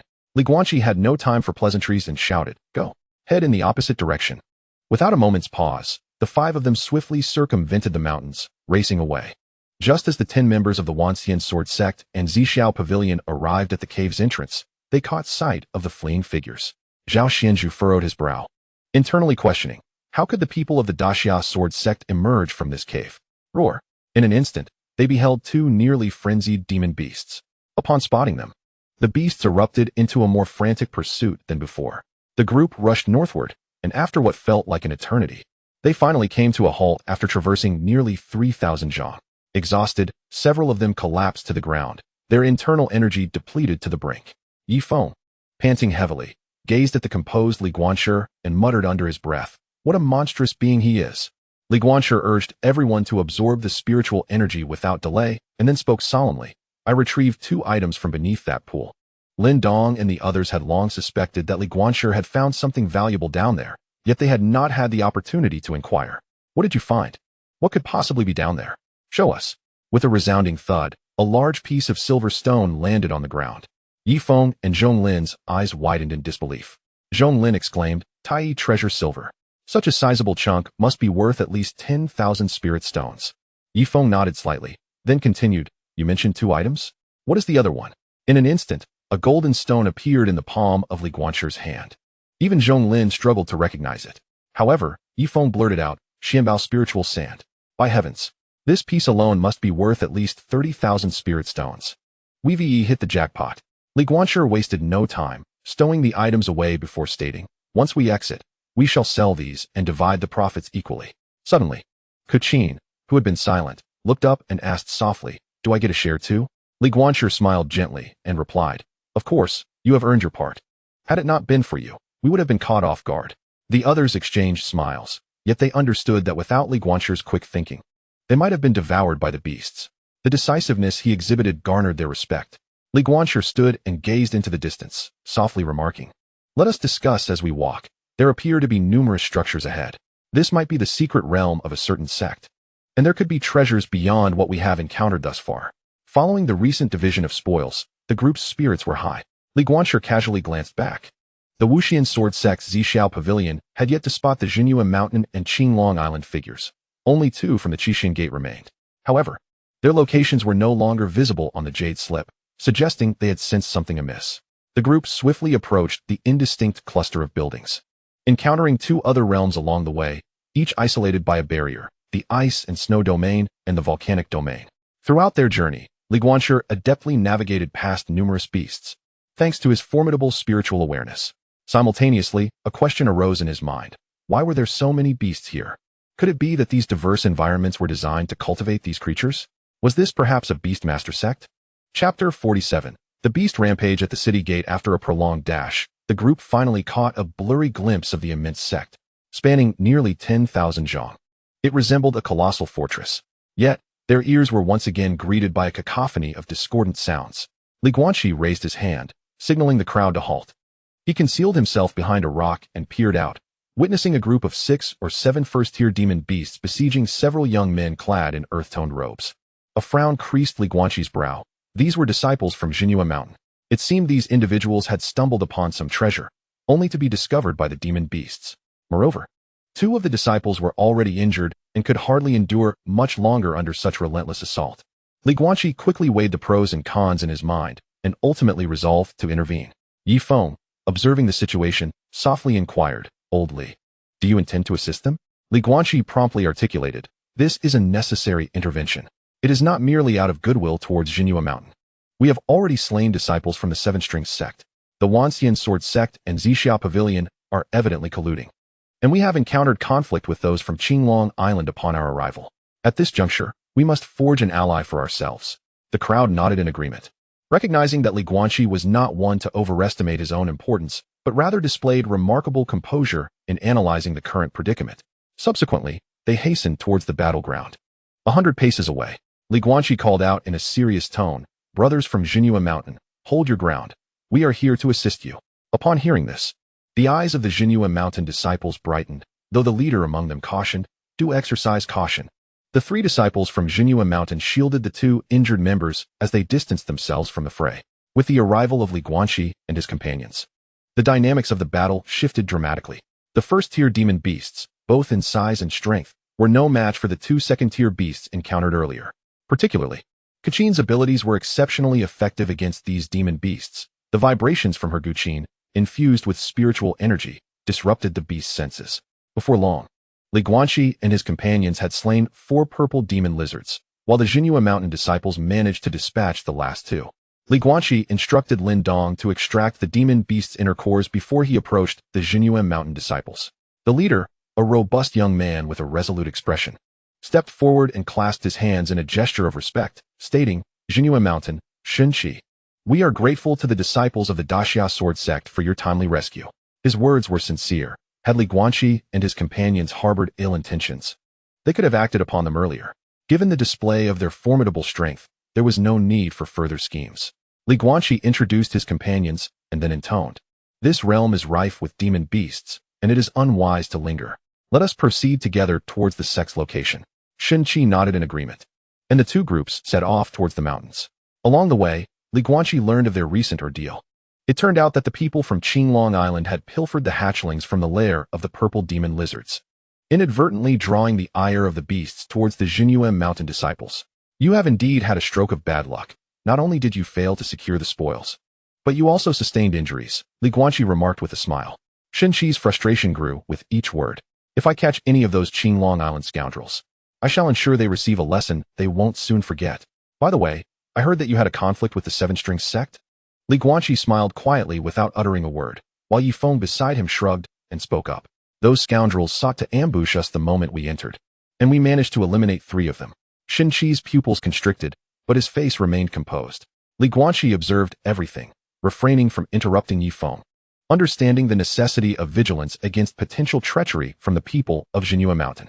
Just as they approached the towering gates of the sect, Guanqi suddenly halted, crouching down to touch the ground, his expression shifting dramatically. "Run. Something is amiss."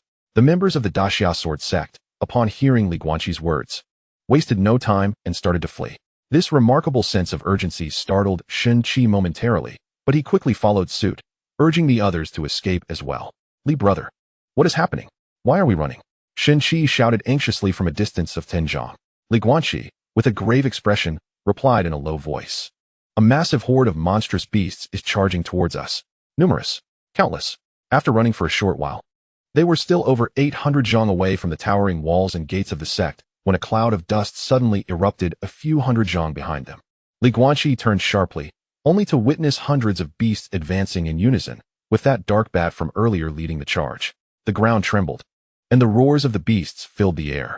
The group of 10 felt an overwhelming urge to grow additional legs.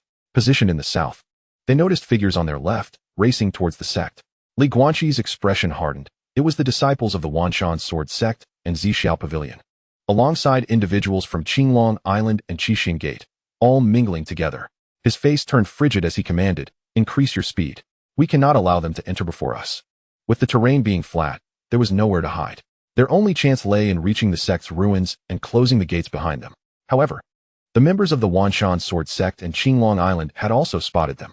Luo, whose expression turned cold as he urged, "Senior brother, quickly, we must enter first." The pace of both groups intensified, and Guanqi felt a heaviness in his heart, calculating their speed. If he did not act swiftly, they would surely be left outside to perish. He cast a glance back at Shenqi and said solemnly, "I will go ahead to obstruct them, to prevent them from closing the gates once they enter. You all must hurry." Without waiting for Shenqi to respond, Guanqi's muscles tensed, and he propelled himself forward, his feet creating a deep crater in the ground as he shot forth with astonishing speed, surpassing even that of a cheetah. Beside him, Yifeng clicked his tongue, aware that while others might be oblivious, he knew just how heavy the sword box strapped to Guanqi's back was. Carrying a stone sword box weighing 500 pounds and still achieving such velocity was remarkable. As Guanqi sped ahead, the wind whistled past his ears, and he brandished his sword, heading straight for the individuals from Qinglong Island. Meanwhile, Luo, who noticed Guanqi charging towards them, his eyes flashing with malice. The humiliation he had suffered at the Daxia Sword Sect lingered vividly in his memory, but he was relieved to have joined Qinglong Island. Luo Huan spoke in a cold voice. "Brothers, it appears that the blind man from the Great Xia Sword Sect intends to obstruct our entry." Upon hearing this, the remaining 2 disciples of the Seven Strings sect instantly flashed a glimmer of murderous intent in their eyes. "Let us eliminate him first." Chapter 48, 1 against 7. Beast Control Sect. At this moment, the members of the Wanjian Sword Sect and Zixiao Pavilion had already soared into the city. Boom, boom. Guanqi raised an eyebrow. Indeed, the 2 massive city gates were gradually closing. The people from Qinglong Island and the Seven String Sect were also steadily converging towards Guanqi. Before the 2 figures from the Seven String Sect could approach, dozens of hidden weapons were hurled towards Guanqi. Whoosh, whoosh, whoosh. The sound of piercing air echoed as Guanqi wielded his sword with fervor, each strike accurately deflecting the hidden projectiles. The distance of 10 zhang was instantly bridged. 7 individuals swiftly surrounded Guanqi, yet he, at the 11th level of qi refinement, stood his ground against them, showing no signs of yielding. With his formidable physique and incisive swordplay, he momentarily stymied their advance. The leading disciple from Qinglong Island, who was at the 10th level of qi refinement, turned back to find that the gate was now only a short distance away. He hurriedly called out, "Retreat. Quickly, the gate is about to close." The 7 disciples erupted with renewed vigor, forcing Guanqi back several zhang, unleashing a barrage of hidden weapons and explosive fireballs. The flames from the explosions and the concealed projectiles compelled Guanqi to retreat. Observing the impending closure of the gate, Guanqi bellowed, "Wanjian Sword Sect and Zixiao Pavilion. If you dare to close the gate, you shall bear the consequences." Boom. The gate thundered shut after the members of Qinglong Island entered. Guanqi clenched his fists, cursing silently.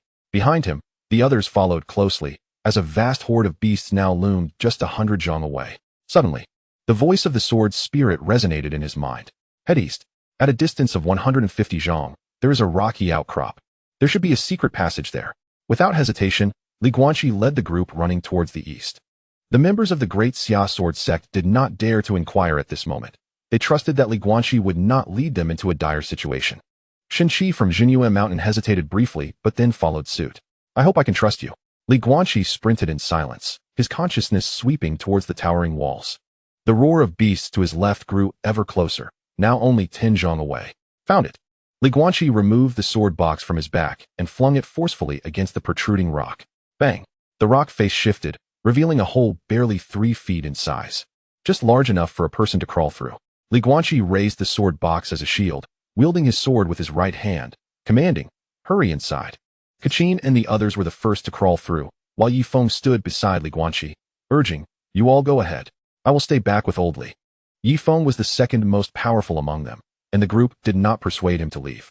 Shenqi also remained behind. However, just as the two injured disciples from Jinhua Mountain had barely crawled in, the horde of beasts had already arrived. Two ferocious beasts resembling tigers suddenly lunged towards Li Guanshi and his companions. Li Guanshi rooted himself to the ground, raising his sword sheath with his left hand to forcefully send one beast flying, while his right hand drew his sword with the swiftness of lightning. The blade sliced open the belly of the tiger-like creature, blood spraying forth.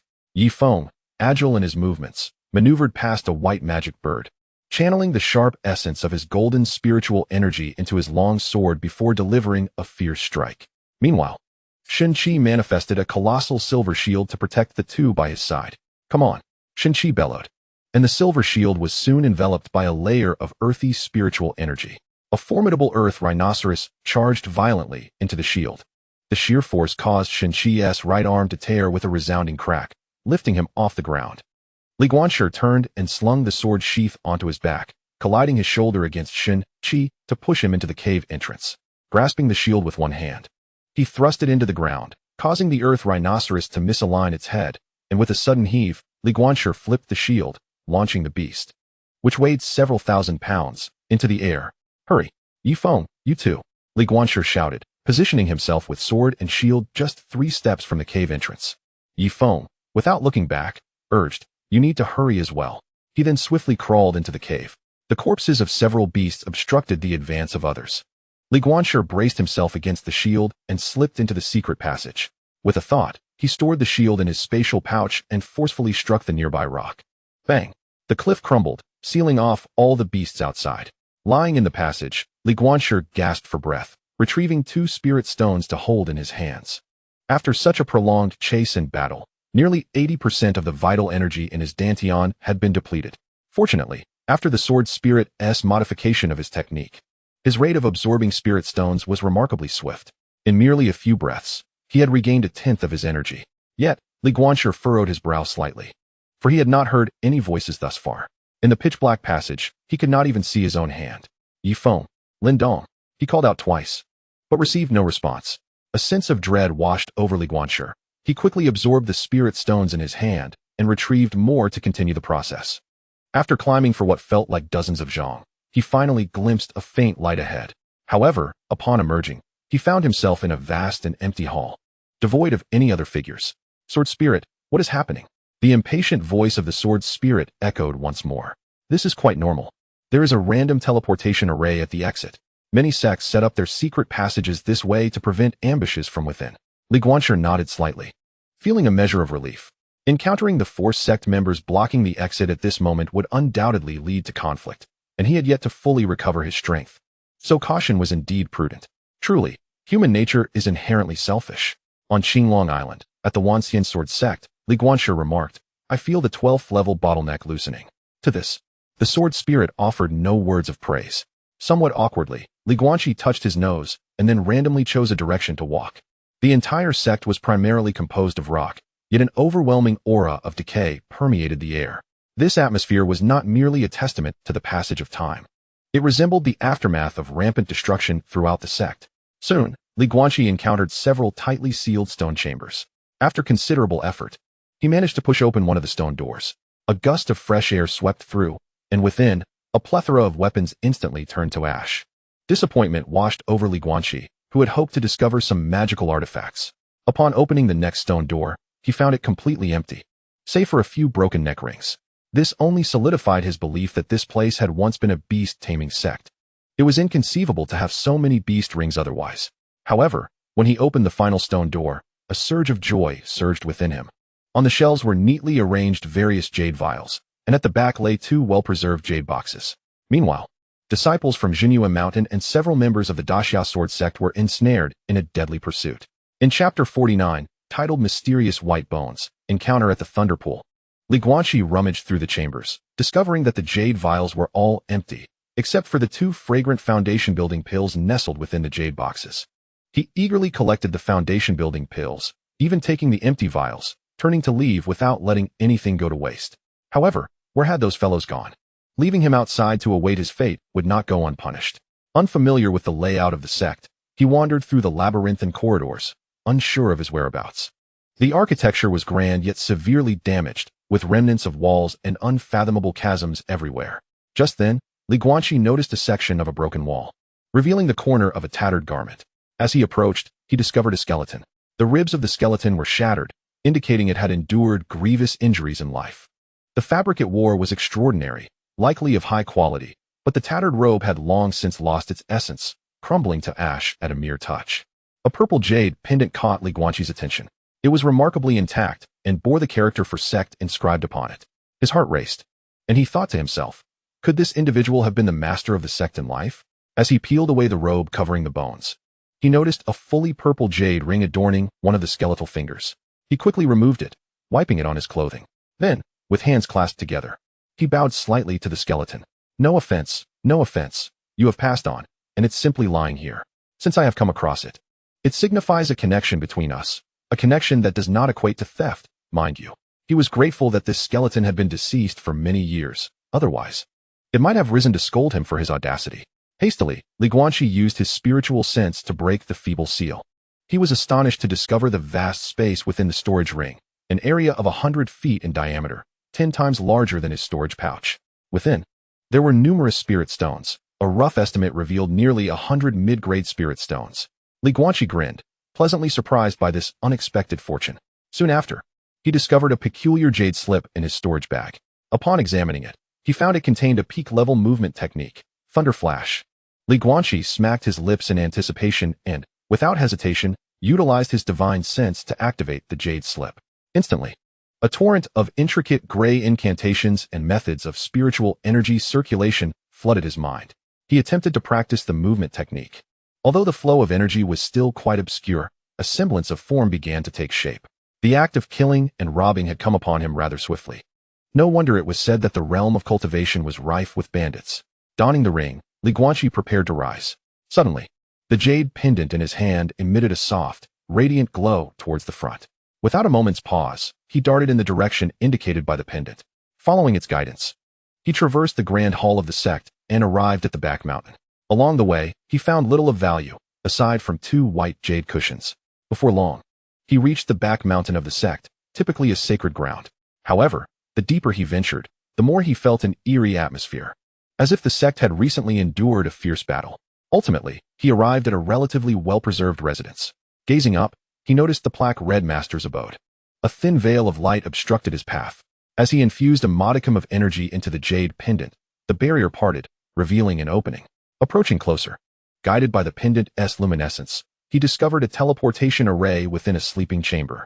Observing the recesses of the array, Guanqi placed the jade pendant upon it. With a hum, the array flickered with a faint glow but remained unchanged. Noticing several other recesses, he understood what needed to be done. With a wave of his hand, he embedded 16 spirit stones into the array. The lights flickered but still no reaction. Did breaking the array require mid-grade spirit stones? Crack. Indeed, the glow intensified, and Guanqi's figure vanished from the chamber in an instant. Upon opening his eyes, he was jolted awake by a searing pain coursing through his body. He found himself standing atop an ancient altar, surrounded by crackling thunder. The delicate tendrils of lightning coursing over him made his body tremble uncontrollably.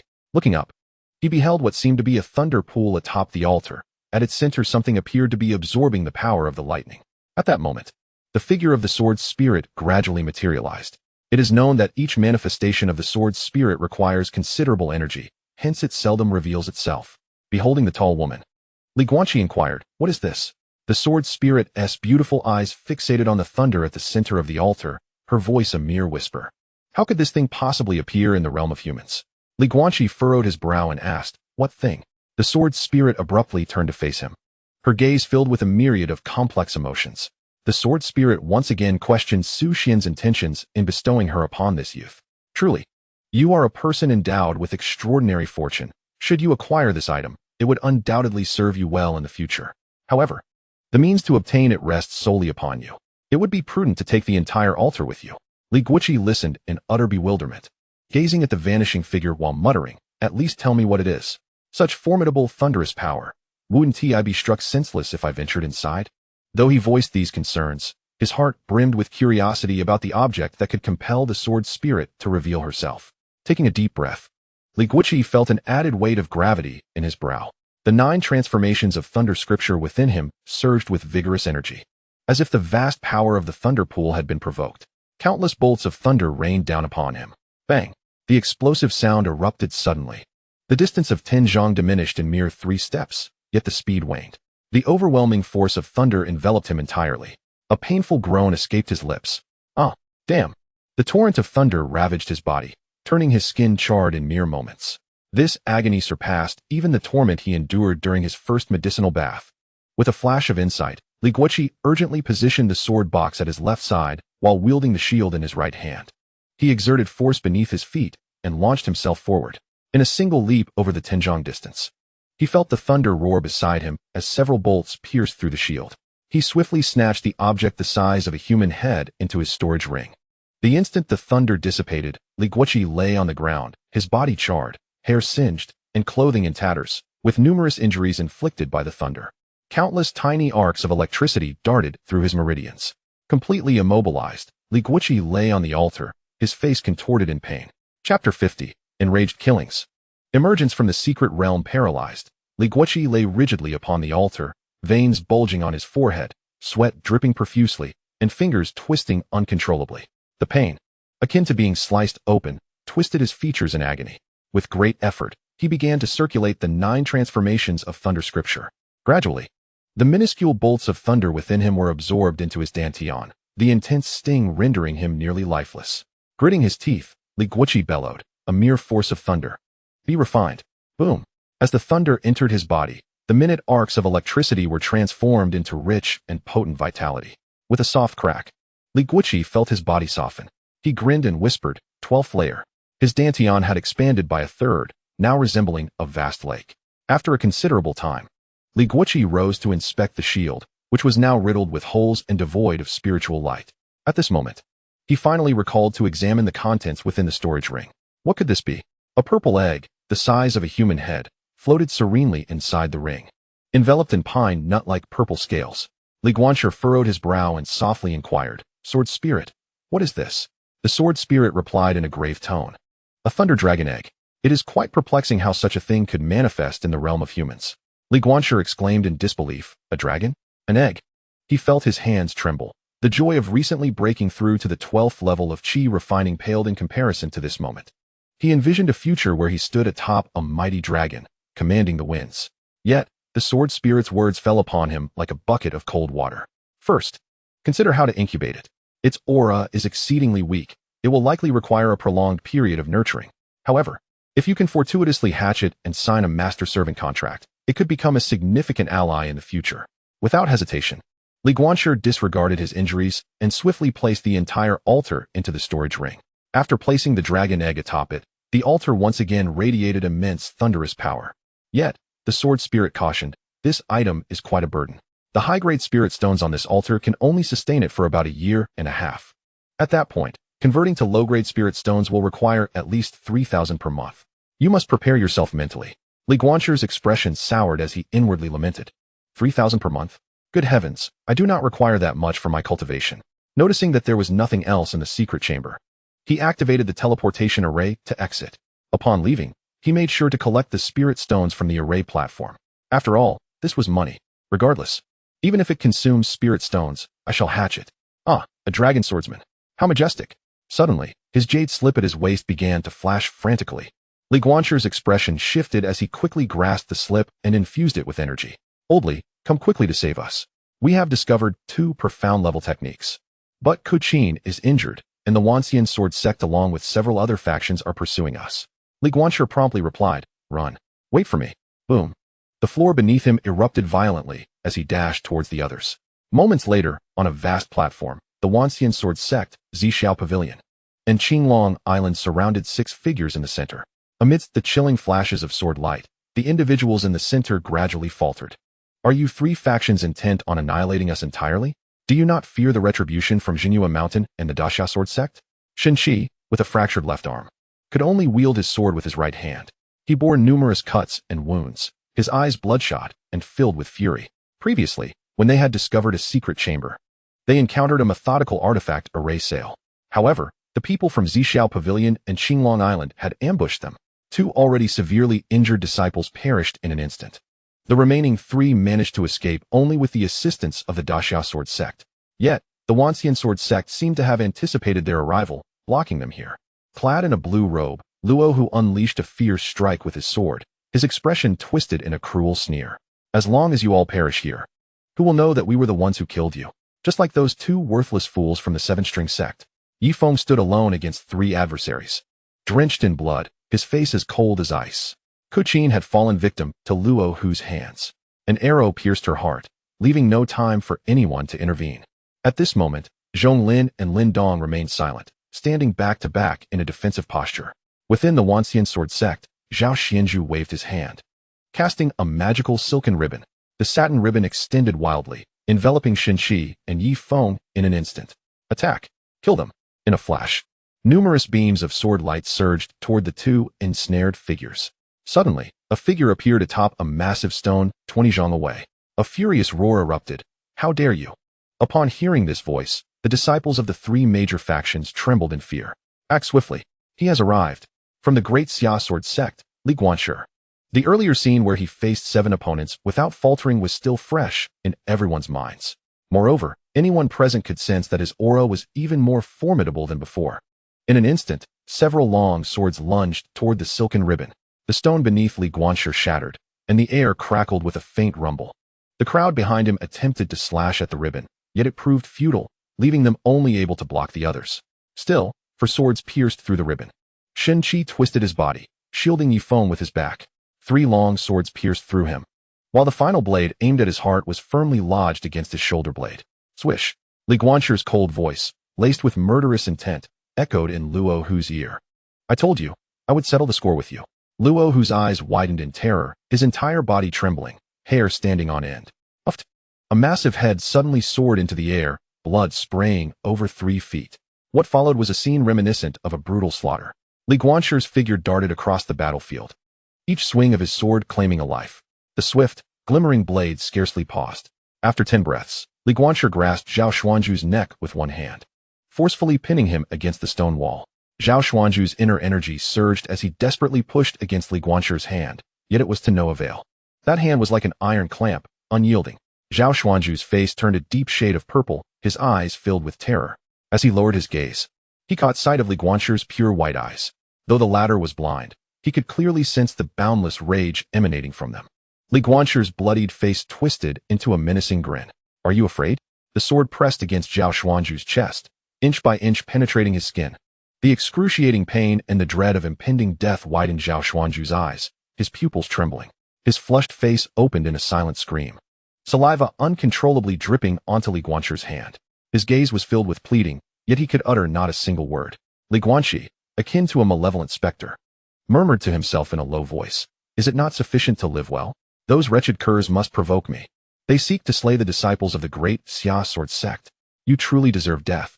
The long sword grazed his ribs, producing a harsh, grating sound as it pierced inch by inch into Zhao Xuanzhu's heart amidst his terror-stricken gaze. With a sudden, forceful thrust, the blade emerged from his body, pinning him against the stone wall. After completing this grim task, Li Guanqi stood there, gasping for breath.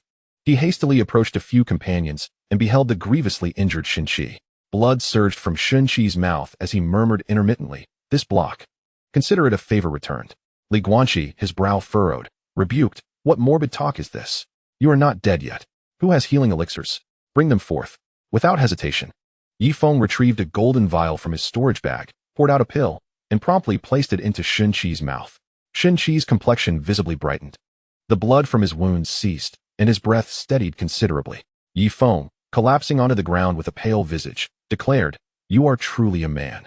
I owe you my life. Li Guanqi, his voice somewhat hoarse, responded, Kachin. Zhonglin, in silence, interjected, he died to save me. Upon hearing this, Li Guanqi fell into silence. Buzz. The heavens trembled, and a rift opened. Li Guanqi softly urged, let us depart. Remember, we do not know how they perished. Aside from our own, we have never encountered others in this secret realm. The disciples of Jinyue Mountain comprehended Li Guanqi's intent and nodded gravely. Their lives had been saved by the collective efforts of the great Xia sword sect, and Li Guanqi had rescued them twice. Aside from their 2 factions, all others had perished. This matter bore immense weight, and thus, it was not to be spoken of. You all take Shenqi out first. His injuries cannot be delayed. We shall follow shortly. Chapter 51. The Clown, a source of laughter buzz. The elders of the six sects stood upon the plaza, their faces etched with anxiety. After all, each entry into the secret realm resulted in numerous disciples meeting with misfortune. An elderly, stooped figure from the Seven Strings sect chuckled softly. Why do you all wear such troubled expressions? The fluctuations of this secret realm do not appear overly intense. There should be little danger. I believe you are all overly tense. A one-eyed man clad in a white robe from the Guanqi sword sect scoffed. Who does not know that the real peril lies beyond the secret realm? However, the six sects have long agreed that within the realm, life and death are one's own responsibility. Let us not have anyone act out of humiliation and turn this into a spectacle for all to witness. As he spoke, his gaze could not help but dart toward Shenlan. Shenlan, her demeanor icy, retorted, Su Xuan, are you insinuating something about the great Xia sword sect? I truly wonder where you find the audacity to speak to me so sarcastically. If it were Li Nanting here today, would you dare speak in such a manner?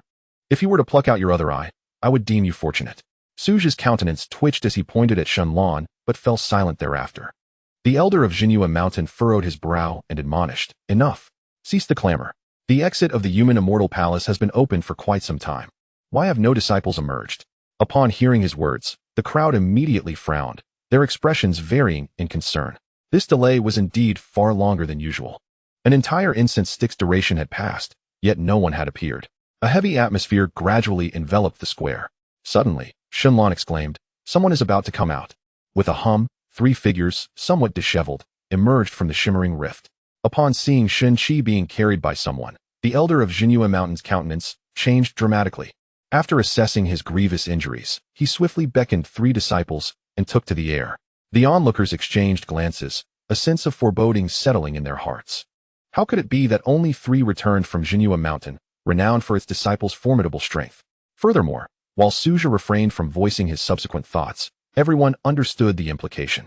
They were not blind. The multiple sword wounds on Shenqi's body were evident. This meant that the 2 who had not returned from Jinhua Mountain were likely dead. In that moment, an unspoken agreement to remain silent fell upon the crowd. After nearly half an incense stick's duration, Li Guanqi and the others emerged, supporting one another. Shenlan swiftly approached them, her expression shifting dramatically. Why are there only 4 of you? Where is Kuqin?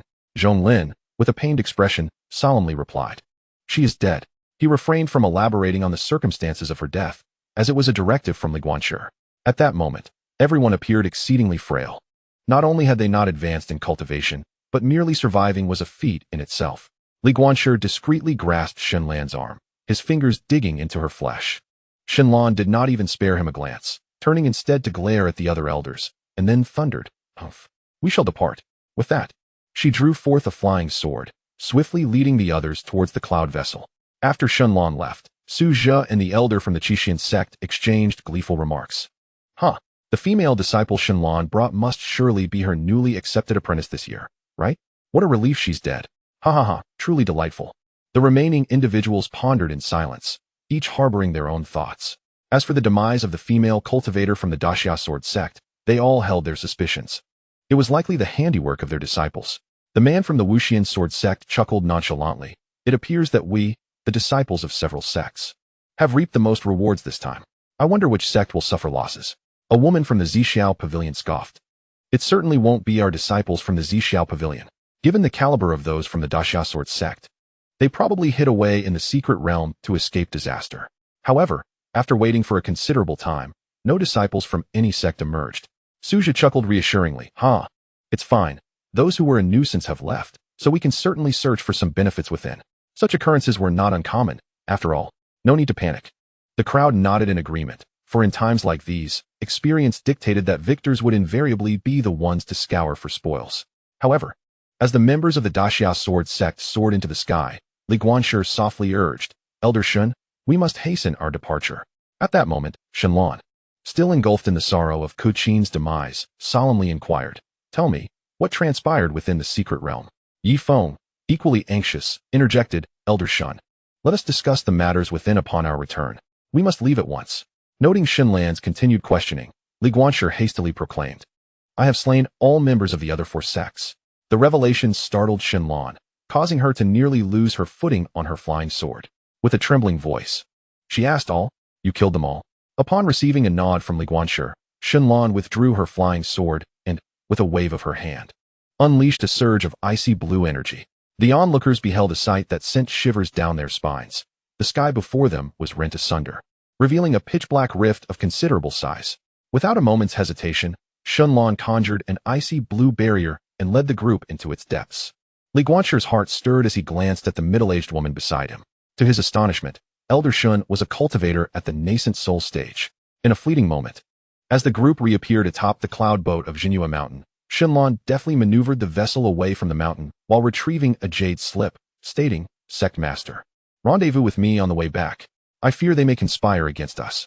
The cloud boat surged through the air at an astonishing speed, plunging into the clouds. Before Shenlan could catch her breath, her expression momentarily faltered as she produced a yellow jade slip. Jinhua Mountain owes a favor to the Daxia Sword Sect. Shen Shi is the Sect Master's son. At this juncture, Li Guanshi succinctly elucidated the sequence of events to Shenlan. Upon hearing the entirety of the tale, she bore no resentment towards him. Instead, her gaze was filled with a sense of reassurance. Such a temperament surely bodes well for greatness. Shenlan assured, "Do not worry. As long as we do not acknowledge it, it will be as if it never happened. Moreover, even if we were to admit it, how could the four families hope to rival the Daxia Sword Sect? Well done. If compassion were to sway our resolve, what purpose would there be in navigating this realm of cultivation?" Yet, she lamented the loss of Kuqin, reflecting that she should not have allowed her to join. As the group journeyed onward, to their surprise, the Daxia Sword Sect dispatched no fewer than 5 elders aboard cloud boats to escort them. Upon seeing those 5 vessels, Li Guanshi felt an immense wave of relief wash over him. Chapter 52. A modicum of reason. Springtime reigned upon their return to the Daxia Sword Sect. The group recounted every detail of their experiences within the secret realm. In the Grand Hall, not only were the elders from various peaks present, but also Sect Master Lu Kongyan and the Lawmaster Qin Xian. Li Nanting stood directly at the foot of the dais, aligning himself with Li Guanshi and the others. Li Guanshi felt a profound unease within, for he had annihilated the disciples of 4 sections. Among them were several possessing heavenly spiritual roots, undoubtedly inciting the wrath of the remaining sections. However, Lu Kongyan waved his hand lightly and said, "There's no need for concern. So what if a few disciples have perished? The matters within the secret realm are dictated by rules established a millennium ago. If one possesses true capability, they ought to deal with their adversaries in the secret realm. If they lack the ability, they cannot blame others. It's of no consequence. Let them come if they wish. You all should focus on your cultivation." Upon hearing this, Li Guanshi felt a surge of emotion within him. 20 lives had been lost. How could the 4 sects remain completely unresponsive? Yet, the Daxia Sword Sect exhibited an unwavering support for its disciples. This is the essence of a grand sect. After Li Guanshi and the others departed, Li Nanting could hardly contain his grin. When he sensed Li Guanxi's aura growing more formidable, yet still unbroken, he refrained from inquiring further, assuming the lad had experienced some fortuitous encounter within the secret realm. Li Guanshi, Yi Feng, Lin Dong, and Zhong Lin proceeded directly to the Baibao Pavilion at Tian's Hufeng. Li Guanshi fulfilled his promise, exchanging the immense Tai treasure silver for sect points, an astounding total of 1,200 points. Moreover, that small piece of Xianbao spiritual sand was worth an astonishing 2,000 points. Thus, Li Guanshi amassed 3,200 points. He then divided all the points into 5 portions, softly stating, "Though Kuqin is no longer with us, this share of points can be converted into gold and silver to send to her family. Let it serve as a token of our sentiment." No objections were raised, and each person ultimately received 604 points. Yi Feng produced 2 jade slips, saying, "One contains a movement technique, and the other a cultivation method. Who among you requires them?" Li Guanshi shrugged and replied, "I have no need. You may divide them amongst yourselves." With that, he took his leave. The group nodded in agreement, with the movement technique going to Zhong Lin and the cultivation method to Lin Dong. Upon returning to Tianlai Peak, Li Guanshi discovered that Lin Dong and Zhong Lin had each given him 200 points. He touched his nose and accepted without hesitation. Back in the courtyard, he noticed the little girl amusing herself with a plump orange cat. As Su Xuan saw him return, she hurried over, extending her hand. Li Guanshi smiled slightly, as if performing a magic trick, producing 2 steaming buns to offer her. "Yay, the little blind girl is quite loyal," she exclaimed, eagerly accepting. "It's so hot to eat." Observing the lazy orange cat on the ground, Li Guanshi reached out to scratch its chin, prompting the fat feline to nuzzle against him affectionately. Noticing the sky, he picked up the cat and called out, "Swan, Let us go inside. It seems rain is imminent. Suddenly, a rumble echoed. Su Xuan was about to question the source of the rain, but the booming thunder startled her, causing her to cover her head and scurry indoors in a flurry of alarm. Guanqi chuckled at the sight. The little girl is afraid of thunder. With a patter, the raindrops began to fall, gradually intensifying. Given the rainy weather, Guanqi seized the rare opportunity to rest. He decided to light the stove, set a kettle of tea to boil, and prepared some potatoes and sweet potatoes to cook. He moved the rocking chair from the backyard to the front hall and beckoned the little girl to sit beside him. Yet the little girl furrowed her brows, covering her ears, sitting stiffly on the small stool, forgetting to nibble on the bun in her hand. Observing this, Guanqi embraced her in his arms and draped a blanket over her. Do not be afraid, it is merely thunder. I am here, just enjoy your bun. Su Xuan timidly lowered her hands, taking small bites of the bun. Her large eyes fixated on the sweet potatoes roasting in the fireplace, swallowing with anticipation. Guanqi chuckled. Do you wish to have some? The little girl nodded vigorously. After peeling the sweet potato, he wrapped it in a layer of parchment and placed it in her hands. Take care, it is hot. At that moment, the orange cat leaped onto Guanqi's lap. Outside, the rain pattered softly, while the cat on his legs began to snore gently. The large rocking chair accommodated both a big and a small person, along with a plump cat. Su Xuan nestled herself between the armrest and Guanqi, her mouth smudged with the remnants of sweet potato. This scene exuded an indescribable tranquility and harmony. Guanqi's heart also found solace amid the rhythmic sound of the rain. Suddenly, Su Xuan spoke up, "Little blind one, weren't you once a beggar? Aren't you afraid of thunder?" Guanqi's face reflected nostalgia as he replied softly, "I was not afraid, but I feared the rain." Why fear the rain? Isn't thunder more frightening? Silly girl, when it rains heavily, everyone returns home. I would find no food and would have to endure hunger. The little girl pondered this and then nodded in agreement. That makes sense. But how come your character is so kind now? How did you manage to get through it? Guanqi gently rocked the chair and spoke softly. How did I walk through it?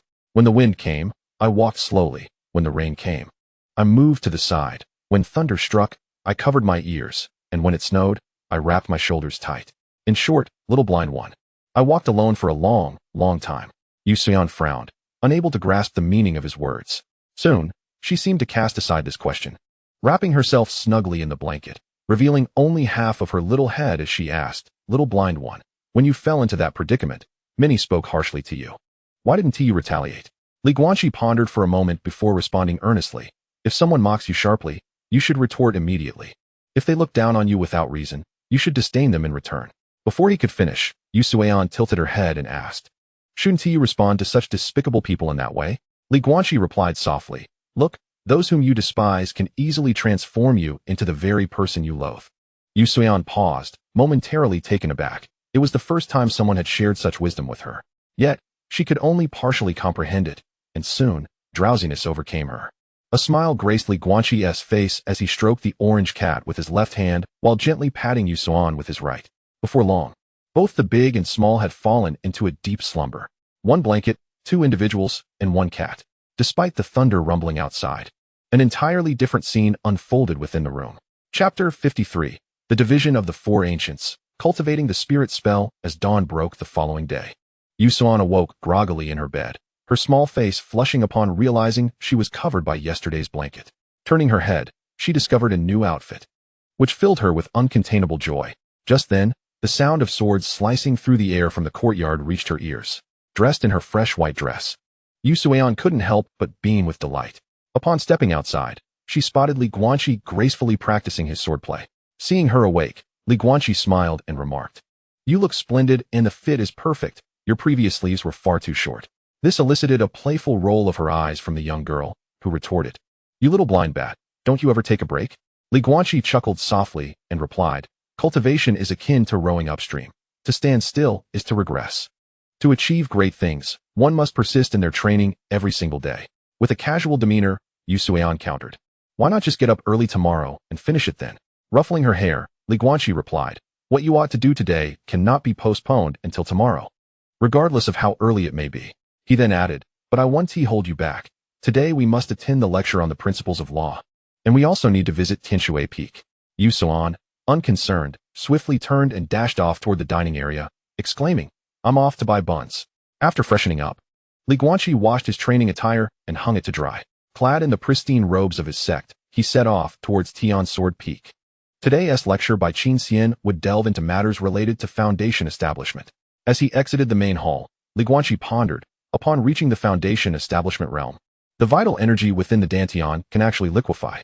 One can also practice fasting, abstaining from worldly sustenance to diminish internal impurities. Moreover, one's lifespan may extend beyond 200 years, enabling brief flights on sword. This lecture left Guanqi profoundly astonished. It was no wonder that it was said one truly embarked on the path of immortality only after establishing their foundation. Indeed, the disparity between those who have established their foundation and Qi practitioners is immense. Even Guanqi himself would not dare claim he could easily defeat a foundation establishment practitioner. It was a formidable challenge. Once one establishes their foundation, they can wield a greater array of techniques and spiritual charms. Numerous magical artifacts only reveal their true power post-foundation establishment. Upon arriving at the dining hall, Yifeng and his companions approached him, each exhibiting significant progress in their abilities. It seemed these fellows had exchanged quite a few points for valuable items. With a mischievous grin, Yifeng suggested, boldly, "How about a wager to see who establishes foundation first?" Guanqi scoffed. "You should be on the verge of breaking through to the 10th level soon, right?" Yifeng chuckled without denying it. While Guanqi was tempted to take the young man's money, he refrained from gambling this time. "Not betting. Why? Aren't you already at the 10th level? I even feel some of those at the peak of the 10th level are not as formidable as you." With a resigned sigh, Guanqi replied, "I simply don't want you to lose money." At this moment, Zhonglin interjected, "By the way, what are your thoughts on the matter of beginning the market after establishment?" Guanqi perked up at this inquiry, while Yifeng scoffed. "Let us just treat it as a formality. There's no need to take it too seriously. Do not speak of our great Xia sword sect. Even when considering the entirety of the northern region, it is remarkable if there are even 100 or 80 spiritual ruins that contain anything of worth. Ultimately, it is already a rare fortune if merely 10 or 8 fortunate souls possess weapons." Lin Dong nodded slightly, murmuring, "This matter need not be overly concerned. I have heard from the elder that the existence of spiritual ruins is not contingent upon talent. Spiritual ruins are ethereal and elusive, even more so than spiritual roots. Some possess, while others do not." Zhonglin chuckled. "It seems that among us, only oldly stands a chance." Guanqi shrugged and replied, "All right, do not flatter me. That thing does not consider talent. Who knows if I have it or not?" With that, the group ceased their chatter and contentedly partook in their meal. For they would venture to Tianshui Peak in the afternoon to study spiritual incantations. However, this matter lingered in Guanqi's mind. He had heard about spiritual ruins more than once. "Sword Spirit, is there anything within my spiritual ruin?" The Sword Spirit replied impatiently, "How would I know? Is there a significant distinction between having and not having weapons in the spiritual ruins?" Guanqi had initially expected the Sword Spirit to retort, but to his surprise, its tone was imbued with a complex emotion as it solemnly stated, "There is a distinction, and it is considerable. Those who truly stand at the pinnacle of existence are almost invariably individuals who possess items from the spiritual ruins. While it is not absolute, the impact is profound." In truth, the Sword Spirit had yet to voice another sentiment. Whether Guanqi possesses the sword of the spiritual ruin will determine whether he can truly wield the sword within the sword box. If he does not, then he will forever be limited to the first sword within the box. Soon, Guanqi cast this concern aside, as he found it difficult to contemplate such distant matters. He had just broken through to the 12th layer of Qi refinement, and his foundation required further stabilization. The 13th layer seemed particularly daunting. He even contemplated whether he should simply break through to foundation establishment at this juncture, but was promptly admonished by the Sword Spirit. At Tianshui Peak, the esteemed speaker was none other than the Peak Master Shenlan. As she regarded Guanqi, her gaze grew increasingly peculiar. In her perception, Guanqi's aura was even more substantial than that of some practitioners at the 9th layer of Qi refinement, nearing foundation establishment. This left her somewhat perplexed, though she did not dwell on it. The art of spiritual incantations has its origins in ancient times and was further developed during the prehistoric era. Legend has it that there are 300 spiritual incantations, with those numbered higher wielding greater power. The first 30 incantations are referred to as forbidden spells. However, due to various reasons, many of these incantations have become lost to time since the ancient and recent eras. At this moment, someone posed a question. Elder Shun, what do you mean by recent and ancient times?" Shenlan sighed and explained. "Recent refers to approximately 10,000 years, while ancient signifies 100,000 years. The ancient era spans from 500,000 to 1,000,000 years, and the primordial era refers to over 1,000,000 years ago. One should frequently visit the library to read about the chronicles of the human spirit world, Merely being aware of cultivation will not suffice. Following this, Shenlong began to instruct everyone on the swiftest methods to utilize spiritual incantations. Guanqi was indeed quite intrigued by such offensive techniques. Thus far, he had encountered 3 types of spiritual incantations. The first was the binding spell, Serpent's Embrace, which had been utilized by Qin Xian to subdue 2 individuals who had taken possession of others. Additionally, there was the Thunder Whip employed by Shenlong, and the incantation used by Lu Kongnian to restrain a disciple. The application of these spells necessitated the development of unique meridians within one's body to facilitate their swift execution. The names of the spells were not merely for vocal invocation, but rather served as a means to channel one's essence, requiring the utterance of both the incantation's name and its rank. Once Shenlong had retracted the anatomical diagram of the human meridians before him, he softly remarked, "This illustrates the meridian flow for the Thunder Whip, enabling even those devoid of thunderous spiritual energy to conjure such a whip. The key lies in sensing the presence of thunderous spiritual qi." Suddenly, Guanqi murmured from below, "Spiritual incantation. 282, Thunder Whip." Crackling sounds erupted as a purple thunder whip, nearly 10 feet in length, materialized in the palm of Guanqi's hand. Shenlong nodded with a smile. Indeed, this talent is truly prodigious. Chapter 54. Seeking the spiritual incantation. Minning Valley. After several days of recuperation, Guanqi had firmly established his 12th level of cultivation. He continued his diligent training daily, while Li Nanting frequently shared tales about the world of cultivation. With each new story, Guanqi felt an increasing sense of treachery among those in the cultivation realm. Li Nanting chuckled, "These are merely some of the many experiences I had in my youth." Guanqi smiled slightly. "Master, you hardly appear old at all.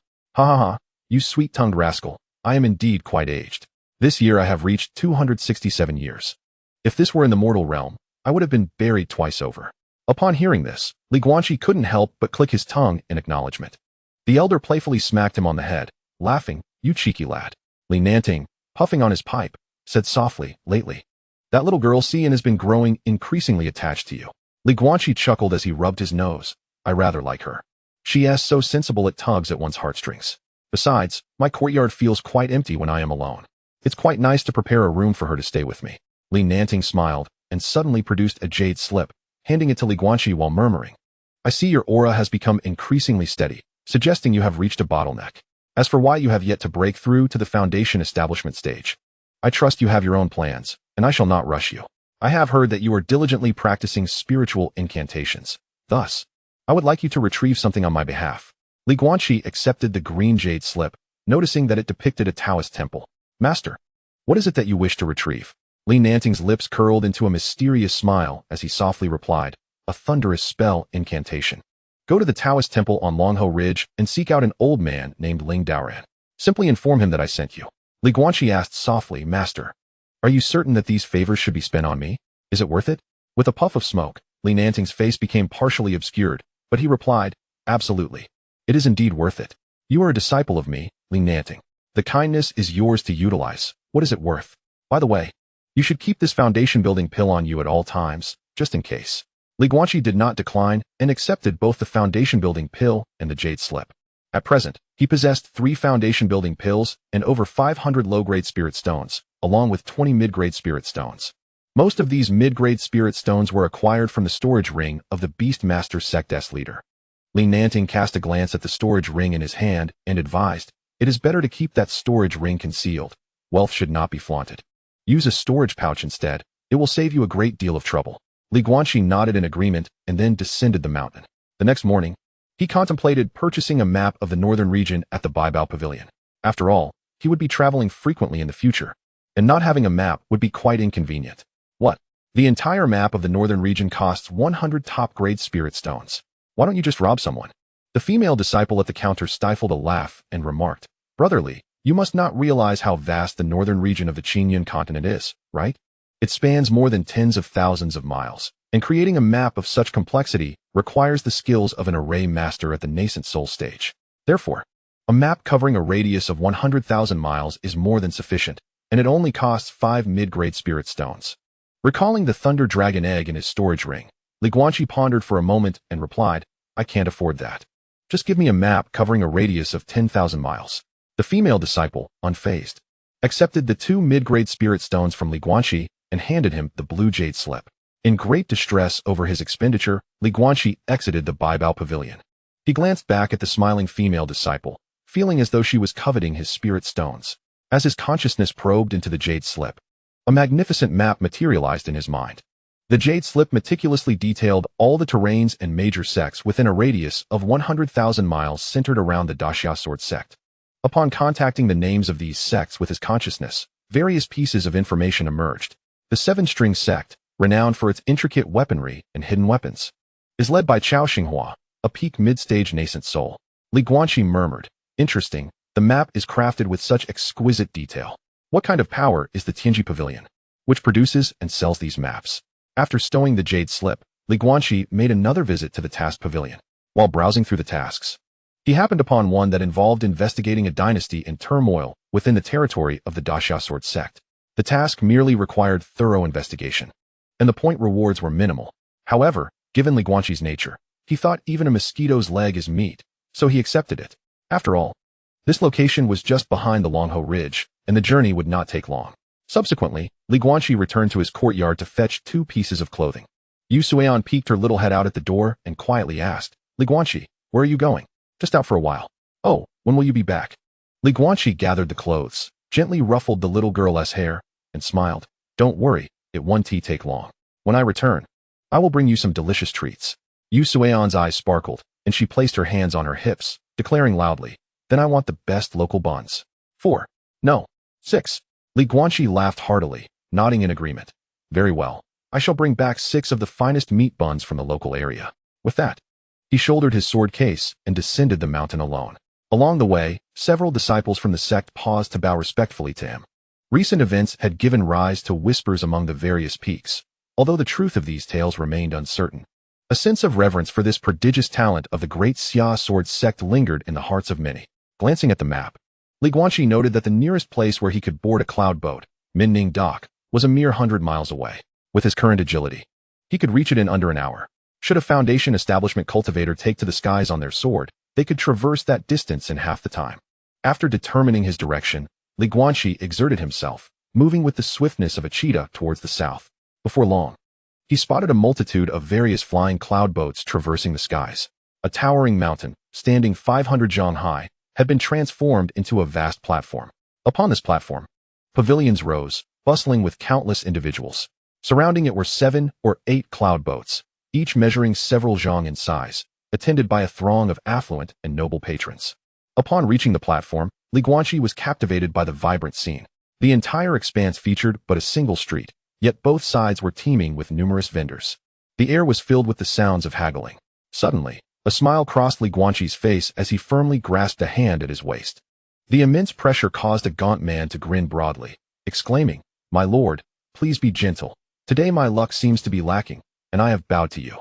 Guanqi chuckled and released his grip, softly warning, You've already pilfered from me. Should you attempt it again, you may find your hands no longer usable. With that, he brandished the jade slip of the great Xia sword sect before the man. The individual promptly bowed profusely, exclaiming, This esteemed gentleman possesses discerning eyes. Let there be no further ignorance. With a sycophantic smile, the man guided Guanqi onto an opulent cloud boat. Guanqi made no objections and stepped aboard. The cloud boat would make its stop at Moonwatch City, the closest point to Longho Ridge. Chapter 55, The Heart Refinement Place. Drunken Flower Pavilion. Guanqi found the mix of individuals at this modest Min Ning cloud dock rather intriguing. Among the recent crowd were thieves, scouts, gamblers, and con artists, an eclectic assembly of society's various strata. Should an unsuspecting novice wander here, they might well find themselves stripped of their possessions. The nearby shops and street vendors were equally astute. Seated upon the cloud boat, Guanqi watched as the clouds rushed by, revealing a landscape of stunning beauty beyond. Sunlight cascaded over the clouds, resembling a vast, golden ocean stretching endlessly. In the distance, he could see other cloud boats gliding through the air. At this moment, the cloud boat soared 1,000 zhang above the ground, and reclining on a fur-covered chair, Guanqi felt an even greater yearning for the art of sword flight. The journey to Guanqi City requires a full day of travel, and as dusk falls, we are nearing our destination. The captain of the vessel has begun to collect the fare for this journey. The cost is neither exorbitant nor trivial, amounting to 8 low-grade spiritual stones. Everyone obediently paid the fare, and Guanqi also produced his stones. To his surprise, the burly captain approached him, bowing slightly with cupped fists, and politely remarked, "Esteemed sir, you may forego the fee this time. Let us be friends. Consider it my gesture of goodwill." His words were exceedingly courteous, and Li Guanxi responded with a faint smile. Retracting the stones, he then retrieved a small jade vial, and, without further ado, pressed it into the captain's hands. "A vial of qi refining powder, we are now even." Initially, the captain hesitated to accept, but upon realizing the vial contained the coveted qi refining powder, he quickly tucked it into his sleeve, wearing a broad smile as he said, "Very well, esteemed sir. Please rest. Do not hesitate to call upon me if needed." Li Guanxi smirked internally. The captain had evidently discerned his true identity and sought to cultivate a connection. With ties to the Daxia sword sect, it would be unlikely for anyone in Mining Dock to dare compete with him for business. Such calculations were evident even to a blind man. Soon, the captain arranged for a selection of fruits and snacks specifically for Li Guanxi. The captain understood the unspoken rules of the underworld, having accepted the qi refining powder. He dared not harbor any further ambitions. These were the unwritten codes of conduct. Should he accept gifts yet attempt to leverage their significance, he would need to consider whether he could withstand the consequences of Li Guanxi's eventual retribution. As night enveloped the sky, the Yunzhou docked at a brightly lit wharf. Li Guanxi disembarked and offered a slight gesture of respect to the captain without uttering a word. Looking up, he observed the bustling scene of Wangyue Dock, where numerous yunzhis formed long lines. Merchants traversed the area, and the marketplace was filled with women, with shops selling silks and fine fabrics. Carrying a large sword box, clad in white, and with his handsome visage, Li Guanxi attracted the attention of many young women. However, his striking pure white eyes prompted many to shake their heads in wistful contemplation. His alluring fox-like eyes, framed by long lashes, seemed capable of ensnaring the hearts of those who gazed upon him. Suddenly, a woman embroidering in a shop gasped as she looked down at her bleeding finger. Yet she instinctively turned to seek the figure of that captivating individual. Meanwhile, Li Guanxi had already left the dock and entered Wangyue City.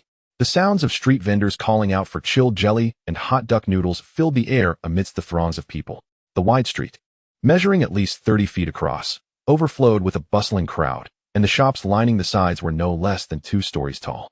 The brilliantly lit street was alive with activity, and the ancient architecture, complemented by the streams and rivers that lined the sidewalks, left Li Guanxi in awe. To reach the shops, one must traverse several covered bridges spanning the flowing streams, where flower boats drifted idly, occasionally echoing with the sounds of poetry or the laughter of women. Li Guanxi smiled faintly and murmured to himself, "What a place brimming with the essence of life." Suddenly, as if struck by a thought, he inquired about a location and made his way there without hesitation. With his head held high, he strode through the streets, even stopping at the city's treasure pavilion to exchange a considerable amount of gold and silver. The weight of the precious metals provided him with a profound sense of security. This time, he was determined to explore the place his grandfather had described as even more mysterious than the Great Tao. As he walked, a remarkably charming young woman approached him, her gaze never straying from his face. Just as she drew near, she stumbled and fell towards him. Without a moment's hesitation, Li Guanxi deftly sidestepped, appearing several feet away. Thud! The girl hit the ground, a look of pain etched on her face. And she couldn't help but call out to Li Guanxi's retreating figure, "Why are you dodging? In such a hurry? Do you have something to attend to?" A gentle voice replied, "Indeed, I have matters to attend to. Listening to music at the brothel." The girl was left staring in astonishment, her teeth biting her lip in frustration. "You scoundrel!" At the Drunken Flower Pavilion, Li Guanxi had barely steadied himself when 4 stunning women pulled him inside. "Ah, young master, you seem unfamiliar. Is this your first visit?" One of them, named Qinghe, inquired. "You are quite handsome. Is this your first time in Moonlight City? You have a sturdy build, young master. Would you allow me to accompany you today, without charge?" In the brief distance from standing at the entrance to stepping inside, Li Guanxi felt as though he had been thoroughly groped by their eager hands. He closed his eyes slightly and couldn't help but sigh. No wonder my grandfather always spoke of how the mundane world can lead to distraction. Yet, this realm of willows is the most profound test for the heart. Today, let me experience this trial of the heart. Upon entering the Drunken Flower Pavilion, the hall was bustling with noise. Li Guanxi furrowed his brow, and Qinghe, sensing his discomfort, quietly suggested, "If you find it too noisy, the small hall on the 2nd floor is much quieter, though it will cost a bit more. The private rooms on the 3rd floor are even more suitable for conversation." Li Guanxi smiled slightly, pleasantly surprised by the woman's perceptiveness. "Let's find a spot on the 2nd floor where we can still see the hall." He then softly added, "Ladies, let Qinghe accompany me today." and I shall return to enjoy your company on another occasion. The three women displayed expressions of disappointment, but greeted his request with smiles, promising that they would certainly meet again. Guanqi looked around, listening attentively, and inwardly mused, indeed, this is an excellent place for gathering information. All manner of people congregate here. Upon reaching the second floor, Guanqi did not behave as others might, taking liberties with the women. Instead, after casually tossing out 100 taels of silver, he instructed the woman to arrange some food and drinks, leaving the rest for her to merely pour. A cursory glance revealed a young man of similar age to him seated to his right, capturing his attention. Chapter 56. Listening to music at the brothel. Continue playing. The young man wore a deep blue long robe, exuding a strong aura of bloodshed. With sword-like brows and starry eyes, his countenance was resolute, and a long scar marred his left temple. His bloodshot eyes retained a lingering air of ferocity, though of a similar age to Guanqi. His hands were calloused and bore numerous intersecting scars. The youth noticed Guanqi's gaze and turned slightly to offer him a faint smile before raising his cup and downing its contents in one swift motion. Guanqi was somewhat taken aback, surprised that the other had perceived his scrutiny. He hastily lifted his own cup and drank as a gesture of apology. Although he noticed a fleeting look of confusion in the youth's eyes, he thought little of it. On the elevated platform in the main hall, a young woman in a pink dress, her face partially veiled, gracefully approached. Someone positioned an ancient chain, and her delicate hands glided over the strings, producing a melodious sound that resonated throughout the tavern, drowning out the din of conversation. The chatter of the crowd transformed into soft whispers. As the music filled the air, Guanqi felt as though he had entered a paradise untouched by the world. The gentle sound of bubbling springs and the soft calls of birds and beasts surrounded him. In this verdant expanse, a refreshing breeze caressed his face. As the performance concluded, leaving a lingering echo that left one yearning for more, Guanqi produced a silver ingot and chuckled softly. Please deliver this to the lady below. Consider it a token for tea. The woman beside him accepted the ingot with a radiant smile before descending the stairs. Before long, the very musician who had just played the qin, accompanied by Qinghe, arrived at Guanqi's table. Even from a distance, he caught the faint scent of osmanthus flowers. The young woman in the pink dress approached gracefully, offering a slight bow at Guanqi's table. With an ethereal voice, she expressed, "Thank you for your generosity, noble sir. I am Xiangyue, and I would be honored to perform a piece for you." Guanqi smiled gently and replied, "I am grateful, Miss Xiangyue." At that moment, a waiter brought forth the woman's qin. As she turned, Xiangyue then noticed the young man beside Guanqi. She paused momentarily, quickly bowing in respect. The youth spoke in a low, deep voice, "Just continue with your duties, do not mind me." Guanqi observed the entire exchange, and though he probed subtly with his consciousness, he detected no unusual aura from the youth. However, gauging his vitality, it was evident that even if he was not a practitioner of the mystical arts, he was certainly a formidable figure in the mortal realm. Yet, just as the young woman began to play, a sudden sound of air being sliced through erupted. Bang! Guanqi sprang to his feet, drawing his sword and intercepting the incoming dagger. The dagger exploded upon impact, yet the sharp shards embedded themselves deep into the qin. The strings snapped, and a faint trace of blood appeared on Xiangyue's face. A harsh voice suddenly rang out from the second floor. I thought you were someone of significance? You didn't even honor our young master's invitation and dare to perform here. It seems the Drunken Flower Pavilion is eager to close its doors. A mere courtesan dares to defy my young master's orders." Guanqi's expression darkened. A practitioner at the 7th level of qi cultivation had dared to strike at a defenseless woman. Had he not intervened, the woman before him would have undoubtedly met her demise. Guanqi sheathed his long sword, coldly taunting, "In this era, even serving as a dog can elevate one's status. I must say, I have truly broadened my horizons." The man before him stood a mere 6.5 feet tall, with an elongated face and triangular eyes, his appearance indescribably lewd. Yet he donned a white brocade robe, which only served to accentuate his incongruity. The second floor of the Drunken Flower Pavilion fell into a profound silence. Those who could ascend to the second floor were not without means, possessing a breadth of experience. Initially, the crowd anticipated a spectacle. However, once they discerned the figure on the staircase leading to the third floor, they immediately bowed their heads in deference. A glimmer of murderous intent flashed in the man's eyes as he licked his lips, casting a sweeping gaze around the room. With a cold reprimand, he barked, "What are you staring at? Keep looking, and I'll gouge your eyes out." Then, narrowing his eyes, he turned his attention toward Guanqi. "Oh, even the blind have come to frequent the brothel now? What's the matter? Just here to listen to the music? Ha ha, quite bold of you. I see you do not recognize me, Su Xuan. Before his words had fully escaped, two more individuals appeared beside the wiry man. Guanqi scoffed, too apathetic to retort. How could three mere cultivators be so arrogant? Which young master bore such audacity? Could they belong to a family of cultivators? Guanqi mused inwardly. Descending from the stairs was a robust man with a furrowed brow, speaking in a solemn tone. Su Xuan, why are you so slow? The young master is still waiting. Upon hearing the mention of the young master, Xiang Yue involuntarily shuddered, as if confronted with something profoundly terrifying. Gazing at the trio of sycophants, Guanqi laughed derisively and seated himself, resting his feet upon the table. He softly inquired, do you have any strings for the zither? Xiang Yue, somewhat flustered, nodded and retrieved a string from her sleeve, extending it to him. Guanqi chuckled, what do you hand this to me for? I can't play the zither. Change it, and continue to play. The three men exchanged glances, and with cold smirks, they drew their long knives. Kid, you don't seem to be from around here. I advise you to mind your own business. Guanqi's fury turned to laughter. Damn it, you've taken all the liberties, making it seem as though I'm the bully here. Let us get this straight. It is you who have come here to snatch people away. After a moment of contemplation, Guanqi grasped his sword, rising to his feet, and shrugged.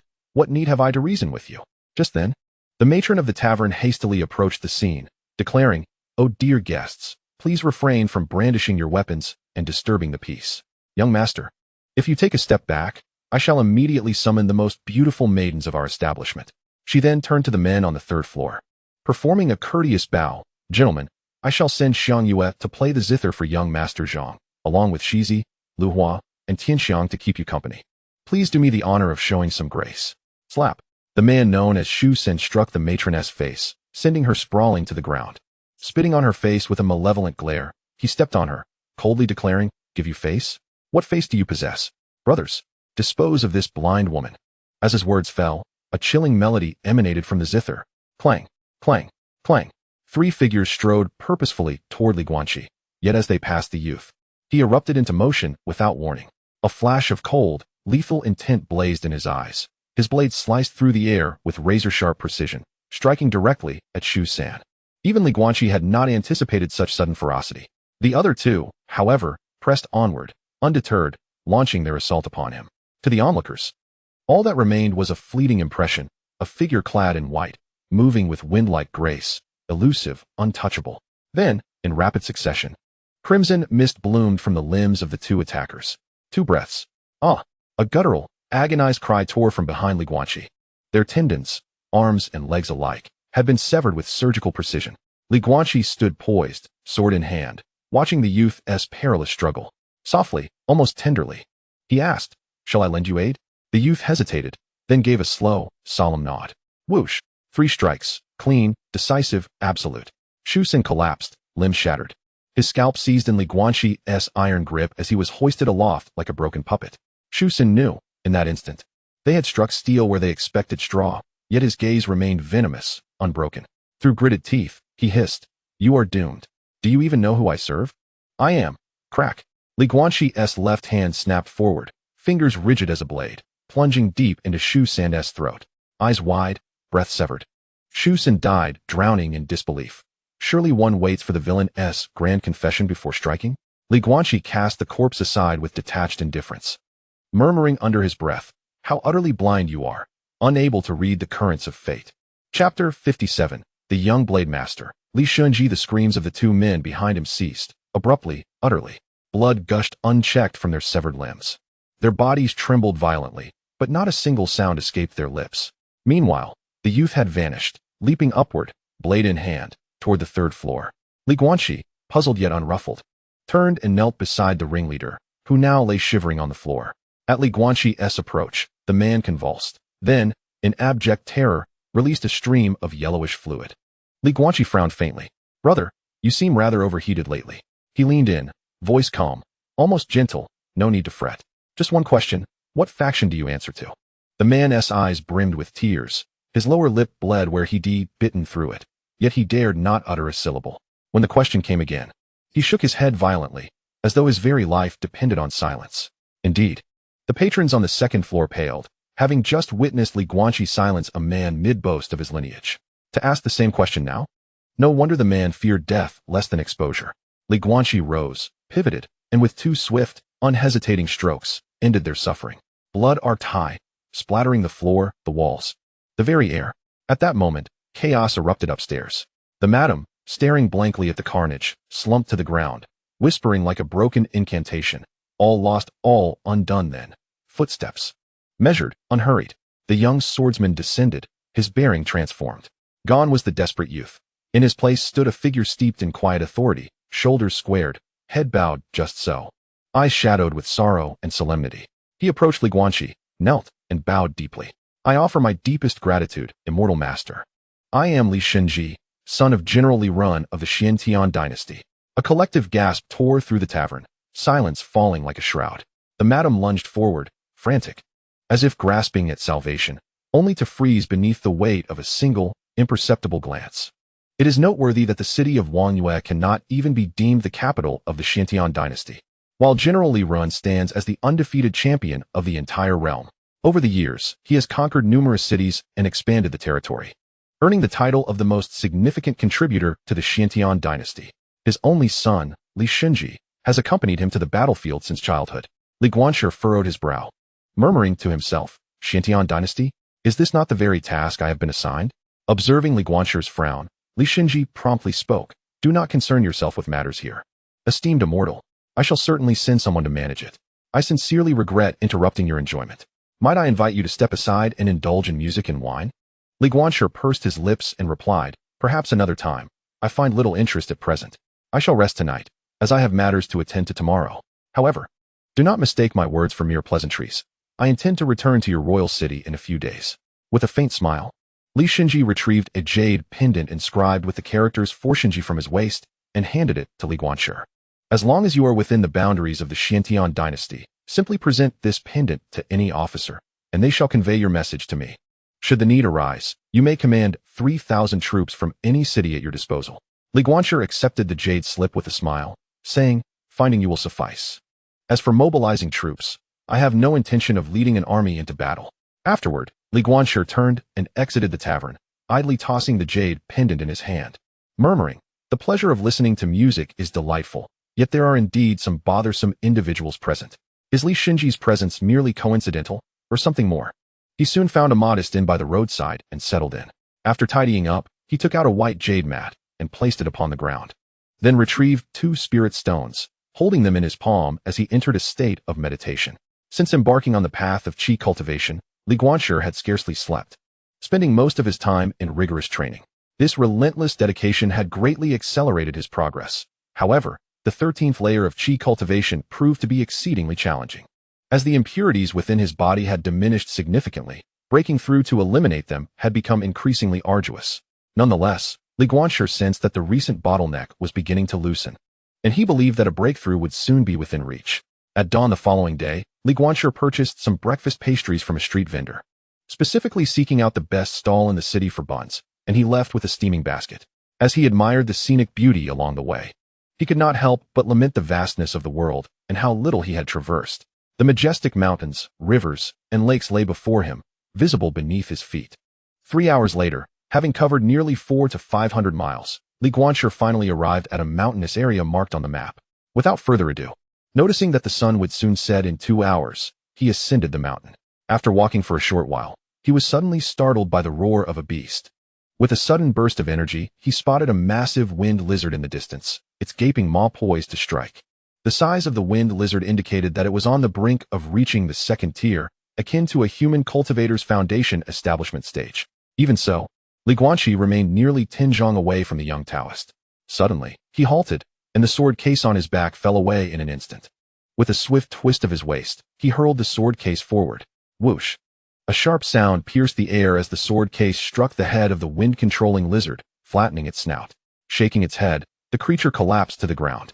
Li Guanqi unsheathed his sword and leaped forward, deftly avoiding 2 slashing claws, and with all his energy, he pierced the creature through its jaw. Thud! At this moment, the young Taoist was utterly stunned, collapsing to the ground, his face pale. Li Guanqi then proceeded to extract the lizard's skin and beast core from the wind-controlling lizard. Just as he picked up the sword case, he suddenly stiffened and then awkwardly cleared his throat twice. Turning, he squatted in front of the young Taoist and waved his hand, saying, Young Taoist, is this Longho Ridge? Finally coming to his senses, the young Taoist nodded and replied, "Yes, this is indeed Longho Ridge. Thank you, esteemed one, for saving me. Otherwise, I would have Li Guanqi grabbed him by the collar and lifted him up, smiling. Perfect. I was actually looking for your Taoist temple." The young Taoist, filled with joy, led Li Guanqi up the mountain. As they walked, he pulled out a small purple flower to show Li Guanqi. "Look, esteemed one, isn't it beautiful?" Li Guanqi turned to look, astonished to discover that the purple flower was the primary material for refining the Six Harmonies pill, the Baizi spirit flower. A second-tier material indeed. Just this single flower could fetch over 200 low-grade spirit stones. No wonder the wind-controlling lizard had attacked him. Li Guanqi smiled and said, "It's lovely. But next time, you mustn't venture alone to such desolate places to seek out these luminous flowers. It's far too dangerous." Soon, Li Guanqi followed the young Taoist to the entrance of a Taoist temple. The temple was modest, occupying only about 100 zhang, where an elderly man in a blue Taoist robe sat smoking a pipe. His hair and beard were entirely white, his long eyebrows extending past his nose, adorned with a goatee, and his cheeks appeared somewhat gaunt. Upon seeing Li Guanqi, a glint of brilliance flashed in the elder's eyes. "Young lad, what is your relationship with Li Nanting of the Great Xia Sword sect?" Li Guanqi straightened his attire, his demeanor respectful as he softly replied, "Honorable elder. Li Nanting is the name of my esteemed master. I am Li Guanqi." Ling Daoran nodded slightly and beckoned to the young Taoist, saying, "Xuan, I told you this young lad possesses commendable character." Buzz, the young Taoist, who had been so frightened earlier, now had a rosy complexion. He tucked away the Baizi spirit flower and mischievously remarked, "Well, I suppose so, but he actually mistook me for a little boy." Humph. Li Guanqi widened his eyes in astonishment, realizing that the seemingly 7 or 8-year-old young Taoist was, in fact, a girl. Yet her aura was undeniably that of a genuine Foundation establishment realm. Looking up, he noticed the plaque above the temple inscribed with 3 grand characters, Changchun Guan. Ling Daoran set down his pipe, tapping it against a stone, and gently said, "Come in, young one. Since it was your master who sent you, I naturally understand your intentions. Yet that spirit incantation cannot be hurried. Let us enter first." Chapter 58. Mastering the Spirit Incantation, the Dynasty Trembles. As Li Guanqi approached the Taoist temple, he found it astonishingly austere, stripped of all superfluity. Beyond the gate stood only a towering archway. Flanking it were a bell tower and a drum tower. Deeper within lay the main hall of worship, followed by the precept platform, the mountainside abode, and a quiet, scholarly pavilion housing an ancient scriptorium.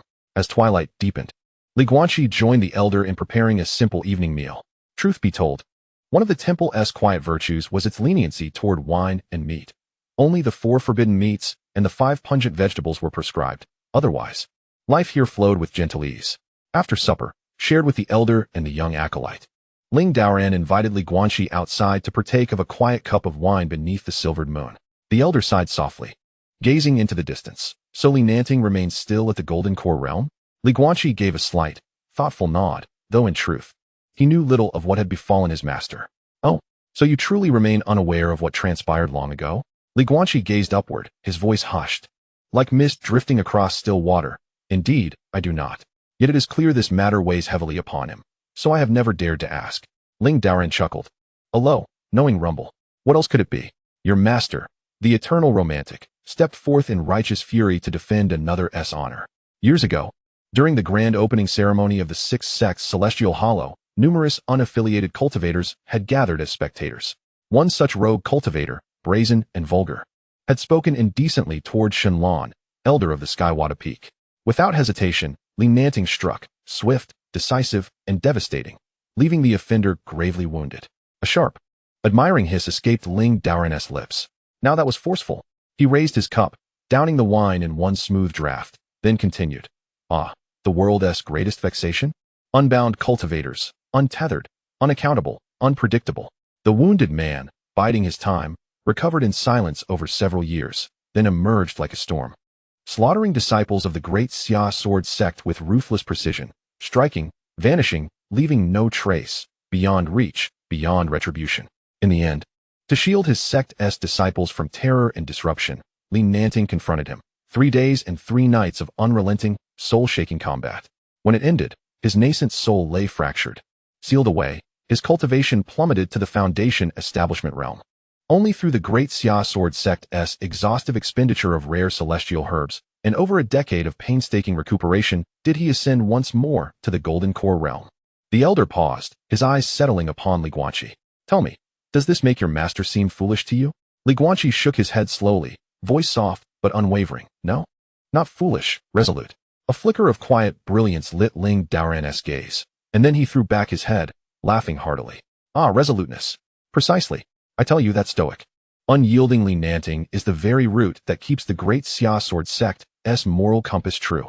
It is men like him who ensure that a sect's lineage remains unbroken, its disciples uncorrupted, its virtue unblighted. And it is because of such unwavering integrity that Li Nanting stands today, still at the zenith of the Golden Core realm, his lifespan stretched to 8 centuries. Enough. At dawn tomorrow, I shall impart the spirit incantation to you. That night, Guanqi lay awake, his mind lingering upon the elder's words. Then, as he settled into meditation, a faint, knowing smile graced his lips. No wonder Elder Shenlong has always regarded Master with such smoldering exasperation. She has already reached the nascent soul realm, while he remains in the Golden Core, and given his temperament, even the gentlest stirring of affection would leave him too proud, too tender, to ever speak it aloud. By dawn, his spirit was luminous, his body vital. This dragon Marquis ridge teemed with celestial chi, far richer than the mundane world beyond. He rose early and performed his martial forms 100 times, fluid, precise, alive with intent. By the time the elders stirred, the sun had long since climbed high, yet the young acolyte, ever diligent, had already risen and begun reciting his classical texts in the hushed, golden hush of morning. After observing the young acolyte's recitation, the elder stretched lazily. It was then that the acolyte, inching closer to the elder, discreetly inquired about the boy practicing martial arts outside. Master, why does that blind boy light an oil lamp in the room? He has opened his spiritual eye. Does he not require the light? Is this not redundant? Ling Daoran gently patted the acolyte's head and sighed softly. Thus, it is said that Li Nanting has taken on an exceptional disciple.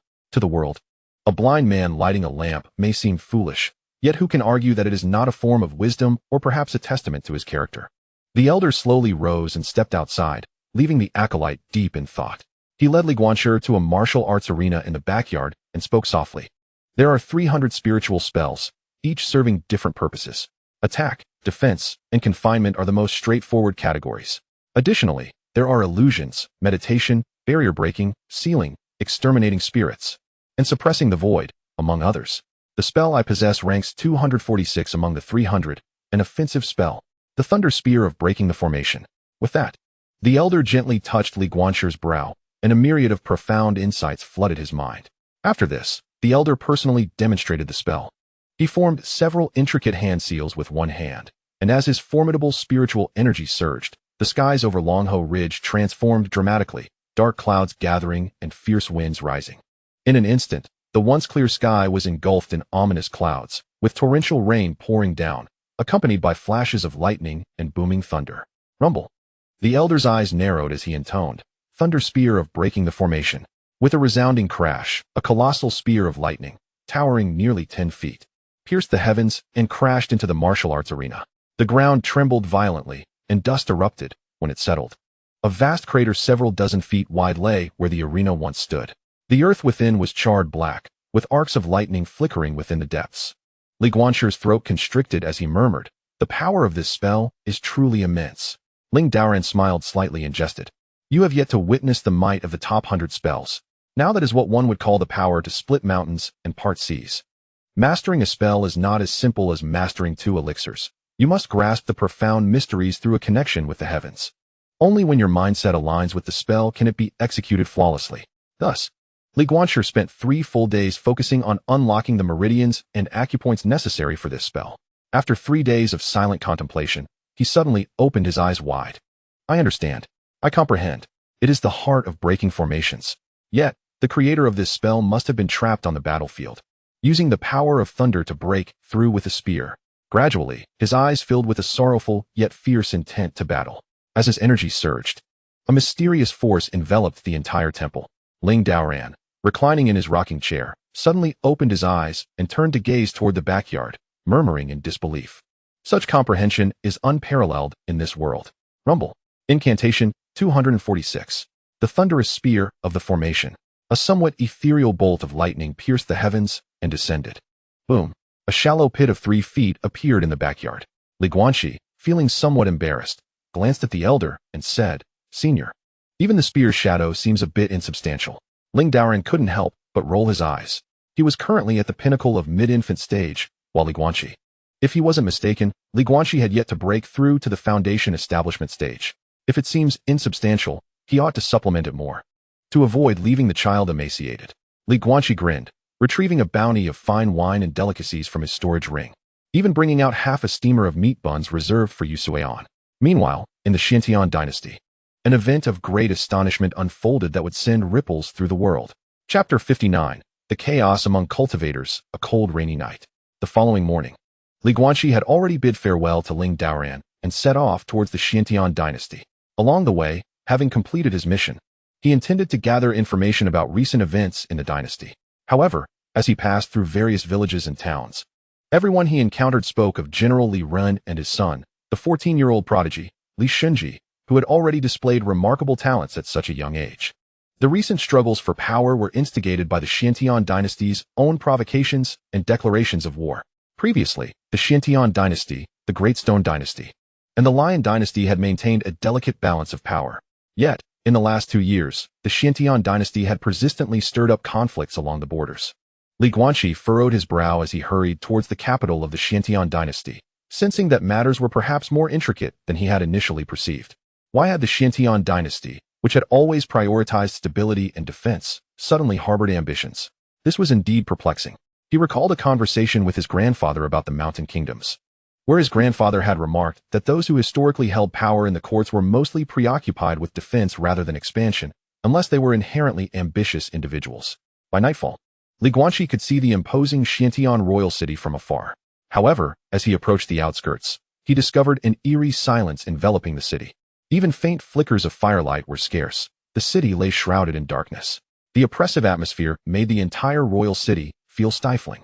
Gazing at the towering, tightly shut gates, Li Guanqi sensed something amiss and promptly retrieved the shadow stone he had prepared. Scaling the city wall from another side, he swiftly traversed the Tenjiang Heights. Yet, upon leaping onto the wall, he was met with a heavy presence of patrolling guards. Fortunately, he had taken great care to conceal himself from a distance. Hiding behind a watchtower, Li Guanqi changed into a suit suitable for nocturnal endeavors. He deftly evaded several patrols using his spiritual awareness and leapt down from the wall, blending into the shadows of the night. The clouds hung heavily in the sky, obscuring the light of the full moon. Li Guanqi gradually approached the heart of the city, the sounds of commotion beginning to stir in his ears. However, as he drew nearer, the clamor transformed into a thunderous cacophony of battle cries. Taking advantage of the cover of night, Li Guanqi stealthily ascended to the rooftop of a tavern. In the distance, illuminated by bright lanterns, a grand mansion stood within a wide alley, surrounded by thousands of soldiers brandishing flickering torches. The scent of blood permeated the air, even from afar. His consciousness surged forth, akin to a flowing stream, revealing the characters Li Mansion elegantly inscribed on the mansion's plaque. A jolt of realization struck Li Guanqi's heart as he murmured to himself, could this be the home of that young man, the general's residence? As his awareness expanded, he soon discerned a dragon chariot drawn by 9 magnificent steeds. Atop one of the steeds sat a middle-aged man, exuding an ethereal demeanor. Beside him stood a pallid young man, his complexion ashen. Upon seeing this youth, Li Guanqi's heart raced. He had distinctly sensed this young man's aura at the Zuihua Tower. With utmost caution, he retracted his consciousness, wary of alarming his foes. To his perception, the middle-aged man next to the chariot was evidently a foundational cultivator. Recalling the scene at Zuihua Tower, it was clear that the knife-wielding young man, Li Shun, had ascended to the 3rd floor in pursuit of him. At this moment, the walls of the Li Mansion were brimming with armored archers. Inside the courtyard, dozens of silver-armored soldiers brandished long blades, surrounding Li Shun and another resolute middle-aged man. Suddenly, Li Ren's voice boomed like thunder. Your Majesty, what crime has Li Ren committed to warrant your personal intervention in seeking to annihilate my entire family? The occupants of the chariot remained silent. Frustration surged within Li Ren, compelling him to shout again. Answer me. What crime have I, Li Ren, committed? The ethereal man scoffed and replied. Li Ren, you conspired with the Lion dynasty, intending treason.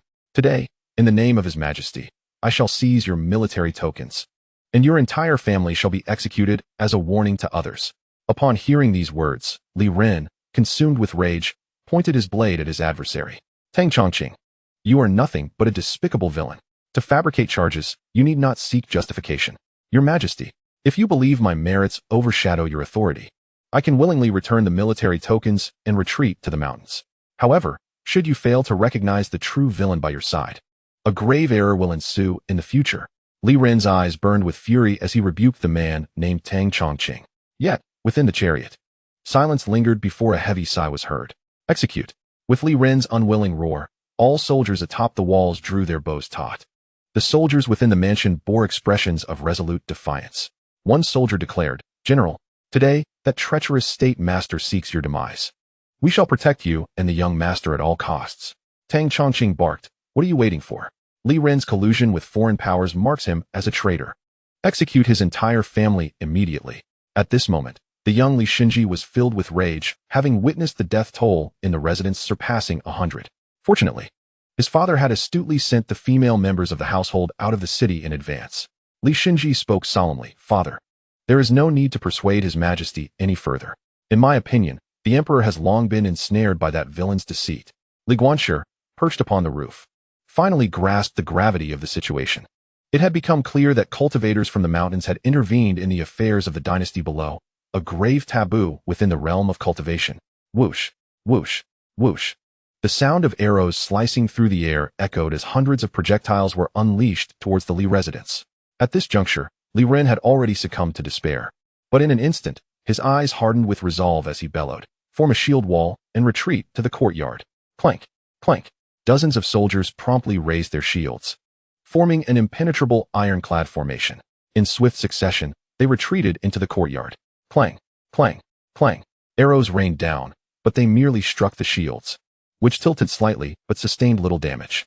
Tang Chongqing, with a grim expression, raised his hand and commanded, "Kill them." A throng of soldiers surged into the courtyard armed with blades and spears, and in an instant, blood splattered and limbs were severed. However, at that moment, thunder rumbled ominously from the heavens, followed by a torrential downpour. In the distance, a figure clad in white began to approach slowly. As he walked, Li Guanqi murmured, "One of the taboos of the cultivation world is that mountain cultivators must not meddle in the affairs of the dynasty below. Do you acknowledge your transgression?" Tang Chongqing's inner energy surged, and the relentless rain could not touch him. His eyes glinted coldly as he retorted, "Who is this impudent child daring to lecture me on my affairs?" With a mere flick of his finger, hundreds of soldiers tightened their grips on their weapons. As his arm descended, Tang Chongqing roared, "Slay him." Boom. Chapter 60. The Rainy Alley in White, the Sword of Murder. Occasional flashes of lightning illuminated a figure in white wielding a sword. Instantly, hundreds of soldiers charged toward Li Guanqi. With a soft sigh, Li Guanqi grasped his sword with one hand and surged forward to engage the onslaught. In an instant, the dim alley was filled with the glimmer of his blade. Li Guanqi advanced towards Tang Chongqing with breathtaking speed. The light of his sword flashed as blood sprayed around him. Each strike was executed with lethal precision, sending severed limbs and blood mingling with the rain into the air. Li Guanqi moved with an ethereal grace, as swift as the wind. Amidst the torrential rain, he seemed to be a razor-sharp blade, tearing through all defenses before him. Just as he closed the distance to within 5 paces of his opponent, Tang Chongqing's eyes glinted with a chilling light. Sensing the impending danger, Li Guanqi leapt into the air. The ground beneath him erupted, and 2 long ropes of binding talismans flashed past his feet. Clang!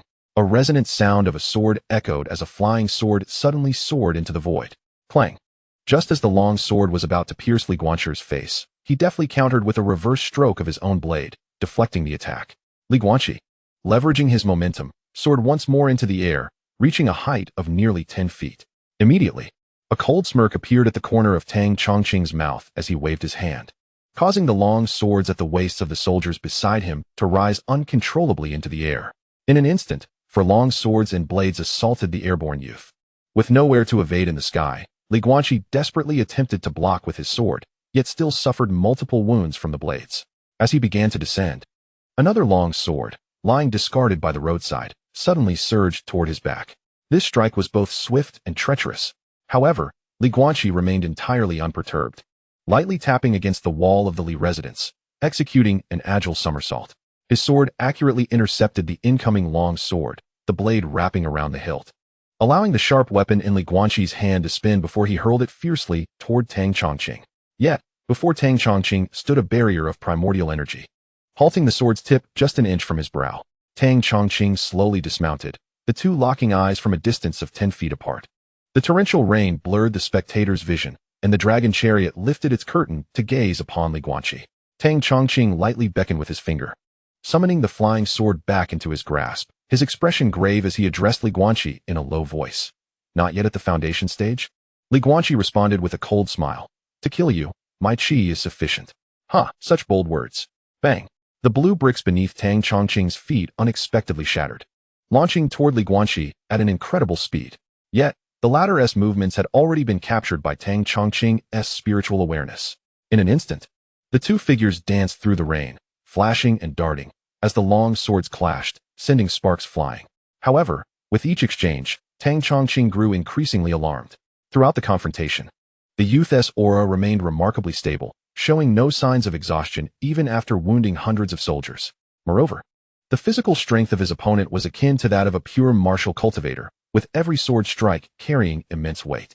Within mere moments of combat, Tang Chongqing's hands were already beginning to crack. Boom! The primordial energy within Tang Chongqing exploded, sharpening the sword light considerably. Yet, Li Guanqi's speed was astonishing, skillfully evading deadly strikes amidst his ethereal movements. Thus, they continued to engage in battle through the rain, exchanging hundreds of blows. Li Guanqi's sword was both fierce and precise, his strength surpassing Tang Chongqing by a third. Just as Tang Chongqing pressed forward, forcing Li Guanqi back with a strike, Li Guanqi suddenly sheathed his sword. In that instant, Tang Chongqing felt a chill rising from his feet, prompting him to retreat swiftly. Rather than retreating, Li Guanqi advanced, channeling power through his feet to close the distance. Clang! The sound of a sword resonated as a glimmering blade sliced through the air before him with lightning speed. Thud! Thud! Blood gushed from Tang Chongqing's chest. Enraged, he quickly cast several talismans, unleashing ice spikes and fireballs that surged toward Li Guanqi. Standing firm, Li Guanqi evaded his opponent's onslaught with agile movements. Yet in the next moment, he leaped into the air, rapidly forming seals with his hands. At that moment, his primordial energy surged forth. Thunder rumbled. Crackle. The already thick dark clouds above grew even more ominous. Amidst the thunderous storm, Li Guanqi bellowed, Spirit Spell. 246. Break the formation Thunder Spear. The air vibrated with a resounding boom. Tang Chongqing's countenance shifted dramatically, a flicker of terror igniting within his eyes. He hastily cast several defensive talismans before him, conjuring a multitude of protective barriers.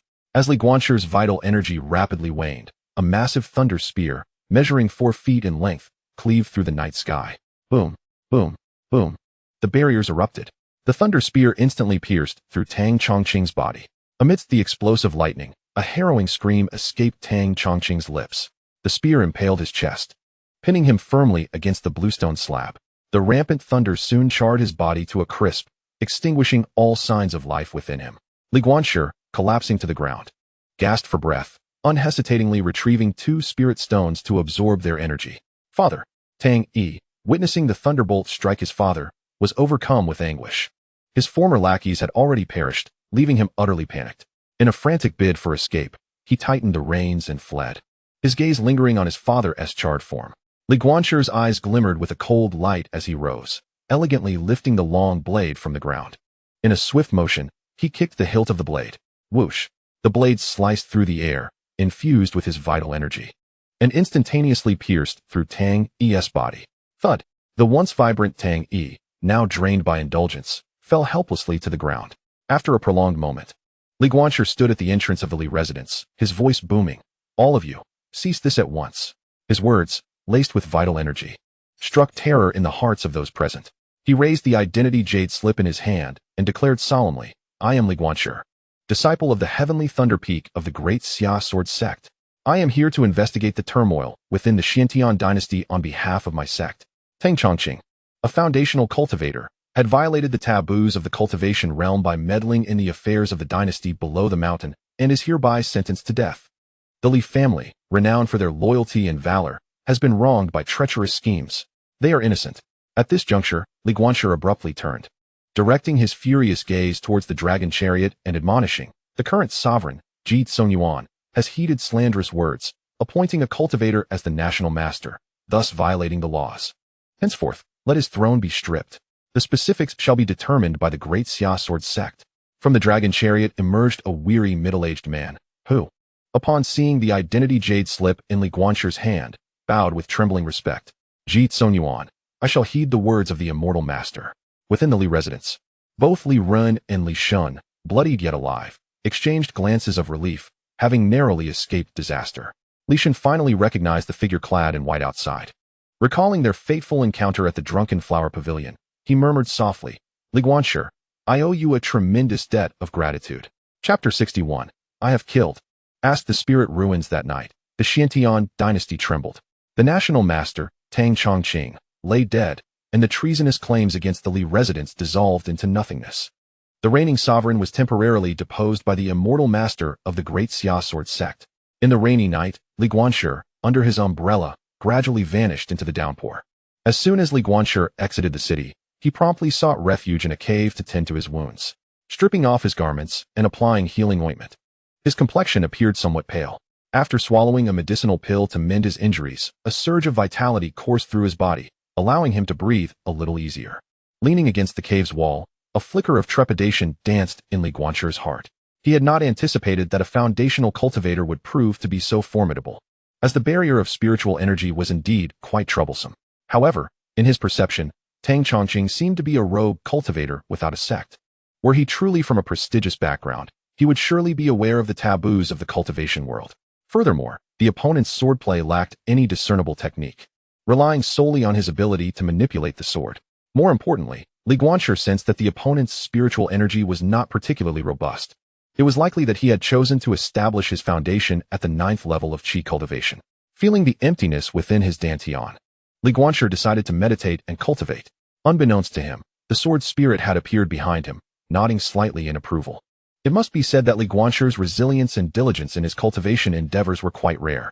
Following the fierce battle, he had also gained a modicum of insight, particularly regarding his sword strikes. He no longer pursued the ornate intricacies of sword techniques.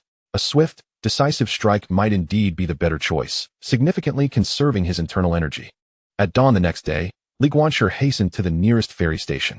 As the cloud boat sliced through the air, he seized a rare moment of respite.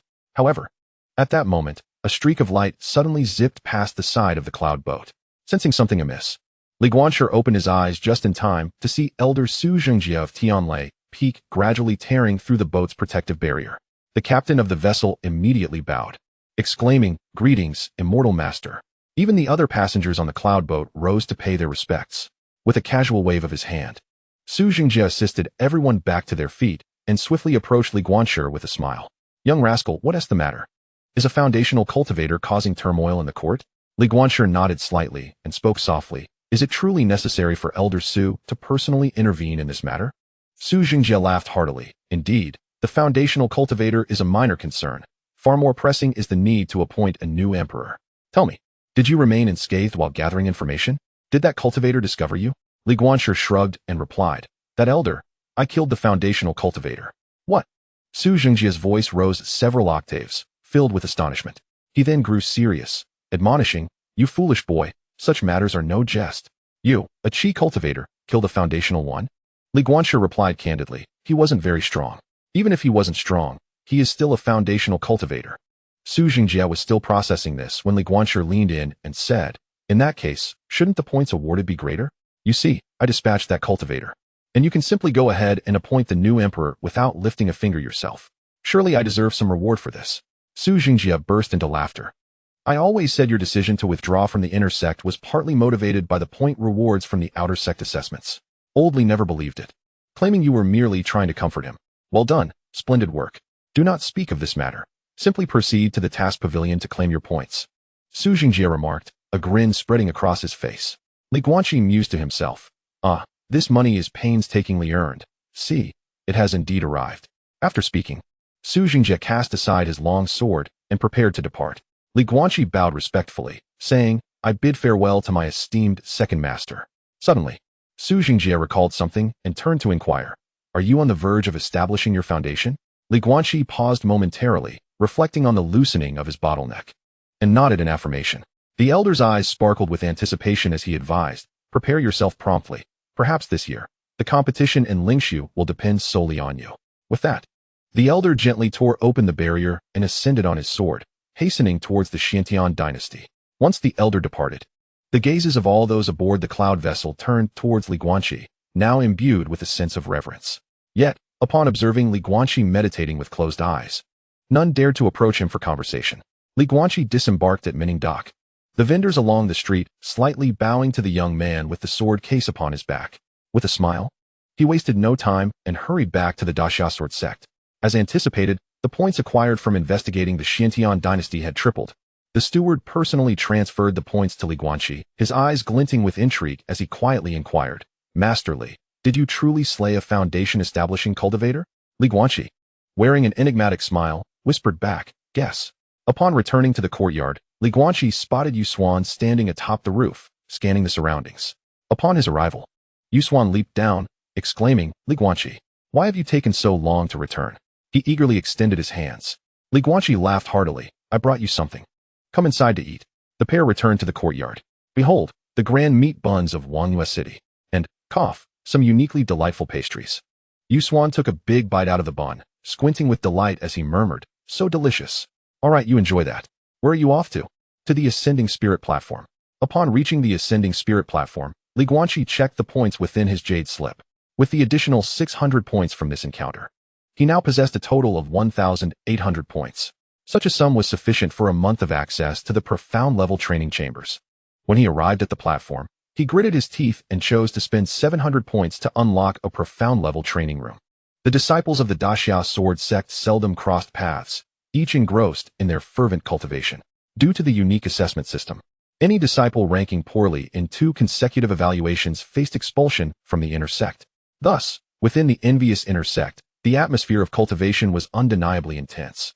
Everyone rushed about, hardly pausing for a moment, even walking at a brisk pace. In this environment, even Li Guanqi felt a weight of pressure, especially as he frequently witnessed senior disciples soaring through the air on their swords. Gritting his teeth, Li Guanqi resolved, this time in seclusion, "I must break through to the 13th layer. By the way, Sword Spirit, are you there? What is it? Could you please adopt a more amiable demeanor? I wish to inquire about the essence of Lingxiu." In Chapter 62, titled Heaven's Gift, Breaking Through the 13th Level. However, the Sword Spirit refrained from providing any explanation, merely stating, whether Lingxiu possesses a weapon soul is determined by destiny.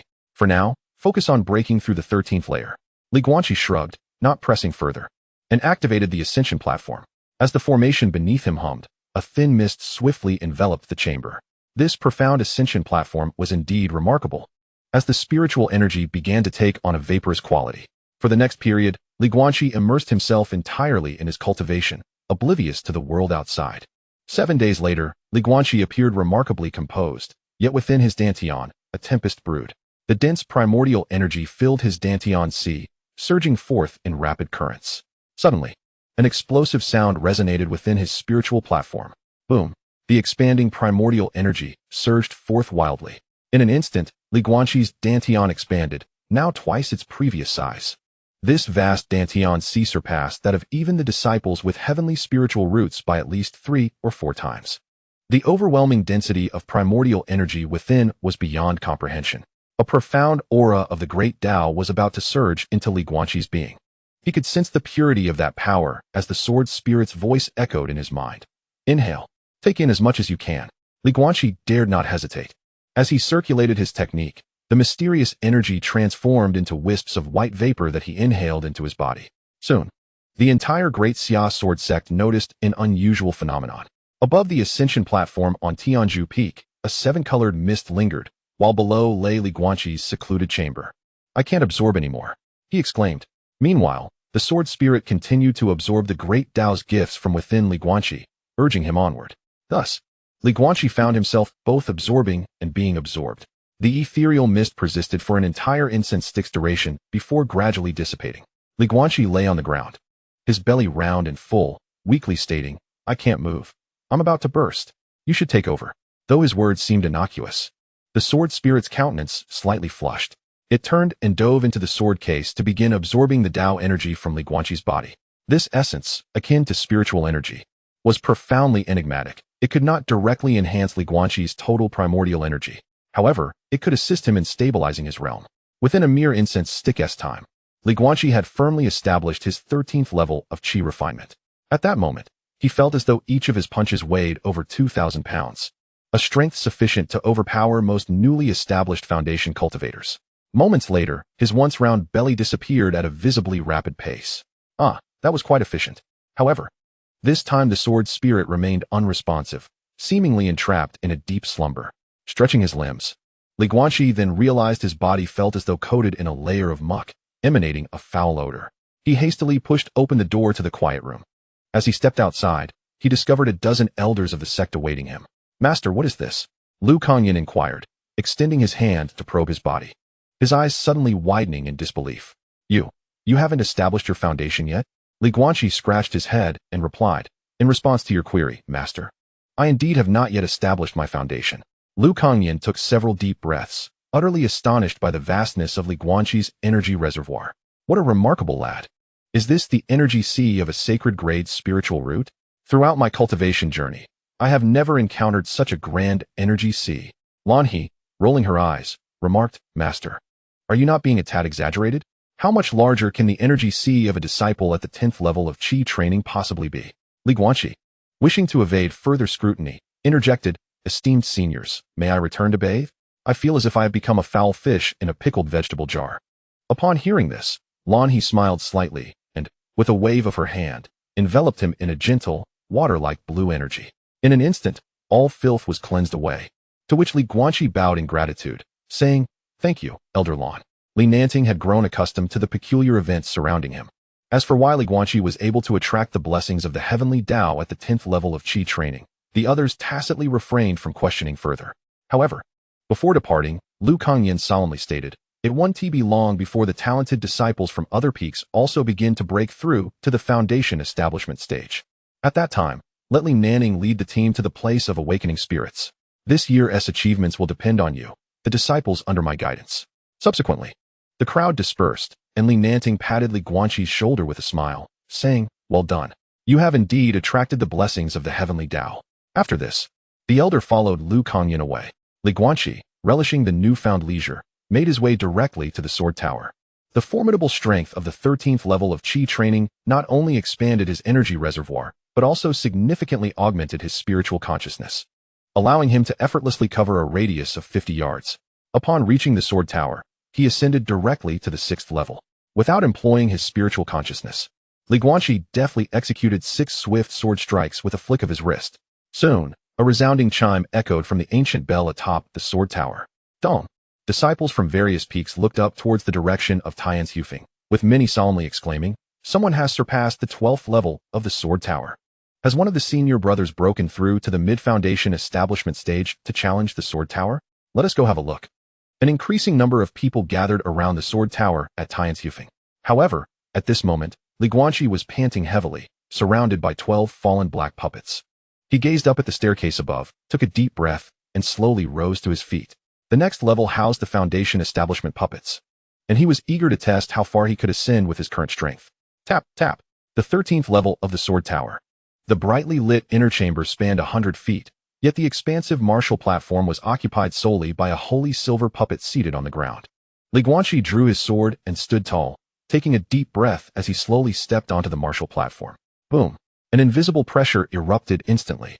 From the puppet's body, intricate spiritual patterns began to emerge.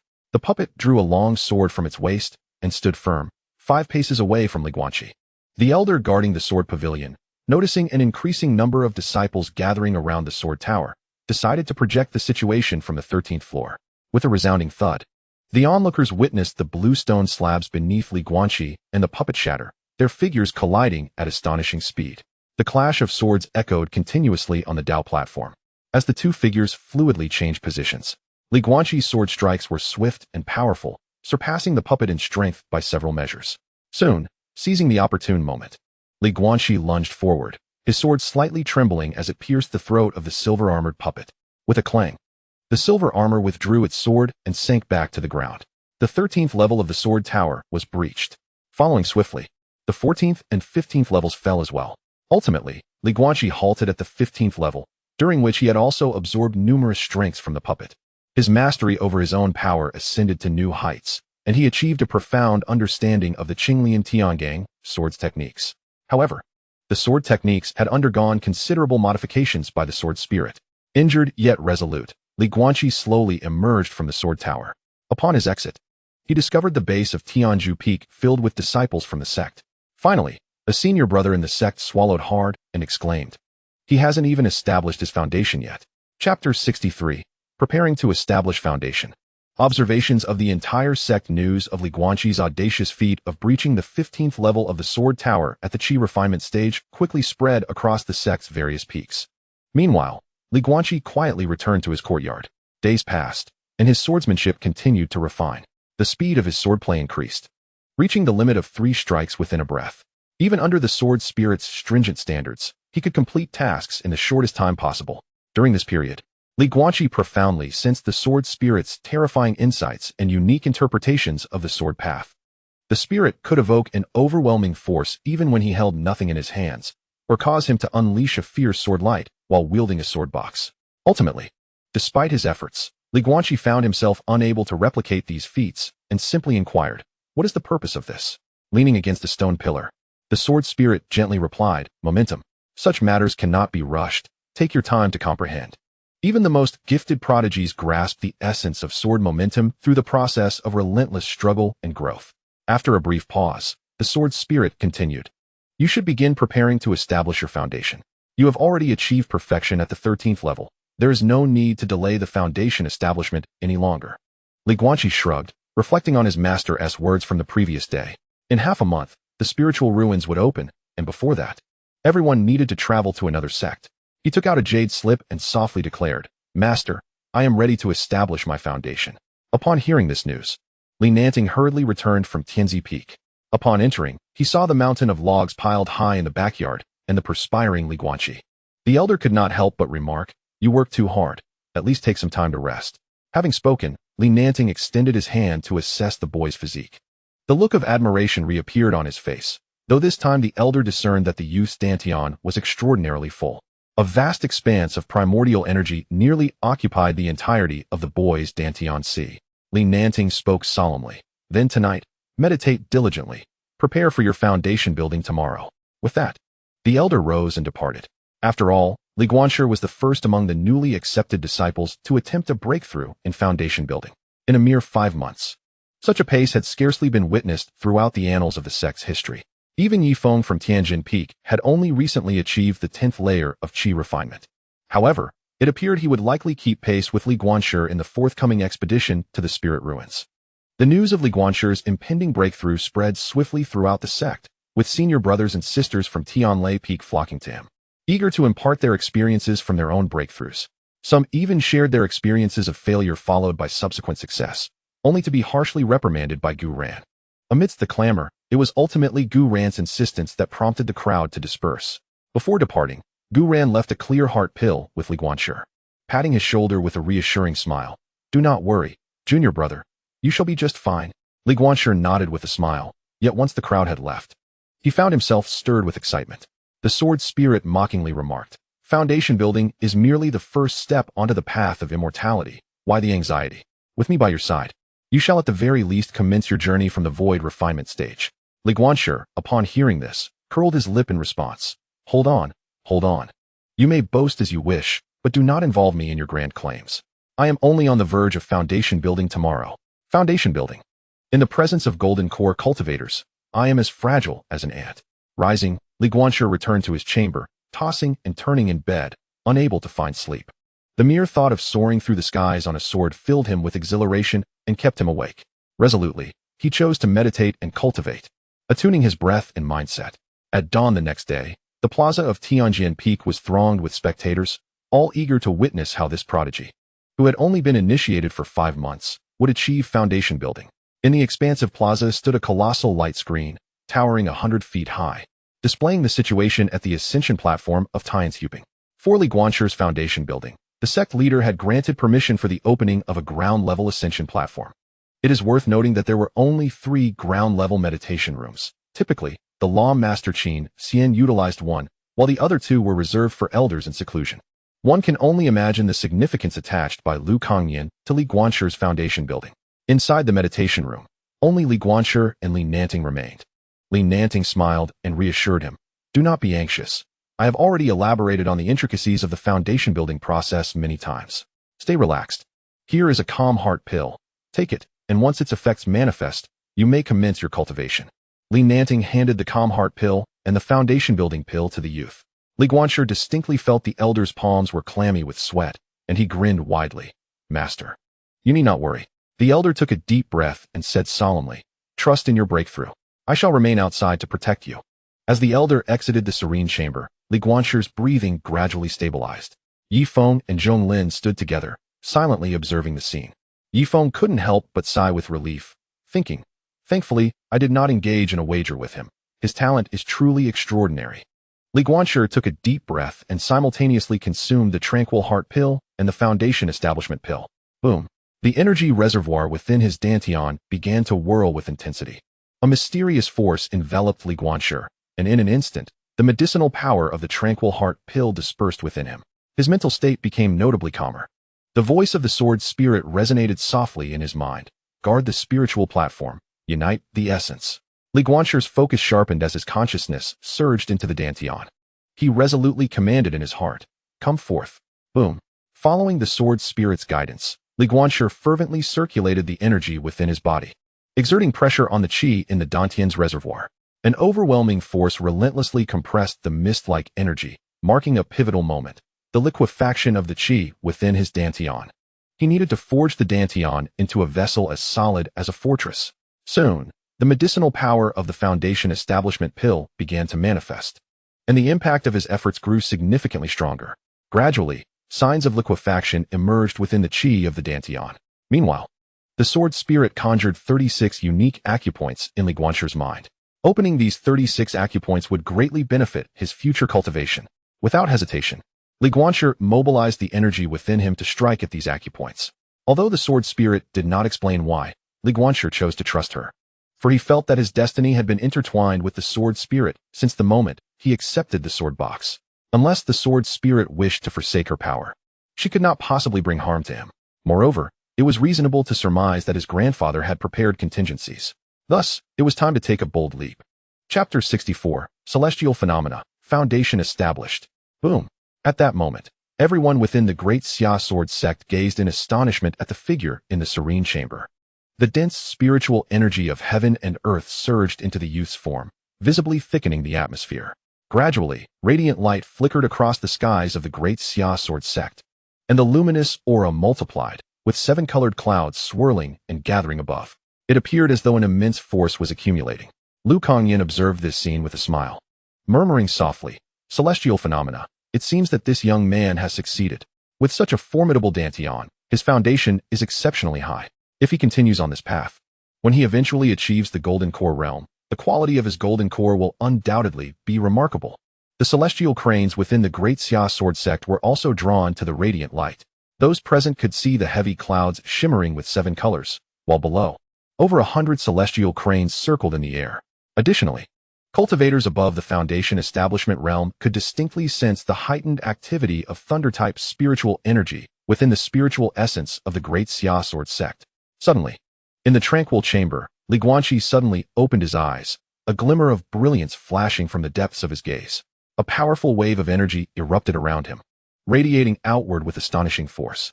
The spiritual energy within the chamber was instantaneously siphoned away, prompting Li Nanting, who had been vigilantly observing the situation, to swiftly retrieve a pre-prepared array plate and cast it into the room.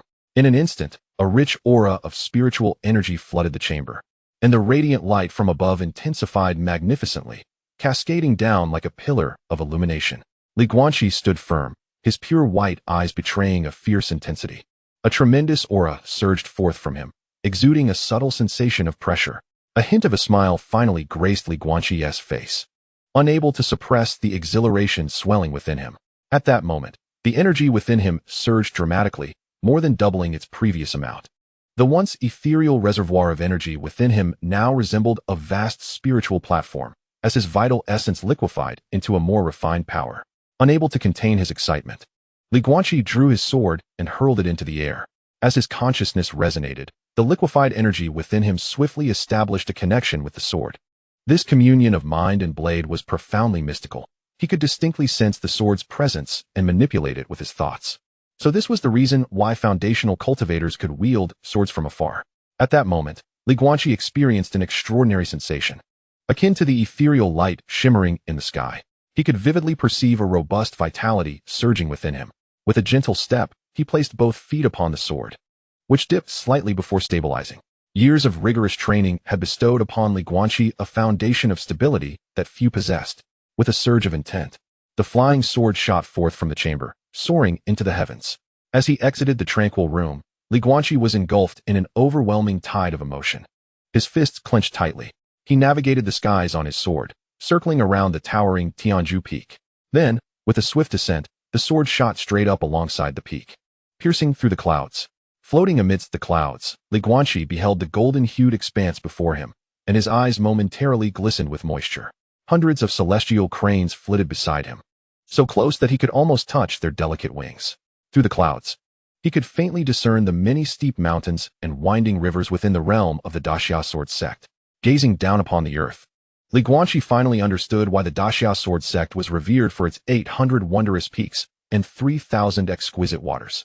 After a considerable time, not even a tenth of his energy had been depleted. Based on his current reservoir of power, he estimated that he could sustain full-powered sword flight for a maximum of 3 hours, covering a distance of 600 miles. Flying with the sword, he could traverse 1,000 miles in a day. As Li Guanqi turned his sword back home, his white robe billowed elegantly in the air.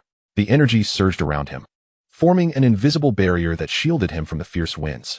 With a swift motion, his return was marked by grace, and the sword ultimately hovered just beneath the high platform. Li Guanqi leapt down and, upon landing, respectfully bowed to Elder Zhu Feng and the sect master, saying, "Disciple Li Guanqi pays homage to the sect master and esteemed elders." Lu Kangyan chuckled heartily. "Excellent. After 5 months and 7 days since entering the sect, you have advanced from the pinnacle of body refinement to the foundation establishment stage. Though the journey was fraught with obstacles, your innate spiritual roots have played a role. Yet, it is evident to all that you have diligently devoted yourself to your training day in and day out. All disciples of the great Xia sword sect should embody this spirit." At this point, Lu Kangyan's expression turned grave. "Do you all think that Li Guanqi, as an inner sect disciple, enjoys a life of ease? Let me tell you, he has completed 2 missions. The first was to eradicate a vengeful spirit, comparable to a second-tier malevolent ghost, using his fall from grace, resolving its inner turmoil, and guiding it into reincarnation with the soul summoning incantation. The second was to confront and slay a foundation-building rogue cultivator from the Huo dynasty using his 10th layer of qi training." A collective gasp filled the air, accompanied by exclamations of astonishment. At this moment, nearly 3,000 disciples of the great Xia sword sect stood below, including those who had entered the sect 1 or 2 years ago, and some who had yet to establish their foundations even after a longer duration. Lu Kangyan squinted slightly. Speaking softly, some may argue that Li Guanqi has a remarkable master and exceptional innate talent. However, let me enlighten you. Since joining the sect, he has challenged the sword tower 16 times and has secluded himself in the ascension platform for 78 sessions of cultivation. He has shattered 39 wooden dummies in his courtyard while practicing his punches. This is precisely why he can establish his foundation so swiftly. All disciples present felt a chill in their hearts upon hearing this. An involuntary admiration arose for that upright figure, igniting a nameless fire within them. This flame was intangible yet searing, causing them discomfort throughout their beings, especially when reflecting on their own moments of laziness. The road of cultivation is fraught with thorns. Akin to rowing upstream, one must either advance or regress. Strive diligently. As his words resonated, Lu Kangyan's voice, infused with spiritual energy, spread throughout the great Xia sword sect. Today, disciple Li Guanqi of the Thunderclap Peak has established his foundation in just 5 months as a new entrant. He shall be awarded 3 bottles of spirit cultivation pills and 500 merit points as a commendation. May all disciples look to him as a paragon, cultivate diligently, and break through their own barriers soon. All disciples bowed in unison, proclaiming, "May the sect prosper." Subsequently, Lu Kangyan quietly transmitted a message, "Follow me. I have matters to discuss with you." Li Guanqi promptly bowed, "Yes, sect master." Soon after, the crowd dispersed, and Li Guanqi along with Li Nanting followed Lu Kangyan to the grand hall of the Son of Heaven. Lu Kangyan, seated upon the high platform, rubbed his brow and turned to Li Nanting, softly inquiring, "Have you spoken with him yet?" Li Nanting replied with a bow, "Not yet. As he is on the verge of a breakthrough, I refrained from saying too much." Chapter 65. Significant Relations. Ziyang Hall. Seeing this, Lu Kangyan nodded slightly, murmuring, This lad's momentum in foundation establishment is exceedingly formidable, even causing successive celestial phenomena. Perhaps this year's Spirit Ruins event will indeed depend on Guanqi. Subsequently, Lu Kangyan turned to Qin Xian and softly inquired, "How many disciples have yet to surpass a year in foundation establishment this year?" Qin Xian solemnly replied. In response to the sect leader, there are a total of 76 breakthrough practitioners this year. However, nearly 90% of these disciples have already surpassed the age of the cliff. Li Guanqi, standing below, asked, "Master, what is the age of the cliff?" Li Nanting transmitted an explanation, saying, "Before the age of 16, one can maintain a vibrant spirit and essence. Once one surpasses 16, even if they have established their foundation, they can no longer open their inner spiritual abyss." Lu Kangyan fell silent for a moment, then sighed softly, "The resources within our sect are still too scarce. Otherwise, these disciples could significantly expedite their cultivation." He continued, "This year's opening of the spiritual abyss will still take place at Xiang Palace. Let Nanting lead the team this year, as Li Guanqi will also be attending. Tomorrow, we shall tally the disciples, and we will depart the day after." Li Nanting nodded in agreement, and then took his leave with Li Guanqi. On their journey, Li Guanqi and Li Nanting soared through the air on their swords. The elder remarked softly, "I did not expect you to establish your foundation so swiftly. While others may linger in the Qi realm for 2 to 3 years, you have accomplished it in merely 5 months. Li Guanqi smiled but remained silent. The monotony of cultivation had granted him a profound sense of tranquility. Perhaps it was due to the unseen, having spent too long in the darkness of solitude. For him, cultivation was rather a form of rest and relaxation. After a moment of contemplation, Li Guanqi asked, "Master, why do I sense that the sect leader places such great importance on the opening of the spiritual abyss?" Li Nanting pondered before responding. "Although the matter of the spiritual abyss is even more ethereal than that of the spiritual roots, it is undeniable that every individual possessing a spiritual abyss vessel will eventually become a formidable practitioner. For instance, among the disciples of the great Xia Sword sect, several who have broken through to the nascent soul stage possess such vessels. This illustrates the immense power enhancement that a vessel bestows upon a practitioner." Li Guanqi nodded, yet remained perplexed as to why this matter warranted such significance. The elder, sensing his confusion, continued, "Moreover, Xiang Palace is among the most prestigious forces on the entire Qingyun continent, with its palace master being a formidable practitioner at the transformation stage.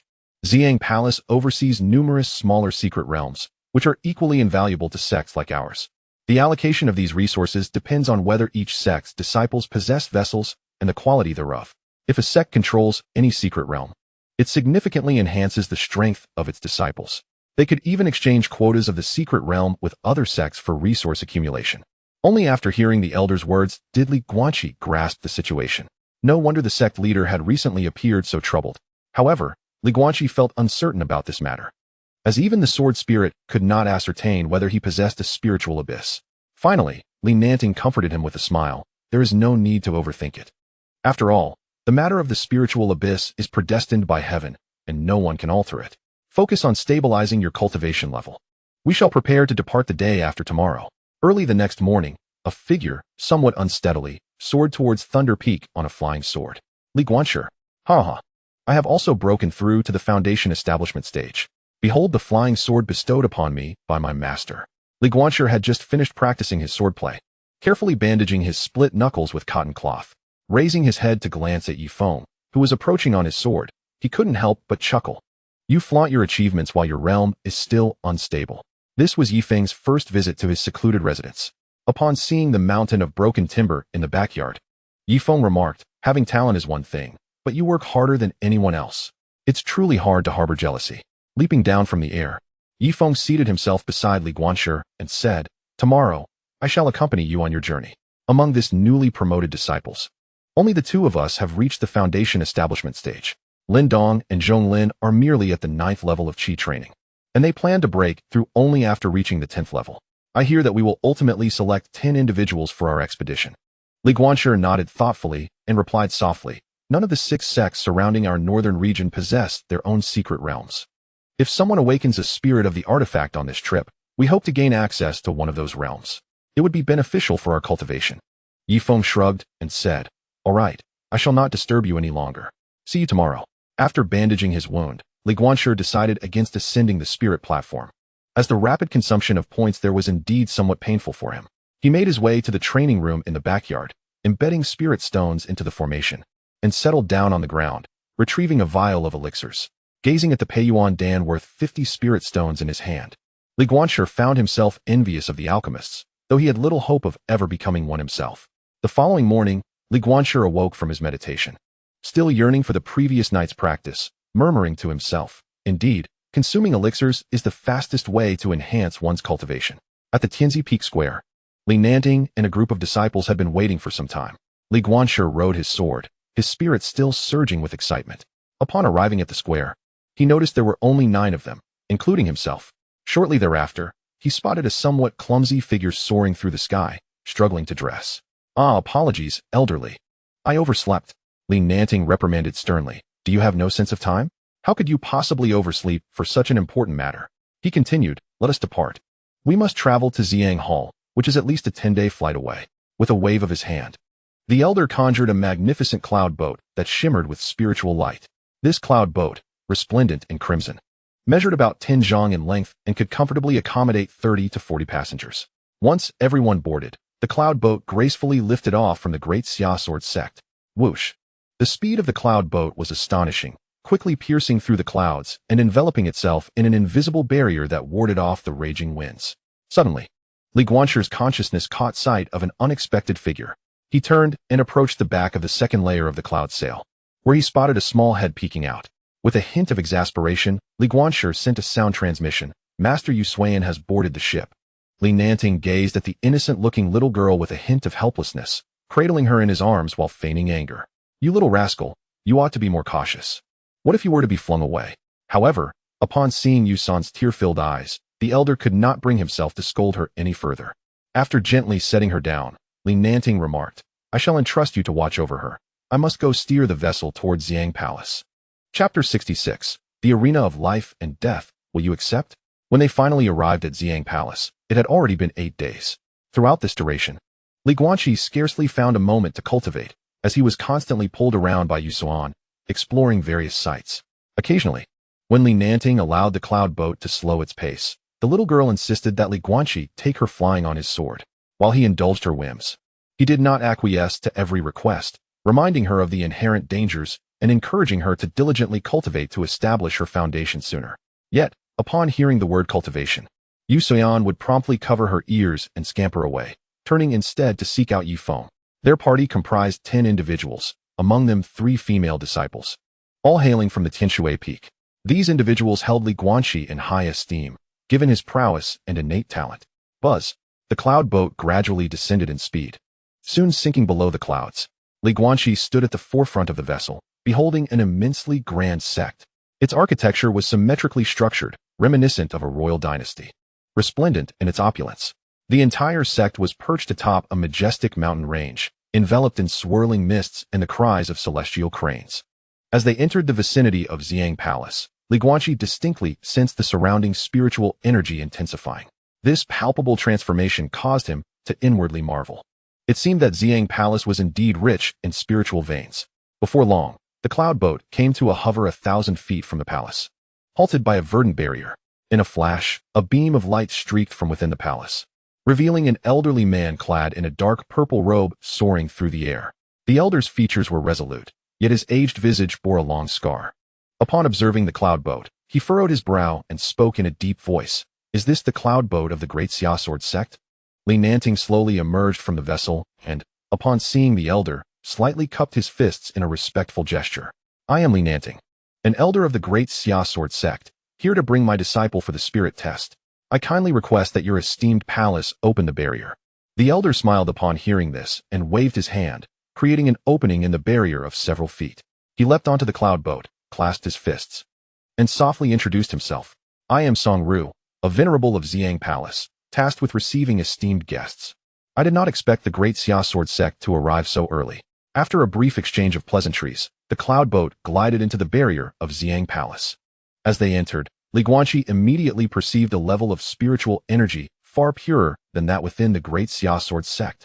Below, several expansive training grounds lay before them, each bustling with thousands of disciples honing their physical forms.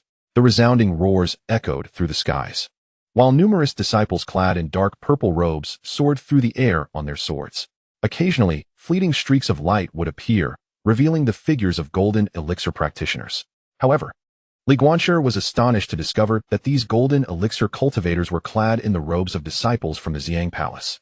He marveled at the prowess of the disciples of Xiang Palace, realizing why it had ascended to the status of a premier force in the Qingyan continent.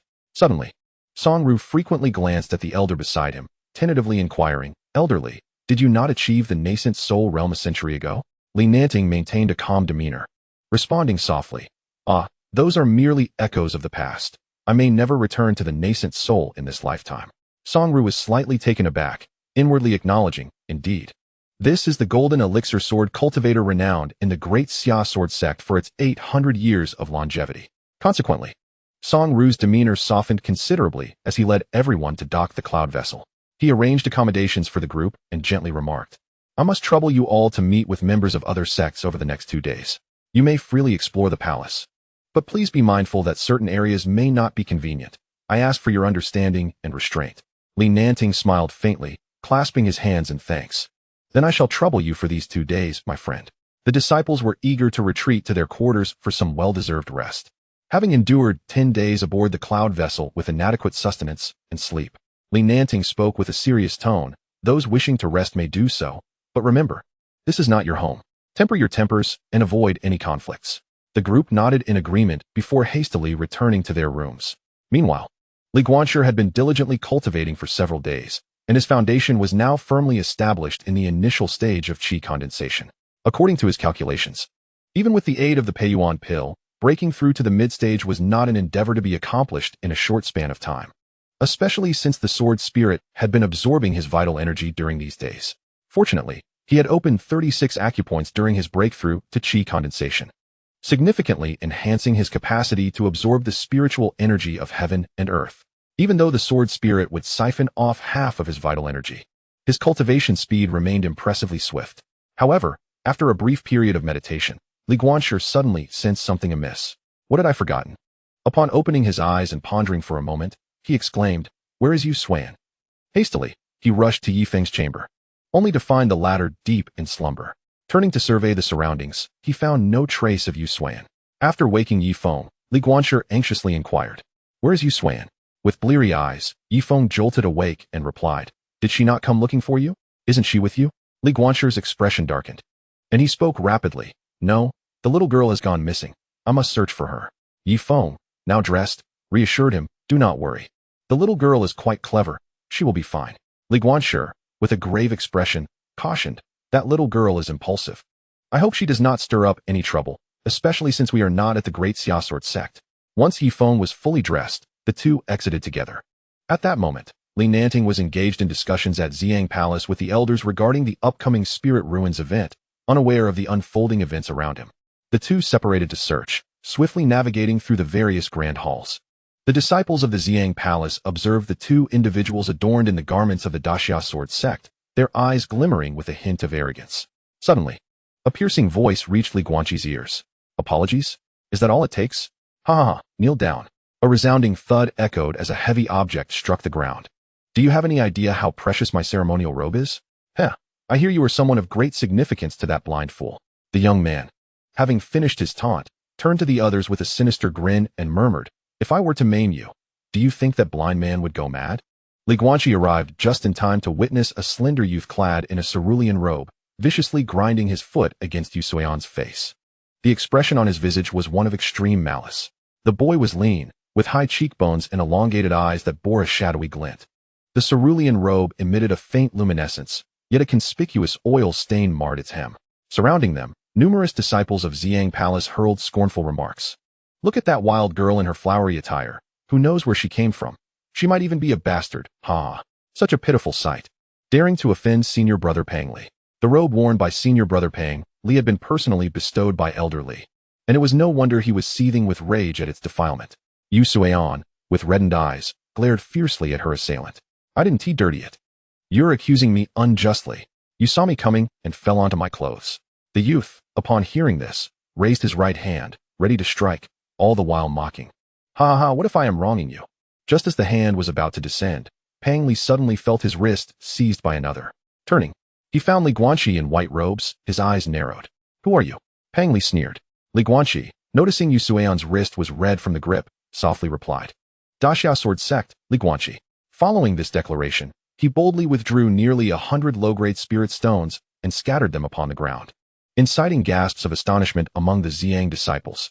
When did disciples of the Daxiao Sword Sect become so affluent? 100 spirit stones, just like that?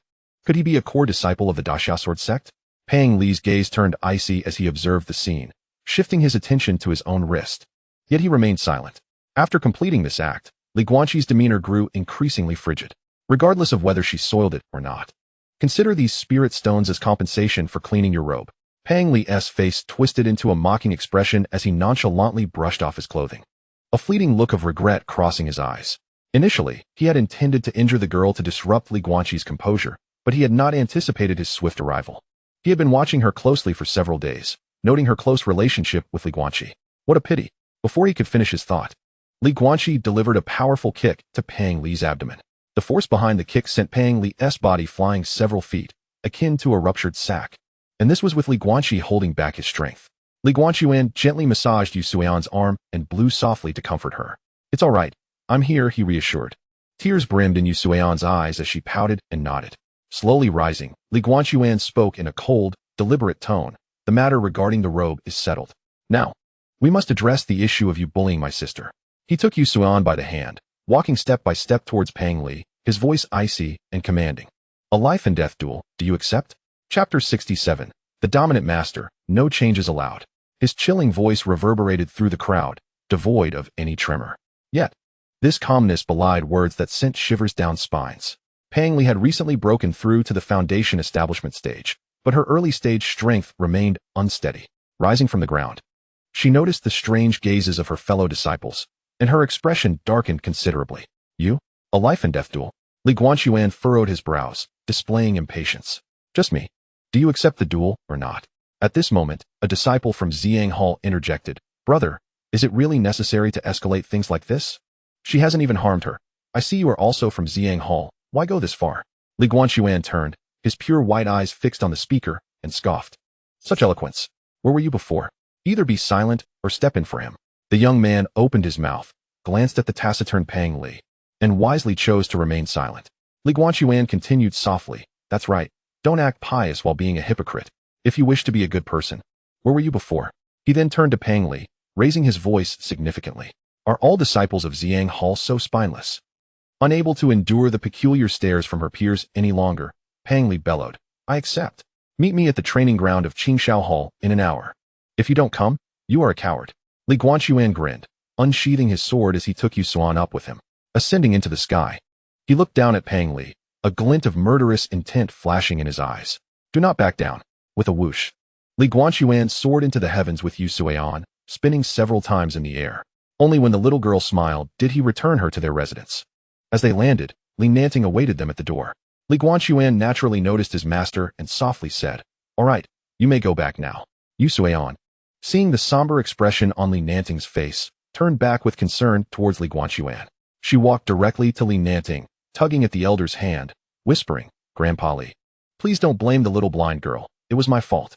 Li Nanting knelt down, rolling up the little girl's sleeves to reveal her bruised wrists, and smiled gently.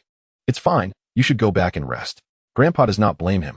Su Xuan then walked back to her room, glancing back 3 times.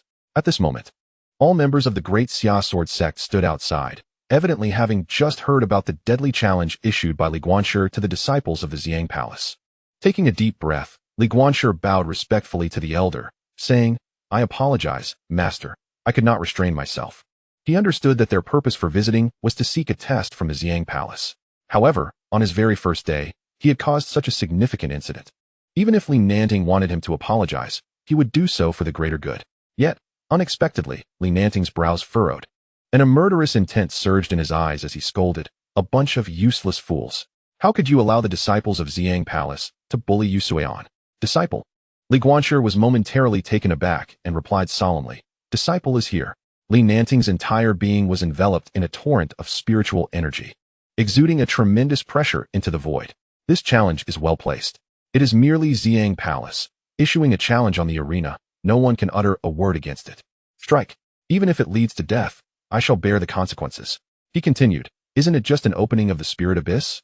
Even if Xiang Palace refuses to test us, I shall take you all to the Lingwu Palace. Victory is imperative. Hearing this, Li Guanshi broke into a smile and assured, Master, do not worry. No sooner had he spoken than the elder from Xiang Palace arrived at the courtyard. Whoosh! Song Ru, wearing an anxious expression, approached the courtyard and glanced at Li Guanshi, who was carrying a sword box. Daoistly, how can your disciple engage in a deadly challenge with that Pang Li? Li Nanting's expression darkened, shedding the previous courtesy. With a wave of his sleeve, he coldly declared, Oh, what? The disciple of Xiang Palace struck my granddaughter first. So what is wrong with my disciple issuing a challenge? Song Ru was momentarily speechless, astonished by Li Nanting's unwavering stance, seemingly dismissing the gravity of the situation.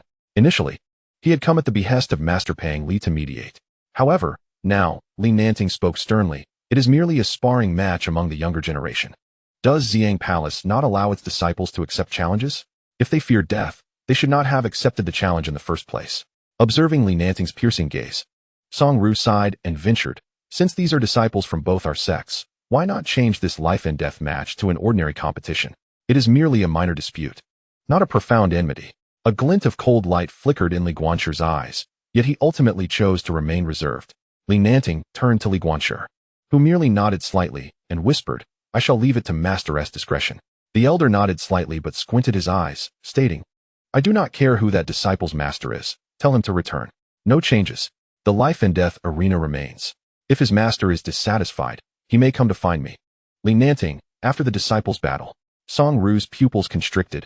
He had anticipated Li Nanting would consider the broader implications and change his mind. However, he did not expect Li Nanting's temperament to be so unyielding, even when it concerned his own disciple. A smile crept onto Li Guanshi's lips as he thought to himself, it appears Master is genuinely angry. After all, the relationship between Su Xuan and Li Nanting resembled that of a grandfather and grandson, with Su Xuan often calling him Grandpa Li. From Li Guanshi's understanding of his master, it is likely that his master's fury surpasses even his own. Song Ru, with a trace of a bitter smile, remarked, Very well, I shall return to report. After Song Ru departed, Li Nanting turned to face the gathered disciples, his voice steady and powerful. I want all of you to remember this. Having chosen the path of a sword cultivator, you must wield your sword without hesitation. What does it mean to act without hesitation? Even if the Xiang Hall is a top force in the northern region, so what? The fact that Li Guanshi dares to issue a challenge on the life and death arena today is proof of his courage to draw his sword. It is not acceptable to cower in the face of powerful adversaries and injustices. At that moment, the disciples' eyes sparkled with determination, their hands tightly clenched. Such resolve is far more potent than 1,000 words of instruction. Especially poignant was the elder's declaration, If my master does not accept, let him come find me. Li Nanting. For at this moment, Li Nanting was not merely the master of Li Guanshi, but also represented the stance of the great Xia Sword sect. Should Li Nanting be humiliated and appear weak, it would reflect poorly on the great Xia Sword sect. Li Guanshi, a disciple of the great Xia Sword sect, issued a challenge for a life and death duel against Pang Li, a disciple of Elder Zheng Hao from the Qingxiao Hall. Instantly, the Xiang Hall erupted in uproar. Chapter 68. All bets on Brother Yi Feng. Countless disciples of the Xiang Hall were taken aback. Some newly initiated disciples had never even heard of the great Xia Sword sect. To them, only the other 5 halls of similar standing might catch their attention. A disciple from the relatively unknown great Xia Sword sect dares to issue a life and death challenge to Pang Li? It is worth noting that Pang Li, a recognized disciple of an elder from the Qingxiao Hall, had just broken through to the foundation establishment stage last month. Many disciples within the halls had heard of this. And Pang Li, possessing a fire attribute spiritual root, had mastered the fierce and formidable Inferno sword technique of the mid-grade Xian level. In no time, many disciples from the Xiang Hall gathered, eager to witness this life and death duel. As the moment approached, the members of the great Xia Sword sect arrived, soaring on their swords. Clad in white robes, they bore steadfast and resolute expressions, unfazed by the murmurs and pointing fingers of the Xiang Hall disciples. With a thud, the group landed, and Li Guanshi leapt onto the arena, which stood over 50 zhang high. Standing on the stage, he naturally attracted the attention of numerous disciples from the Xiang Hall. The arena was already packed with a throng of disciples, and even several elders had come through the air to see what manner of disciple from the great Xia Sword sect would dare to issue such a challenge. The cacophony of discussions gradually reached Li Guanshi's ears. Who would have thought the challenger is blind? So what if he is blind? Nowadays, even the most unremarkable can cultivate, At least he has reached the foundation establishment stage, hasn't he? In my view. It won't be long before he is brought to his knees begging for mercy from Pang Li. I doubt it.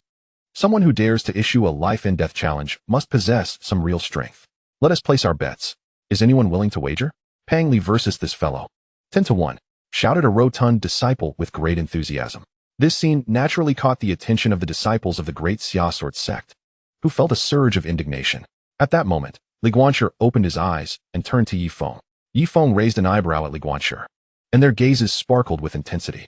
Li Guanqi transmitted sound, inquiring, "What is your wealth?" Yi Feng gritted his teeth and replied in a low voice, 3,000 low-grade spirit stones.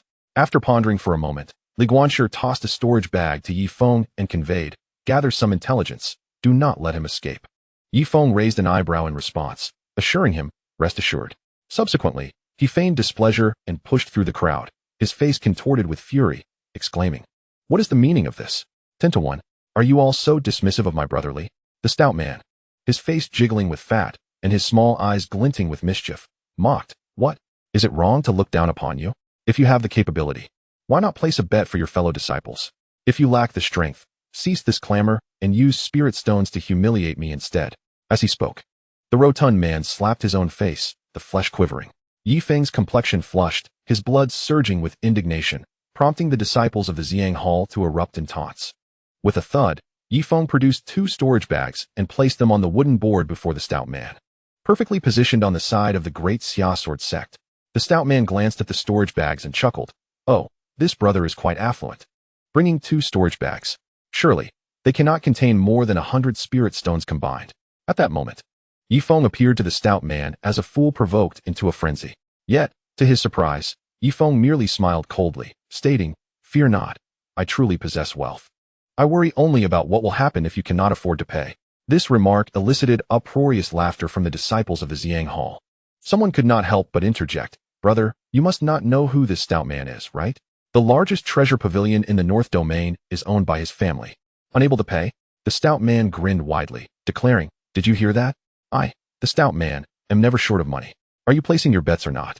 Yi Feng smiled subtly, then released his grip, softly proclaiming, "A total of 6,500 low-grade spirit stones. I hope you can afford it." Gasp. "What? 6,500 stones? Who is this fellow? Damn, is he aiming for a big win in one go?"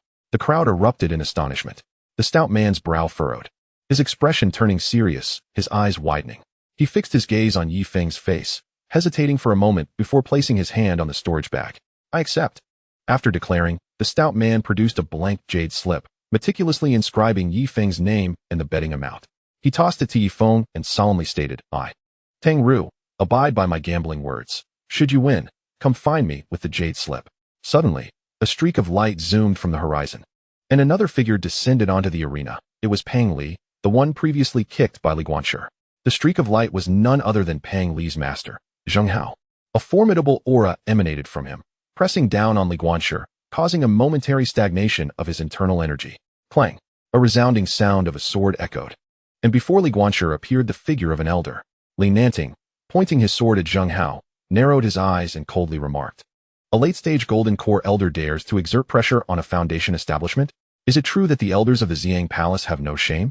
Upon hearing these words, many elders hovering in the sky felt their composure slip.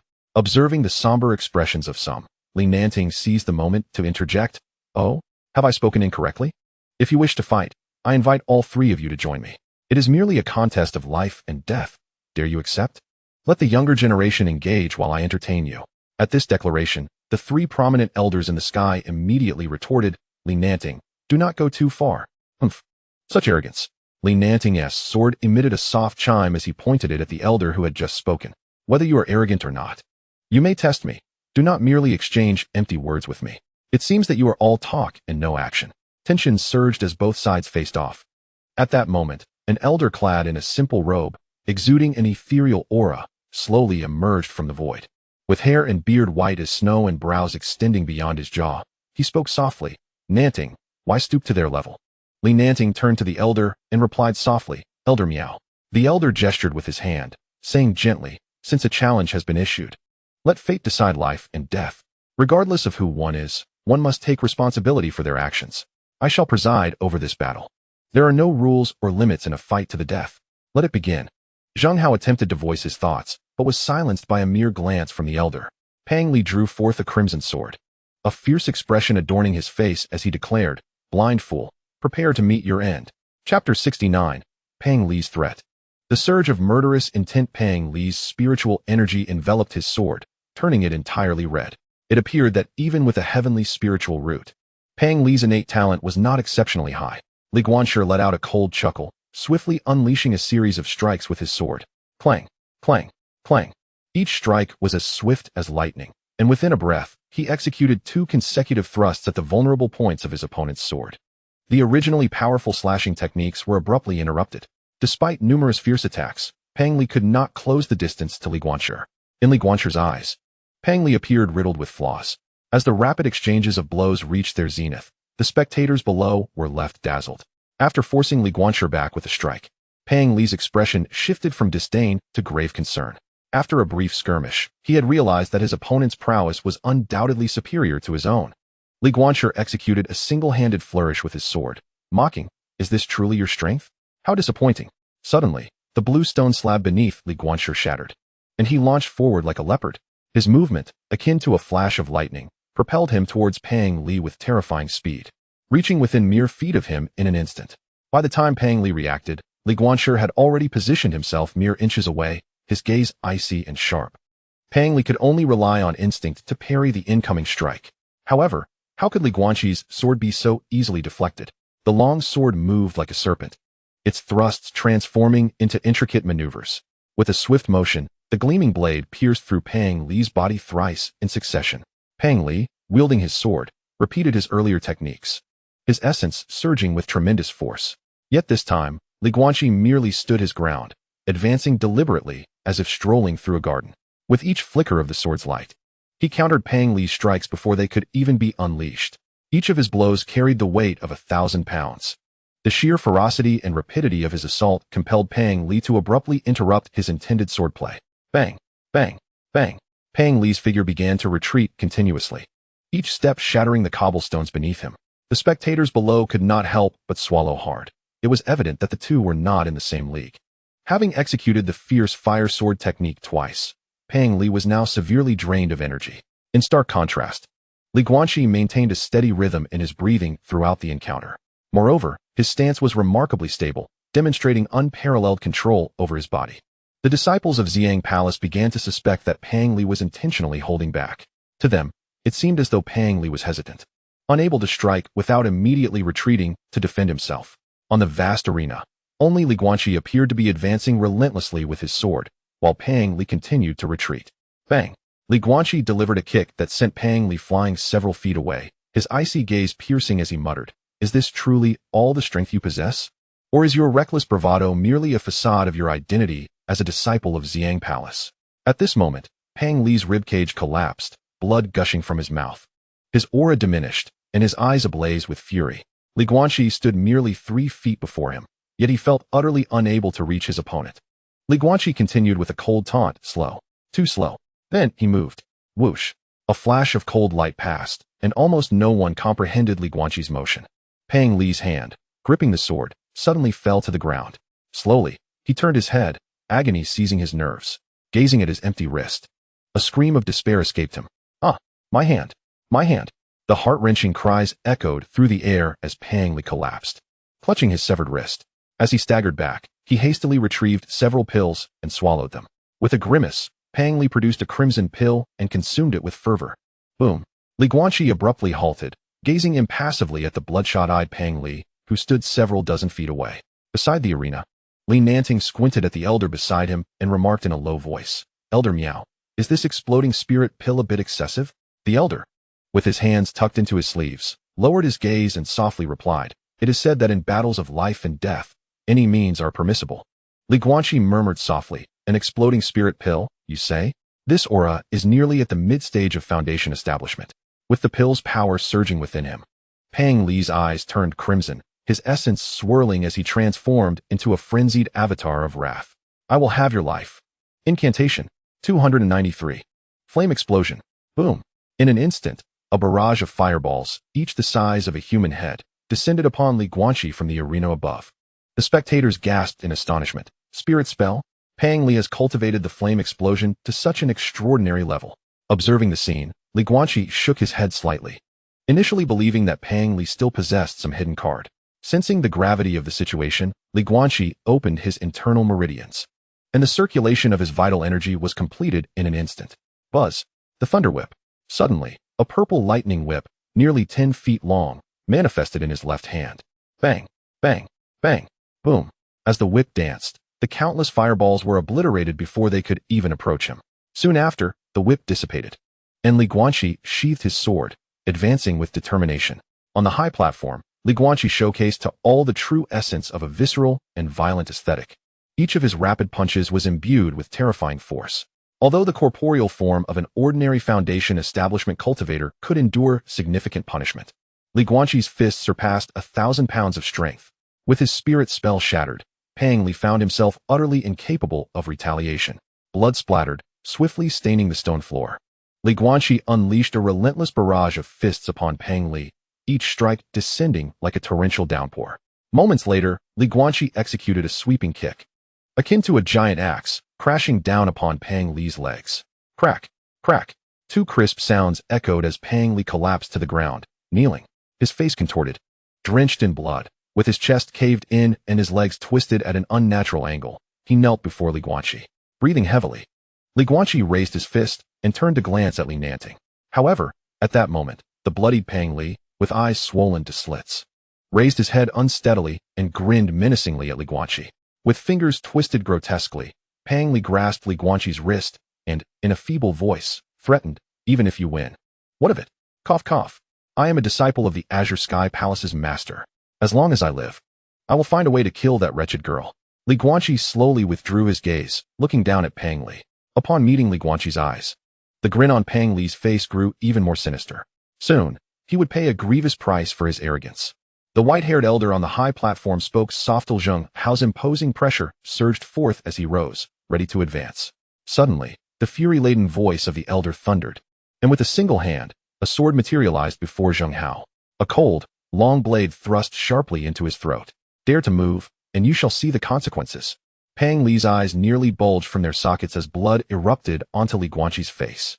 His body was hurled away by a tremendous force. Yet Li Guanqi's menacing visage suddenly loomed before him. At that moment, Li Guanqi's face twisted in a grimace, his pure white eyes marred by a network of crimson veins. The urge to witness his master's reaction evaporated under the overwhelming tide of murderous intent surging within him. Grasping Pang Li's left arm, Li Guanqi delivered a brutal knee strike. Crack! The sound of bones breaking echoed, flesh breaking through skin. Almost immediately, one of Li Guanqi's hands seized Pang Li's head, raising it high before smashing it down onto the arena. Boom! The platform trembled, the blue bricks shattering, creating a pit a foot deep. Red and white matter splattered across the ground. The entire Xiang Hall fell into an eerie silence. The sound of a pin dropping could be heard, only occasionally interrupted by the sound of someone swallowing hard. After rising, Li Guanqi's chest heaved violently, not even glancing at the fallen figure below. Zheng Hao's eyes burned with fury, yet the sword embedded in his throat pressed deeper. Gritting his teeth, Zheng Hao fixed his gaze upon the boy on the stage. With a lingering sense of trepidation, he cast one last glance at the murderous-eyed Li Nanting before sweeping his sleeve and snorting coldly. Very well. A commendable disciple of the great Xia sword sect. Li Nanting withdrew his bloodied sword, remaining silent. Zheng Hao, regarding Li Nanting, spoke in a grave tone. "Today, we have forged a grudge. Let us hope that the day does not come when I have the chance to confront him." Li Nanting scoffed. "A grudge it is. But do I appear to fear you?" At this moment, Li Guanqi exuded an aura of terror, his face splattered with red and white matter. Yet he did not bother to wipe it away. Addressing the silent crowd below, Li Guanqi declared, "Do not mistake my actions for cruelty. Should I find myself at a disadvantage today, I am certain that Pang Li would not spare me either. If any of you dispute this, feel free to ascend the stage. I shall remain here, awaiting you for the duration of an incense stick." Silence enveloped the Xiang Hall disciples, as if each had a hand clamped around their throats, unable to utter a word. The weight of Li Guanqi's actions had left an indelible mark upon them. Li Guanqi leapt down from the high platform, his breath only slightly diminished. Yifeng rubbed his hands together and patted the rotund companion beside him, saying, "Brother, it's time to settle up." Tang Ru's face twitched as he calculated the spirit stones in his possession, whispering, "Wait for me here for an incense stick. I will gather what I need and bring it to you." Yifeng shrugged, "Then just deliver it to my lodging. I cannot afford to wait on you for an entire incense stick." Subsequently, the elder led the group away on their swords. Upon returning to their quarters, Li Nanting halted and softly said, "Guanqi, come with me." Li Guanqi silently nodded, following the elder into the room. Witnessing this, the others gathered around Yifeng and remarked, "That Li Guanqi certainly harbors an excessive amount of hostility. Indeed, I have taken the lives of a few, yet none have met their demise in such a brutal manner as he did." Yifeng's expression darkened instantly as he stood up and strode towards his chamber, casting a cold glance over his shoulder as he spoke. "Am I filled with malice? Is my demeanor harsh towards you? Your words truly disgust me. Even if it were not for the incident involving Xiao Baozi today, I firmly believe that Li Guanqi would still have issued a challenge. Regardless of who it may have been, he defends not only Su Xuan, but also the principles upheld by the disciples of the great Xia Sword sect. Should he bow and scrape before the disciples of the Xiang Palace today, the entire northern region would learn tomorrow that the disciples of the great Xia Sword sect are spineless." Upon reaching this point, Yifeng felt that further discourse was futile, so he retreated to his room. The others stood in silence, exchanging glances until one previously silent female disciple spoke softly. "If the junior brothers hear what you have said, it will surely sadden them." Just as Yifeng articulated, while Li Guanqi's actions today may have been somewhat sanguinary, from this moment forth, the disciples of the Xiang Palace will think twice before daring to humiliate any disciple of the great Xia Sword sect. With that, the young woman departed, leaving behind 2 disciples, who, filled with shame, sighed and returned to their rooms. Upon entering his chamber, Li Nanting first used a clean cloth to wipe the blood from the boy's face, gently advising, "You must learn to master your own heart. Never allow the seeds of inner demons to take root within you. It is permissible to kill, but I worry that your methods today may disturb your peace of mind." After a prolonged silence, Li Guanqi suddenly spoke. He threatened to seek an opportunity to kill Su Xuan in the future. Li Nanting nodded slightly, understanding now why Li Guanqi had swiftly acted with lethal intent after casting a glance at him from the stage. Li Nanting merely smiled and patted his shoulder. Refraining from placing blame, he softly advised, "Before your practice in the coming days, take a serenity pill to maintain your tranquility. Do not let your heart be disturbed, lest you give rise to inner demons. Now, return and rest early. The spirit ruins test should be conducted tomorrow." Li Guanqi nodded, then made his way back to his chamber. As he stepped outside, he noticed the earlier portly figure approaching with 10 storage bags in tow, seeking Yifeng.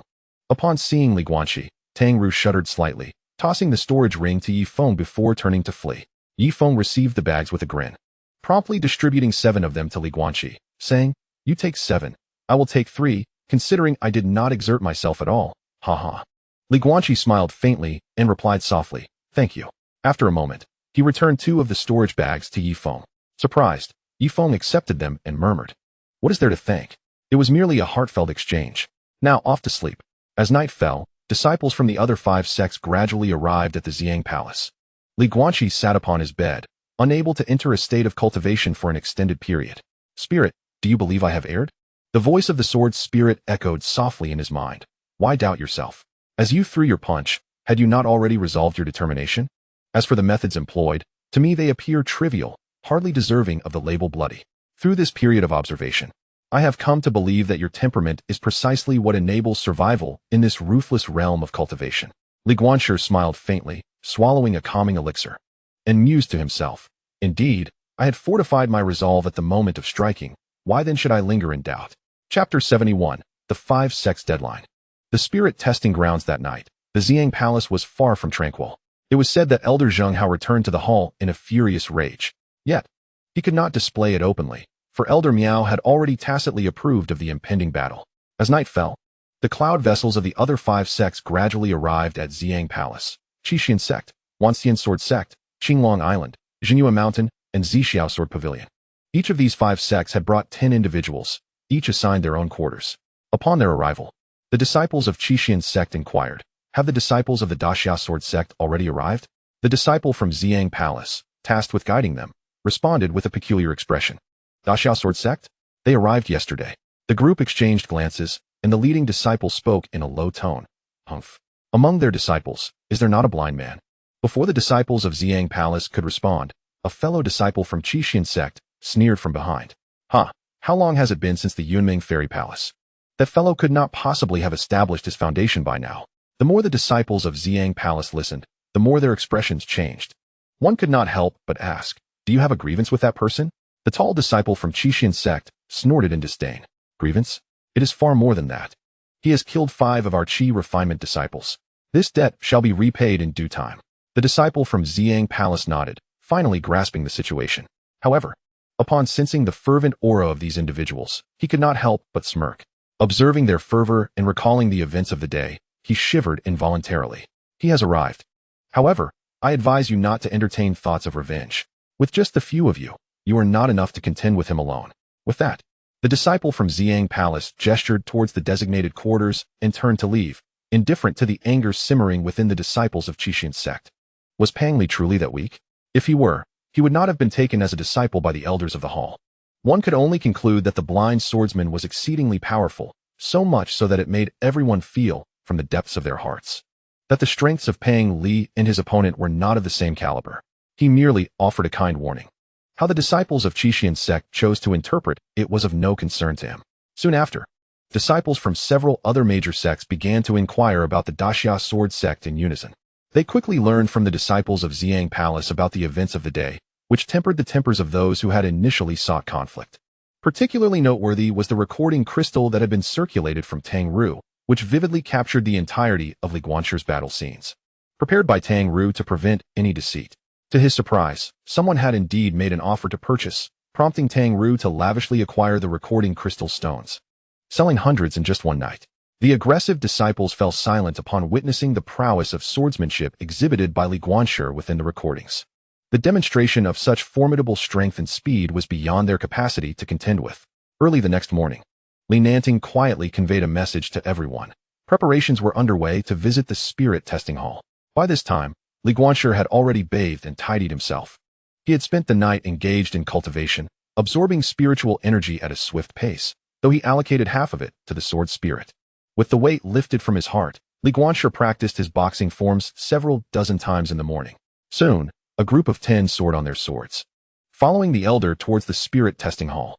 Along the journey, Li Guanqi observed that the disciples of the Xiang Hall were numerous. A rough estimate suggested nearly 10,000. Such a vast force inevitably consumed resources at an incalculable rate daily. The dense spiritual energy in the environment starkly highlighted the disparity between the great Xia sword sect and powers like the Xiang Hall. Nevertheless, he harbored no regrets about joining the great Xia sword sect.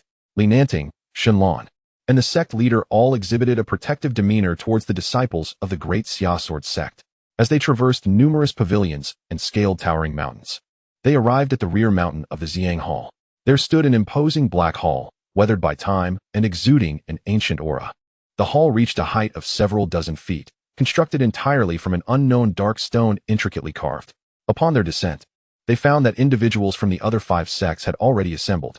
"Ha ha ha, old Li, I did not expect you to be leading this time," remarked the elder who had previously received Shenlan at Jinhua Mountain.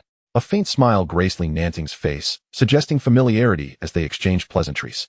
The elder's gaze occasionally flickered towards Li Guanqi. At that moment, Shen Qi approached Li Guanqi, his laughter ringing out. "Ha ha ha, brother Yi. So, you two are here." Yi Feng playfully thumped his shoulder, exclaiming, "Oh, have you fully recovered from your previous injuries?" Shen Qi thumped his chest, responding, "I recovered long ago. I heard about yesterday's events. Brother Li is impressive." Li Guanqi offered a slight smile and inquired softly, "Have the other sects troubled you at all?" Shen Qi's expression darkened, and he scoffed. "It's a blessing that Jinhua Mountain hasn't sought trouble with them. I hope we all possess weapon spirits in the spirit testing hall, huh?" Shortly thereafter, Elder Song Ru from Xiang Hall arrived at the spirit testing hall. Everyone returned to their respective elders, patiently awaiting the commencement of the spirit testing hall. The elder nodded slightly to the gathered crowd, then retrieved a diamond-shaped black jade pendant, embedding it into the entrance. With a hum, a mysterious wave emanated, enveloping the entire spirit testing hall in a shroud of black light. The black light flickered and danced like flames, twisting and contorting. With a rumble, 2 massive stone doors slowly opened, and Song Ru gently announced, "You may all enter." The spirit testing hall as proceedings were not limited to the 6 sects. Even Xiang Hall had nearly 20 individuals preparing to partake in the spirit testing ceremony. As the crowd entered the grand hall, Li Guanqi suddenly sensed a stark drop in temperature, a chilling aura enveloping him.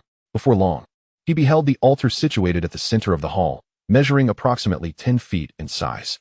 The altar stood 3 feet tall, entirely pitch black, with a gap amidst 9 stone pillars. Surrounding the altar was a pool of obsidian water. Following this, Song-Ru produced 9 shimmering spirit stones from his storage ring, placing them into the grooves atop the altar. A low hum resonated as the 9 pillars emanated a mysterious energy, conjuring a grayish barrier. Song-Ru spoke softly, informing the gathered that before ascending the altar, they must first traverse the pool of purification, standing within it for 3 breaths before stepping onto the altar's center. He reassured them that the spirit realm test posed no danger, advising them to remain calm regardless of what transpired. With that, the elder permitted the waiting disciples of Ziyang Hall to commence. In Chapter 72, the rotund Tang-Ru, golden abacus, a male disciple removed his outer robe and shoes, donning only his inner garments. He stood at the edge of the pool, taking a deep breath. It was evident that even the disciples of Ziyang Hall were quite anxious. The youth cautiously waded into the dark waters, which seemed to envelop him like a living entity. After 3 breaths, the young man leaped onto the altar, his eyes clear and mind unclouded. Members of the Wanxian Sword Sect and Zixiao Pavilion turned their gazes toward Li Guanshi, their eyes flickering with malice. However, Li Guanshi merely returned their stare, both factions eventually averting their eyes. He uttered 2 words with a light exhale: useless. The disciple at the forefront of Wanxian Sword Sect's ranks was immediately consumed with rage, fixating on Li Guanshi as he retorted, "Humph. You merely killed a disciple of Ziyang Hall. What are you so arrogant about? During this spirit realm test, let us see how you fare when left with nothing." Li Guanshi then stepped out from the crowd, advancing toward the 2 major sects, prompting a collective retreat from those nearby. He smiled slightly, addressing the disciple. "What is your spirit root?" The young man replied curtly, "Humph. A wood-type heavenly spirit root." Li Guanshi chuckled softly, clicking his tongue. "Ah, quite impressive." Hearing this, the disciple's confidence surged, and he scoffed. "What? Is your spirit root inferior?" Li Guanshi's expression turned peculiar as he earnestly replied, "You must be joking. Surely, you do not know that I possess a sacred grade spirit root, a lightning type, no less. TSK. It seems you of the Wanxian Sword Sect are rather out of the loop. Do you still rely on carrier pigeons for news? Do you converse across mountains by shouting?" Disregarding the disciple's incredulous expression, Li Guanshi continued to converse with Yifeng, saying, "In the future, we should keep our distance from the Wanxian Sword Sect and Zixiao Pavilion." Yifeng nodded seriously. Indeed, lacking in strength and wit is quite troublesome. As the 2 exchanged banter, the disciples of Wanxian Sword Sect were visibly agitated, their chests heaving with rage. One disciple, trembling with fury, pointed a quivering finger at Li Guanshi, finally uttering, "I shall see if you can awaken in the spirit realm." Soon, a chilling transformation occurred to the disciple upon the altar. It was as if he had succumbed to a deep slumber, his breathing elongated and tranquil. Suddenly, a black manifested between his brows, expanding at a visible pace, resembling a fist-sized aperture opening in his forehead. This sight sent shivers down the spines of onlookers. However, the youth's aura remained utterly unchanged, as if he were oblivious to the unfolding events. The crowd could only observe the void within the black hole, which gradually closed. Remarkably, the boy's forehead bore no trace of this anomaly, and before long, he opened his eyes, filled with confusion, utterly unaware of what had just transpired. Disappointed, he descended from the altar, soon followed by the 2nd and 3rd disciples. After testing over a dozen individuals, each exhibited the same peculiar phenomenon as the first youth. Moreover, Li Guanshi noted that these disciples from the Ziyang Hall appeared slightly younger than him. Clearly, their innate talents were exceptional. Yet they had failed to uncover any weapon spirits within the spiritual realm. At that moment, Li Guanshi noticed the previously encountered rotund figure within the crowd.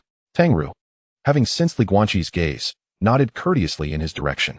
Li Guanshi returned the gesture with a slight bow, harboring no significant disdain for the portly fellow who was likely to return to gather funds for them. Suddenly, a voice exclaimed, "Eureka!" The crowd turned to see that within the black hole on the tall youth's forehead, something was indeed present. However, Song-Ru let out a soft sigh, discovering that the item within the spiritual realm was merely a dilapidated stone, hardly qualifying as a tool, which was inevitably disappointing. The last to undergo the test from Ziyang Hall was none other than the rotund figure. Upon removing his outer robe, Tang-Ru's substantial belly was barely concealed, even by his inner garments. He anxiously clasped his hands over his midsection, his ears flushed with embarrassment. After the cleansing ritual, stepping onto the altar felt somewhat cramped. Yifeng jested, "Brother Fat certainly embodies prosperity." Tang-Ru shot him an annoyed glance and retorted, "Get lost. This is called fortune." Once the barrier sealed, Tang Ru took several deep breaths before closing his eyes, quickly achieving a state of tranquility. At this juncture, Li Guanqi discerned that the rotund man's talent was not to be underestimated. Buzz, the spiritual realm of the rotund figure began to subtly expand. While others had only a fist-sized realm, he continued to grow. The elder from Xiang Hall clenched his fists, his gaze fixed intently on the expanding spiritual realm. Noticing this, Li Nanting whispered in explanation. Only a spiritual realm harboring a weapon spirit will enlarge. It appears this lad possesses a weapon spirit within his spiritual realm. Buzz. The previously slow expansion of the spiritual realm surged dramatically in size, reaching the length of an arm amidst the flickering light of the 9 stone pillars. A rectangular object gradually materialized before the crowd's eyes. Everyone held their breath, peering through the hazy barrier at the object. Through his inner vision, Li Guanqi discovered that it was, astonishingly, a golden abacus. The abacus shimmered with subtle patterns, its beads distinctly delineated. The crisp sound of the beads clicking echoed in the air. Remarkably, 6 of the 9 stone pillars atop the altar radiated a brilliant white luminescence.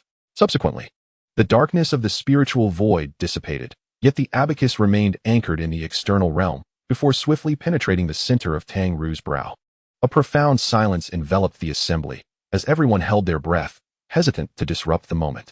When Tang Ru finally opened his eyes, many beheld a flicker of brilliance within them, as the previous traces of bloodshot and murkiness vanished entirely. Song Ru erupted into hearty laughter, exclaiming, "Excellent, excellent." The 6th grade spirit of the spiritual void. The plump fellow, sensing an intuitive response, donned his long robe while murmuring, "What a loss with yesterday's recording crystal. If only I had crafted a few vague low-priced versions for sale, I could have earned so much more. Alas, why didn't I think of that yesterday?" Li Guanquan, overhearing his mutterings, couldn't help but smile inwardly, realizing that this fellow was destined for commerce. The elder spoke softly, "Let us begin with the Great Xia Sword Sect." All disciples of the Great Xia Sword Sect turned their gaze toward Li Guanquan. Li Nanting chuckled, "Then you shall go." Li Guanquan nodded, removing his outer robe, yet choosing to retain the sword box at his back. The inky waters enveloped his form, but as he approached the sword box, he dared not draw closer. Moments later, Li Guanquan slowly opened his eyes and ascended the altar. Chapter 73, The 9th Grade Spirit? The Thread of Causality. As Li Guanquan stood upon the altar, an involuntary stillness seized the crowd. Suddenly, a voice, urgent and tinged with panic, echoed in his mind. "Who exactly is your grandfather?" Buzz. Li Guanquan felt his consciousness plunge into an abyss of nebulous void. Surrounding him were myriad artifacts, swords, spears, halberds, axes, hammers, divine brushes, severed limbs, shields, and countless others. The expanse of this void seemed boundless, with innumerable weapons strewn across the ground, each emanating formidable energies, enveloped in glimmers of various attributes, adorned with intricate and complex engravings. Li Guanquan murmured softly, "What is this? How can there be so many?" He then inwardly lamented, "Am I to choose for myself?" Thus, he began to wander aimlessly through this vast void. Gradually, he noticed that powerful weapons tended to exist in solitude, devoid of other artifacts nearby, as if they possessed a territorial consciousness. Suddenly, his gaze fell upon a long sword of pure violet hue. Thunder coiled around it, and within a radius of 10 zhang. No other weapons were present. As he approached, the sword embedded in the ground emitted a clear, ringing sound, as if showcasing itself to Li Guanquan. He extended his hand slowly toward the sword, but just before he could grasp it, an inexplicable intuition whispered to him, warning that this sword was not meant for him. As he gazed at the shrieking sword before him, Li Guanqi did not hesitate to withdraw his hand. He spoke softly, "You shall find a more suitable master than I." A resounding sound of the sword echoed through the void, sending all objects within dozens of feet flying. Subsequently, the sword's cry transformed into a melodious tone, as if attempting to retain the youth. Yet, the boy's silhouette remained resolutely steadfast. With closed eyes, Li Guanqi refrained from even employing his inner vision. In the enveloping darkness, he followed a faint, imperceptible intuition and slowly advanced deeper. Gradually, all objects along his path seemed to possess a consciousness, instinctively avoiding him. Beneath the white robes, the skin of Li Guanqi radiated with numerous mysterious patterns, glowing with an enchanting blood-red light.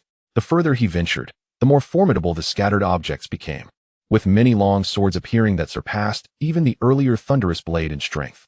Nevertheless, the youth's pace remained unyielding as he pressed onward into the depths. In the spirit testing hall, Song Ru furrowed his brow, perplexed as to why the Lingshu was so difficult to unlock. He noted with alarm that the spirit stones embedded in the altar were depleting at an astonishing rate. Without hesitation, Li Nanting swiftly produced 30 high-grade spirit stones and embedded them into the altar. In the void, a faint red thread extended from the center of Li Guanqi's brow towards the heavens. The sword spirit gazed down at the red thread near its heart, its expression shifting dramatically. The Great Sumeru Nine Palaces extermination pattern. Who exactly are you, Su Xuan? Carved and segmented by blood patterns. Was this meant to conceal his ethereal Tao body? The thread of causation. Do you intend to bind my fate irrevocably to his? The sword spirit's beautiful eyes fixated intently on the boy's retreating figure. At last, its gaze flickered, seemingly resolved, murmuring softly, "If that is the case, I shall choose him." So be it. Boom. A thunderous sound erupted in the void. Suddenly, an insurmountable mountain loomed before Li Guanqi. Atop this mountain, a red glow flickered, and the phantom of a long sword appeared, elusive yet present.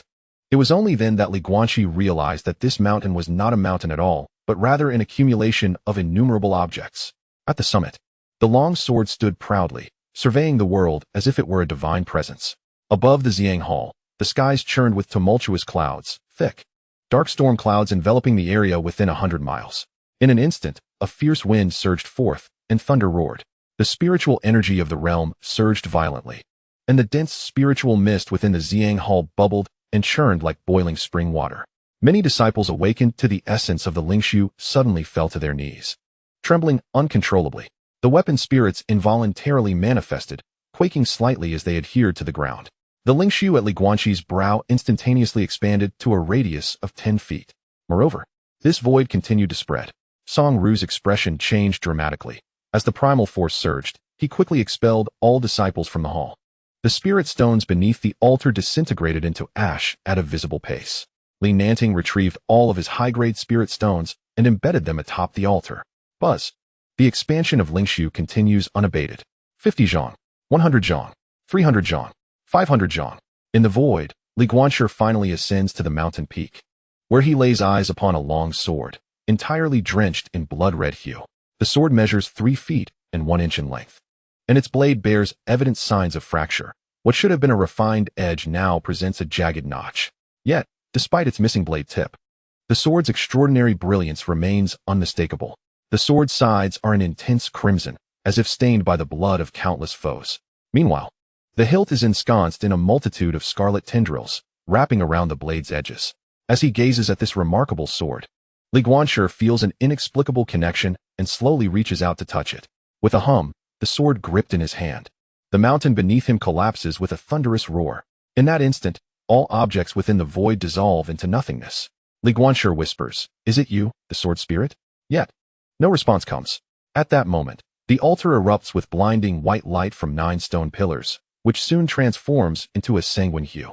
Through the grand doors of the spirit testing hall, onlookers behold the youth brandishing a long sword, entirely blood-red. Suddenly, the 9 pillars, now suffused with crimson, explode. Li Guanqi opens his eyes, and with a mere thought, he draws the spirit into his spiritual platform.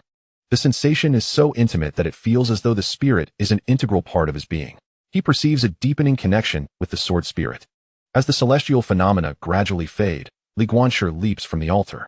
Li Nanting's grin nearly reaches the back of his head as he approaches the young man, slapping his shoulder and laughing heartily. "Well done, a 9th-grade sword spirit. Truly a prodigious talent, blessed with fortune." Ha ha. The disciples of the 7-string sect were expressions of utter dismay, daring not to meet his gaze. Li Guanqi, slightly embarrassed, offers a modest smile without uttering much. All members of the Daxiao sword sect raise their arms in jubilant celebration. 9th grade, and a sword spirit. My heavens. Ha ha. This time we are certain to secure a place in a trial secret realm. Truly, Li Shidi, your talent leaves us in awe. Yifeng gulps, looking at Li Guanqi as if he were a creature of legend, muttering, "I truly wonder why you don't seek a position as a saint in those holy places of the central domain." Chapter 74, Changing Allegiances? Difficult to comply. The disciples of the Zixiao sword pavilion stare wide-eyed, their throats constricting with difficulty. With trembling voices, they exclaim, "A 9th-grade sword spirit. Such an individual, if they do not perish, will undoubtedly achieve great renown in the Daxiao realm within a century." The disciples of the Wuxian sword sect also appear astonished, unable to regain their composure. They cannot fathom why the 9 stone pillars transitioned from white to red. It is certainly more than a mere change of color. Their once prideful talents seem as insignificant as discarded vegetable leaves to the street dogs before Li Guanshi. Moreover, they had also learned from Li Guanshi's earlier conversation with the disciples of the Seven-String sect. The opponent's spiritual root not only embodies the most terrifying destructive power of the lightning attribute, but is also of the divine grade. Divine grade. At this moment, a disciple from Qinglong Island murmured, "How long has he been cultivating?" Yifeng cast a sidelong glance at him and sarcastically replied, "Too slow. It's been 5 months, and he has only just formed his foundation." Cough, cough, I am in the same boat. The person who had just spoken nearly rolled his eyes to the heavens. Li Nanting's chest heaved violently, his eyes shimmering with brilliance as he gazed at Li Guanqi, as if the hopes of the future of the Daxia sword sect rested solely upon him. The unusual disturbances occurring here had long since alerted the higher-ups of the Xiang Palace. A dozen or so elders arrived flying through the air. Among them was the familiar Elder Miao.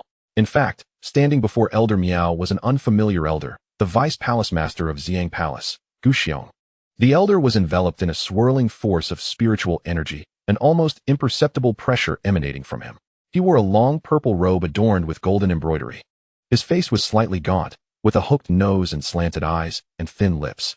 Despite his graying temples, he stood tall like a sword, his gaze piercingly sharp. Upon seeing Gu Xiong's arrival, everyone immediately bowed and solemnly said, "Greetings, Vice Palace Master." The elders and disciples from the other 5 sects also bowed, saying, "Salutations, Elder Gu." Gu Xiong's voice was deep and powerful. What just transpired? Why has the spiritual energy of heaven and earth surged? There was an unmistakable hint of inquiry in his tone. He had only just begun seclusion when the spiritual energy within 100 miles of Xiang Palace suddenly erupted. Subsequently, Song Ru relayed the events that had unfolded. To everyone's astonishment, Gu Xiong, who was already half a step into the transformation realm, turned to Li Guanqi and spoke. "Oh, such talent indeed. Would you care to be my closed-door disciple? After all, I too possess a lightning attribute spiritual root." Upon utterance of these words, all present widened their eyes in disbelief. Gu Xiong actually wished to take Li Guanqi as his disciple, with a master who was half a step into the transformation realm and the backing of Xiang Palace. Once Li Guanqi became Gu Xiong's disciple, his status would instantly elevate him among the elite. Li Nanting clenched his teeth, lowering his head in silence. The eyes of the disciples from the 5 sects gleamed with envy. The elder with white eyebrows behind Gu Xiong furrowed his brow, his lips moving as he conveyed a message to him. The elder glanced at the bowed Li Nanting and chuckled softly. "What of having a master? As my disciple, his talent shall never be buried, and Xiang Palace possesses ample resources to support his endeavors." Gu Xiong's words were unreserved and utterly merciless. However, Li Guanqi remained as calm as still water, taking 2 slow steps forward to bow respectfully to the elder. He then lifted his head to meet the elder's gaze, his face adorned with sincerity. "Junior Li Guanqi pays respects to Palace Master Gu." This declaration momentarily stunned everyone, for Gu Xiong was merely the vice palace master. Yet Li Guanqi boldly referred to him as palace master. Gu Xiong smiled slightly upon hearing this and spoke gently. "What is your intention? No need to worry about existing affiliations. In the realm of cultivation, it is not uncommon for a good bird to choose a suitable tree to nest in."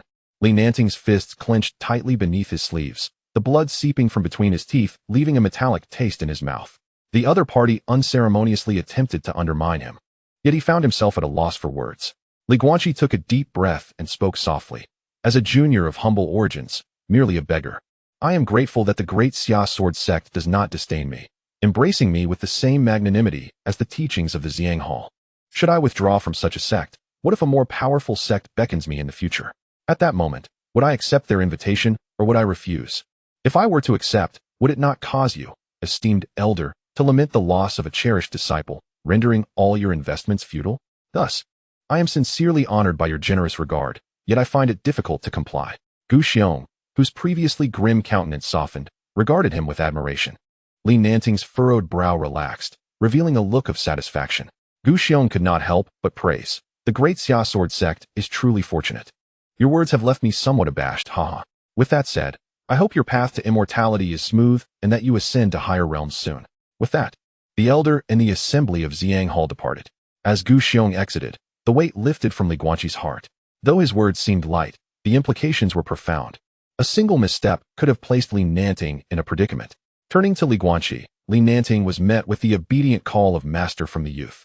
"Ha ha, you rascal. I thought you were an impulsive fool, but you exhibit a cunning in social affairs that rivals even the oldest of foxes. Had your words not been so impeccably crafted, I might have considered fleeing with you." Li Guanqi smiled modestly, while Songru approached Li Nanting, giving a thumbs up and remarking, "Watching you made me break into a sweat. The temperament of the ancient hall master is notoriously fierce. All right, let us continue the assessment. I shall replace the stone pillar." A disciple from the Seven Strings sect exclaimed in disbelief. "He just rejected a half-step transformation god powerhouse? And he remains unscathed."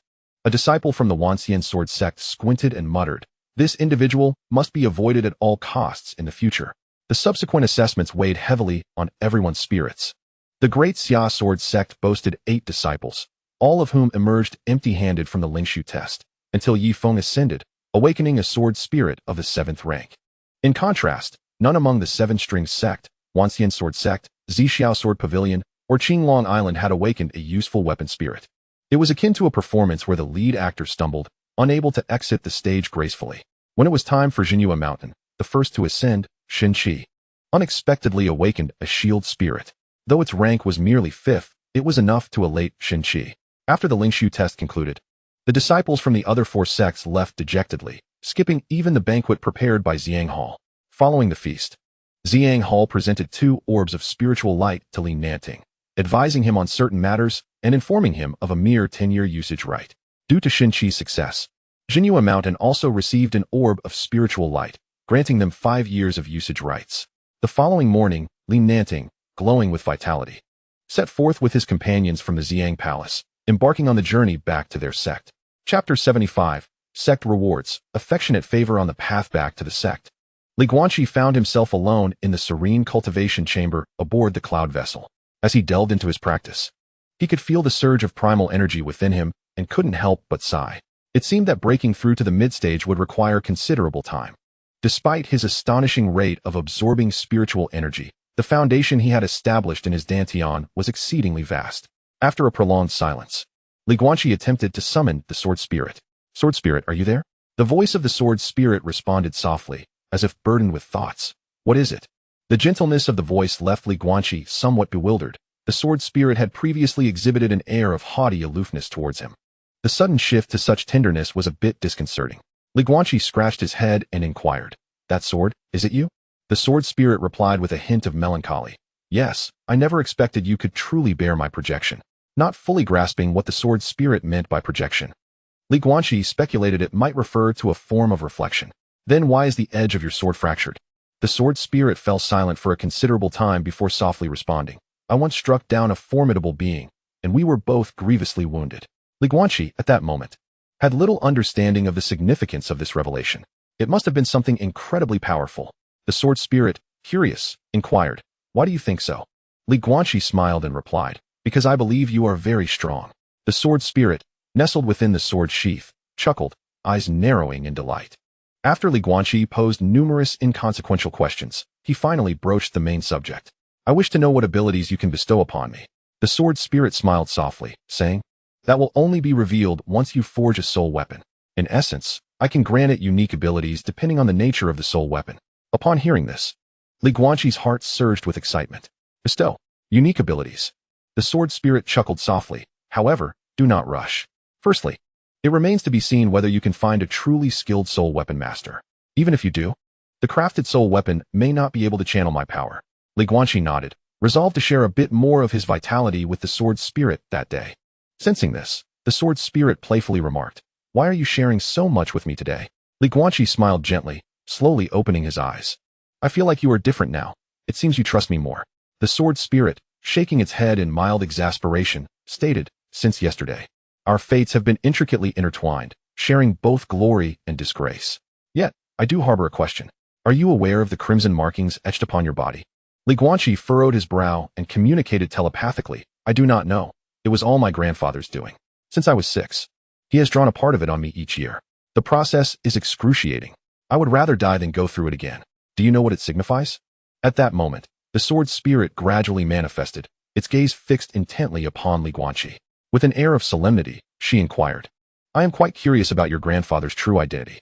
As she spoke, her fingertips traced the nape of Li Guanqi's neck, parting his collar to reveal a faint trace of blood.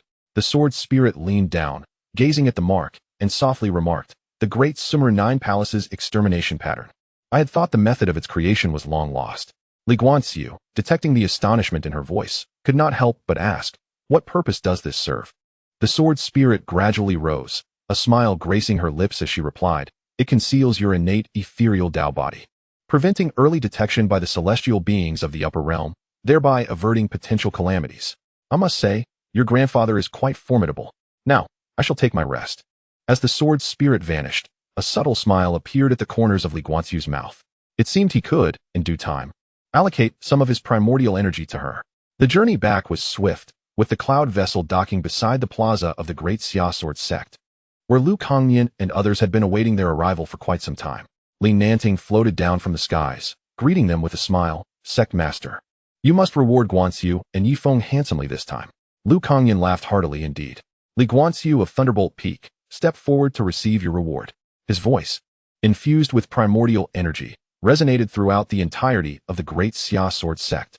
Li Guanqiu awakens the 9th grade sword spirit. He has secured 2 trial secret realms for the Great Xia Sword Sect. The reward includes 10 bottles of primordial nourishing pills, 3,000 sect points, 5,000 low-grade spirit stones, and 1 month's use of the Earth-level Spirit Ascension platform. Additionally, he may access the library once and select 2 martial arts tomes at his discretion. Yifeng cleared his throat. For me, 3 bottles of primordial nourishing pills, 1,000 points, and 1,000 low-grade spirit stones, along with 1 month's use of the profound-level Spirit Ascension platform. After announcing this, Lu Kangyan's expression turned slightly awkward as he murmured, the sect is rather impoverished, please understand.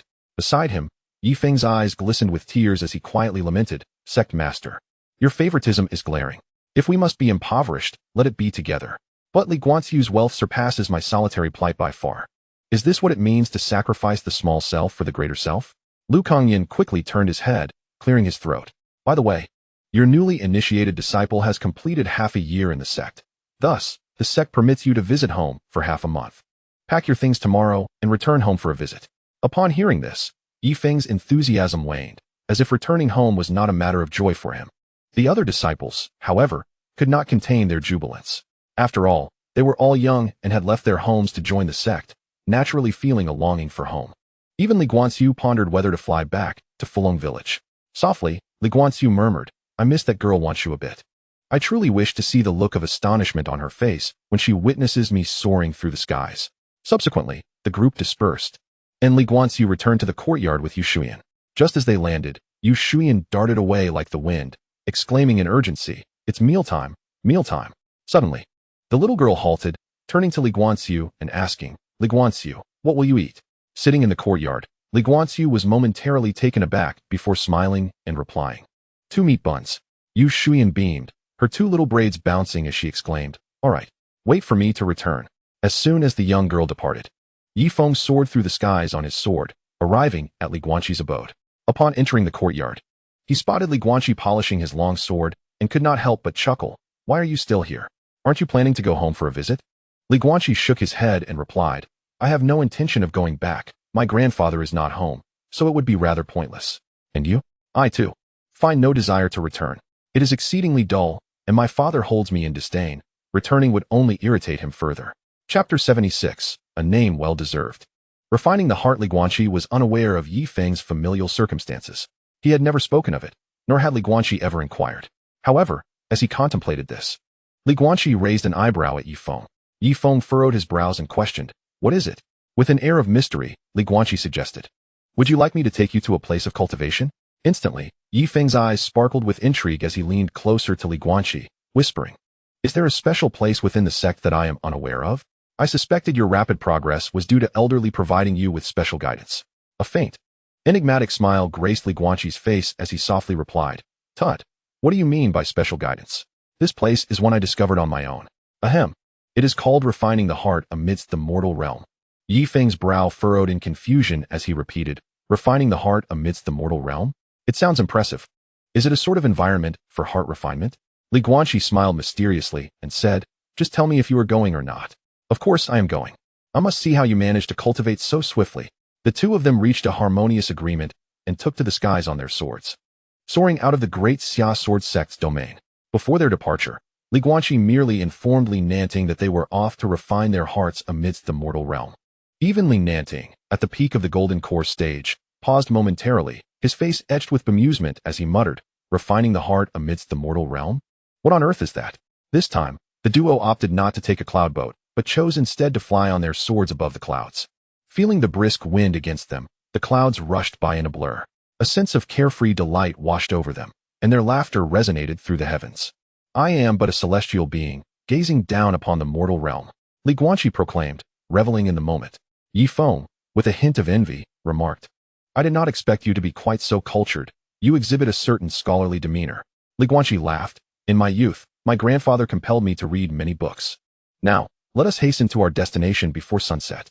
Several hours later, the two halted above a grand city. Yi Feng gazed down at the brightly lit cityscape with a perplexed expression, inquiring, Is this the place you referred to as refining the heart amidst the mortal realm? Li Guanqi chuckled. Why concern yourself with such details? Just follow me. With a whoosh, they descended, landing outside the city gates and blending into the throng of people entering the city. Once inside, Yi Feng's brow remained furrowed. He was uncertain of Li Guanqi's true intentions. After navigating through a series of twists and turns, they arrived before a brightly lit establishment adorned in shades of pink. And Yi Feng's eyes widened in shock as he gazed up at the inscription above the entrance, Drunken Flower Pavilion. Just then, a voice laced with anger cut through the bustling street noise, proclaiming, Li Guanqi, is this what you refer to as refining one's heart amidst the mundane world? Sipping wine and wandering through brothels? Li Guanqi, wearing a knowing expression, tapped his ear. Turning to observe the reactions of the crowd on the street, he remarked with irritation, What are you shouting about? Have you been here before? Yi Feng's face flushed crimson, and he subtly shook his head. Li Guanqi then threw his arm around Yi Feng's shoulder and laughed. Well, then, that settles it. Come on, let us go. The duo had already attracted the attention of numerous women, who quickly gathered around them as they ascended the steps. With his golden locks and striking features, Yi Feng was undeniably a heartthrob. Oh, young sir, you are extraordinarily handsome. One exclaimed. Indeed, your skin is even more delicate than mine. Another chimed in. Ladies, feel for yourselves. In an instant, several women pressed against him, the cloying scent of cosmetics overwhelming. Li Guanqi observed as Yi Feng's face turned beet red, his body rigid with discomfort while they were practically ushered inside by the women. At his side was the same woman from before. Ah, young sir, it's you, she exclaimed. They soon entered the Zuehua building, taking their previous seats. This time, however, a different exquisite woman graced the stage, playing the flute. Yi Feng was surrounded by a throng of admirers, yet he sat upright, maintaining his composure. Finally, Li Guanqi interjected, All right, you all may leave now. My brother can hardly breathe. Upon hearing the guest speak, the women dared not linger, reluctantly stealing a few touches of Yi Feng's cheek before departing. Once they were alone, Yi Feng let out a sigh of relief. Phew, refining one's heart amidst the mundane world truly lives up to its name. He grabbed the teacup from the table and gulped down a few mouthfuls, calming his racing heart. Li Guanqi turned to the woman named Qinghe and smiled. If Miss Xiangyue has a moment, could she play a tune for my brother? Qinghe nodded with a smile, softly replying, Please wait a moment, young sir. Ever since you left, Sister Xiangyue has been quite concerned about you. Li Guanqi chuckled, dismissing such remarks as mere pleasantries. Whether she missed him or merely his formidable prowess and status was left unspoken. After Qinghe departed, a sudden commotion caught Yi Feng's attention. Puff, puff, puff. A glossy black mina perched on the table, clutching a sticky rice cake and attempting to smash it into an egg, seemingly eager for the yolk inside. Yi Feng couldn't help but chuckle. Fool, that's soft. How could you possibly break the egg? The mina, displaying a surprising degree of intelligence, tilted its head and echoed Yi Feng's words. That's soft. That's soft. Yi Feng smiled and corrected. Indeed, it is soft. You need something hard. Li Guanqi teased. Talking to it won't yield any understanding. Just then, a woman clad in a flowing pink gauze dress glided in. Yi Feng, captivated by the beauty whose veil could hardly conceal her allure, found himself entranced. Xiangyue gracefully performed a salute, her gentle voice ringing out, Young sir, we meet again. Li Guanqi produced a hefty pouch of gold, gesturing towards Yi Feng, and whispered, Please play a tune for my brother. Xiangyue cast a glance at Yi Feng, her beautiful eyes shimmering as she commanded someone to place a guqin before him. Both Li Guanqi and Yi Feng were momentarily taken aback, with Yi Feng exclaiming, But I cannot play the guqin. To his astonishment, the woman gently settled herself upon Yi Feng's lap. Instantly, Yi Feng's cheeks flushed crimson. Extending to the roots of his neck, his body rigid and motionless. As a melodic piece concluded, Guanqi found it quite pleasant, though Yifeng remained oblivious. Once the performance was finished, the woman gracefully rose, gathered her golden instrument, and prepared to take her leave. The earlier attendant, however, called out, "This one is soft. This one is soft." The woman, who had already turned away, blushed deeply and retorted, "It is hard." She then departed with a light step, leaving behind an embarrassed Yifeng and a Guanqi, who was in fits of laughter.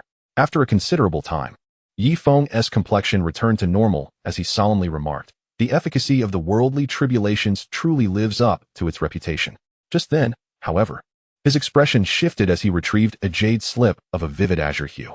Upon setting down the slip, Yifeng's countenance darkened profoundly. He abruptly stood and declared, "I must return to my clan." Guanqi, with a furrowed brow, inquired softly, "Has something happened at home?" Seeing Yifeng nod, Guanqi rose and said, "Since I have nothing pressing, I shall accompany you."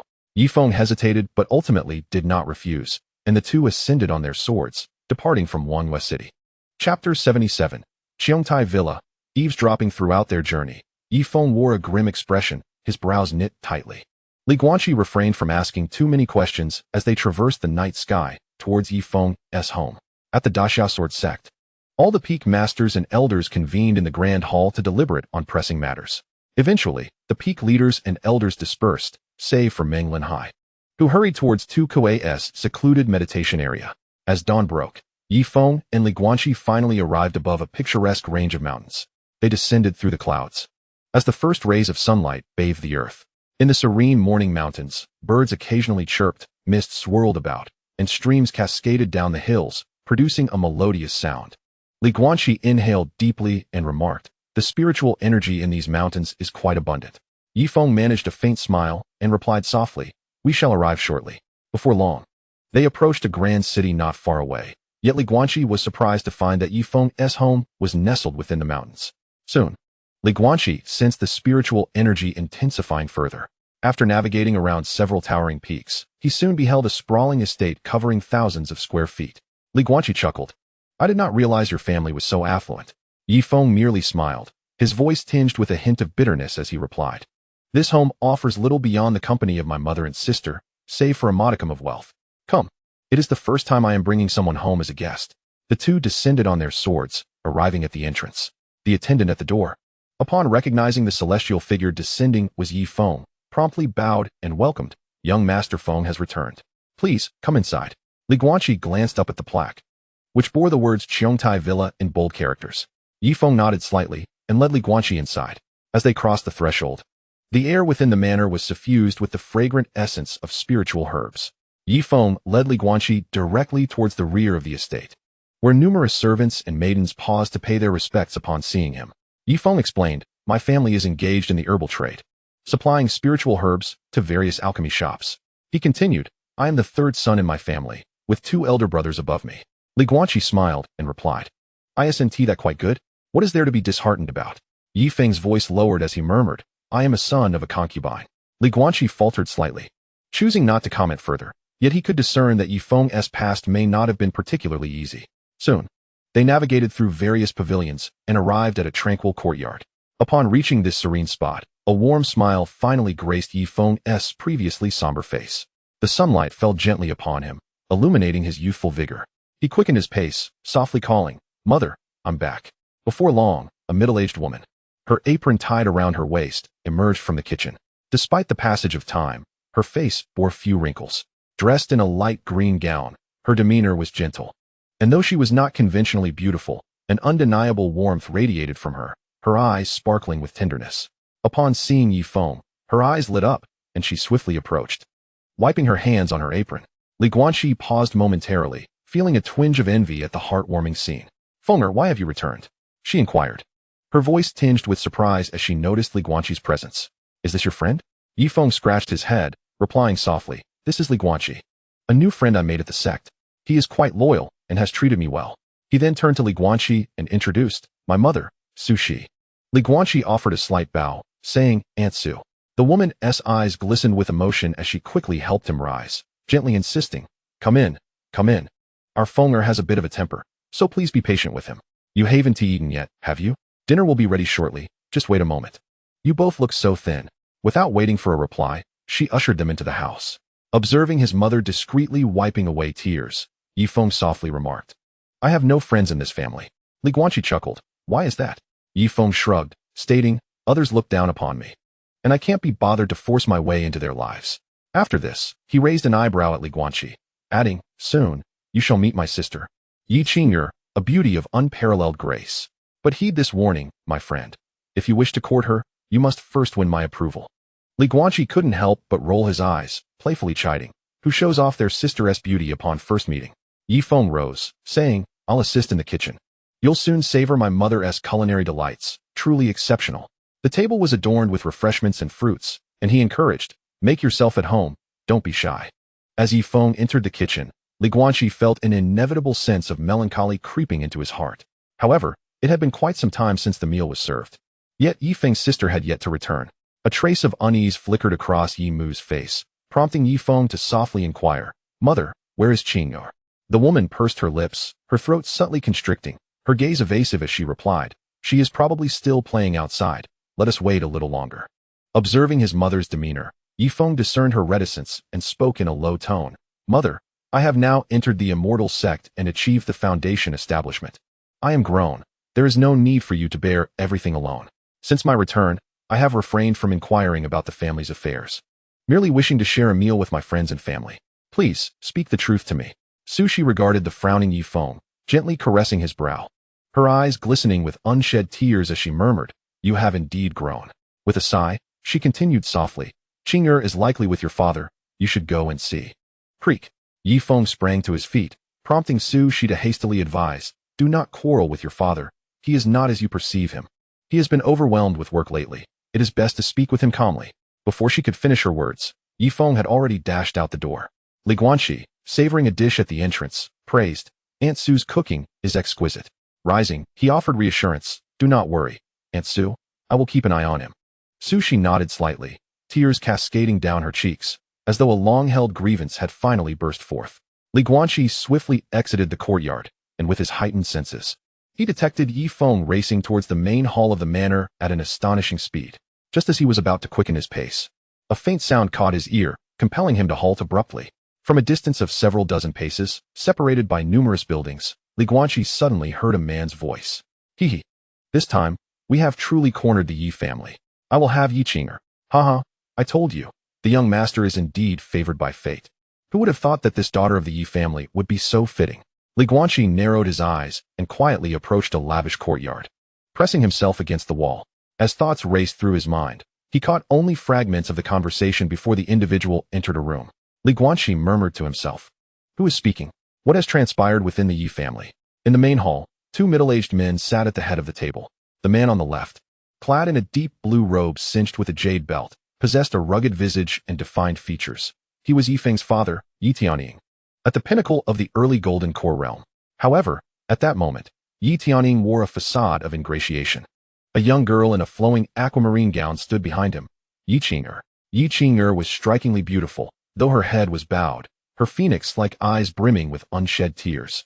Yi Tianying held a wine cup, a smile gracing his face as he spoke in a gentle tone, "Brother Zeng, it is not that I am unwilling to provide you with goods. It is simply that my suppliers have inexplicably failed to deliver on time.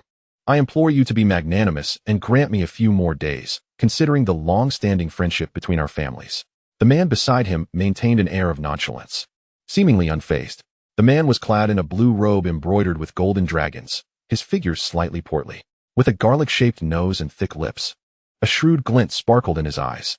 He casually crossed his legs while leaning back in his chair, idly spinning the wine glass on the table, showing no intention of lifting it. His name was Su Xuan, the head of the Zeng family, who was also engaged in the business of medicinal herbs and spiritual plants. Zeng Shuhing himself was a formidable practitioner at the mid-stage of Golden Core, possessing considerable strength.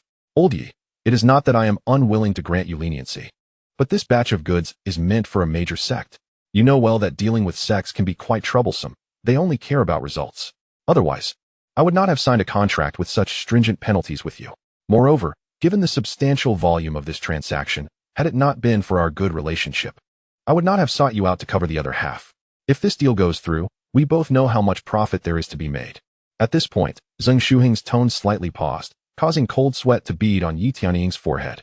He was acutely aware that if this business were successful, it would indeed yield significant profits. Yet, he was currently unable to procure such a large quantity of goods. Should he breach the contract, the entire Yi family would be stripped of its wealth, and other families with whom they had business dealings would follow suit in terminating their contracts. The Yi family would instantly find themselves in an irretrievable predicament. Before Yi Tianying could respond, Su Xuan continued, "There are only 3 days left until the delivery date, and I have already prepared my goods. We are merely waiting on your half. Old Yi, what do you suggest I do?" Yi Tianying's expression shifted continuously. He had humbly pleaded countless times. Yet, Su Xuan remained resolute, stubbornly clinging to the contract and the timely delivery of goods. Just then, a hurried figure appeared at the door. Yi Tianying furrowed his brow and addressed the approaching Yi Feng. "When did you return? Wait, have you established your foundation?" Upon speaking, a fleeting glimmer of excitement and joy crossed Yi Tianying's face. He beckoned Yi Feng closer and whispered, "Come and sit." This time, Yi Feng was taken aback. His previously fraught relationship with Yi Tianying had been far from amicable. In circumstances like today, he would typically only be worthy of standing aside. Yet now, with the atmosphere so tense, Yi Tianying unexpectedly invited him to sit at the lower seat. Shortly thereafter, Li Guanqi also appeared at the entrance, and Yi Feng quietly remarked, "This is my friend." Yi Tianying nodded slightly in acknowledgement, indicating for Li Guanqi to join them as well. Yi Feng's brow creased slightly in silence as he and Li Guanqi made their way to the lower seats, nodding subtly at Yi Qing'er. A fierce glint flickered in Su Xuan's eyes as he remarked with a soft chuckle, "I did not expect your family's third son to have established his foundation. Congratulations." After speaking, the man prepared to leave. Suddenly, with a resounding crash, Yi Tianying slammed his wine glass down on the table, shattering it into pieces. The previous humility had vanished from his brow, replaced by a calm demeanor. Su Xuan slowly turned around, a cold sneer escaping his lips. "What? Are you smashing cups with me?" At that moment, Yi Tianying also stood, fixing his gaze intently on Su Xuan as he let out a scornful laugh. "Heh, since you have already made up your mind, why bother with this pretense? Su Xuan, if there is something to discuss, let us lay it bare on the table. I, Yi Tianying, have exhausted all avenues of submission over these past days. What exactly does the Zheng family desire? Speak plainly." Su Xuan's expression twitched slightly as he cast a sidelong glance at the young lady standing behind Yi Feng, then chuckled softly. "Old Yi, why the wrath? Is it merely a matter of compensation and goods? It can be resolved easily." As his words lingered, a sudden tension gripped Yi Tianying's heart. He sensed the insidious intentions lurking beneath the surface. Indeed, Su Xuan continued with a smile, "I believe Qing'er will soon turn 14, a blossoming young lady. She would be a splendid match for my son, Su Yuan. Why not unite our families in marriage? When two families become one, such matters will naturally be trivial." Gazing at Su Xuan's smiling visage, Yi Tianying felt as though he had plunged into an icy abyss. Upon hearing Su Yuan's name, Yi Feng's fury surged forth, and he rose, declaring vehemently, "You must be dreaming. Let me make it clear. Anyone can marry my sister, but Su Yuan is utterly unacceptable." Yi Feng's chest heaved violently, for he was all too familiar with Su Yuan's reputation. A worthless scion who leveraged his family's influence for nefarious deeds, notorious for abducting women. Few women emerged alive from encounters with the Zheng family, often silenced with mere riches. Thus, when the Daxia sword sect executed that outer disciple, Yi Feng felt a rush of vindication.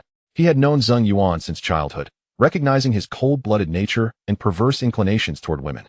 Su Xuan let out a cold snort, and an overwhelming pressure descended upon Yi Feng. In an instant, the chair beneath Yi Feng exploded, pinning him to the ground, immovable. The man's eyes narrowed with malice as he glanced at Yi Feng, sneering, "A mere fledgling in the foundational stage dares to raise his voice at me. Yi Tianying, I see your upbringing lacks rigor. Shall I take it upon myself to discipline him?" At that moment, Li Guanqi swiftly drew his sword, a surge of energy igniting a glint of murderous intent in his eyes. His muscles tensed, and the bricks beneath his feet shattered. With one hand forming a seal and the other gripping his sword, the skies above the manor transformed dramatically, dark clouds gathering and thunder rumbling ominously. Suddenly, another formidable aura surged forth as Yi Tianying positioned himself protectively in front of Yi Feng, extending his hand to halt Li Guanqi. He swiftly unsheathed his sword, pointing it at the adversary. With a clang, Yi Tianying leveled his blade at Su Xuan's face, sneering, "Care to discipline me? I addressed you as Brother Zheng out of courtesy. Do you hold the Zheng family in such high regard?" Were it not for your fortuitous breakthrough to the Golden Core realm and the acquisition of a millennium-old six-armed purple ginseng propelling you to mid-Golden Core, your family would scarcely be deemed a noble house in my eyes, merely nouveau riche. Su Xuan's visage twitched slightly. He despised being labeled nouveau riche since gaining power. A chilling gleam flickered in his eyes as he coldly replied, "The choice has been laid before you. 3 days hence, either deliver the goods to me, or the Yi family shall never rise again." With a disdainful huff, Su Xuan swept his sleeve and stormed out of the Yi residence. Li Guanqi sheathed his sword and assisted Yi Feng to his feet. Yi Tianying cast a deep glance at Li Guanqi and softly instructed, "Fenger, please escort Qing'er back home and allow your friend to explore the manor at his leisure. Afterwards, do visit my study." Subsequently, Yi Tianying offered a gentle smile to Li Guanqi, murmuring, "There is no need for formality. Consider this place as your own." Li Guanqi bowed politely. Yet he sensed that the man before him was not the kind of father Yi Feng had described. Judging by the murderous intent Yi Tianying had exhibited upon drawing his sword, it was evident that he held great concern for both Yi Feng and Yi Qing'er. At that moment, Yi Feng's heart was stirred. The father he had witnessed today starkly contrasted with the one etched in his memory. Chapter 79. A mere million compensated. In the study, a weary Yi Tianying gestured towards a chair, softly saying, "Please, have a seat." Yi Feng furrowed his brow, but complied. Gazing at his father, he found himself at a loss for words. Yi Tianying observed him and inquired, "Are you curious about what transpired?" Upon receiving a nod from Yi Feng, he continued, "Now that you have established your foundation, it is only right for you to be informed of family matters. 3 months ago, Su Xuan suddenly approached me for a large and urgent order. Our family's inventory was woefully insufficient, but I believed I could manage by contacting several reliable suppliers. Thus, I agreed. However, the contract stipulated that if delivery was not made within 3 months, 100-fold compensation would be required. At that time, I did not dwell on the implications, as the other suppliers had reassured me that they could fulfill the order within the time frame. Unfortunately, for reasons unbeknownst to me, they are unable to deliver, placing the Yi family in a predicament." After sharing this, Yi Tianying turned to Yi Feng and inquired softly, "What is your perspective on this matter?" After a considerable pause, Yi Feng exited the study, only to find Li Guanqi nearby. As they walked, Li Guanqi's brow furrowed, recalling the information he had overheard by the wall. He shook his head at Yi Feng, murmuring, "I believe both you and your father have misjudged the situation. This is undoubtedly a scheme orchestrated by the Zheng family. It is quite possible that the suppliers your father contacted have already been compromised by them. Moreover, their true objective is not your Yi family's assets." Upon hearing this, Yi Feng felt a tightening in his chest and exclaimed, "What?" Li Guanqi replied in a hushed tone, "The Zheng family's ultimate goal may very well be your sister, Yi Qing'er." Yi Feng's expression darkened as he hastily pulled Li Guanqi to seek out Yi Tianying. Once Li Guanqi conveyed his suspicions and the previous information he had overheard to Yi Tianying, the latter's countenance shifted dramatically. He slammed his palm onto the table, angrily declaring, "No wonder Su Xuan insisted I take Qing'er with me. That scoundrel. So the rumors about his son Zheng Yuan's health issues were indeed true." Li Guanqi, recalling the aura he had sensed at that moment, quietly asked, "Is Yi Qing'er of the water element?" Yi Tianying nodded sharply, his gaze penetrating. "Indeed. Qing'er is indeed a body of Yin water. Humph. They have set their sights on our Yi family." At this moment, Yi Feng spoke up. "What shall we do now?" Li Guanqi pondered for a long while before softly replying, "There is no good solution. Since the Zheng family has made their intentions so clear, it indicates their firm belief that you will not be able to gather such a quantity of spirit herbs. Furthermore, they will undoubtedly insist on adhering to the terms of the contract." Yi Feng said in a low voice, "If compensation is required, how much would it be?" Yi Tianying tightly closed his eyes, his voice tinged with bitterness as he spoke. 1 million inferior spirit stones. However, he soon opened his eyes and declared in a deep voice, "Humph. Even if I were to pay him 1,000,000 spirit stones, he shall never have Qing'er serve as a concubine for his son. At worst, I, Yi Tianying, will exhaust my wealth and start anew." Observing the enraged Yi Tianying, Yi Feng felt a tumult of emotions. Bowing his head, he softly questioned, "Father, since you value Qing'er so greatly, why have you neglected us and mother for all these years?" Yi Tianying cast a glance at Li Guanqi, gradually seated himself in a chair, and spoke softly. "Neglect? If I had neglected you, where would you find shelter within this estate? Had I not cared, how could you and Qing'er have lived in comfort, with wealth flowing abundantly?" Yi Feng was already taken aback. Yi Tianying continued, "You believe I have always been strict with you, even unfeeling. My fondness for your elder and second brothers stems from the knowledge that you would ultimately tread the path of immortality in pursuit of longevity. Thus, I never allowed you to engage with the family business, for I hold little expectation for them, as long as they manage the household affairs well. Now that you have entered the path of immortality and achieved foundation establishment, you shall move to the front courtyard tomorrow. Yi Feng's eyes reddened. Years of suppressed grievances erupted in an instant. Guanqi, witnessing this, quietly exited the study, leaving space for the two to converse. As he stepped out, Guanqi furrowed his brow, then a smile crept onto his lips. He whispered to himself, "It seems this matter requires only my gentle push." Thus, 3 days swiftly passed. The Yi family's villa was relocated from the rear courtyard to the finest front courtyard. The vast estate now hosted numerous servants, all of whom treated Yi Feng with utmost respect. However, in these 2 days, Yi Tianying had rarely shown his face, tirelessly seeking to gather the spirit herbs, even at prices 3 times the market rate. Yet, despite this, the spirit herbs obtained were still exceedingly scarce. In the hall, Yi Tianying's eyes were sunken, and strands of white hair had begun to appear at his temples. Yi Feng remained silent, fully aware that today was the final deadline. Yi Tianying opened his eyes and let out a long breath, saying, "Why fret? If necessary, I shall relinquish this estate." Clearly, Yi Tianying had made a resolute decision in his heart. Boom. 2 immense pressures descended upon the Cheongtai manor. Yi Tianying snorted coldly and soared into the air. There stood Zheng Shuheng and another elder, hovering in the air. Behind them was a young man wielding a sword, the very same Zheng Yuan whom Guanqi had overheard conversing that day. As the gentle breeze rustled, the long robes fluttered gracefully. Upon witnessing this, Yi Feng unsheathed his sword and ascended into the air in an instant. Guanqi followed suit, his jade slip responding in kind. Standing 3 paces before them, Yi Tianying intoned coldly, "Humph. Are you so eager to collect your debts?" Zheng Shuheng let out a chilling laugh, producing a circular jade pendant marked with 2 drops of blood, the very contract binding the 2 parties. "Yi Tianying, the date of our agreement has arrived. Have you made your decision? Shall our families unite in matrimony, or will your Yi family be left destitute?" Yi Tianying smirked disdainfully. "You've exerted so much effort to thwart my high-priced acquisition, it truly pains you." Zheng Shuheng laughed heartily. "I have consumed all the Qi Ling herbs within 100 miles. Dream on if you think you can sell them at a premium. Today, either your daughter marries my son, and this matter is settled, or you present me with 1,000,000 spirit stones, and I shall depart immediately." Yi Tianying's expression darkened profoundly as he waved his hand, casting forth more than 30 storage bags.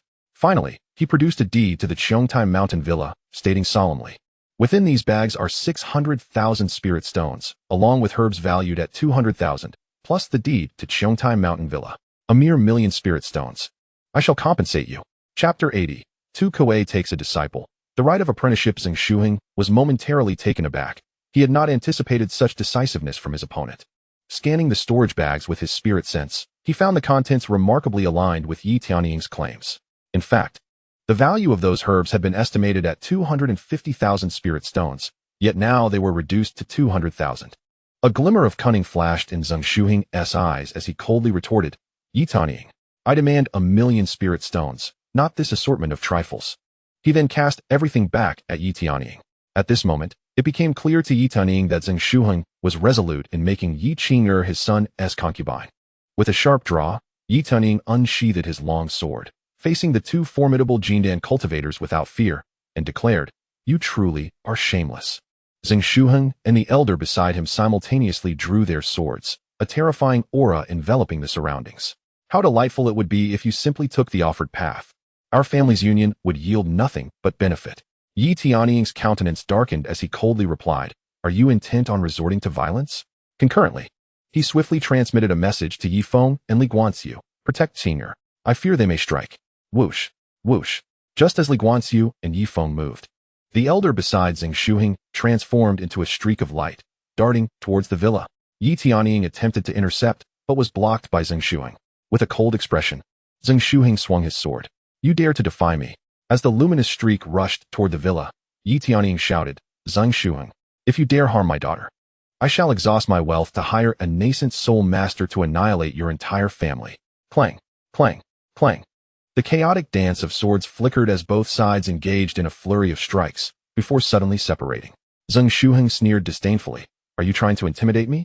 Behind him, Yi Feng's sword on his sword, forming seals with his hands to unleash several talismans. Whoosh, whoosh, whoosh. The inscriptions transformed into streaks of golden light, soaring towards the elder. However, the elder merely chuckled coldly, and with a swift series of sword strikes, shattered the golden beams.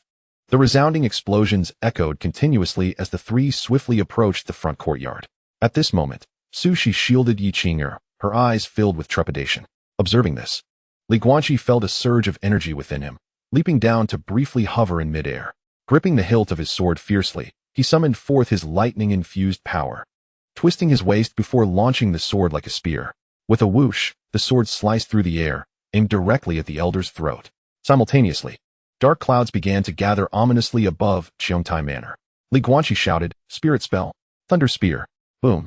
The elder's gaze sharpened momentarily, and he remarked, "Impressive technique." With a pinpoint strike, he collided with the side of Guanqi's sword, sending it hurtling downward in a flash of light. Thud! The sword smashed into a nearby courtyard, while a bolt of thunderous energy descended towards the elder. Yet in the next instant, the elder's figure appeared behind Yi Feng, observing his and Guanqi's attire. Retracting his sword, he delivered a powerful kick. Bang! Yi Feng's form plummeted to the ground like a cannonball. Guanqi, feeling a chill run down his spine, turned abruptly to strike back. However, just as he spun around, an immense force struck him in the back, sending him crashing through the rooftop and creating a deep crater upon impact. Dislocating his shoulder, Guanqi retrieved a jade slip and exclaimed, "Master, if you do not arrive soon, I shall be killed." The elder had already dashed into the front courtyard, reaching for Yi Qing'er. Boom. Suddenly, a pitch-black rift appeared in the sky. The azure heavens seemed to be torn apart, revealing an opening of considerable size. Boom. A terrifying pressure descended, forcing the elder down into the earth. Su Xuan, who had been locked in combat with Yi Tianying, bore several sword wounds. However, the moment the rift manifested, he was also struck down by an immense palm print. From within the rift emerged several figures. Leading them was Li Nanting, accompanied by Tu Kuei, who had just emerged from seclusion, a formidable nascent soul practitioner. The overwhelming aura shook the void, as Tu Kuei, with a stern expression, declared, "Who dares to bully my disciple?" Guanqi single-handedly reset his dislocated shoulder and rushed to Yi Feng's side, helping him to his feet. The young man had 2 broken ribs, but it was not critical. Guanqi whispered, "I took the liberty of finding you a powerful ally. Don't blame me." Furrowing his brow, Yi Feng asked, "Are you suggesting that the peak master take me as a disciple? Isn't that a bit?" Guanqi supported him and ushered Su Xuan and Yi Qing'er inside, saying, "Given the current situation, the Zheng family is clearly intent on marrying your sister off. We do not even know which sect they are affiliated with, so the only option is to have Elder Tu take you as a disciple. We must leverage this power to break the deadlock. Moreover, you, with your remarkable talent, possessing a royal-grade spiritual root and having awakened the 7th-grade sword ruin, are indeed a worthy apprentice for Elder Tuesday. It is a mutual benefit for both of you." Li Nanting swiftly approached Guanqi, whispering, "Are you well?" Guanqi replied softly, "Master, I am fine. But what of Elder Tu's willingness?" Li Nanting smiled faintly, glancing at Yi Feng, and gently inquired, "Do you think he is willing? Just ponder why he emerged from his seclusion and traversed space to arrive here." In the sky above, Yi Tianying, shaken with emotion, bowed respectfully to Tu Kuei, saying, "I am Yi Tianying, head of the Yi family. I greet you, esteemed elders." Tu Kuei nodded slightly, then inquired softly, "What has transpired?" Yi Tianying hurriedly narrated the entire situation to Tu Kuei, his heart racing with astonishment. He had only known that Yi Feng had entered the Daxia Sword sect, but he was utterly unprepared for the arrival of a nascent soul powerhouse from the sect. Tu Kuei extended a hand, summoning a golden handprint that abruptly lifted Zheng Shuheng into the air. At that moment, Zheng Shuheng trembled uncontrollably, his complexion pale as a ghost. Gripped by the throat, his face flushed red, and his eyes were filled with terror. He could hardly fathom that the Yi family had such formidable backing from a nascent soul expert. With a flick of his left hand, the contract jade pendant flew into his grasp. At that moment, Meng Linhai recognized Zheng Shuheng and whispered a few words. Tu Kuei let out a cold laugh and with a resounding crack, crushed the jade pendant in his hand. To think it was a supply of medicinal materials from the Daxia Sword sect? Excellent. Tu Kuei's eyes gleamed with a fierce intensity as he declared, "From this day forth, the Daxia Sword sect shall sever all business dealings regarding medicinal materials with your Zheng family. Henceforth, all demands shall be entrusted to the Yi family. Moreover, I may spare your life today, but should any issues arise within the Yi family, I will hold your Zheng family accountable. For every life lost in the Yi family, I shall take 100 from the Zheng family. Do you comprehend?" Zheng Shuheng, breathing heavily, nodded vigorously. Bang! Tu Kuei struck Zheng Shuheng's dantian, shattering his golden core instantly. Uft! Zheng Shuheng's eyes seemed ready to pop out as blood spurted from his mouth, his aura rapidly diminishing. Tu Kuei carelessly tossed him aside, and the overwhelming force smashed through a small hill. He coldly stated, "Begone." The disheveled appearances of the group starkly contrasted with their earlier arrogance. Yi Tianying's emotions were in turmoil, his fists clenched tightly in his sleeves, and he gently urged the others, "Esteemed elders, please join us at the manor." Tu Kuei smiled slightly and replied, "Of course, I must sit, as I have come to accept an apprentice. I hope the Yi family head will graciously consent." Ha ha ha. It is indeed an honor for Feng'er to become your disciple. With matters resolved, a grand apprenticeship ceremony was held at Xiongtai Manor. Yifeng successfully became Tu Kuei's sole disciple. Chapter 81. Yohofu Peak, back mountain of the Sword Sect. As the situation was settled, the smile on Yi Tianying's face never waned. The first and second madams, who had remained hidden throughout, had become mere supporting characters in the grand banquet. Li Guanqi also noticed Yifeng's two elder brothers. Although they had entered the qi refinement stage, their family only engaged in the business of spirit herbs, and they were merely at the fourth layer of qi refinement. It appeared that their talents paled in comparison to Yifeng's. However, upon careful observation, Li Guanqi discerned that these two brothers were filled with sycophantic sentiments, tinged with jealousy, yet they dared not entertain any excessive thoughts. Born into a prominent family, they understood the necessity of moderation in their assessments. Clearly, the current circumstances left no room for them to harbor even the slightest ulterior motives. Throughout the banquet, Yi Tianying was accompanied solely by Su Shi.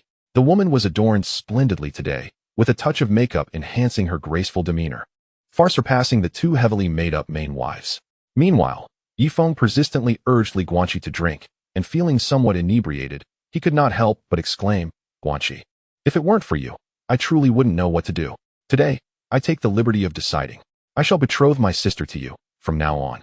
You shall be my brother-in-law." While speaking, he pulled Li Guanqi towards the direction of Yi Qing'er, not far away.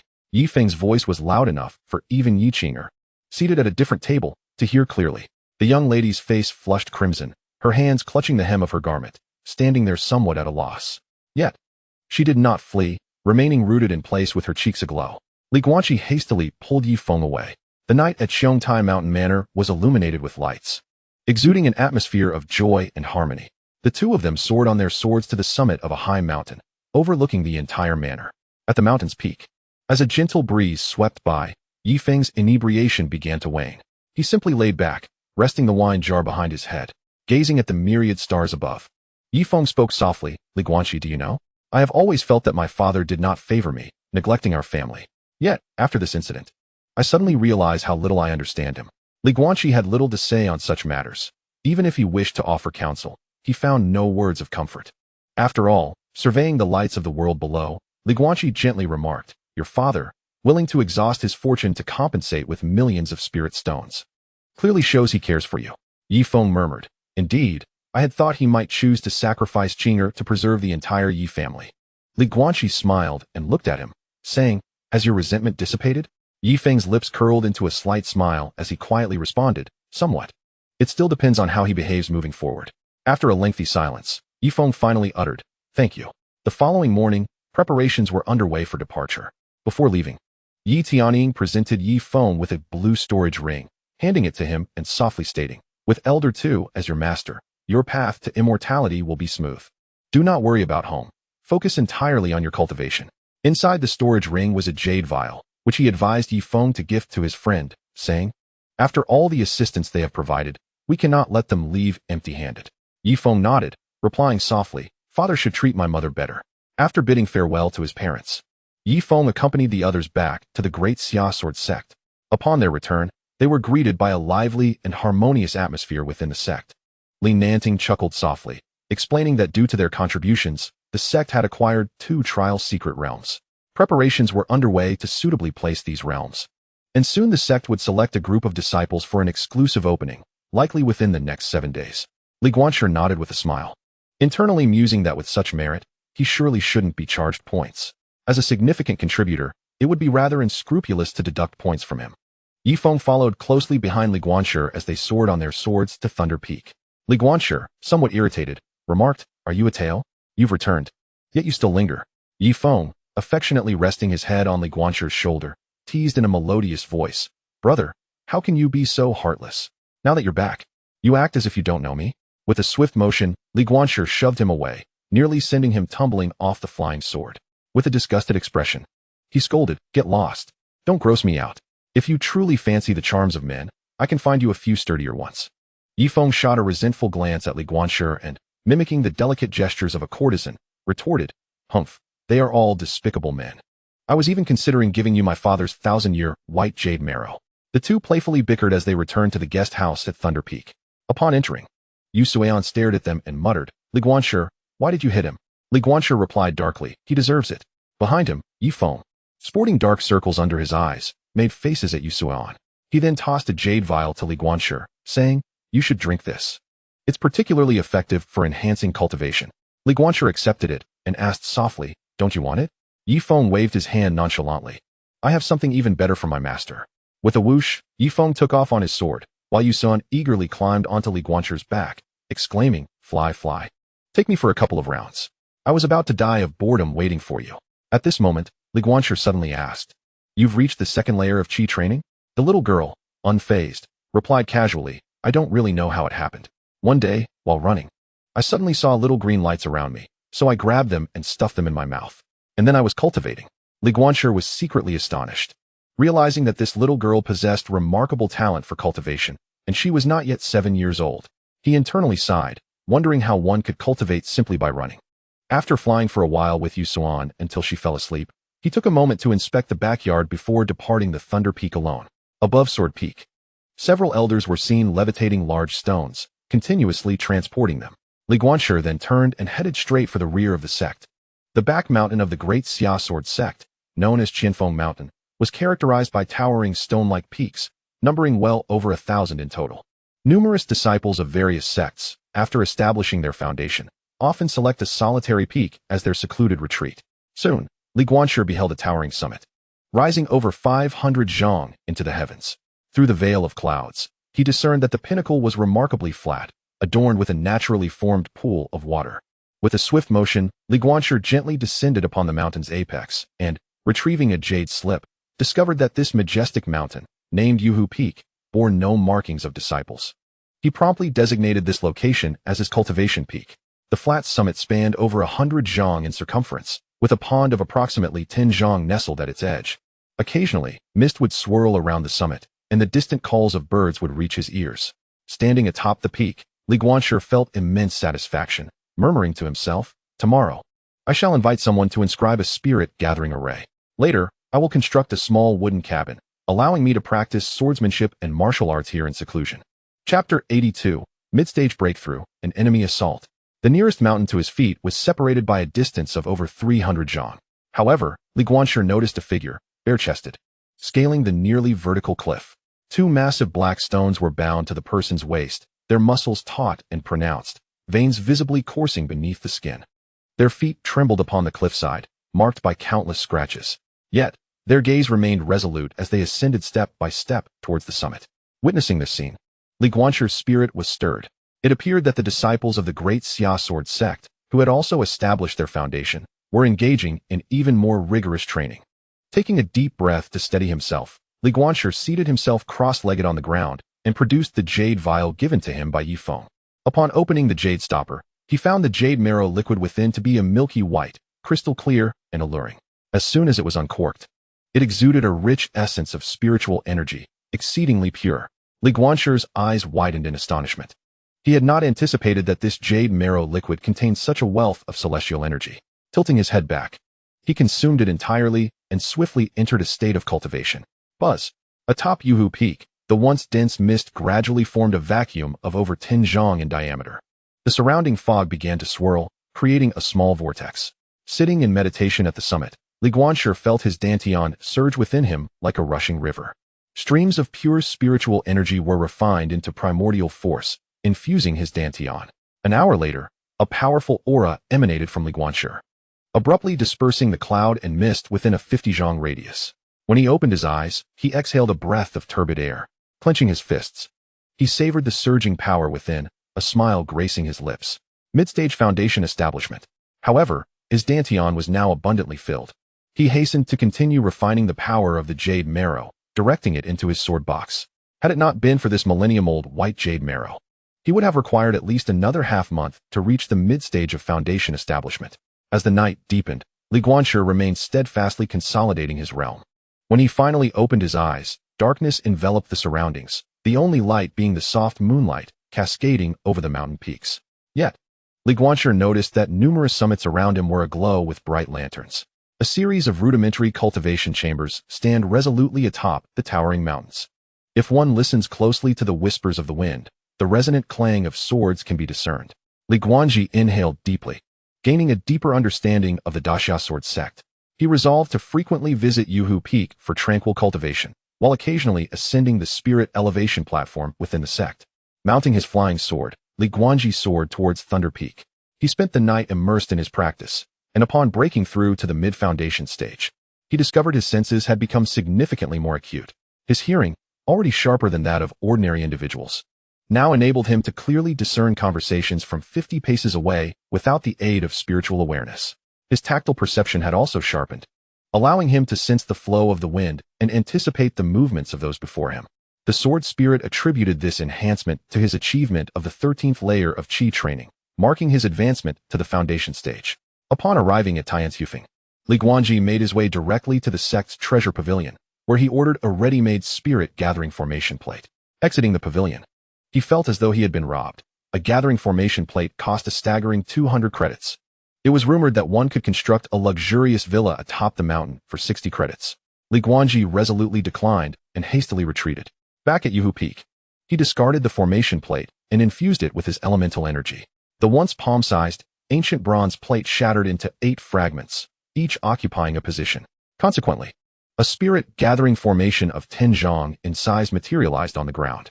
By embedding spirit stones into the main formation plate, one could enhance the density of spiritual energy and prevent its dissipation.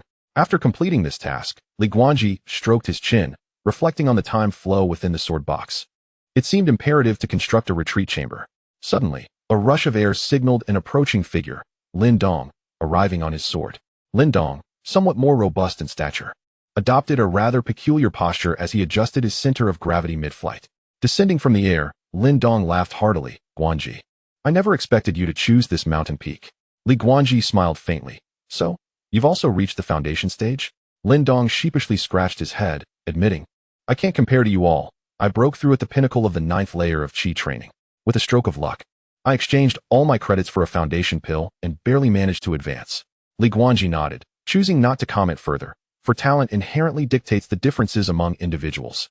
Lin Dong's choice to break through at the 9th layer was quite reasonable, and it did not preclude him from further progress on his path to immortality. The journey of cultivation is long, and many fortuitous opportunities may yet arise. By the way, what brings you here?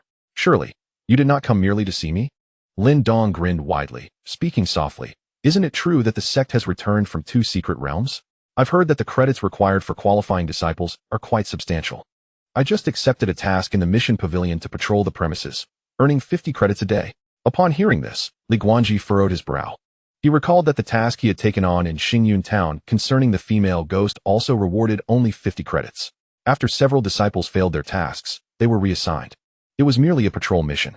Li Guanji solemnly cautioned, this task is worth 50 points a day. It may not be as simple as it seems. Exercise utmost caution. And should you notice anything unusual, immediately signal the sect. Lin Dong, rather simple-minded, nodded earnestly and replied, rest assured, I am not the only patrolling disciple. Then continue your training.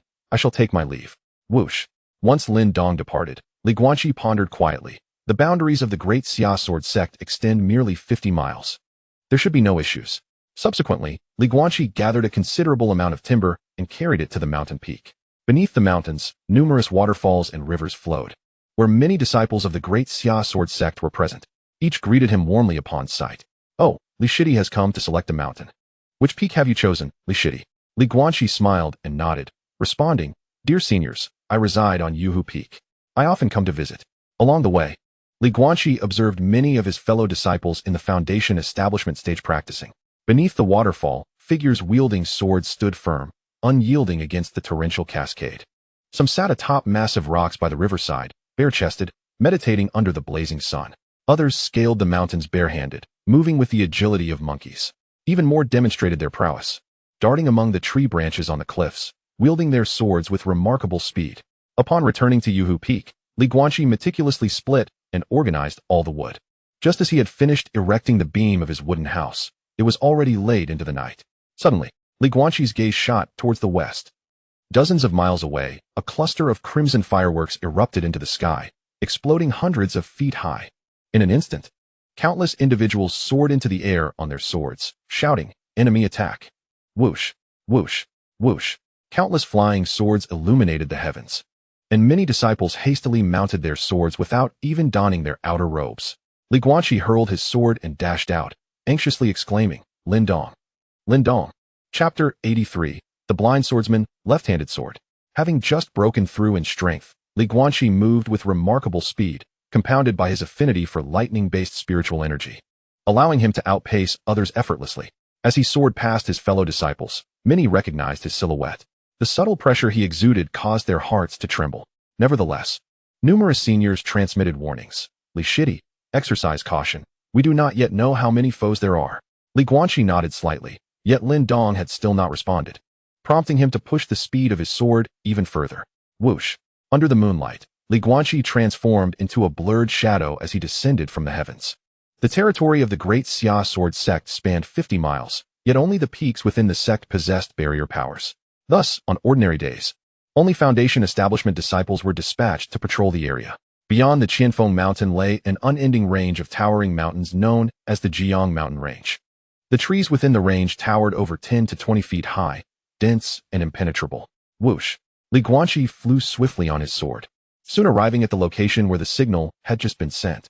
However, aside from a deep pit and some traces of blood, there were no clues to be found. Guanqi retrieved the sect's jade slip and discovered that nearly 100 lights were racing towards this direction. Among the mountain range, 3 lights gathered together, rushing towards different directions, while one light remained stationary about 1,000 feet away. It was Lin Dong. Suddenly, a muffled sound resounded beneath Guanqi's feet as the ground was struck, creating a deep pit. Like a cheetah, he instantly darted into the pitch-black forest.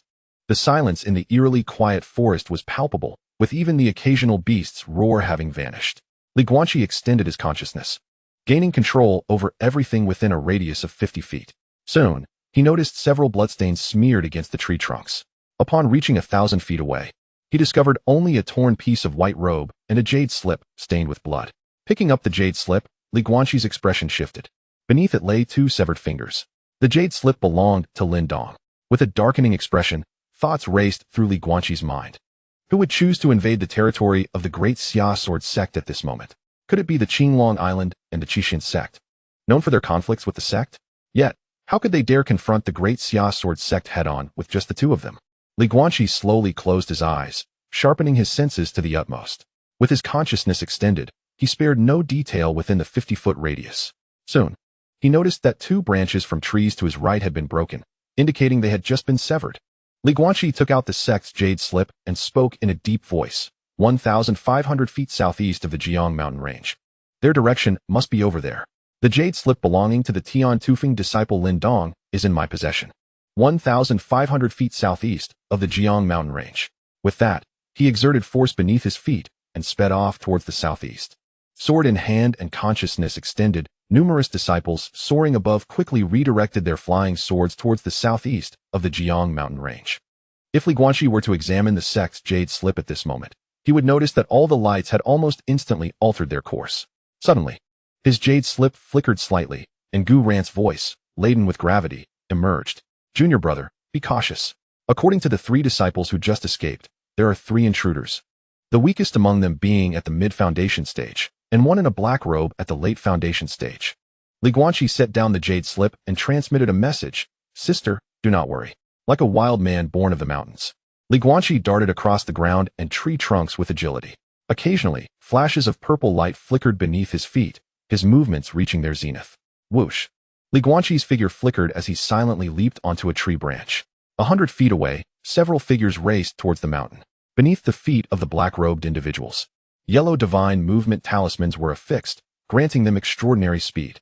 One figure tucked under an arm caught Guanqi's attention. The white robe worn by the other party was particularly striking.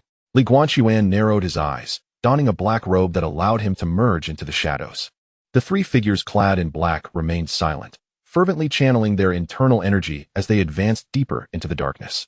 Guanqi, concealed within the obscurity, was merely 100 paces away from them, making no sound whatsoever. The disciples of the great Xia Sword sect, alerted by Gu Ran's message, swiftly descended from the air and began racing towards the mountain range. They were wary of creating too much commotion while flying, fearing it might disturb their adversaries. Word of this matter soon reached the sect, prompting 3 elders of the Golden Core stage to transform into streaks of light, soaring towards Jiang Mountain. Li Nanting, with a cold expression, muttered disdainfully of, "Now, even the most insignificant individuals dare to wreak havoc in my great Xia Sword sect." Guanqi's speed remained almost on par with his opponents, as he began to quietly calculate in his mind. 2 were at the mid-foundation establishment stage, while 1 had just recently broken through to the late stage. In an instant, Guanqi made a decisive choice, slowly transferring his sword to his calloused left hand. However, just as he shifted the weapon, a cold glint suddenly flashed in his eyes. With a thunderous crash, he pivoted and shattered a thick branch beneath him, launching himself towards the 3 with ferocity. A deafening sound erupted, and the leading figure in black instantly sensed the impending danger. He bellowed, "Be careful!" The 3 drew their long swords in an instant, but the one closest to Guanqi was already confronted by a pair of ghastly white eyes. Clang! As the long sword was barely raised, 3 icy glimmers flashed before his eyes. The blades pierced through his body, and he clasped his throat as blood gushed forth. What a swift sword! Guanqi's face was smeared with blood, yet he did not blink, gripping the man's body and forcefully hurling him towards the leader. The leader casually tossed Lin Dong to another, as the shadow in front of him rapidly expanded. With no time to ponder, he unleashed a sword strike that cleaved his comrade in 2. Blood and entrails scattered through the air, the sweet, metallic scent of blood wafting around them. Yet, at that moment, the figure of Guanqi had vanished from his sight. Without a moment's thought, he hastily turned and shouted, "Husan, be careful!" The black-clad man, with Lin Dong tucked under his arm, had no time to react as he suddenly felt a wave of warmth at his neck. The one who had spoken, in terror, realized that Guanqi had somehow positioned himself behind Husan. A glint of ruthlessness flashed in Husan's eyes as he abruptly redirected his sword, thrusting it towards his own left shoulder. Guanqi was taken aback, never expecting his opponent to be so resolute, willing to exchange injury for a kill. But Guanqi would not afford him this opportunity. Just as the opponent's sword was about to pierce through his back towards his heart, Guanqi yanked the man's shoulder, forcefully twisting his own position to evade. In one swift motion, he circled his left-hand sword around the opponent's neck. With a single-handed grasp, he swiftly retreated with Lin Dong. Chapter 84. Late Foundation Establishment, also to be killed. A crimson line of blood suddenly appeared on Husan's neck. Puff! Blood gushed forth. The formidable figure, now in the latter stages of Foundation Establishment, abruptly pivoted, causing the massive tree beneath him to explode into splinters. Beneath the black robe, his eyes gleamed with a chilling, murderous intent. Guanqi had no time to ponder as the adversary swiftly closed the distance, mere 10 zhang separating them. With a flick of his wrist, he hurled Lin Dong into the air, suspending him atop the treetops. Grasping his sword in his left hand, he surged forward with ferocity, having never intended to let his opponent escape. Allowing an injured disciple of the great Xia Sword sect to depart unscathed would tarnish the sect's dignity. In an instant, the 2 figures collided midair. Guanqi's left hand wielded the sword with a swiftness that surpassed his right, causing the sound of clashing swords to resonate throughout the surroundings. The adversary's transformations were executed with remarkable speed, his eyes flashing with lethal intent.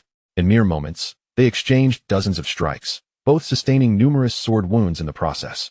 With a mighty crash, they recoiled from one another, each retreating a few paces. The black-clad man found his palm shattered, blood dripping from his sword onto the ground.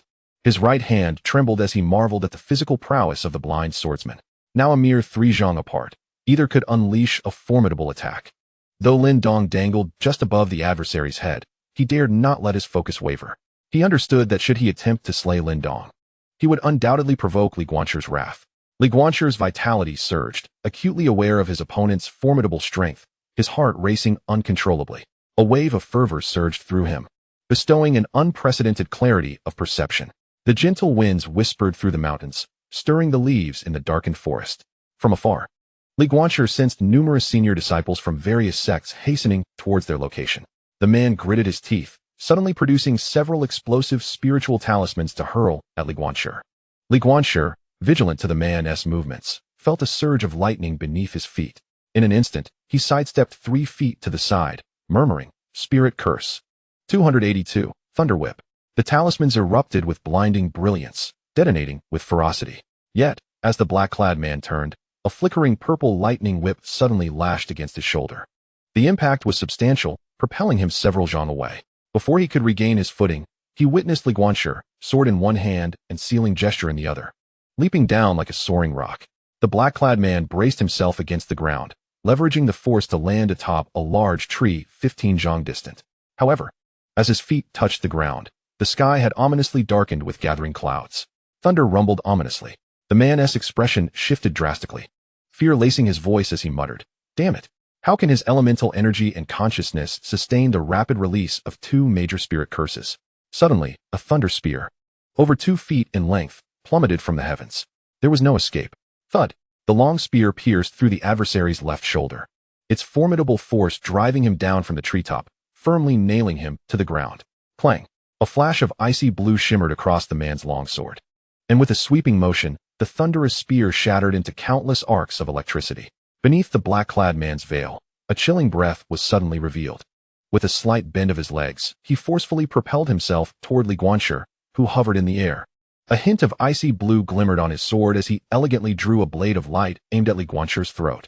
The longsword transformed through 3 successive techniques, hurtling directly towards Li Guanshi. The man's eyes brimmed with madness as he roared, "Die!" Yet, as Li Guanshi descended from the air, flickers of lightning danced at his feet, and he miraculously shifted sideways by 3 inches. With a heart as tranquil as still water, Li Guanshi slightly lowered his posture and whispered, "Thunderbolt." Boom! A violet sword light flashed like lightning across the pitch-black night sky. Thud! Li Guanshi landed on the ground. Behind him lay a headless corpse, weakly kneeling. Thud! A massive head fell behind Li Guanshi.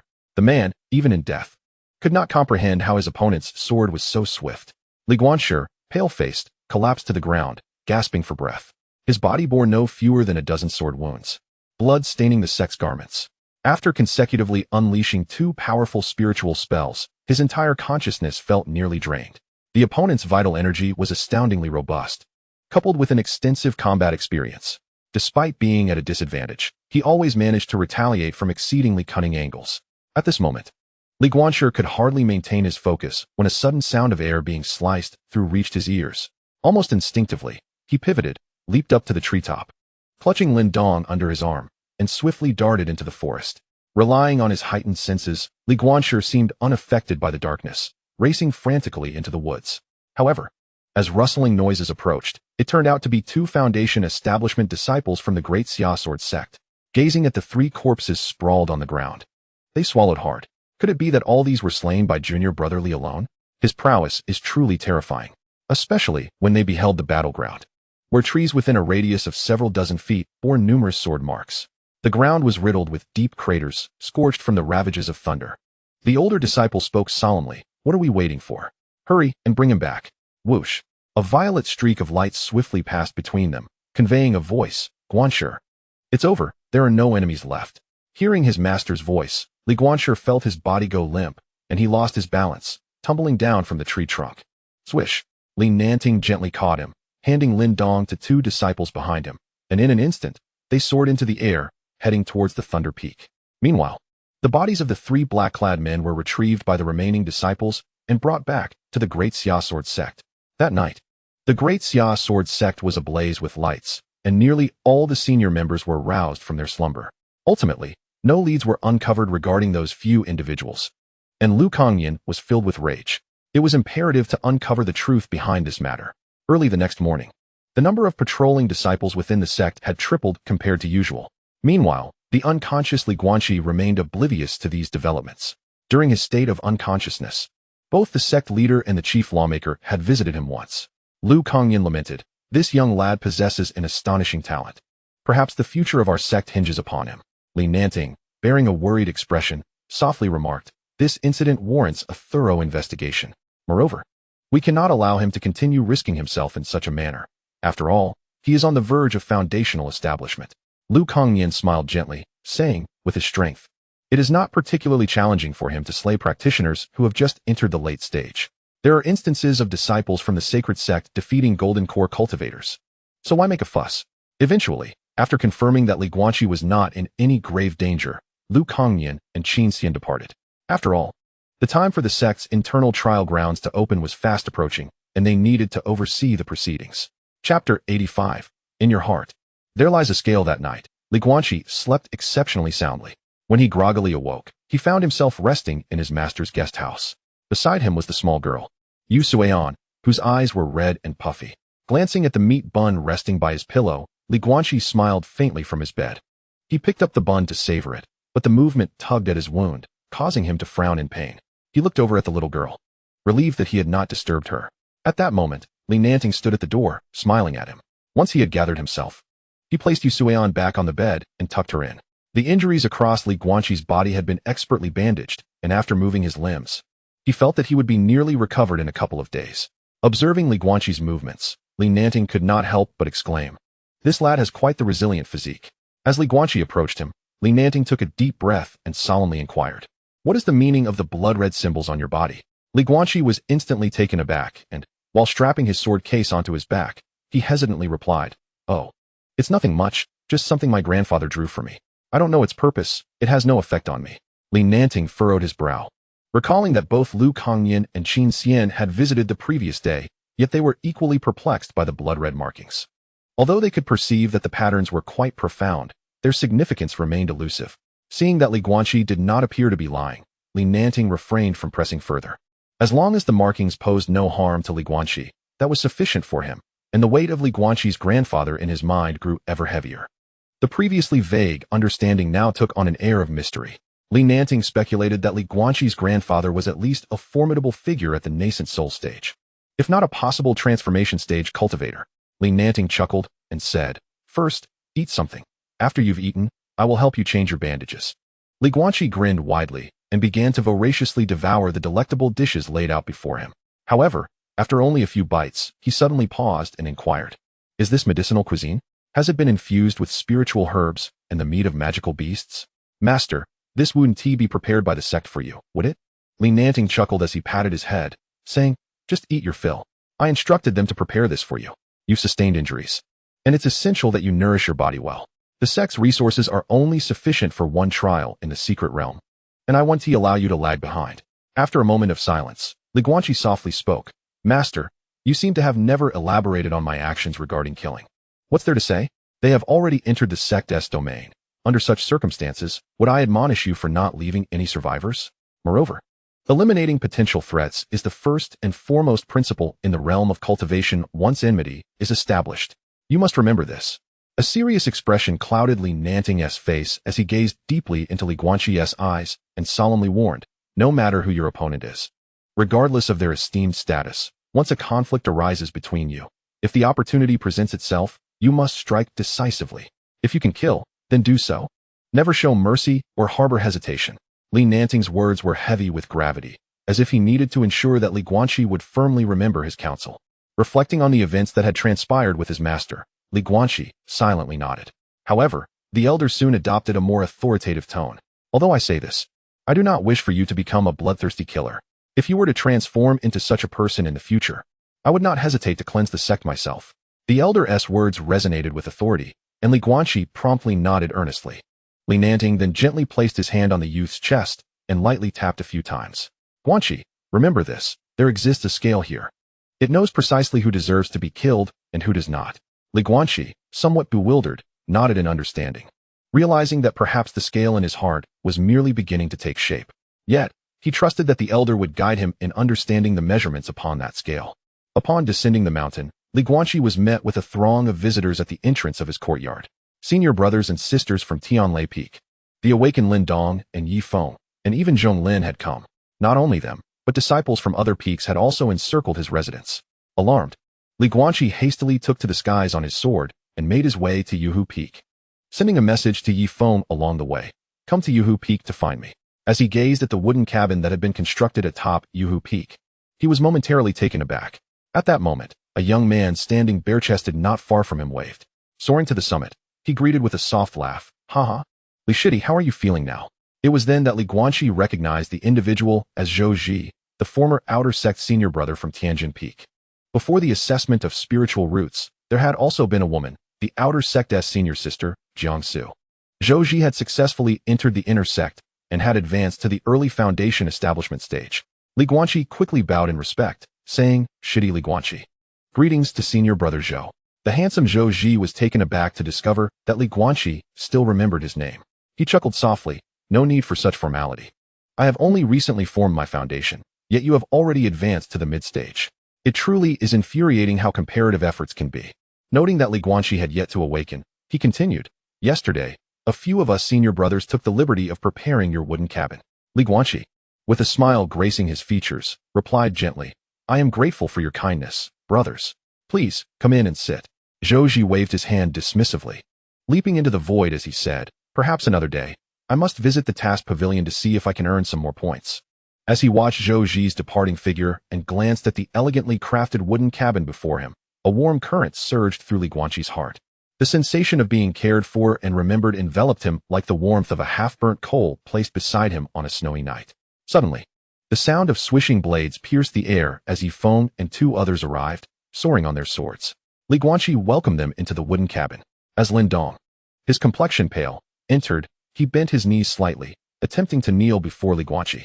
The others quickly supported him upright. With tears glistening in his eyes, Lin Dong solemnly declared, "Li Guanqi, it is you who saved my life.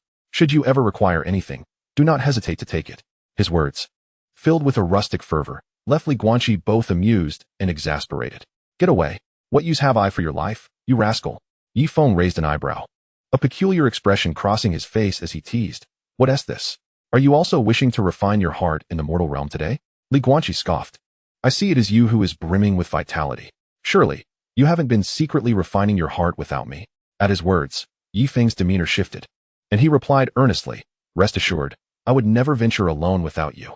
The exchange left Zhonglin and Lin Dong momentarily stunned, with Zhonglin furrowing his brow to inquire, "What is this mortal realm heart refinement? Is there such a thing in the secret realm brought back by the sect? Have you all already entered?" Lin Dong chimed in, "Could you take me along next time you go?" He scratched his head, a bit embarrassed. "My talent may not measure up to yours, but I too wish to enhance my strength as much as possible."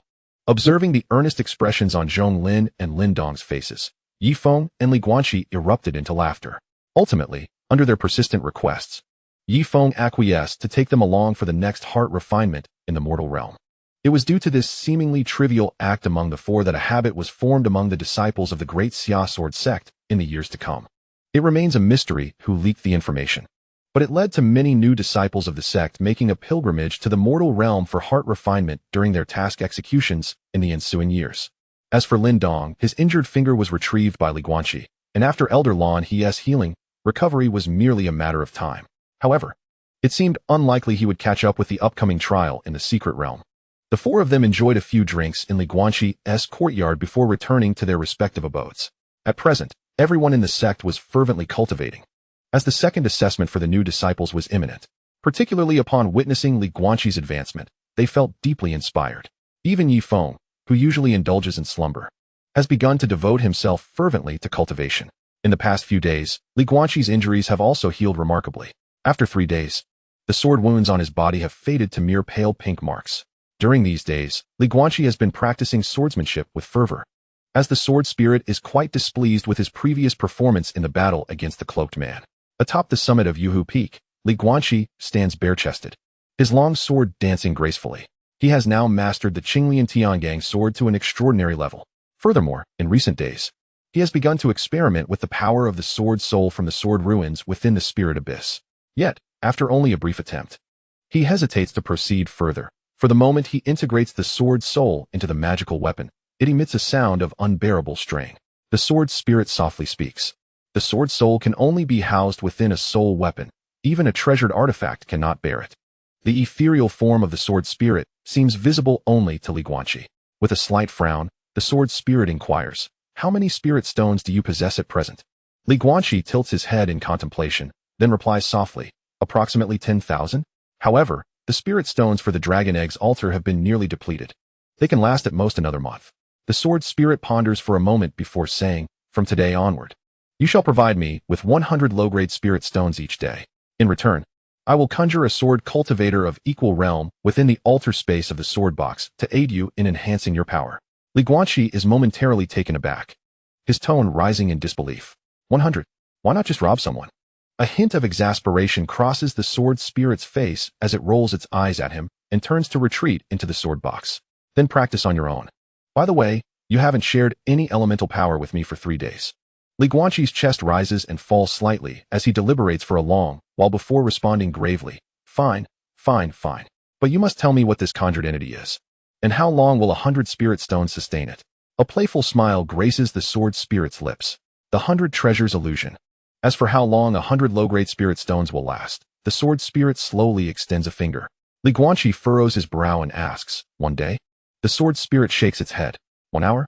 Again, the sword spirit shakes its head. Finally, it gently states, a single incense stick. Li Guanqi's expression darkens as he articulates each word with precision. A single incense stick requires 100 spirit stones? The voice of a woman, ethereal and soft, adds. The power consumed by this illusion is tremendously terrifying. More importantly, I can hardly sustain it for long. Whether to proceed is entirely your decision. Li Guanqi's expression shifts rapidly. And after much hesitation, he grits his teeth and asks his final question.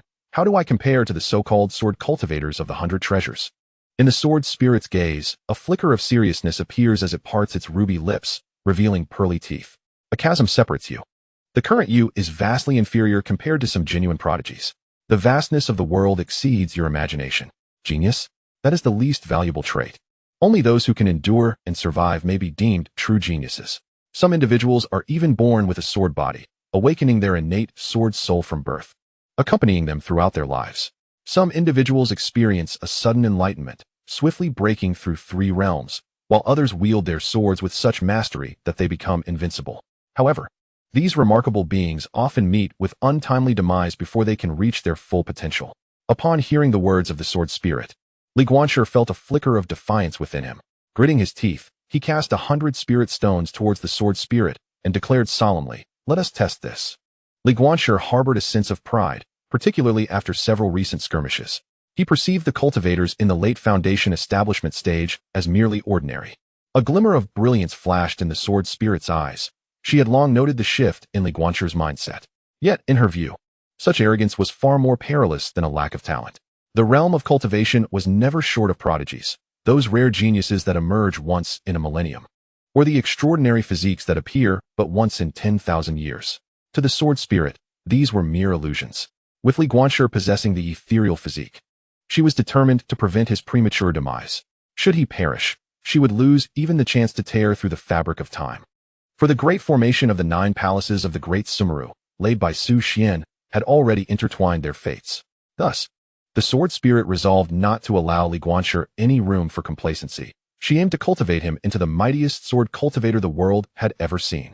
Suddenly, a layer of invisible barrier enveloped the wooden cabin, within which only a singular sword box floated in midair. Standing upon the altar, Li Guanqi felt the very fabric of reality twist around him. Gradually, an endless path of azure bricks emerged beneath his feet. As the space distorted slightly, a figure appeared mere 10 zhang away from him. Clad in a blue robe, the figure towered over Li Guanqi by a head and a half. The features of the individual remained obscured, rendering their face unrecognizable. Yet, Li Guanqi could distinctly sense that this figure shared the same aura as himself, having just broken through to the mid-foundation establishment stage. However, in the next heartbeat, Li Guanqi was struck by a sudden blinding flash, instinctively raising his sword to guard himself. In an instant, Li Guanqi felt a chilling sensation at his throat. When he reappeared in the wooden cabin, his eyes were vacant. Lost in thought for what felt like an eternity, the visceral experience of death sent shivers coursing through him. The voice of the sword spirit echoed in his ears. Do you see? This is the chasm that separates you from other geniuses. Is the mid-foundation establishment stage truly weak? No, it merely signifies that you have yet to encounter a formidable adversary. You may be self-assured, but never arrogant. Li Guanqi's complexion shifted through various shades, his chest rising and falling as he exhaled a deep breath. When he finally turned to the sword spirit, he bowed respectfully, saying, I have learned much. Shall we continue? He asked with steadfast determination. Yes, let us proceed. The sword spirit finally revealed a hint of a smile and spoke gently. Do not focus solely on your opponent's eyes. Every muscle in their body can foretell their next move. Your left hand's sword's speed surpasses theirs. Would you like to test it? Li Guanqi's expression hardened as he replied resolutely, No, I wish to rely on my own strength. That night, He expended nearly 500 low-grade spirit stones. Yet, against that enigmatic figure, he found he could endure for the duration of half a stick of incense. Guanqi, with a pallid complexion, sat cross-legged alone atop the mountain, his mind incessantly reflecting on the gains and losses from the night's battle. Summarizing the insights he had gleaned that day, the sword spirit observed Guanqi's silhouette, nodding to herself. While his physique might not be the strongest she had encountered, it undoubtedly held the greatest potential. Furthermore, due to the hardships of his youth, his mental fortitude surpassed that of ordinary individuals. A faint smile graced the sword spirit's lips as she murmured, "In the span of 5 incense sticks, he was slain 32 times, yet remained unbroken." Even in the face of others' admonitions, he could still calm himself to absorb their counsel. Such a resilient spirit. Chapter 87. Becoming 100 Heroes. The trial commences. In the ensuing days, Guanqi was almost entirely immersed in the illusion of the 100 Heroes. During this period, the sword spirit, witnessing Guanqi's pale visage and his bouts of nausea, could not help but exclaim, "Are you not yet dead? Then press on." Throughout these days, the sword spirit resembled a relentlessly stern master. Even as Guanqi's spirit reached its utmost limits, she persistently pushed him further. Remarkably, Guanqi's progress during this time was staggering. He could now ensure his survival for an entire incense stick's duration. He could inflict wounds upon the phantom of the sword cultivator. Yet he had not yet achieved the feat of vanquishing his opponent. Nevertheless, the comprehension he exhibited during this period astounded even the sword spirit. The speed of his advancement was nothing short of terrifying, visibly accelerating with each passing moment. Each session within the illusion saw him enduring for longer durations, and the time taken for reflection and insight grew shorter with each iteration. 7 days later, when Yifeng sought out Guanqi, he was taken aback to find the door firmly shut, and despite calling out several times, there was no response. Yifeng muttered, "Surely he isn't still cultivating? The trial secret realm will open in just 2 more hours." Within the illusion, Guanqi had elevated his sword speed to 4 strikes per breath with his right hand. This was the very speed he had previously reserved as a trump card with his left hand. Gradually, 2 figures danced and weaved upon the vast Dao platform. Suddenly, a glint of cold light flashed in Guanqi's eyes as he maneuvered his sword at an astoundingly acute angle, deftly circumventing his opponent's long sword and plunging it fiercely into their throat. Simultaneously, the phantom's ethereal sword pierced through his chest. Guanqi gasped for breath, leveraging his ribs to trap the opponent's sword. With a fierce grimace, he whispered, "I have won." Buzz! The phantom shattered, dispersing into specks of ethereal light that faded into nothingness. Yet, shortly thereafter, that ethereal light began to coalesce once more. Guanqi furrowed his brow, intently fixating on the void before him. Before long, the figure that emerged from the gathered light bore an uncanny resemblance to his own. However, the features were considerably clearer, with the contours of the face hinting at his likeness. The sword spirit's voice resonated gently. "Congratulations, you have slain a fragment of the heroic spirit of the 100 Heroes. Your projection shall become one of the new 100 Heroes. You accomplished this in merely 3.5 days. Impressive." This praise was a heartfelt exclamation from the sword spirit, for even she had not anticipated that Guanqi would achieve the slaying of a phantom in such a brief span. Guanqi smiled faintly, sensing a remarkable surge in his strength over the past few days. Should he encounter the black-robed figure of the late Foundation establishment stage again, he felt confident that he could vanquish him within 10 moves. As he gradually withdrew from the space of the sword box altar, he glanced at the mere 5,000 spiritual stones remaining to him, feeling a twinge of regret. However, this sentiment quickly dissipated, as he deemed the expenditure worthwhile in light of his recent gains. Upon sensing Yifeng outside, Guanqi tidied himself before slowly pushing open the door. As he did, he beheld Yifeng seated in the spirit gathering array atop the mountain, deep in meditation. Yifeng gradually opened his eyes, and just as he was about to speak, he noticed Guanqi's weary visage. Furrowing his brow, he remarked, "Why do I feel there is something different about you?" Guanqi smiled slightly and replied, "Oh, what seems different?" Yifeng, with a serious expression, circled around Guanqi, who, without realizing it, began to tense up. Yifeng faced him and said in a low voice, "I can't quite articulate it, but you feel different. It's as if the old you would have needed considerable effort to kill me, yet now, you exude an aura that suggests you could draw your sword and slay me at any moment." Guanqi chuckled helplessly, "Why would I kill you? Aren't we supposed to head to the sect together? Let us hurry. There is still some time. I need to change my clothes and tidy up." Yifeng nodded in agreement and followed Guanqi back to the guest residence. After Guanqi took a bath, much of his fatigue had faded. Observing the numerous blood-red lines on his body, which had diminished even further since their last encounter. He furrowed his brow and muttered to himself. Why are these markings gradually disappearing? Yet, no one responded to his query. Had the sword spirit heard his murmurs, she would have understood the reason. Li Guanqi's ethereal Dao body was gradually shedding its seal. However, the sword spirit chose not to reveal this to him. Her eyes flickered as she silently mused. The great Sumru 9 Palace extermination rune. How could Su Xuan, capable of inscribing such celestial patterns, merely be sealing the ethereal Dao body? Since you can inscribe this celestial pattern, you must be aware of its other purpose. Li Guanqi and Yi Feng mounted their swords, heading towards Tianjin Peak. Along the way, Li Guanqi remarked, "You've been advancing quite rapidly in your cultivation, haven't you? You're nearly at the mid-foundation establishment stage." He made this observation because Yi Feng's aura seemed somewhat unstable. Yi Feng nodded solemnly in agreement and replied, "The reason for this is the upcoming trial secret realm. After all, one only needs 500 points to enter, and the sect has expended considerable resources for this. I merely wish to enhance my strength as much as possible before entering. Rest assured, I will be mindful of my foundational stability." When the two arrived at the Grand Plaza of Tianjin Peak, they found a considerable number of sect disciples already gathered, over 40 in total. A cursory glance revealed that many of these disciples were significantly older than the two of them. Ultimately, Li Guanqi realized that among their cohort of disciples, at present, only he, Yi Feng, Zhong Lin, and Lin Dong have successfully reached the foundation establishment stage. Due to an injury, Lin Dong did not participate in this trial of the secret realm. At this moment, each elder from the various peaks dispatched one of their own to assist. With the opening of the secret realm being overseen by the nascent soul realm elder, Tu Kuei. Upon seeing Yi Feng, Tu Kuei smiled and nodded slightly. But when his gaze fell upon Li Guanqi, his eyes suddenly sharpened. He discreetly transmitted a message to Li Nanting, whispering, "Have you been giving your disciple special training lately?" Although he is blind, his gaze has become remarkably fierce. Moreover, observe his stance. It clearly denotes readiness to strike at any moment. Li Nanting maintained an impassive expression. Though his heart was filled with many questions, he outwardly feigned a calm demeanor. "What? Are you envious? You have also sought numerous rare treasures for your disciple. Be cautious that his foundation does not become unstable." Tu Kuei merely smiled slightly and refrained from elaborating. The gifts he provided to Yi Feng were all of minimal harm, certainly not intended to promote premature growth. Suddenly, a tremendous wave of oppressive force erupted, causing Tu Kuei's robes to billow dramatically.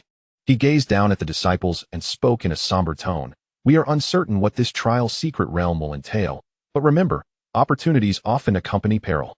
There may be those who meet their demise within. However, as cultivators, we must contend with heaven, contend with earth, and contend with ourselves. If one fears death and stagnates, how can they ever ascend to the heavens and behold the brilliant world?"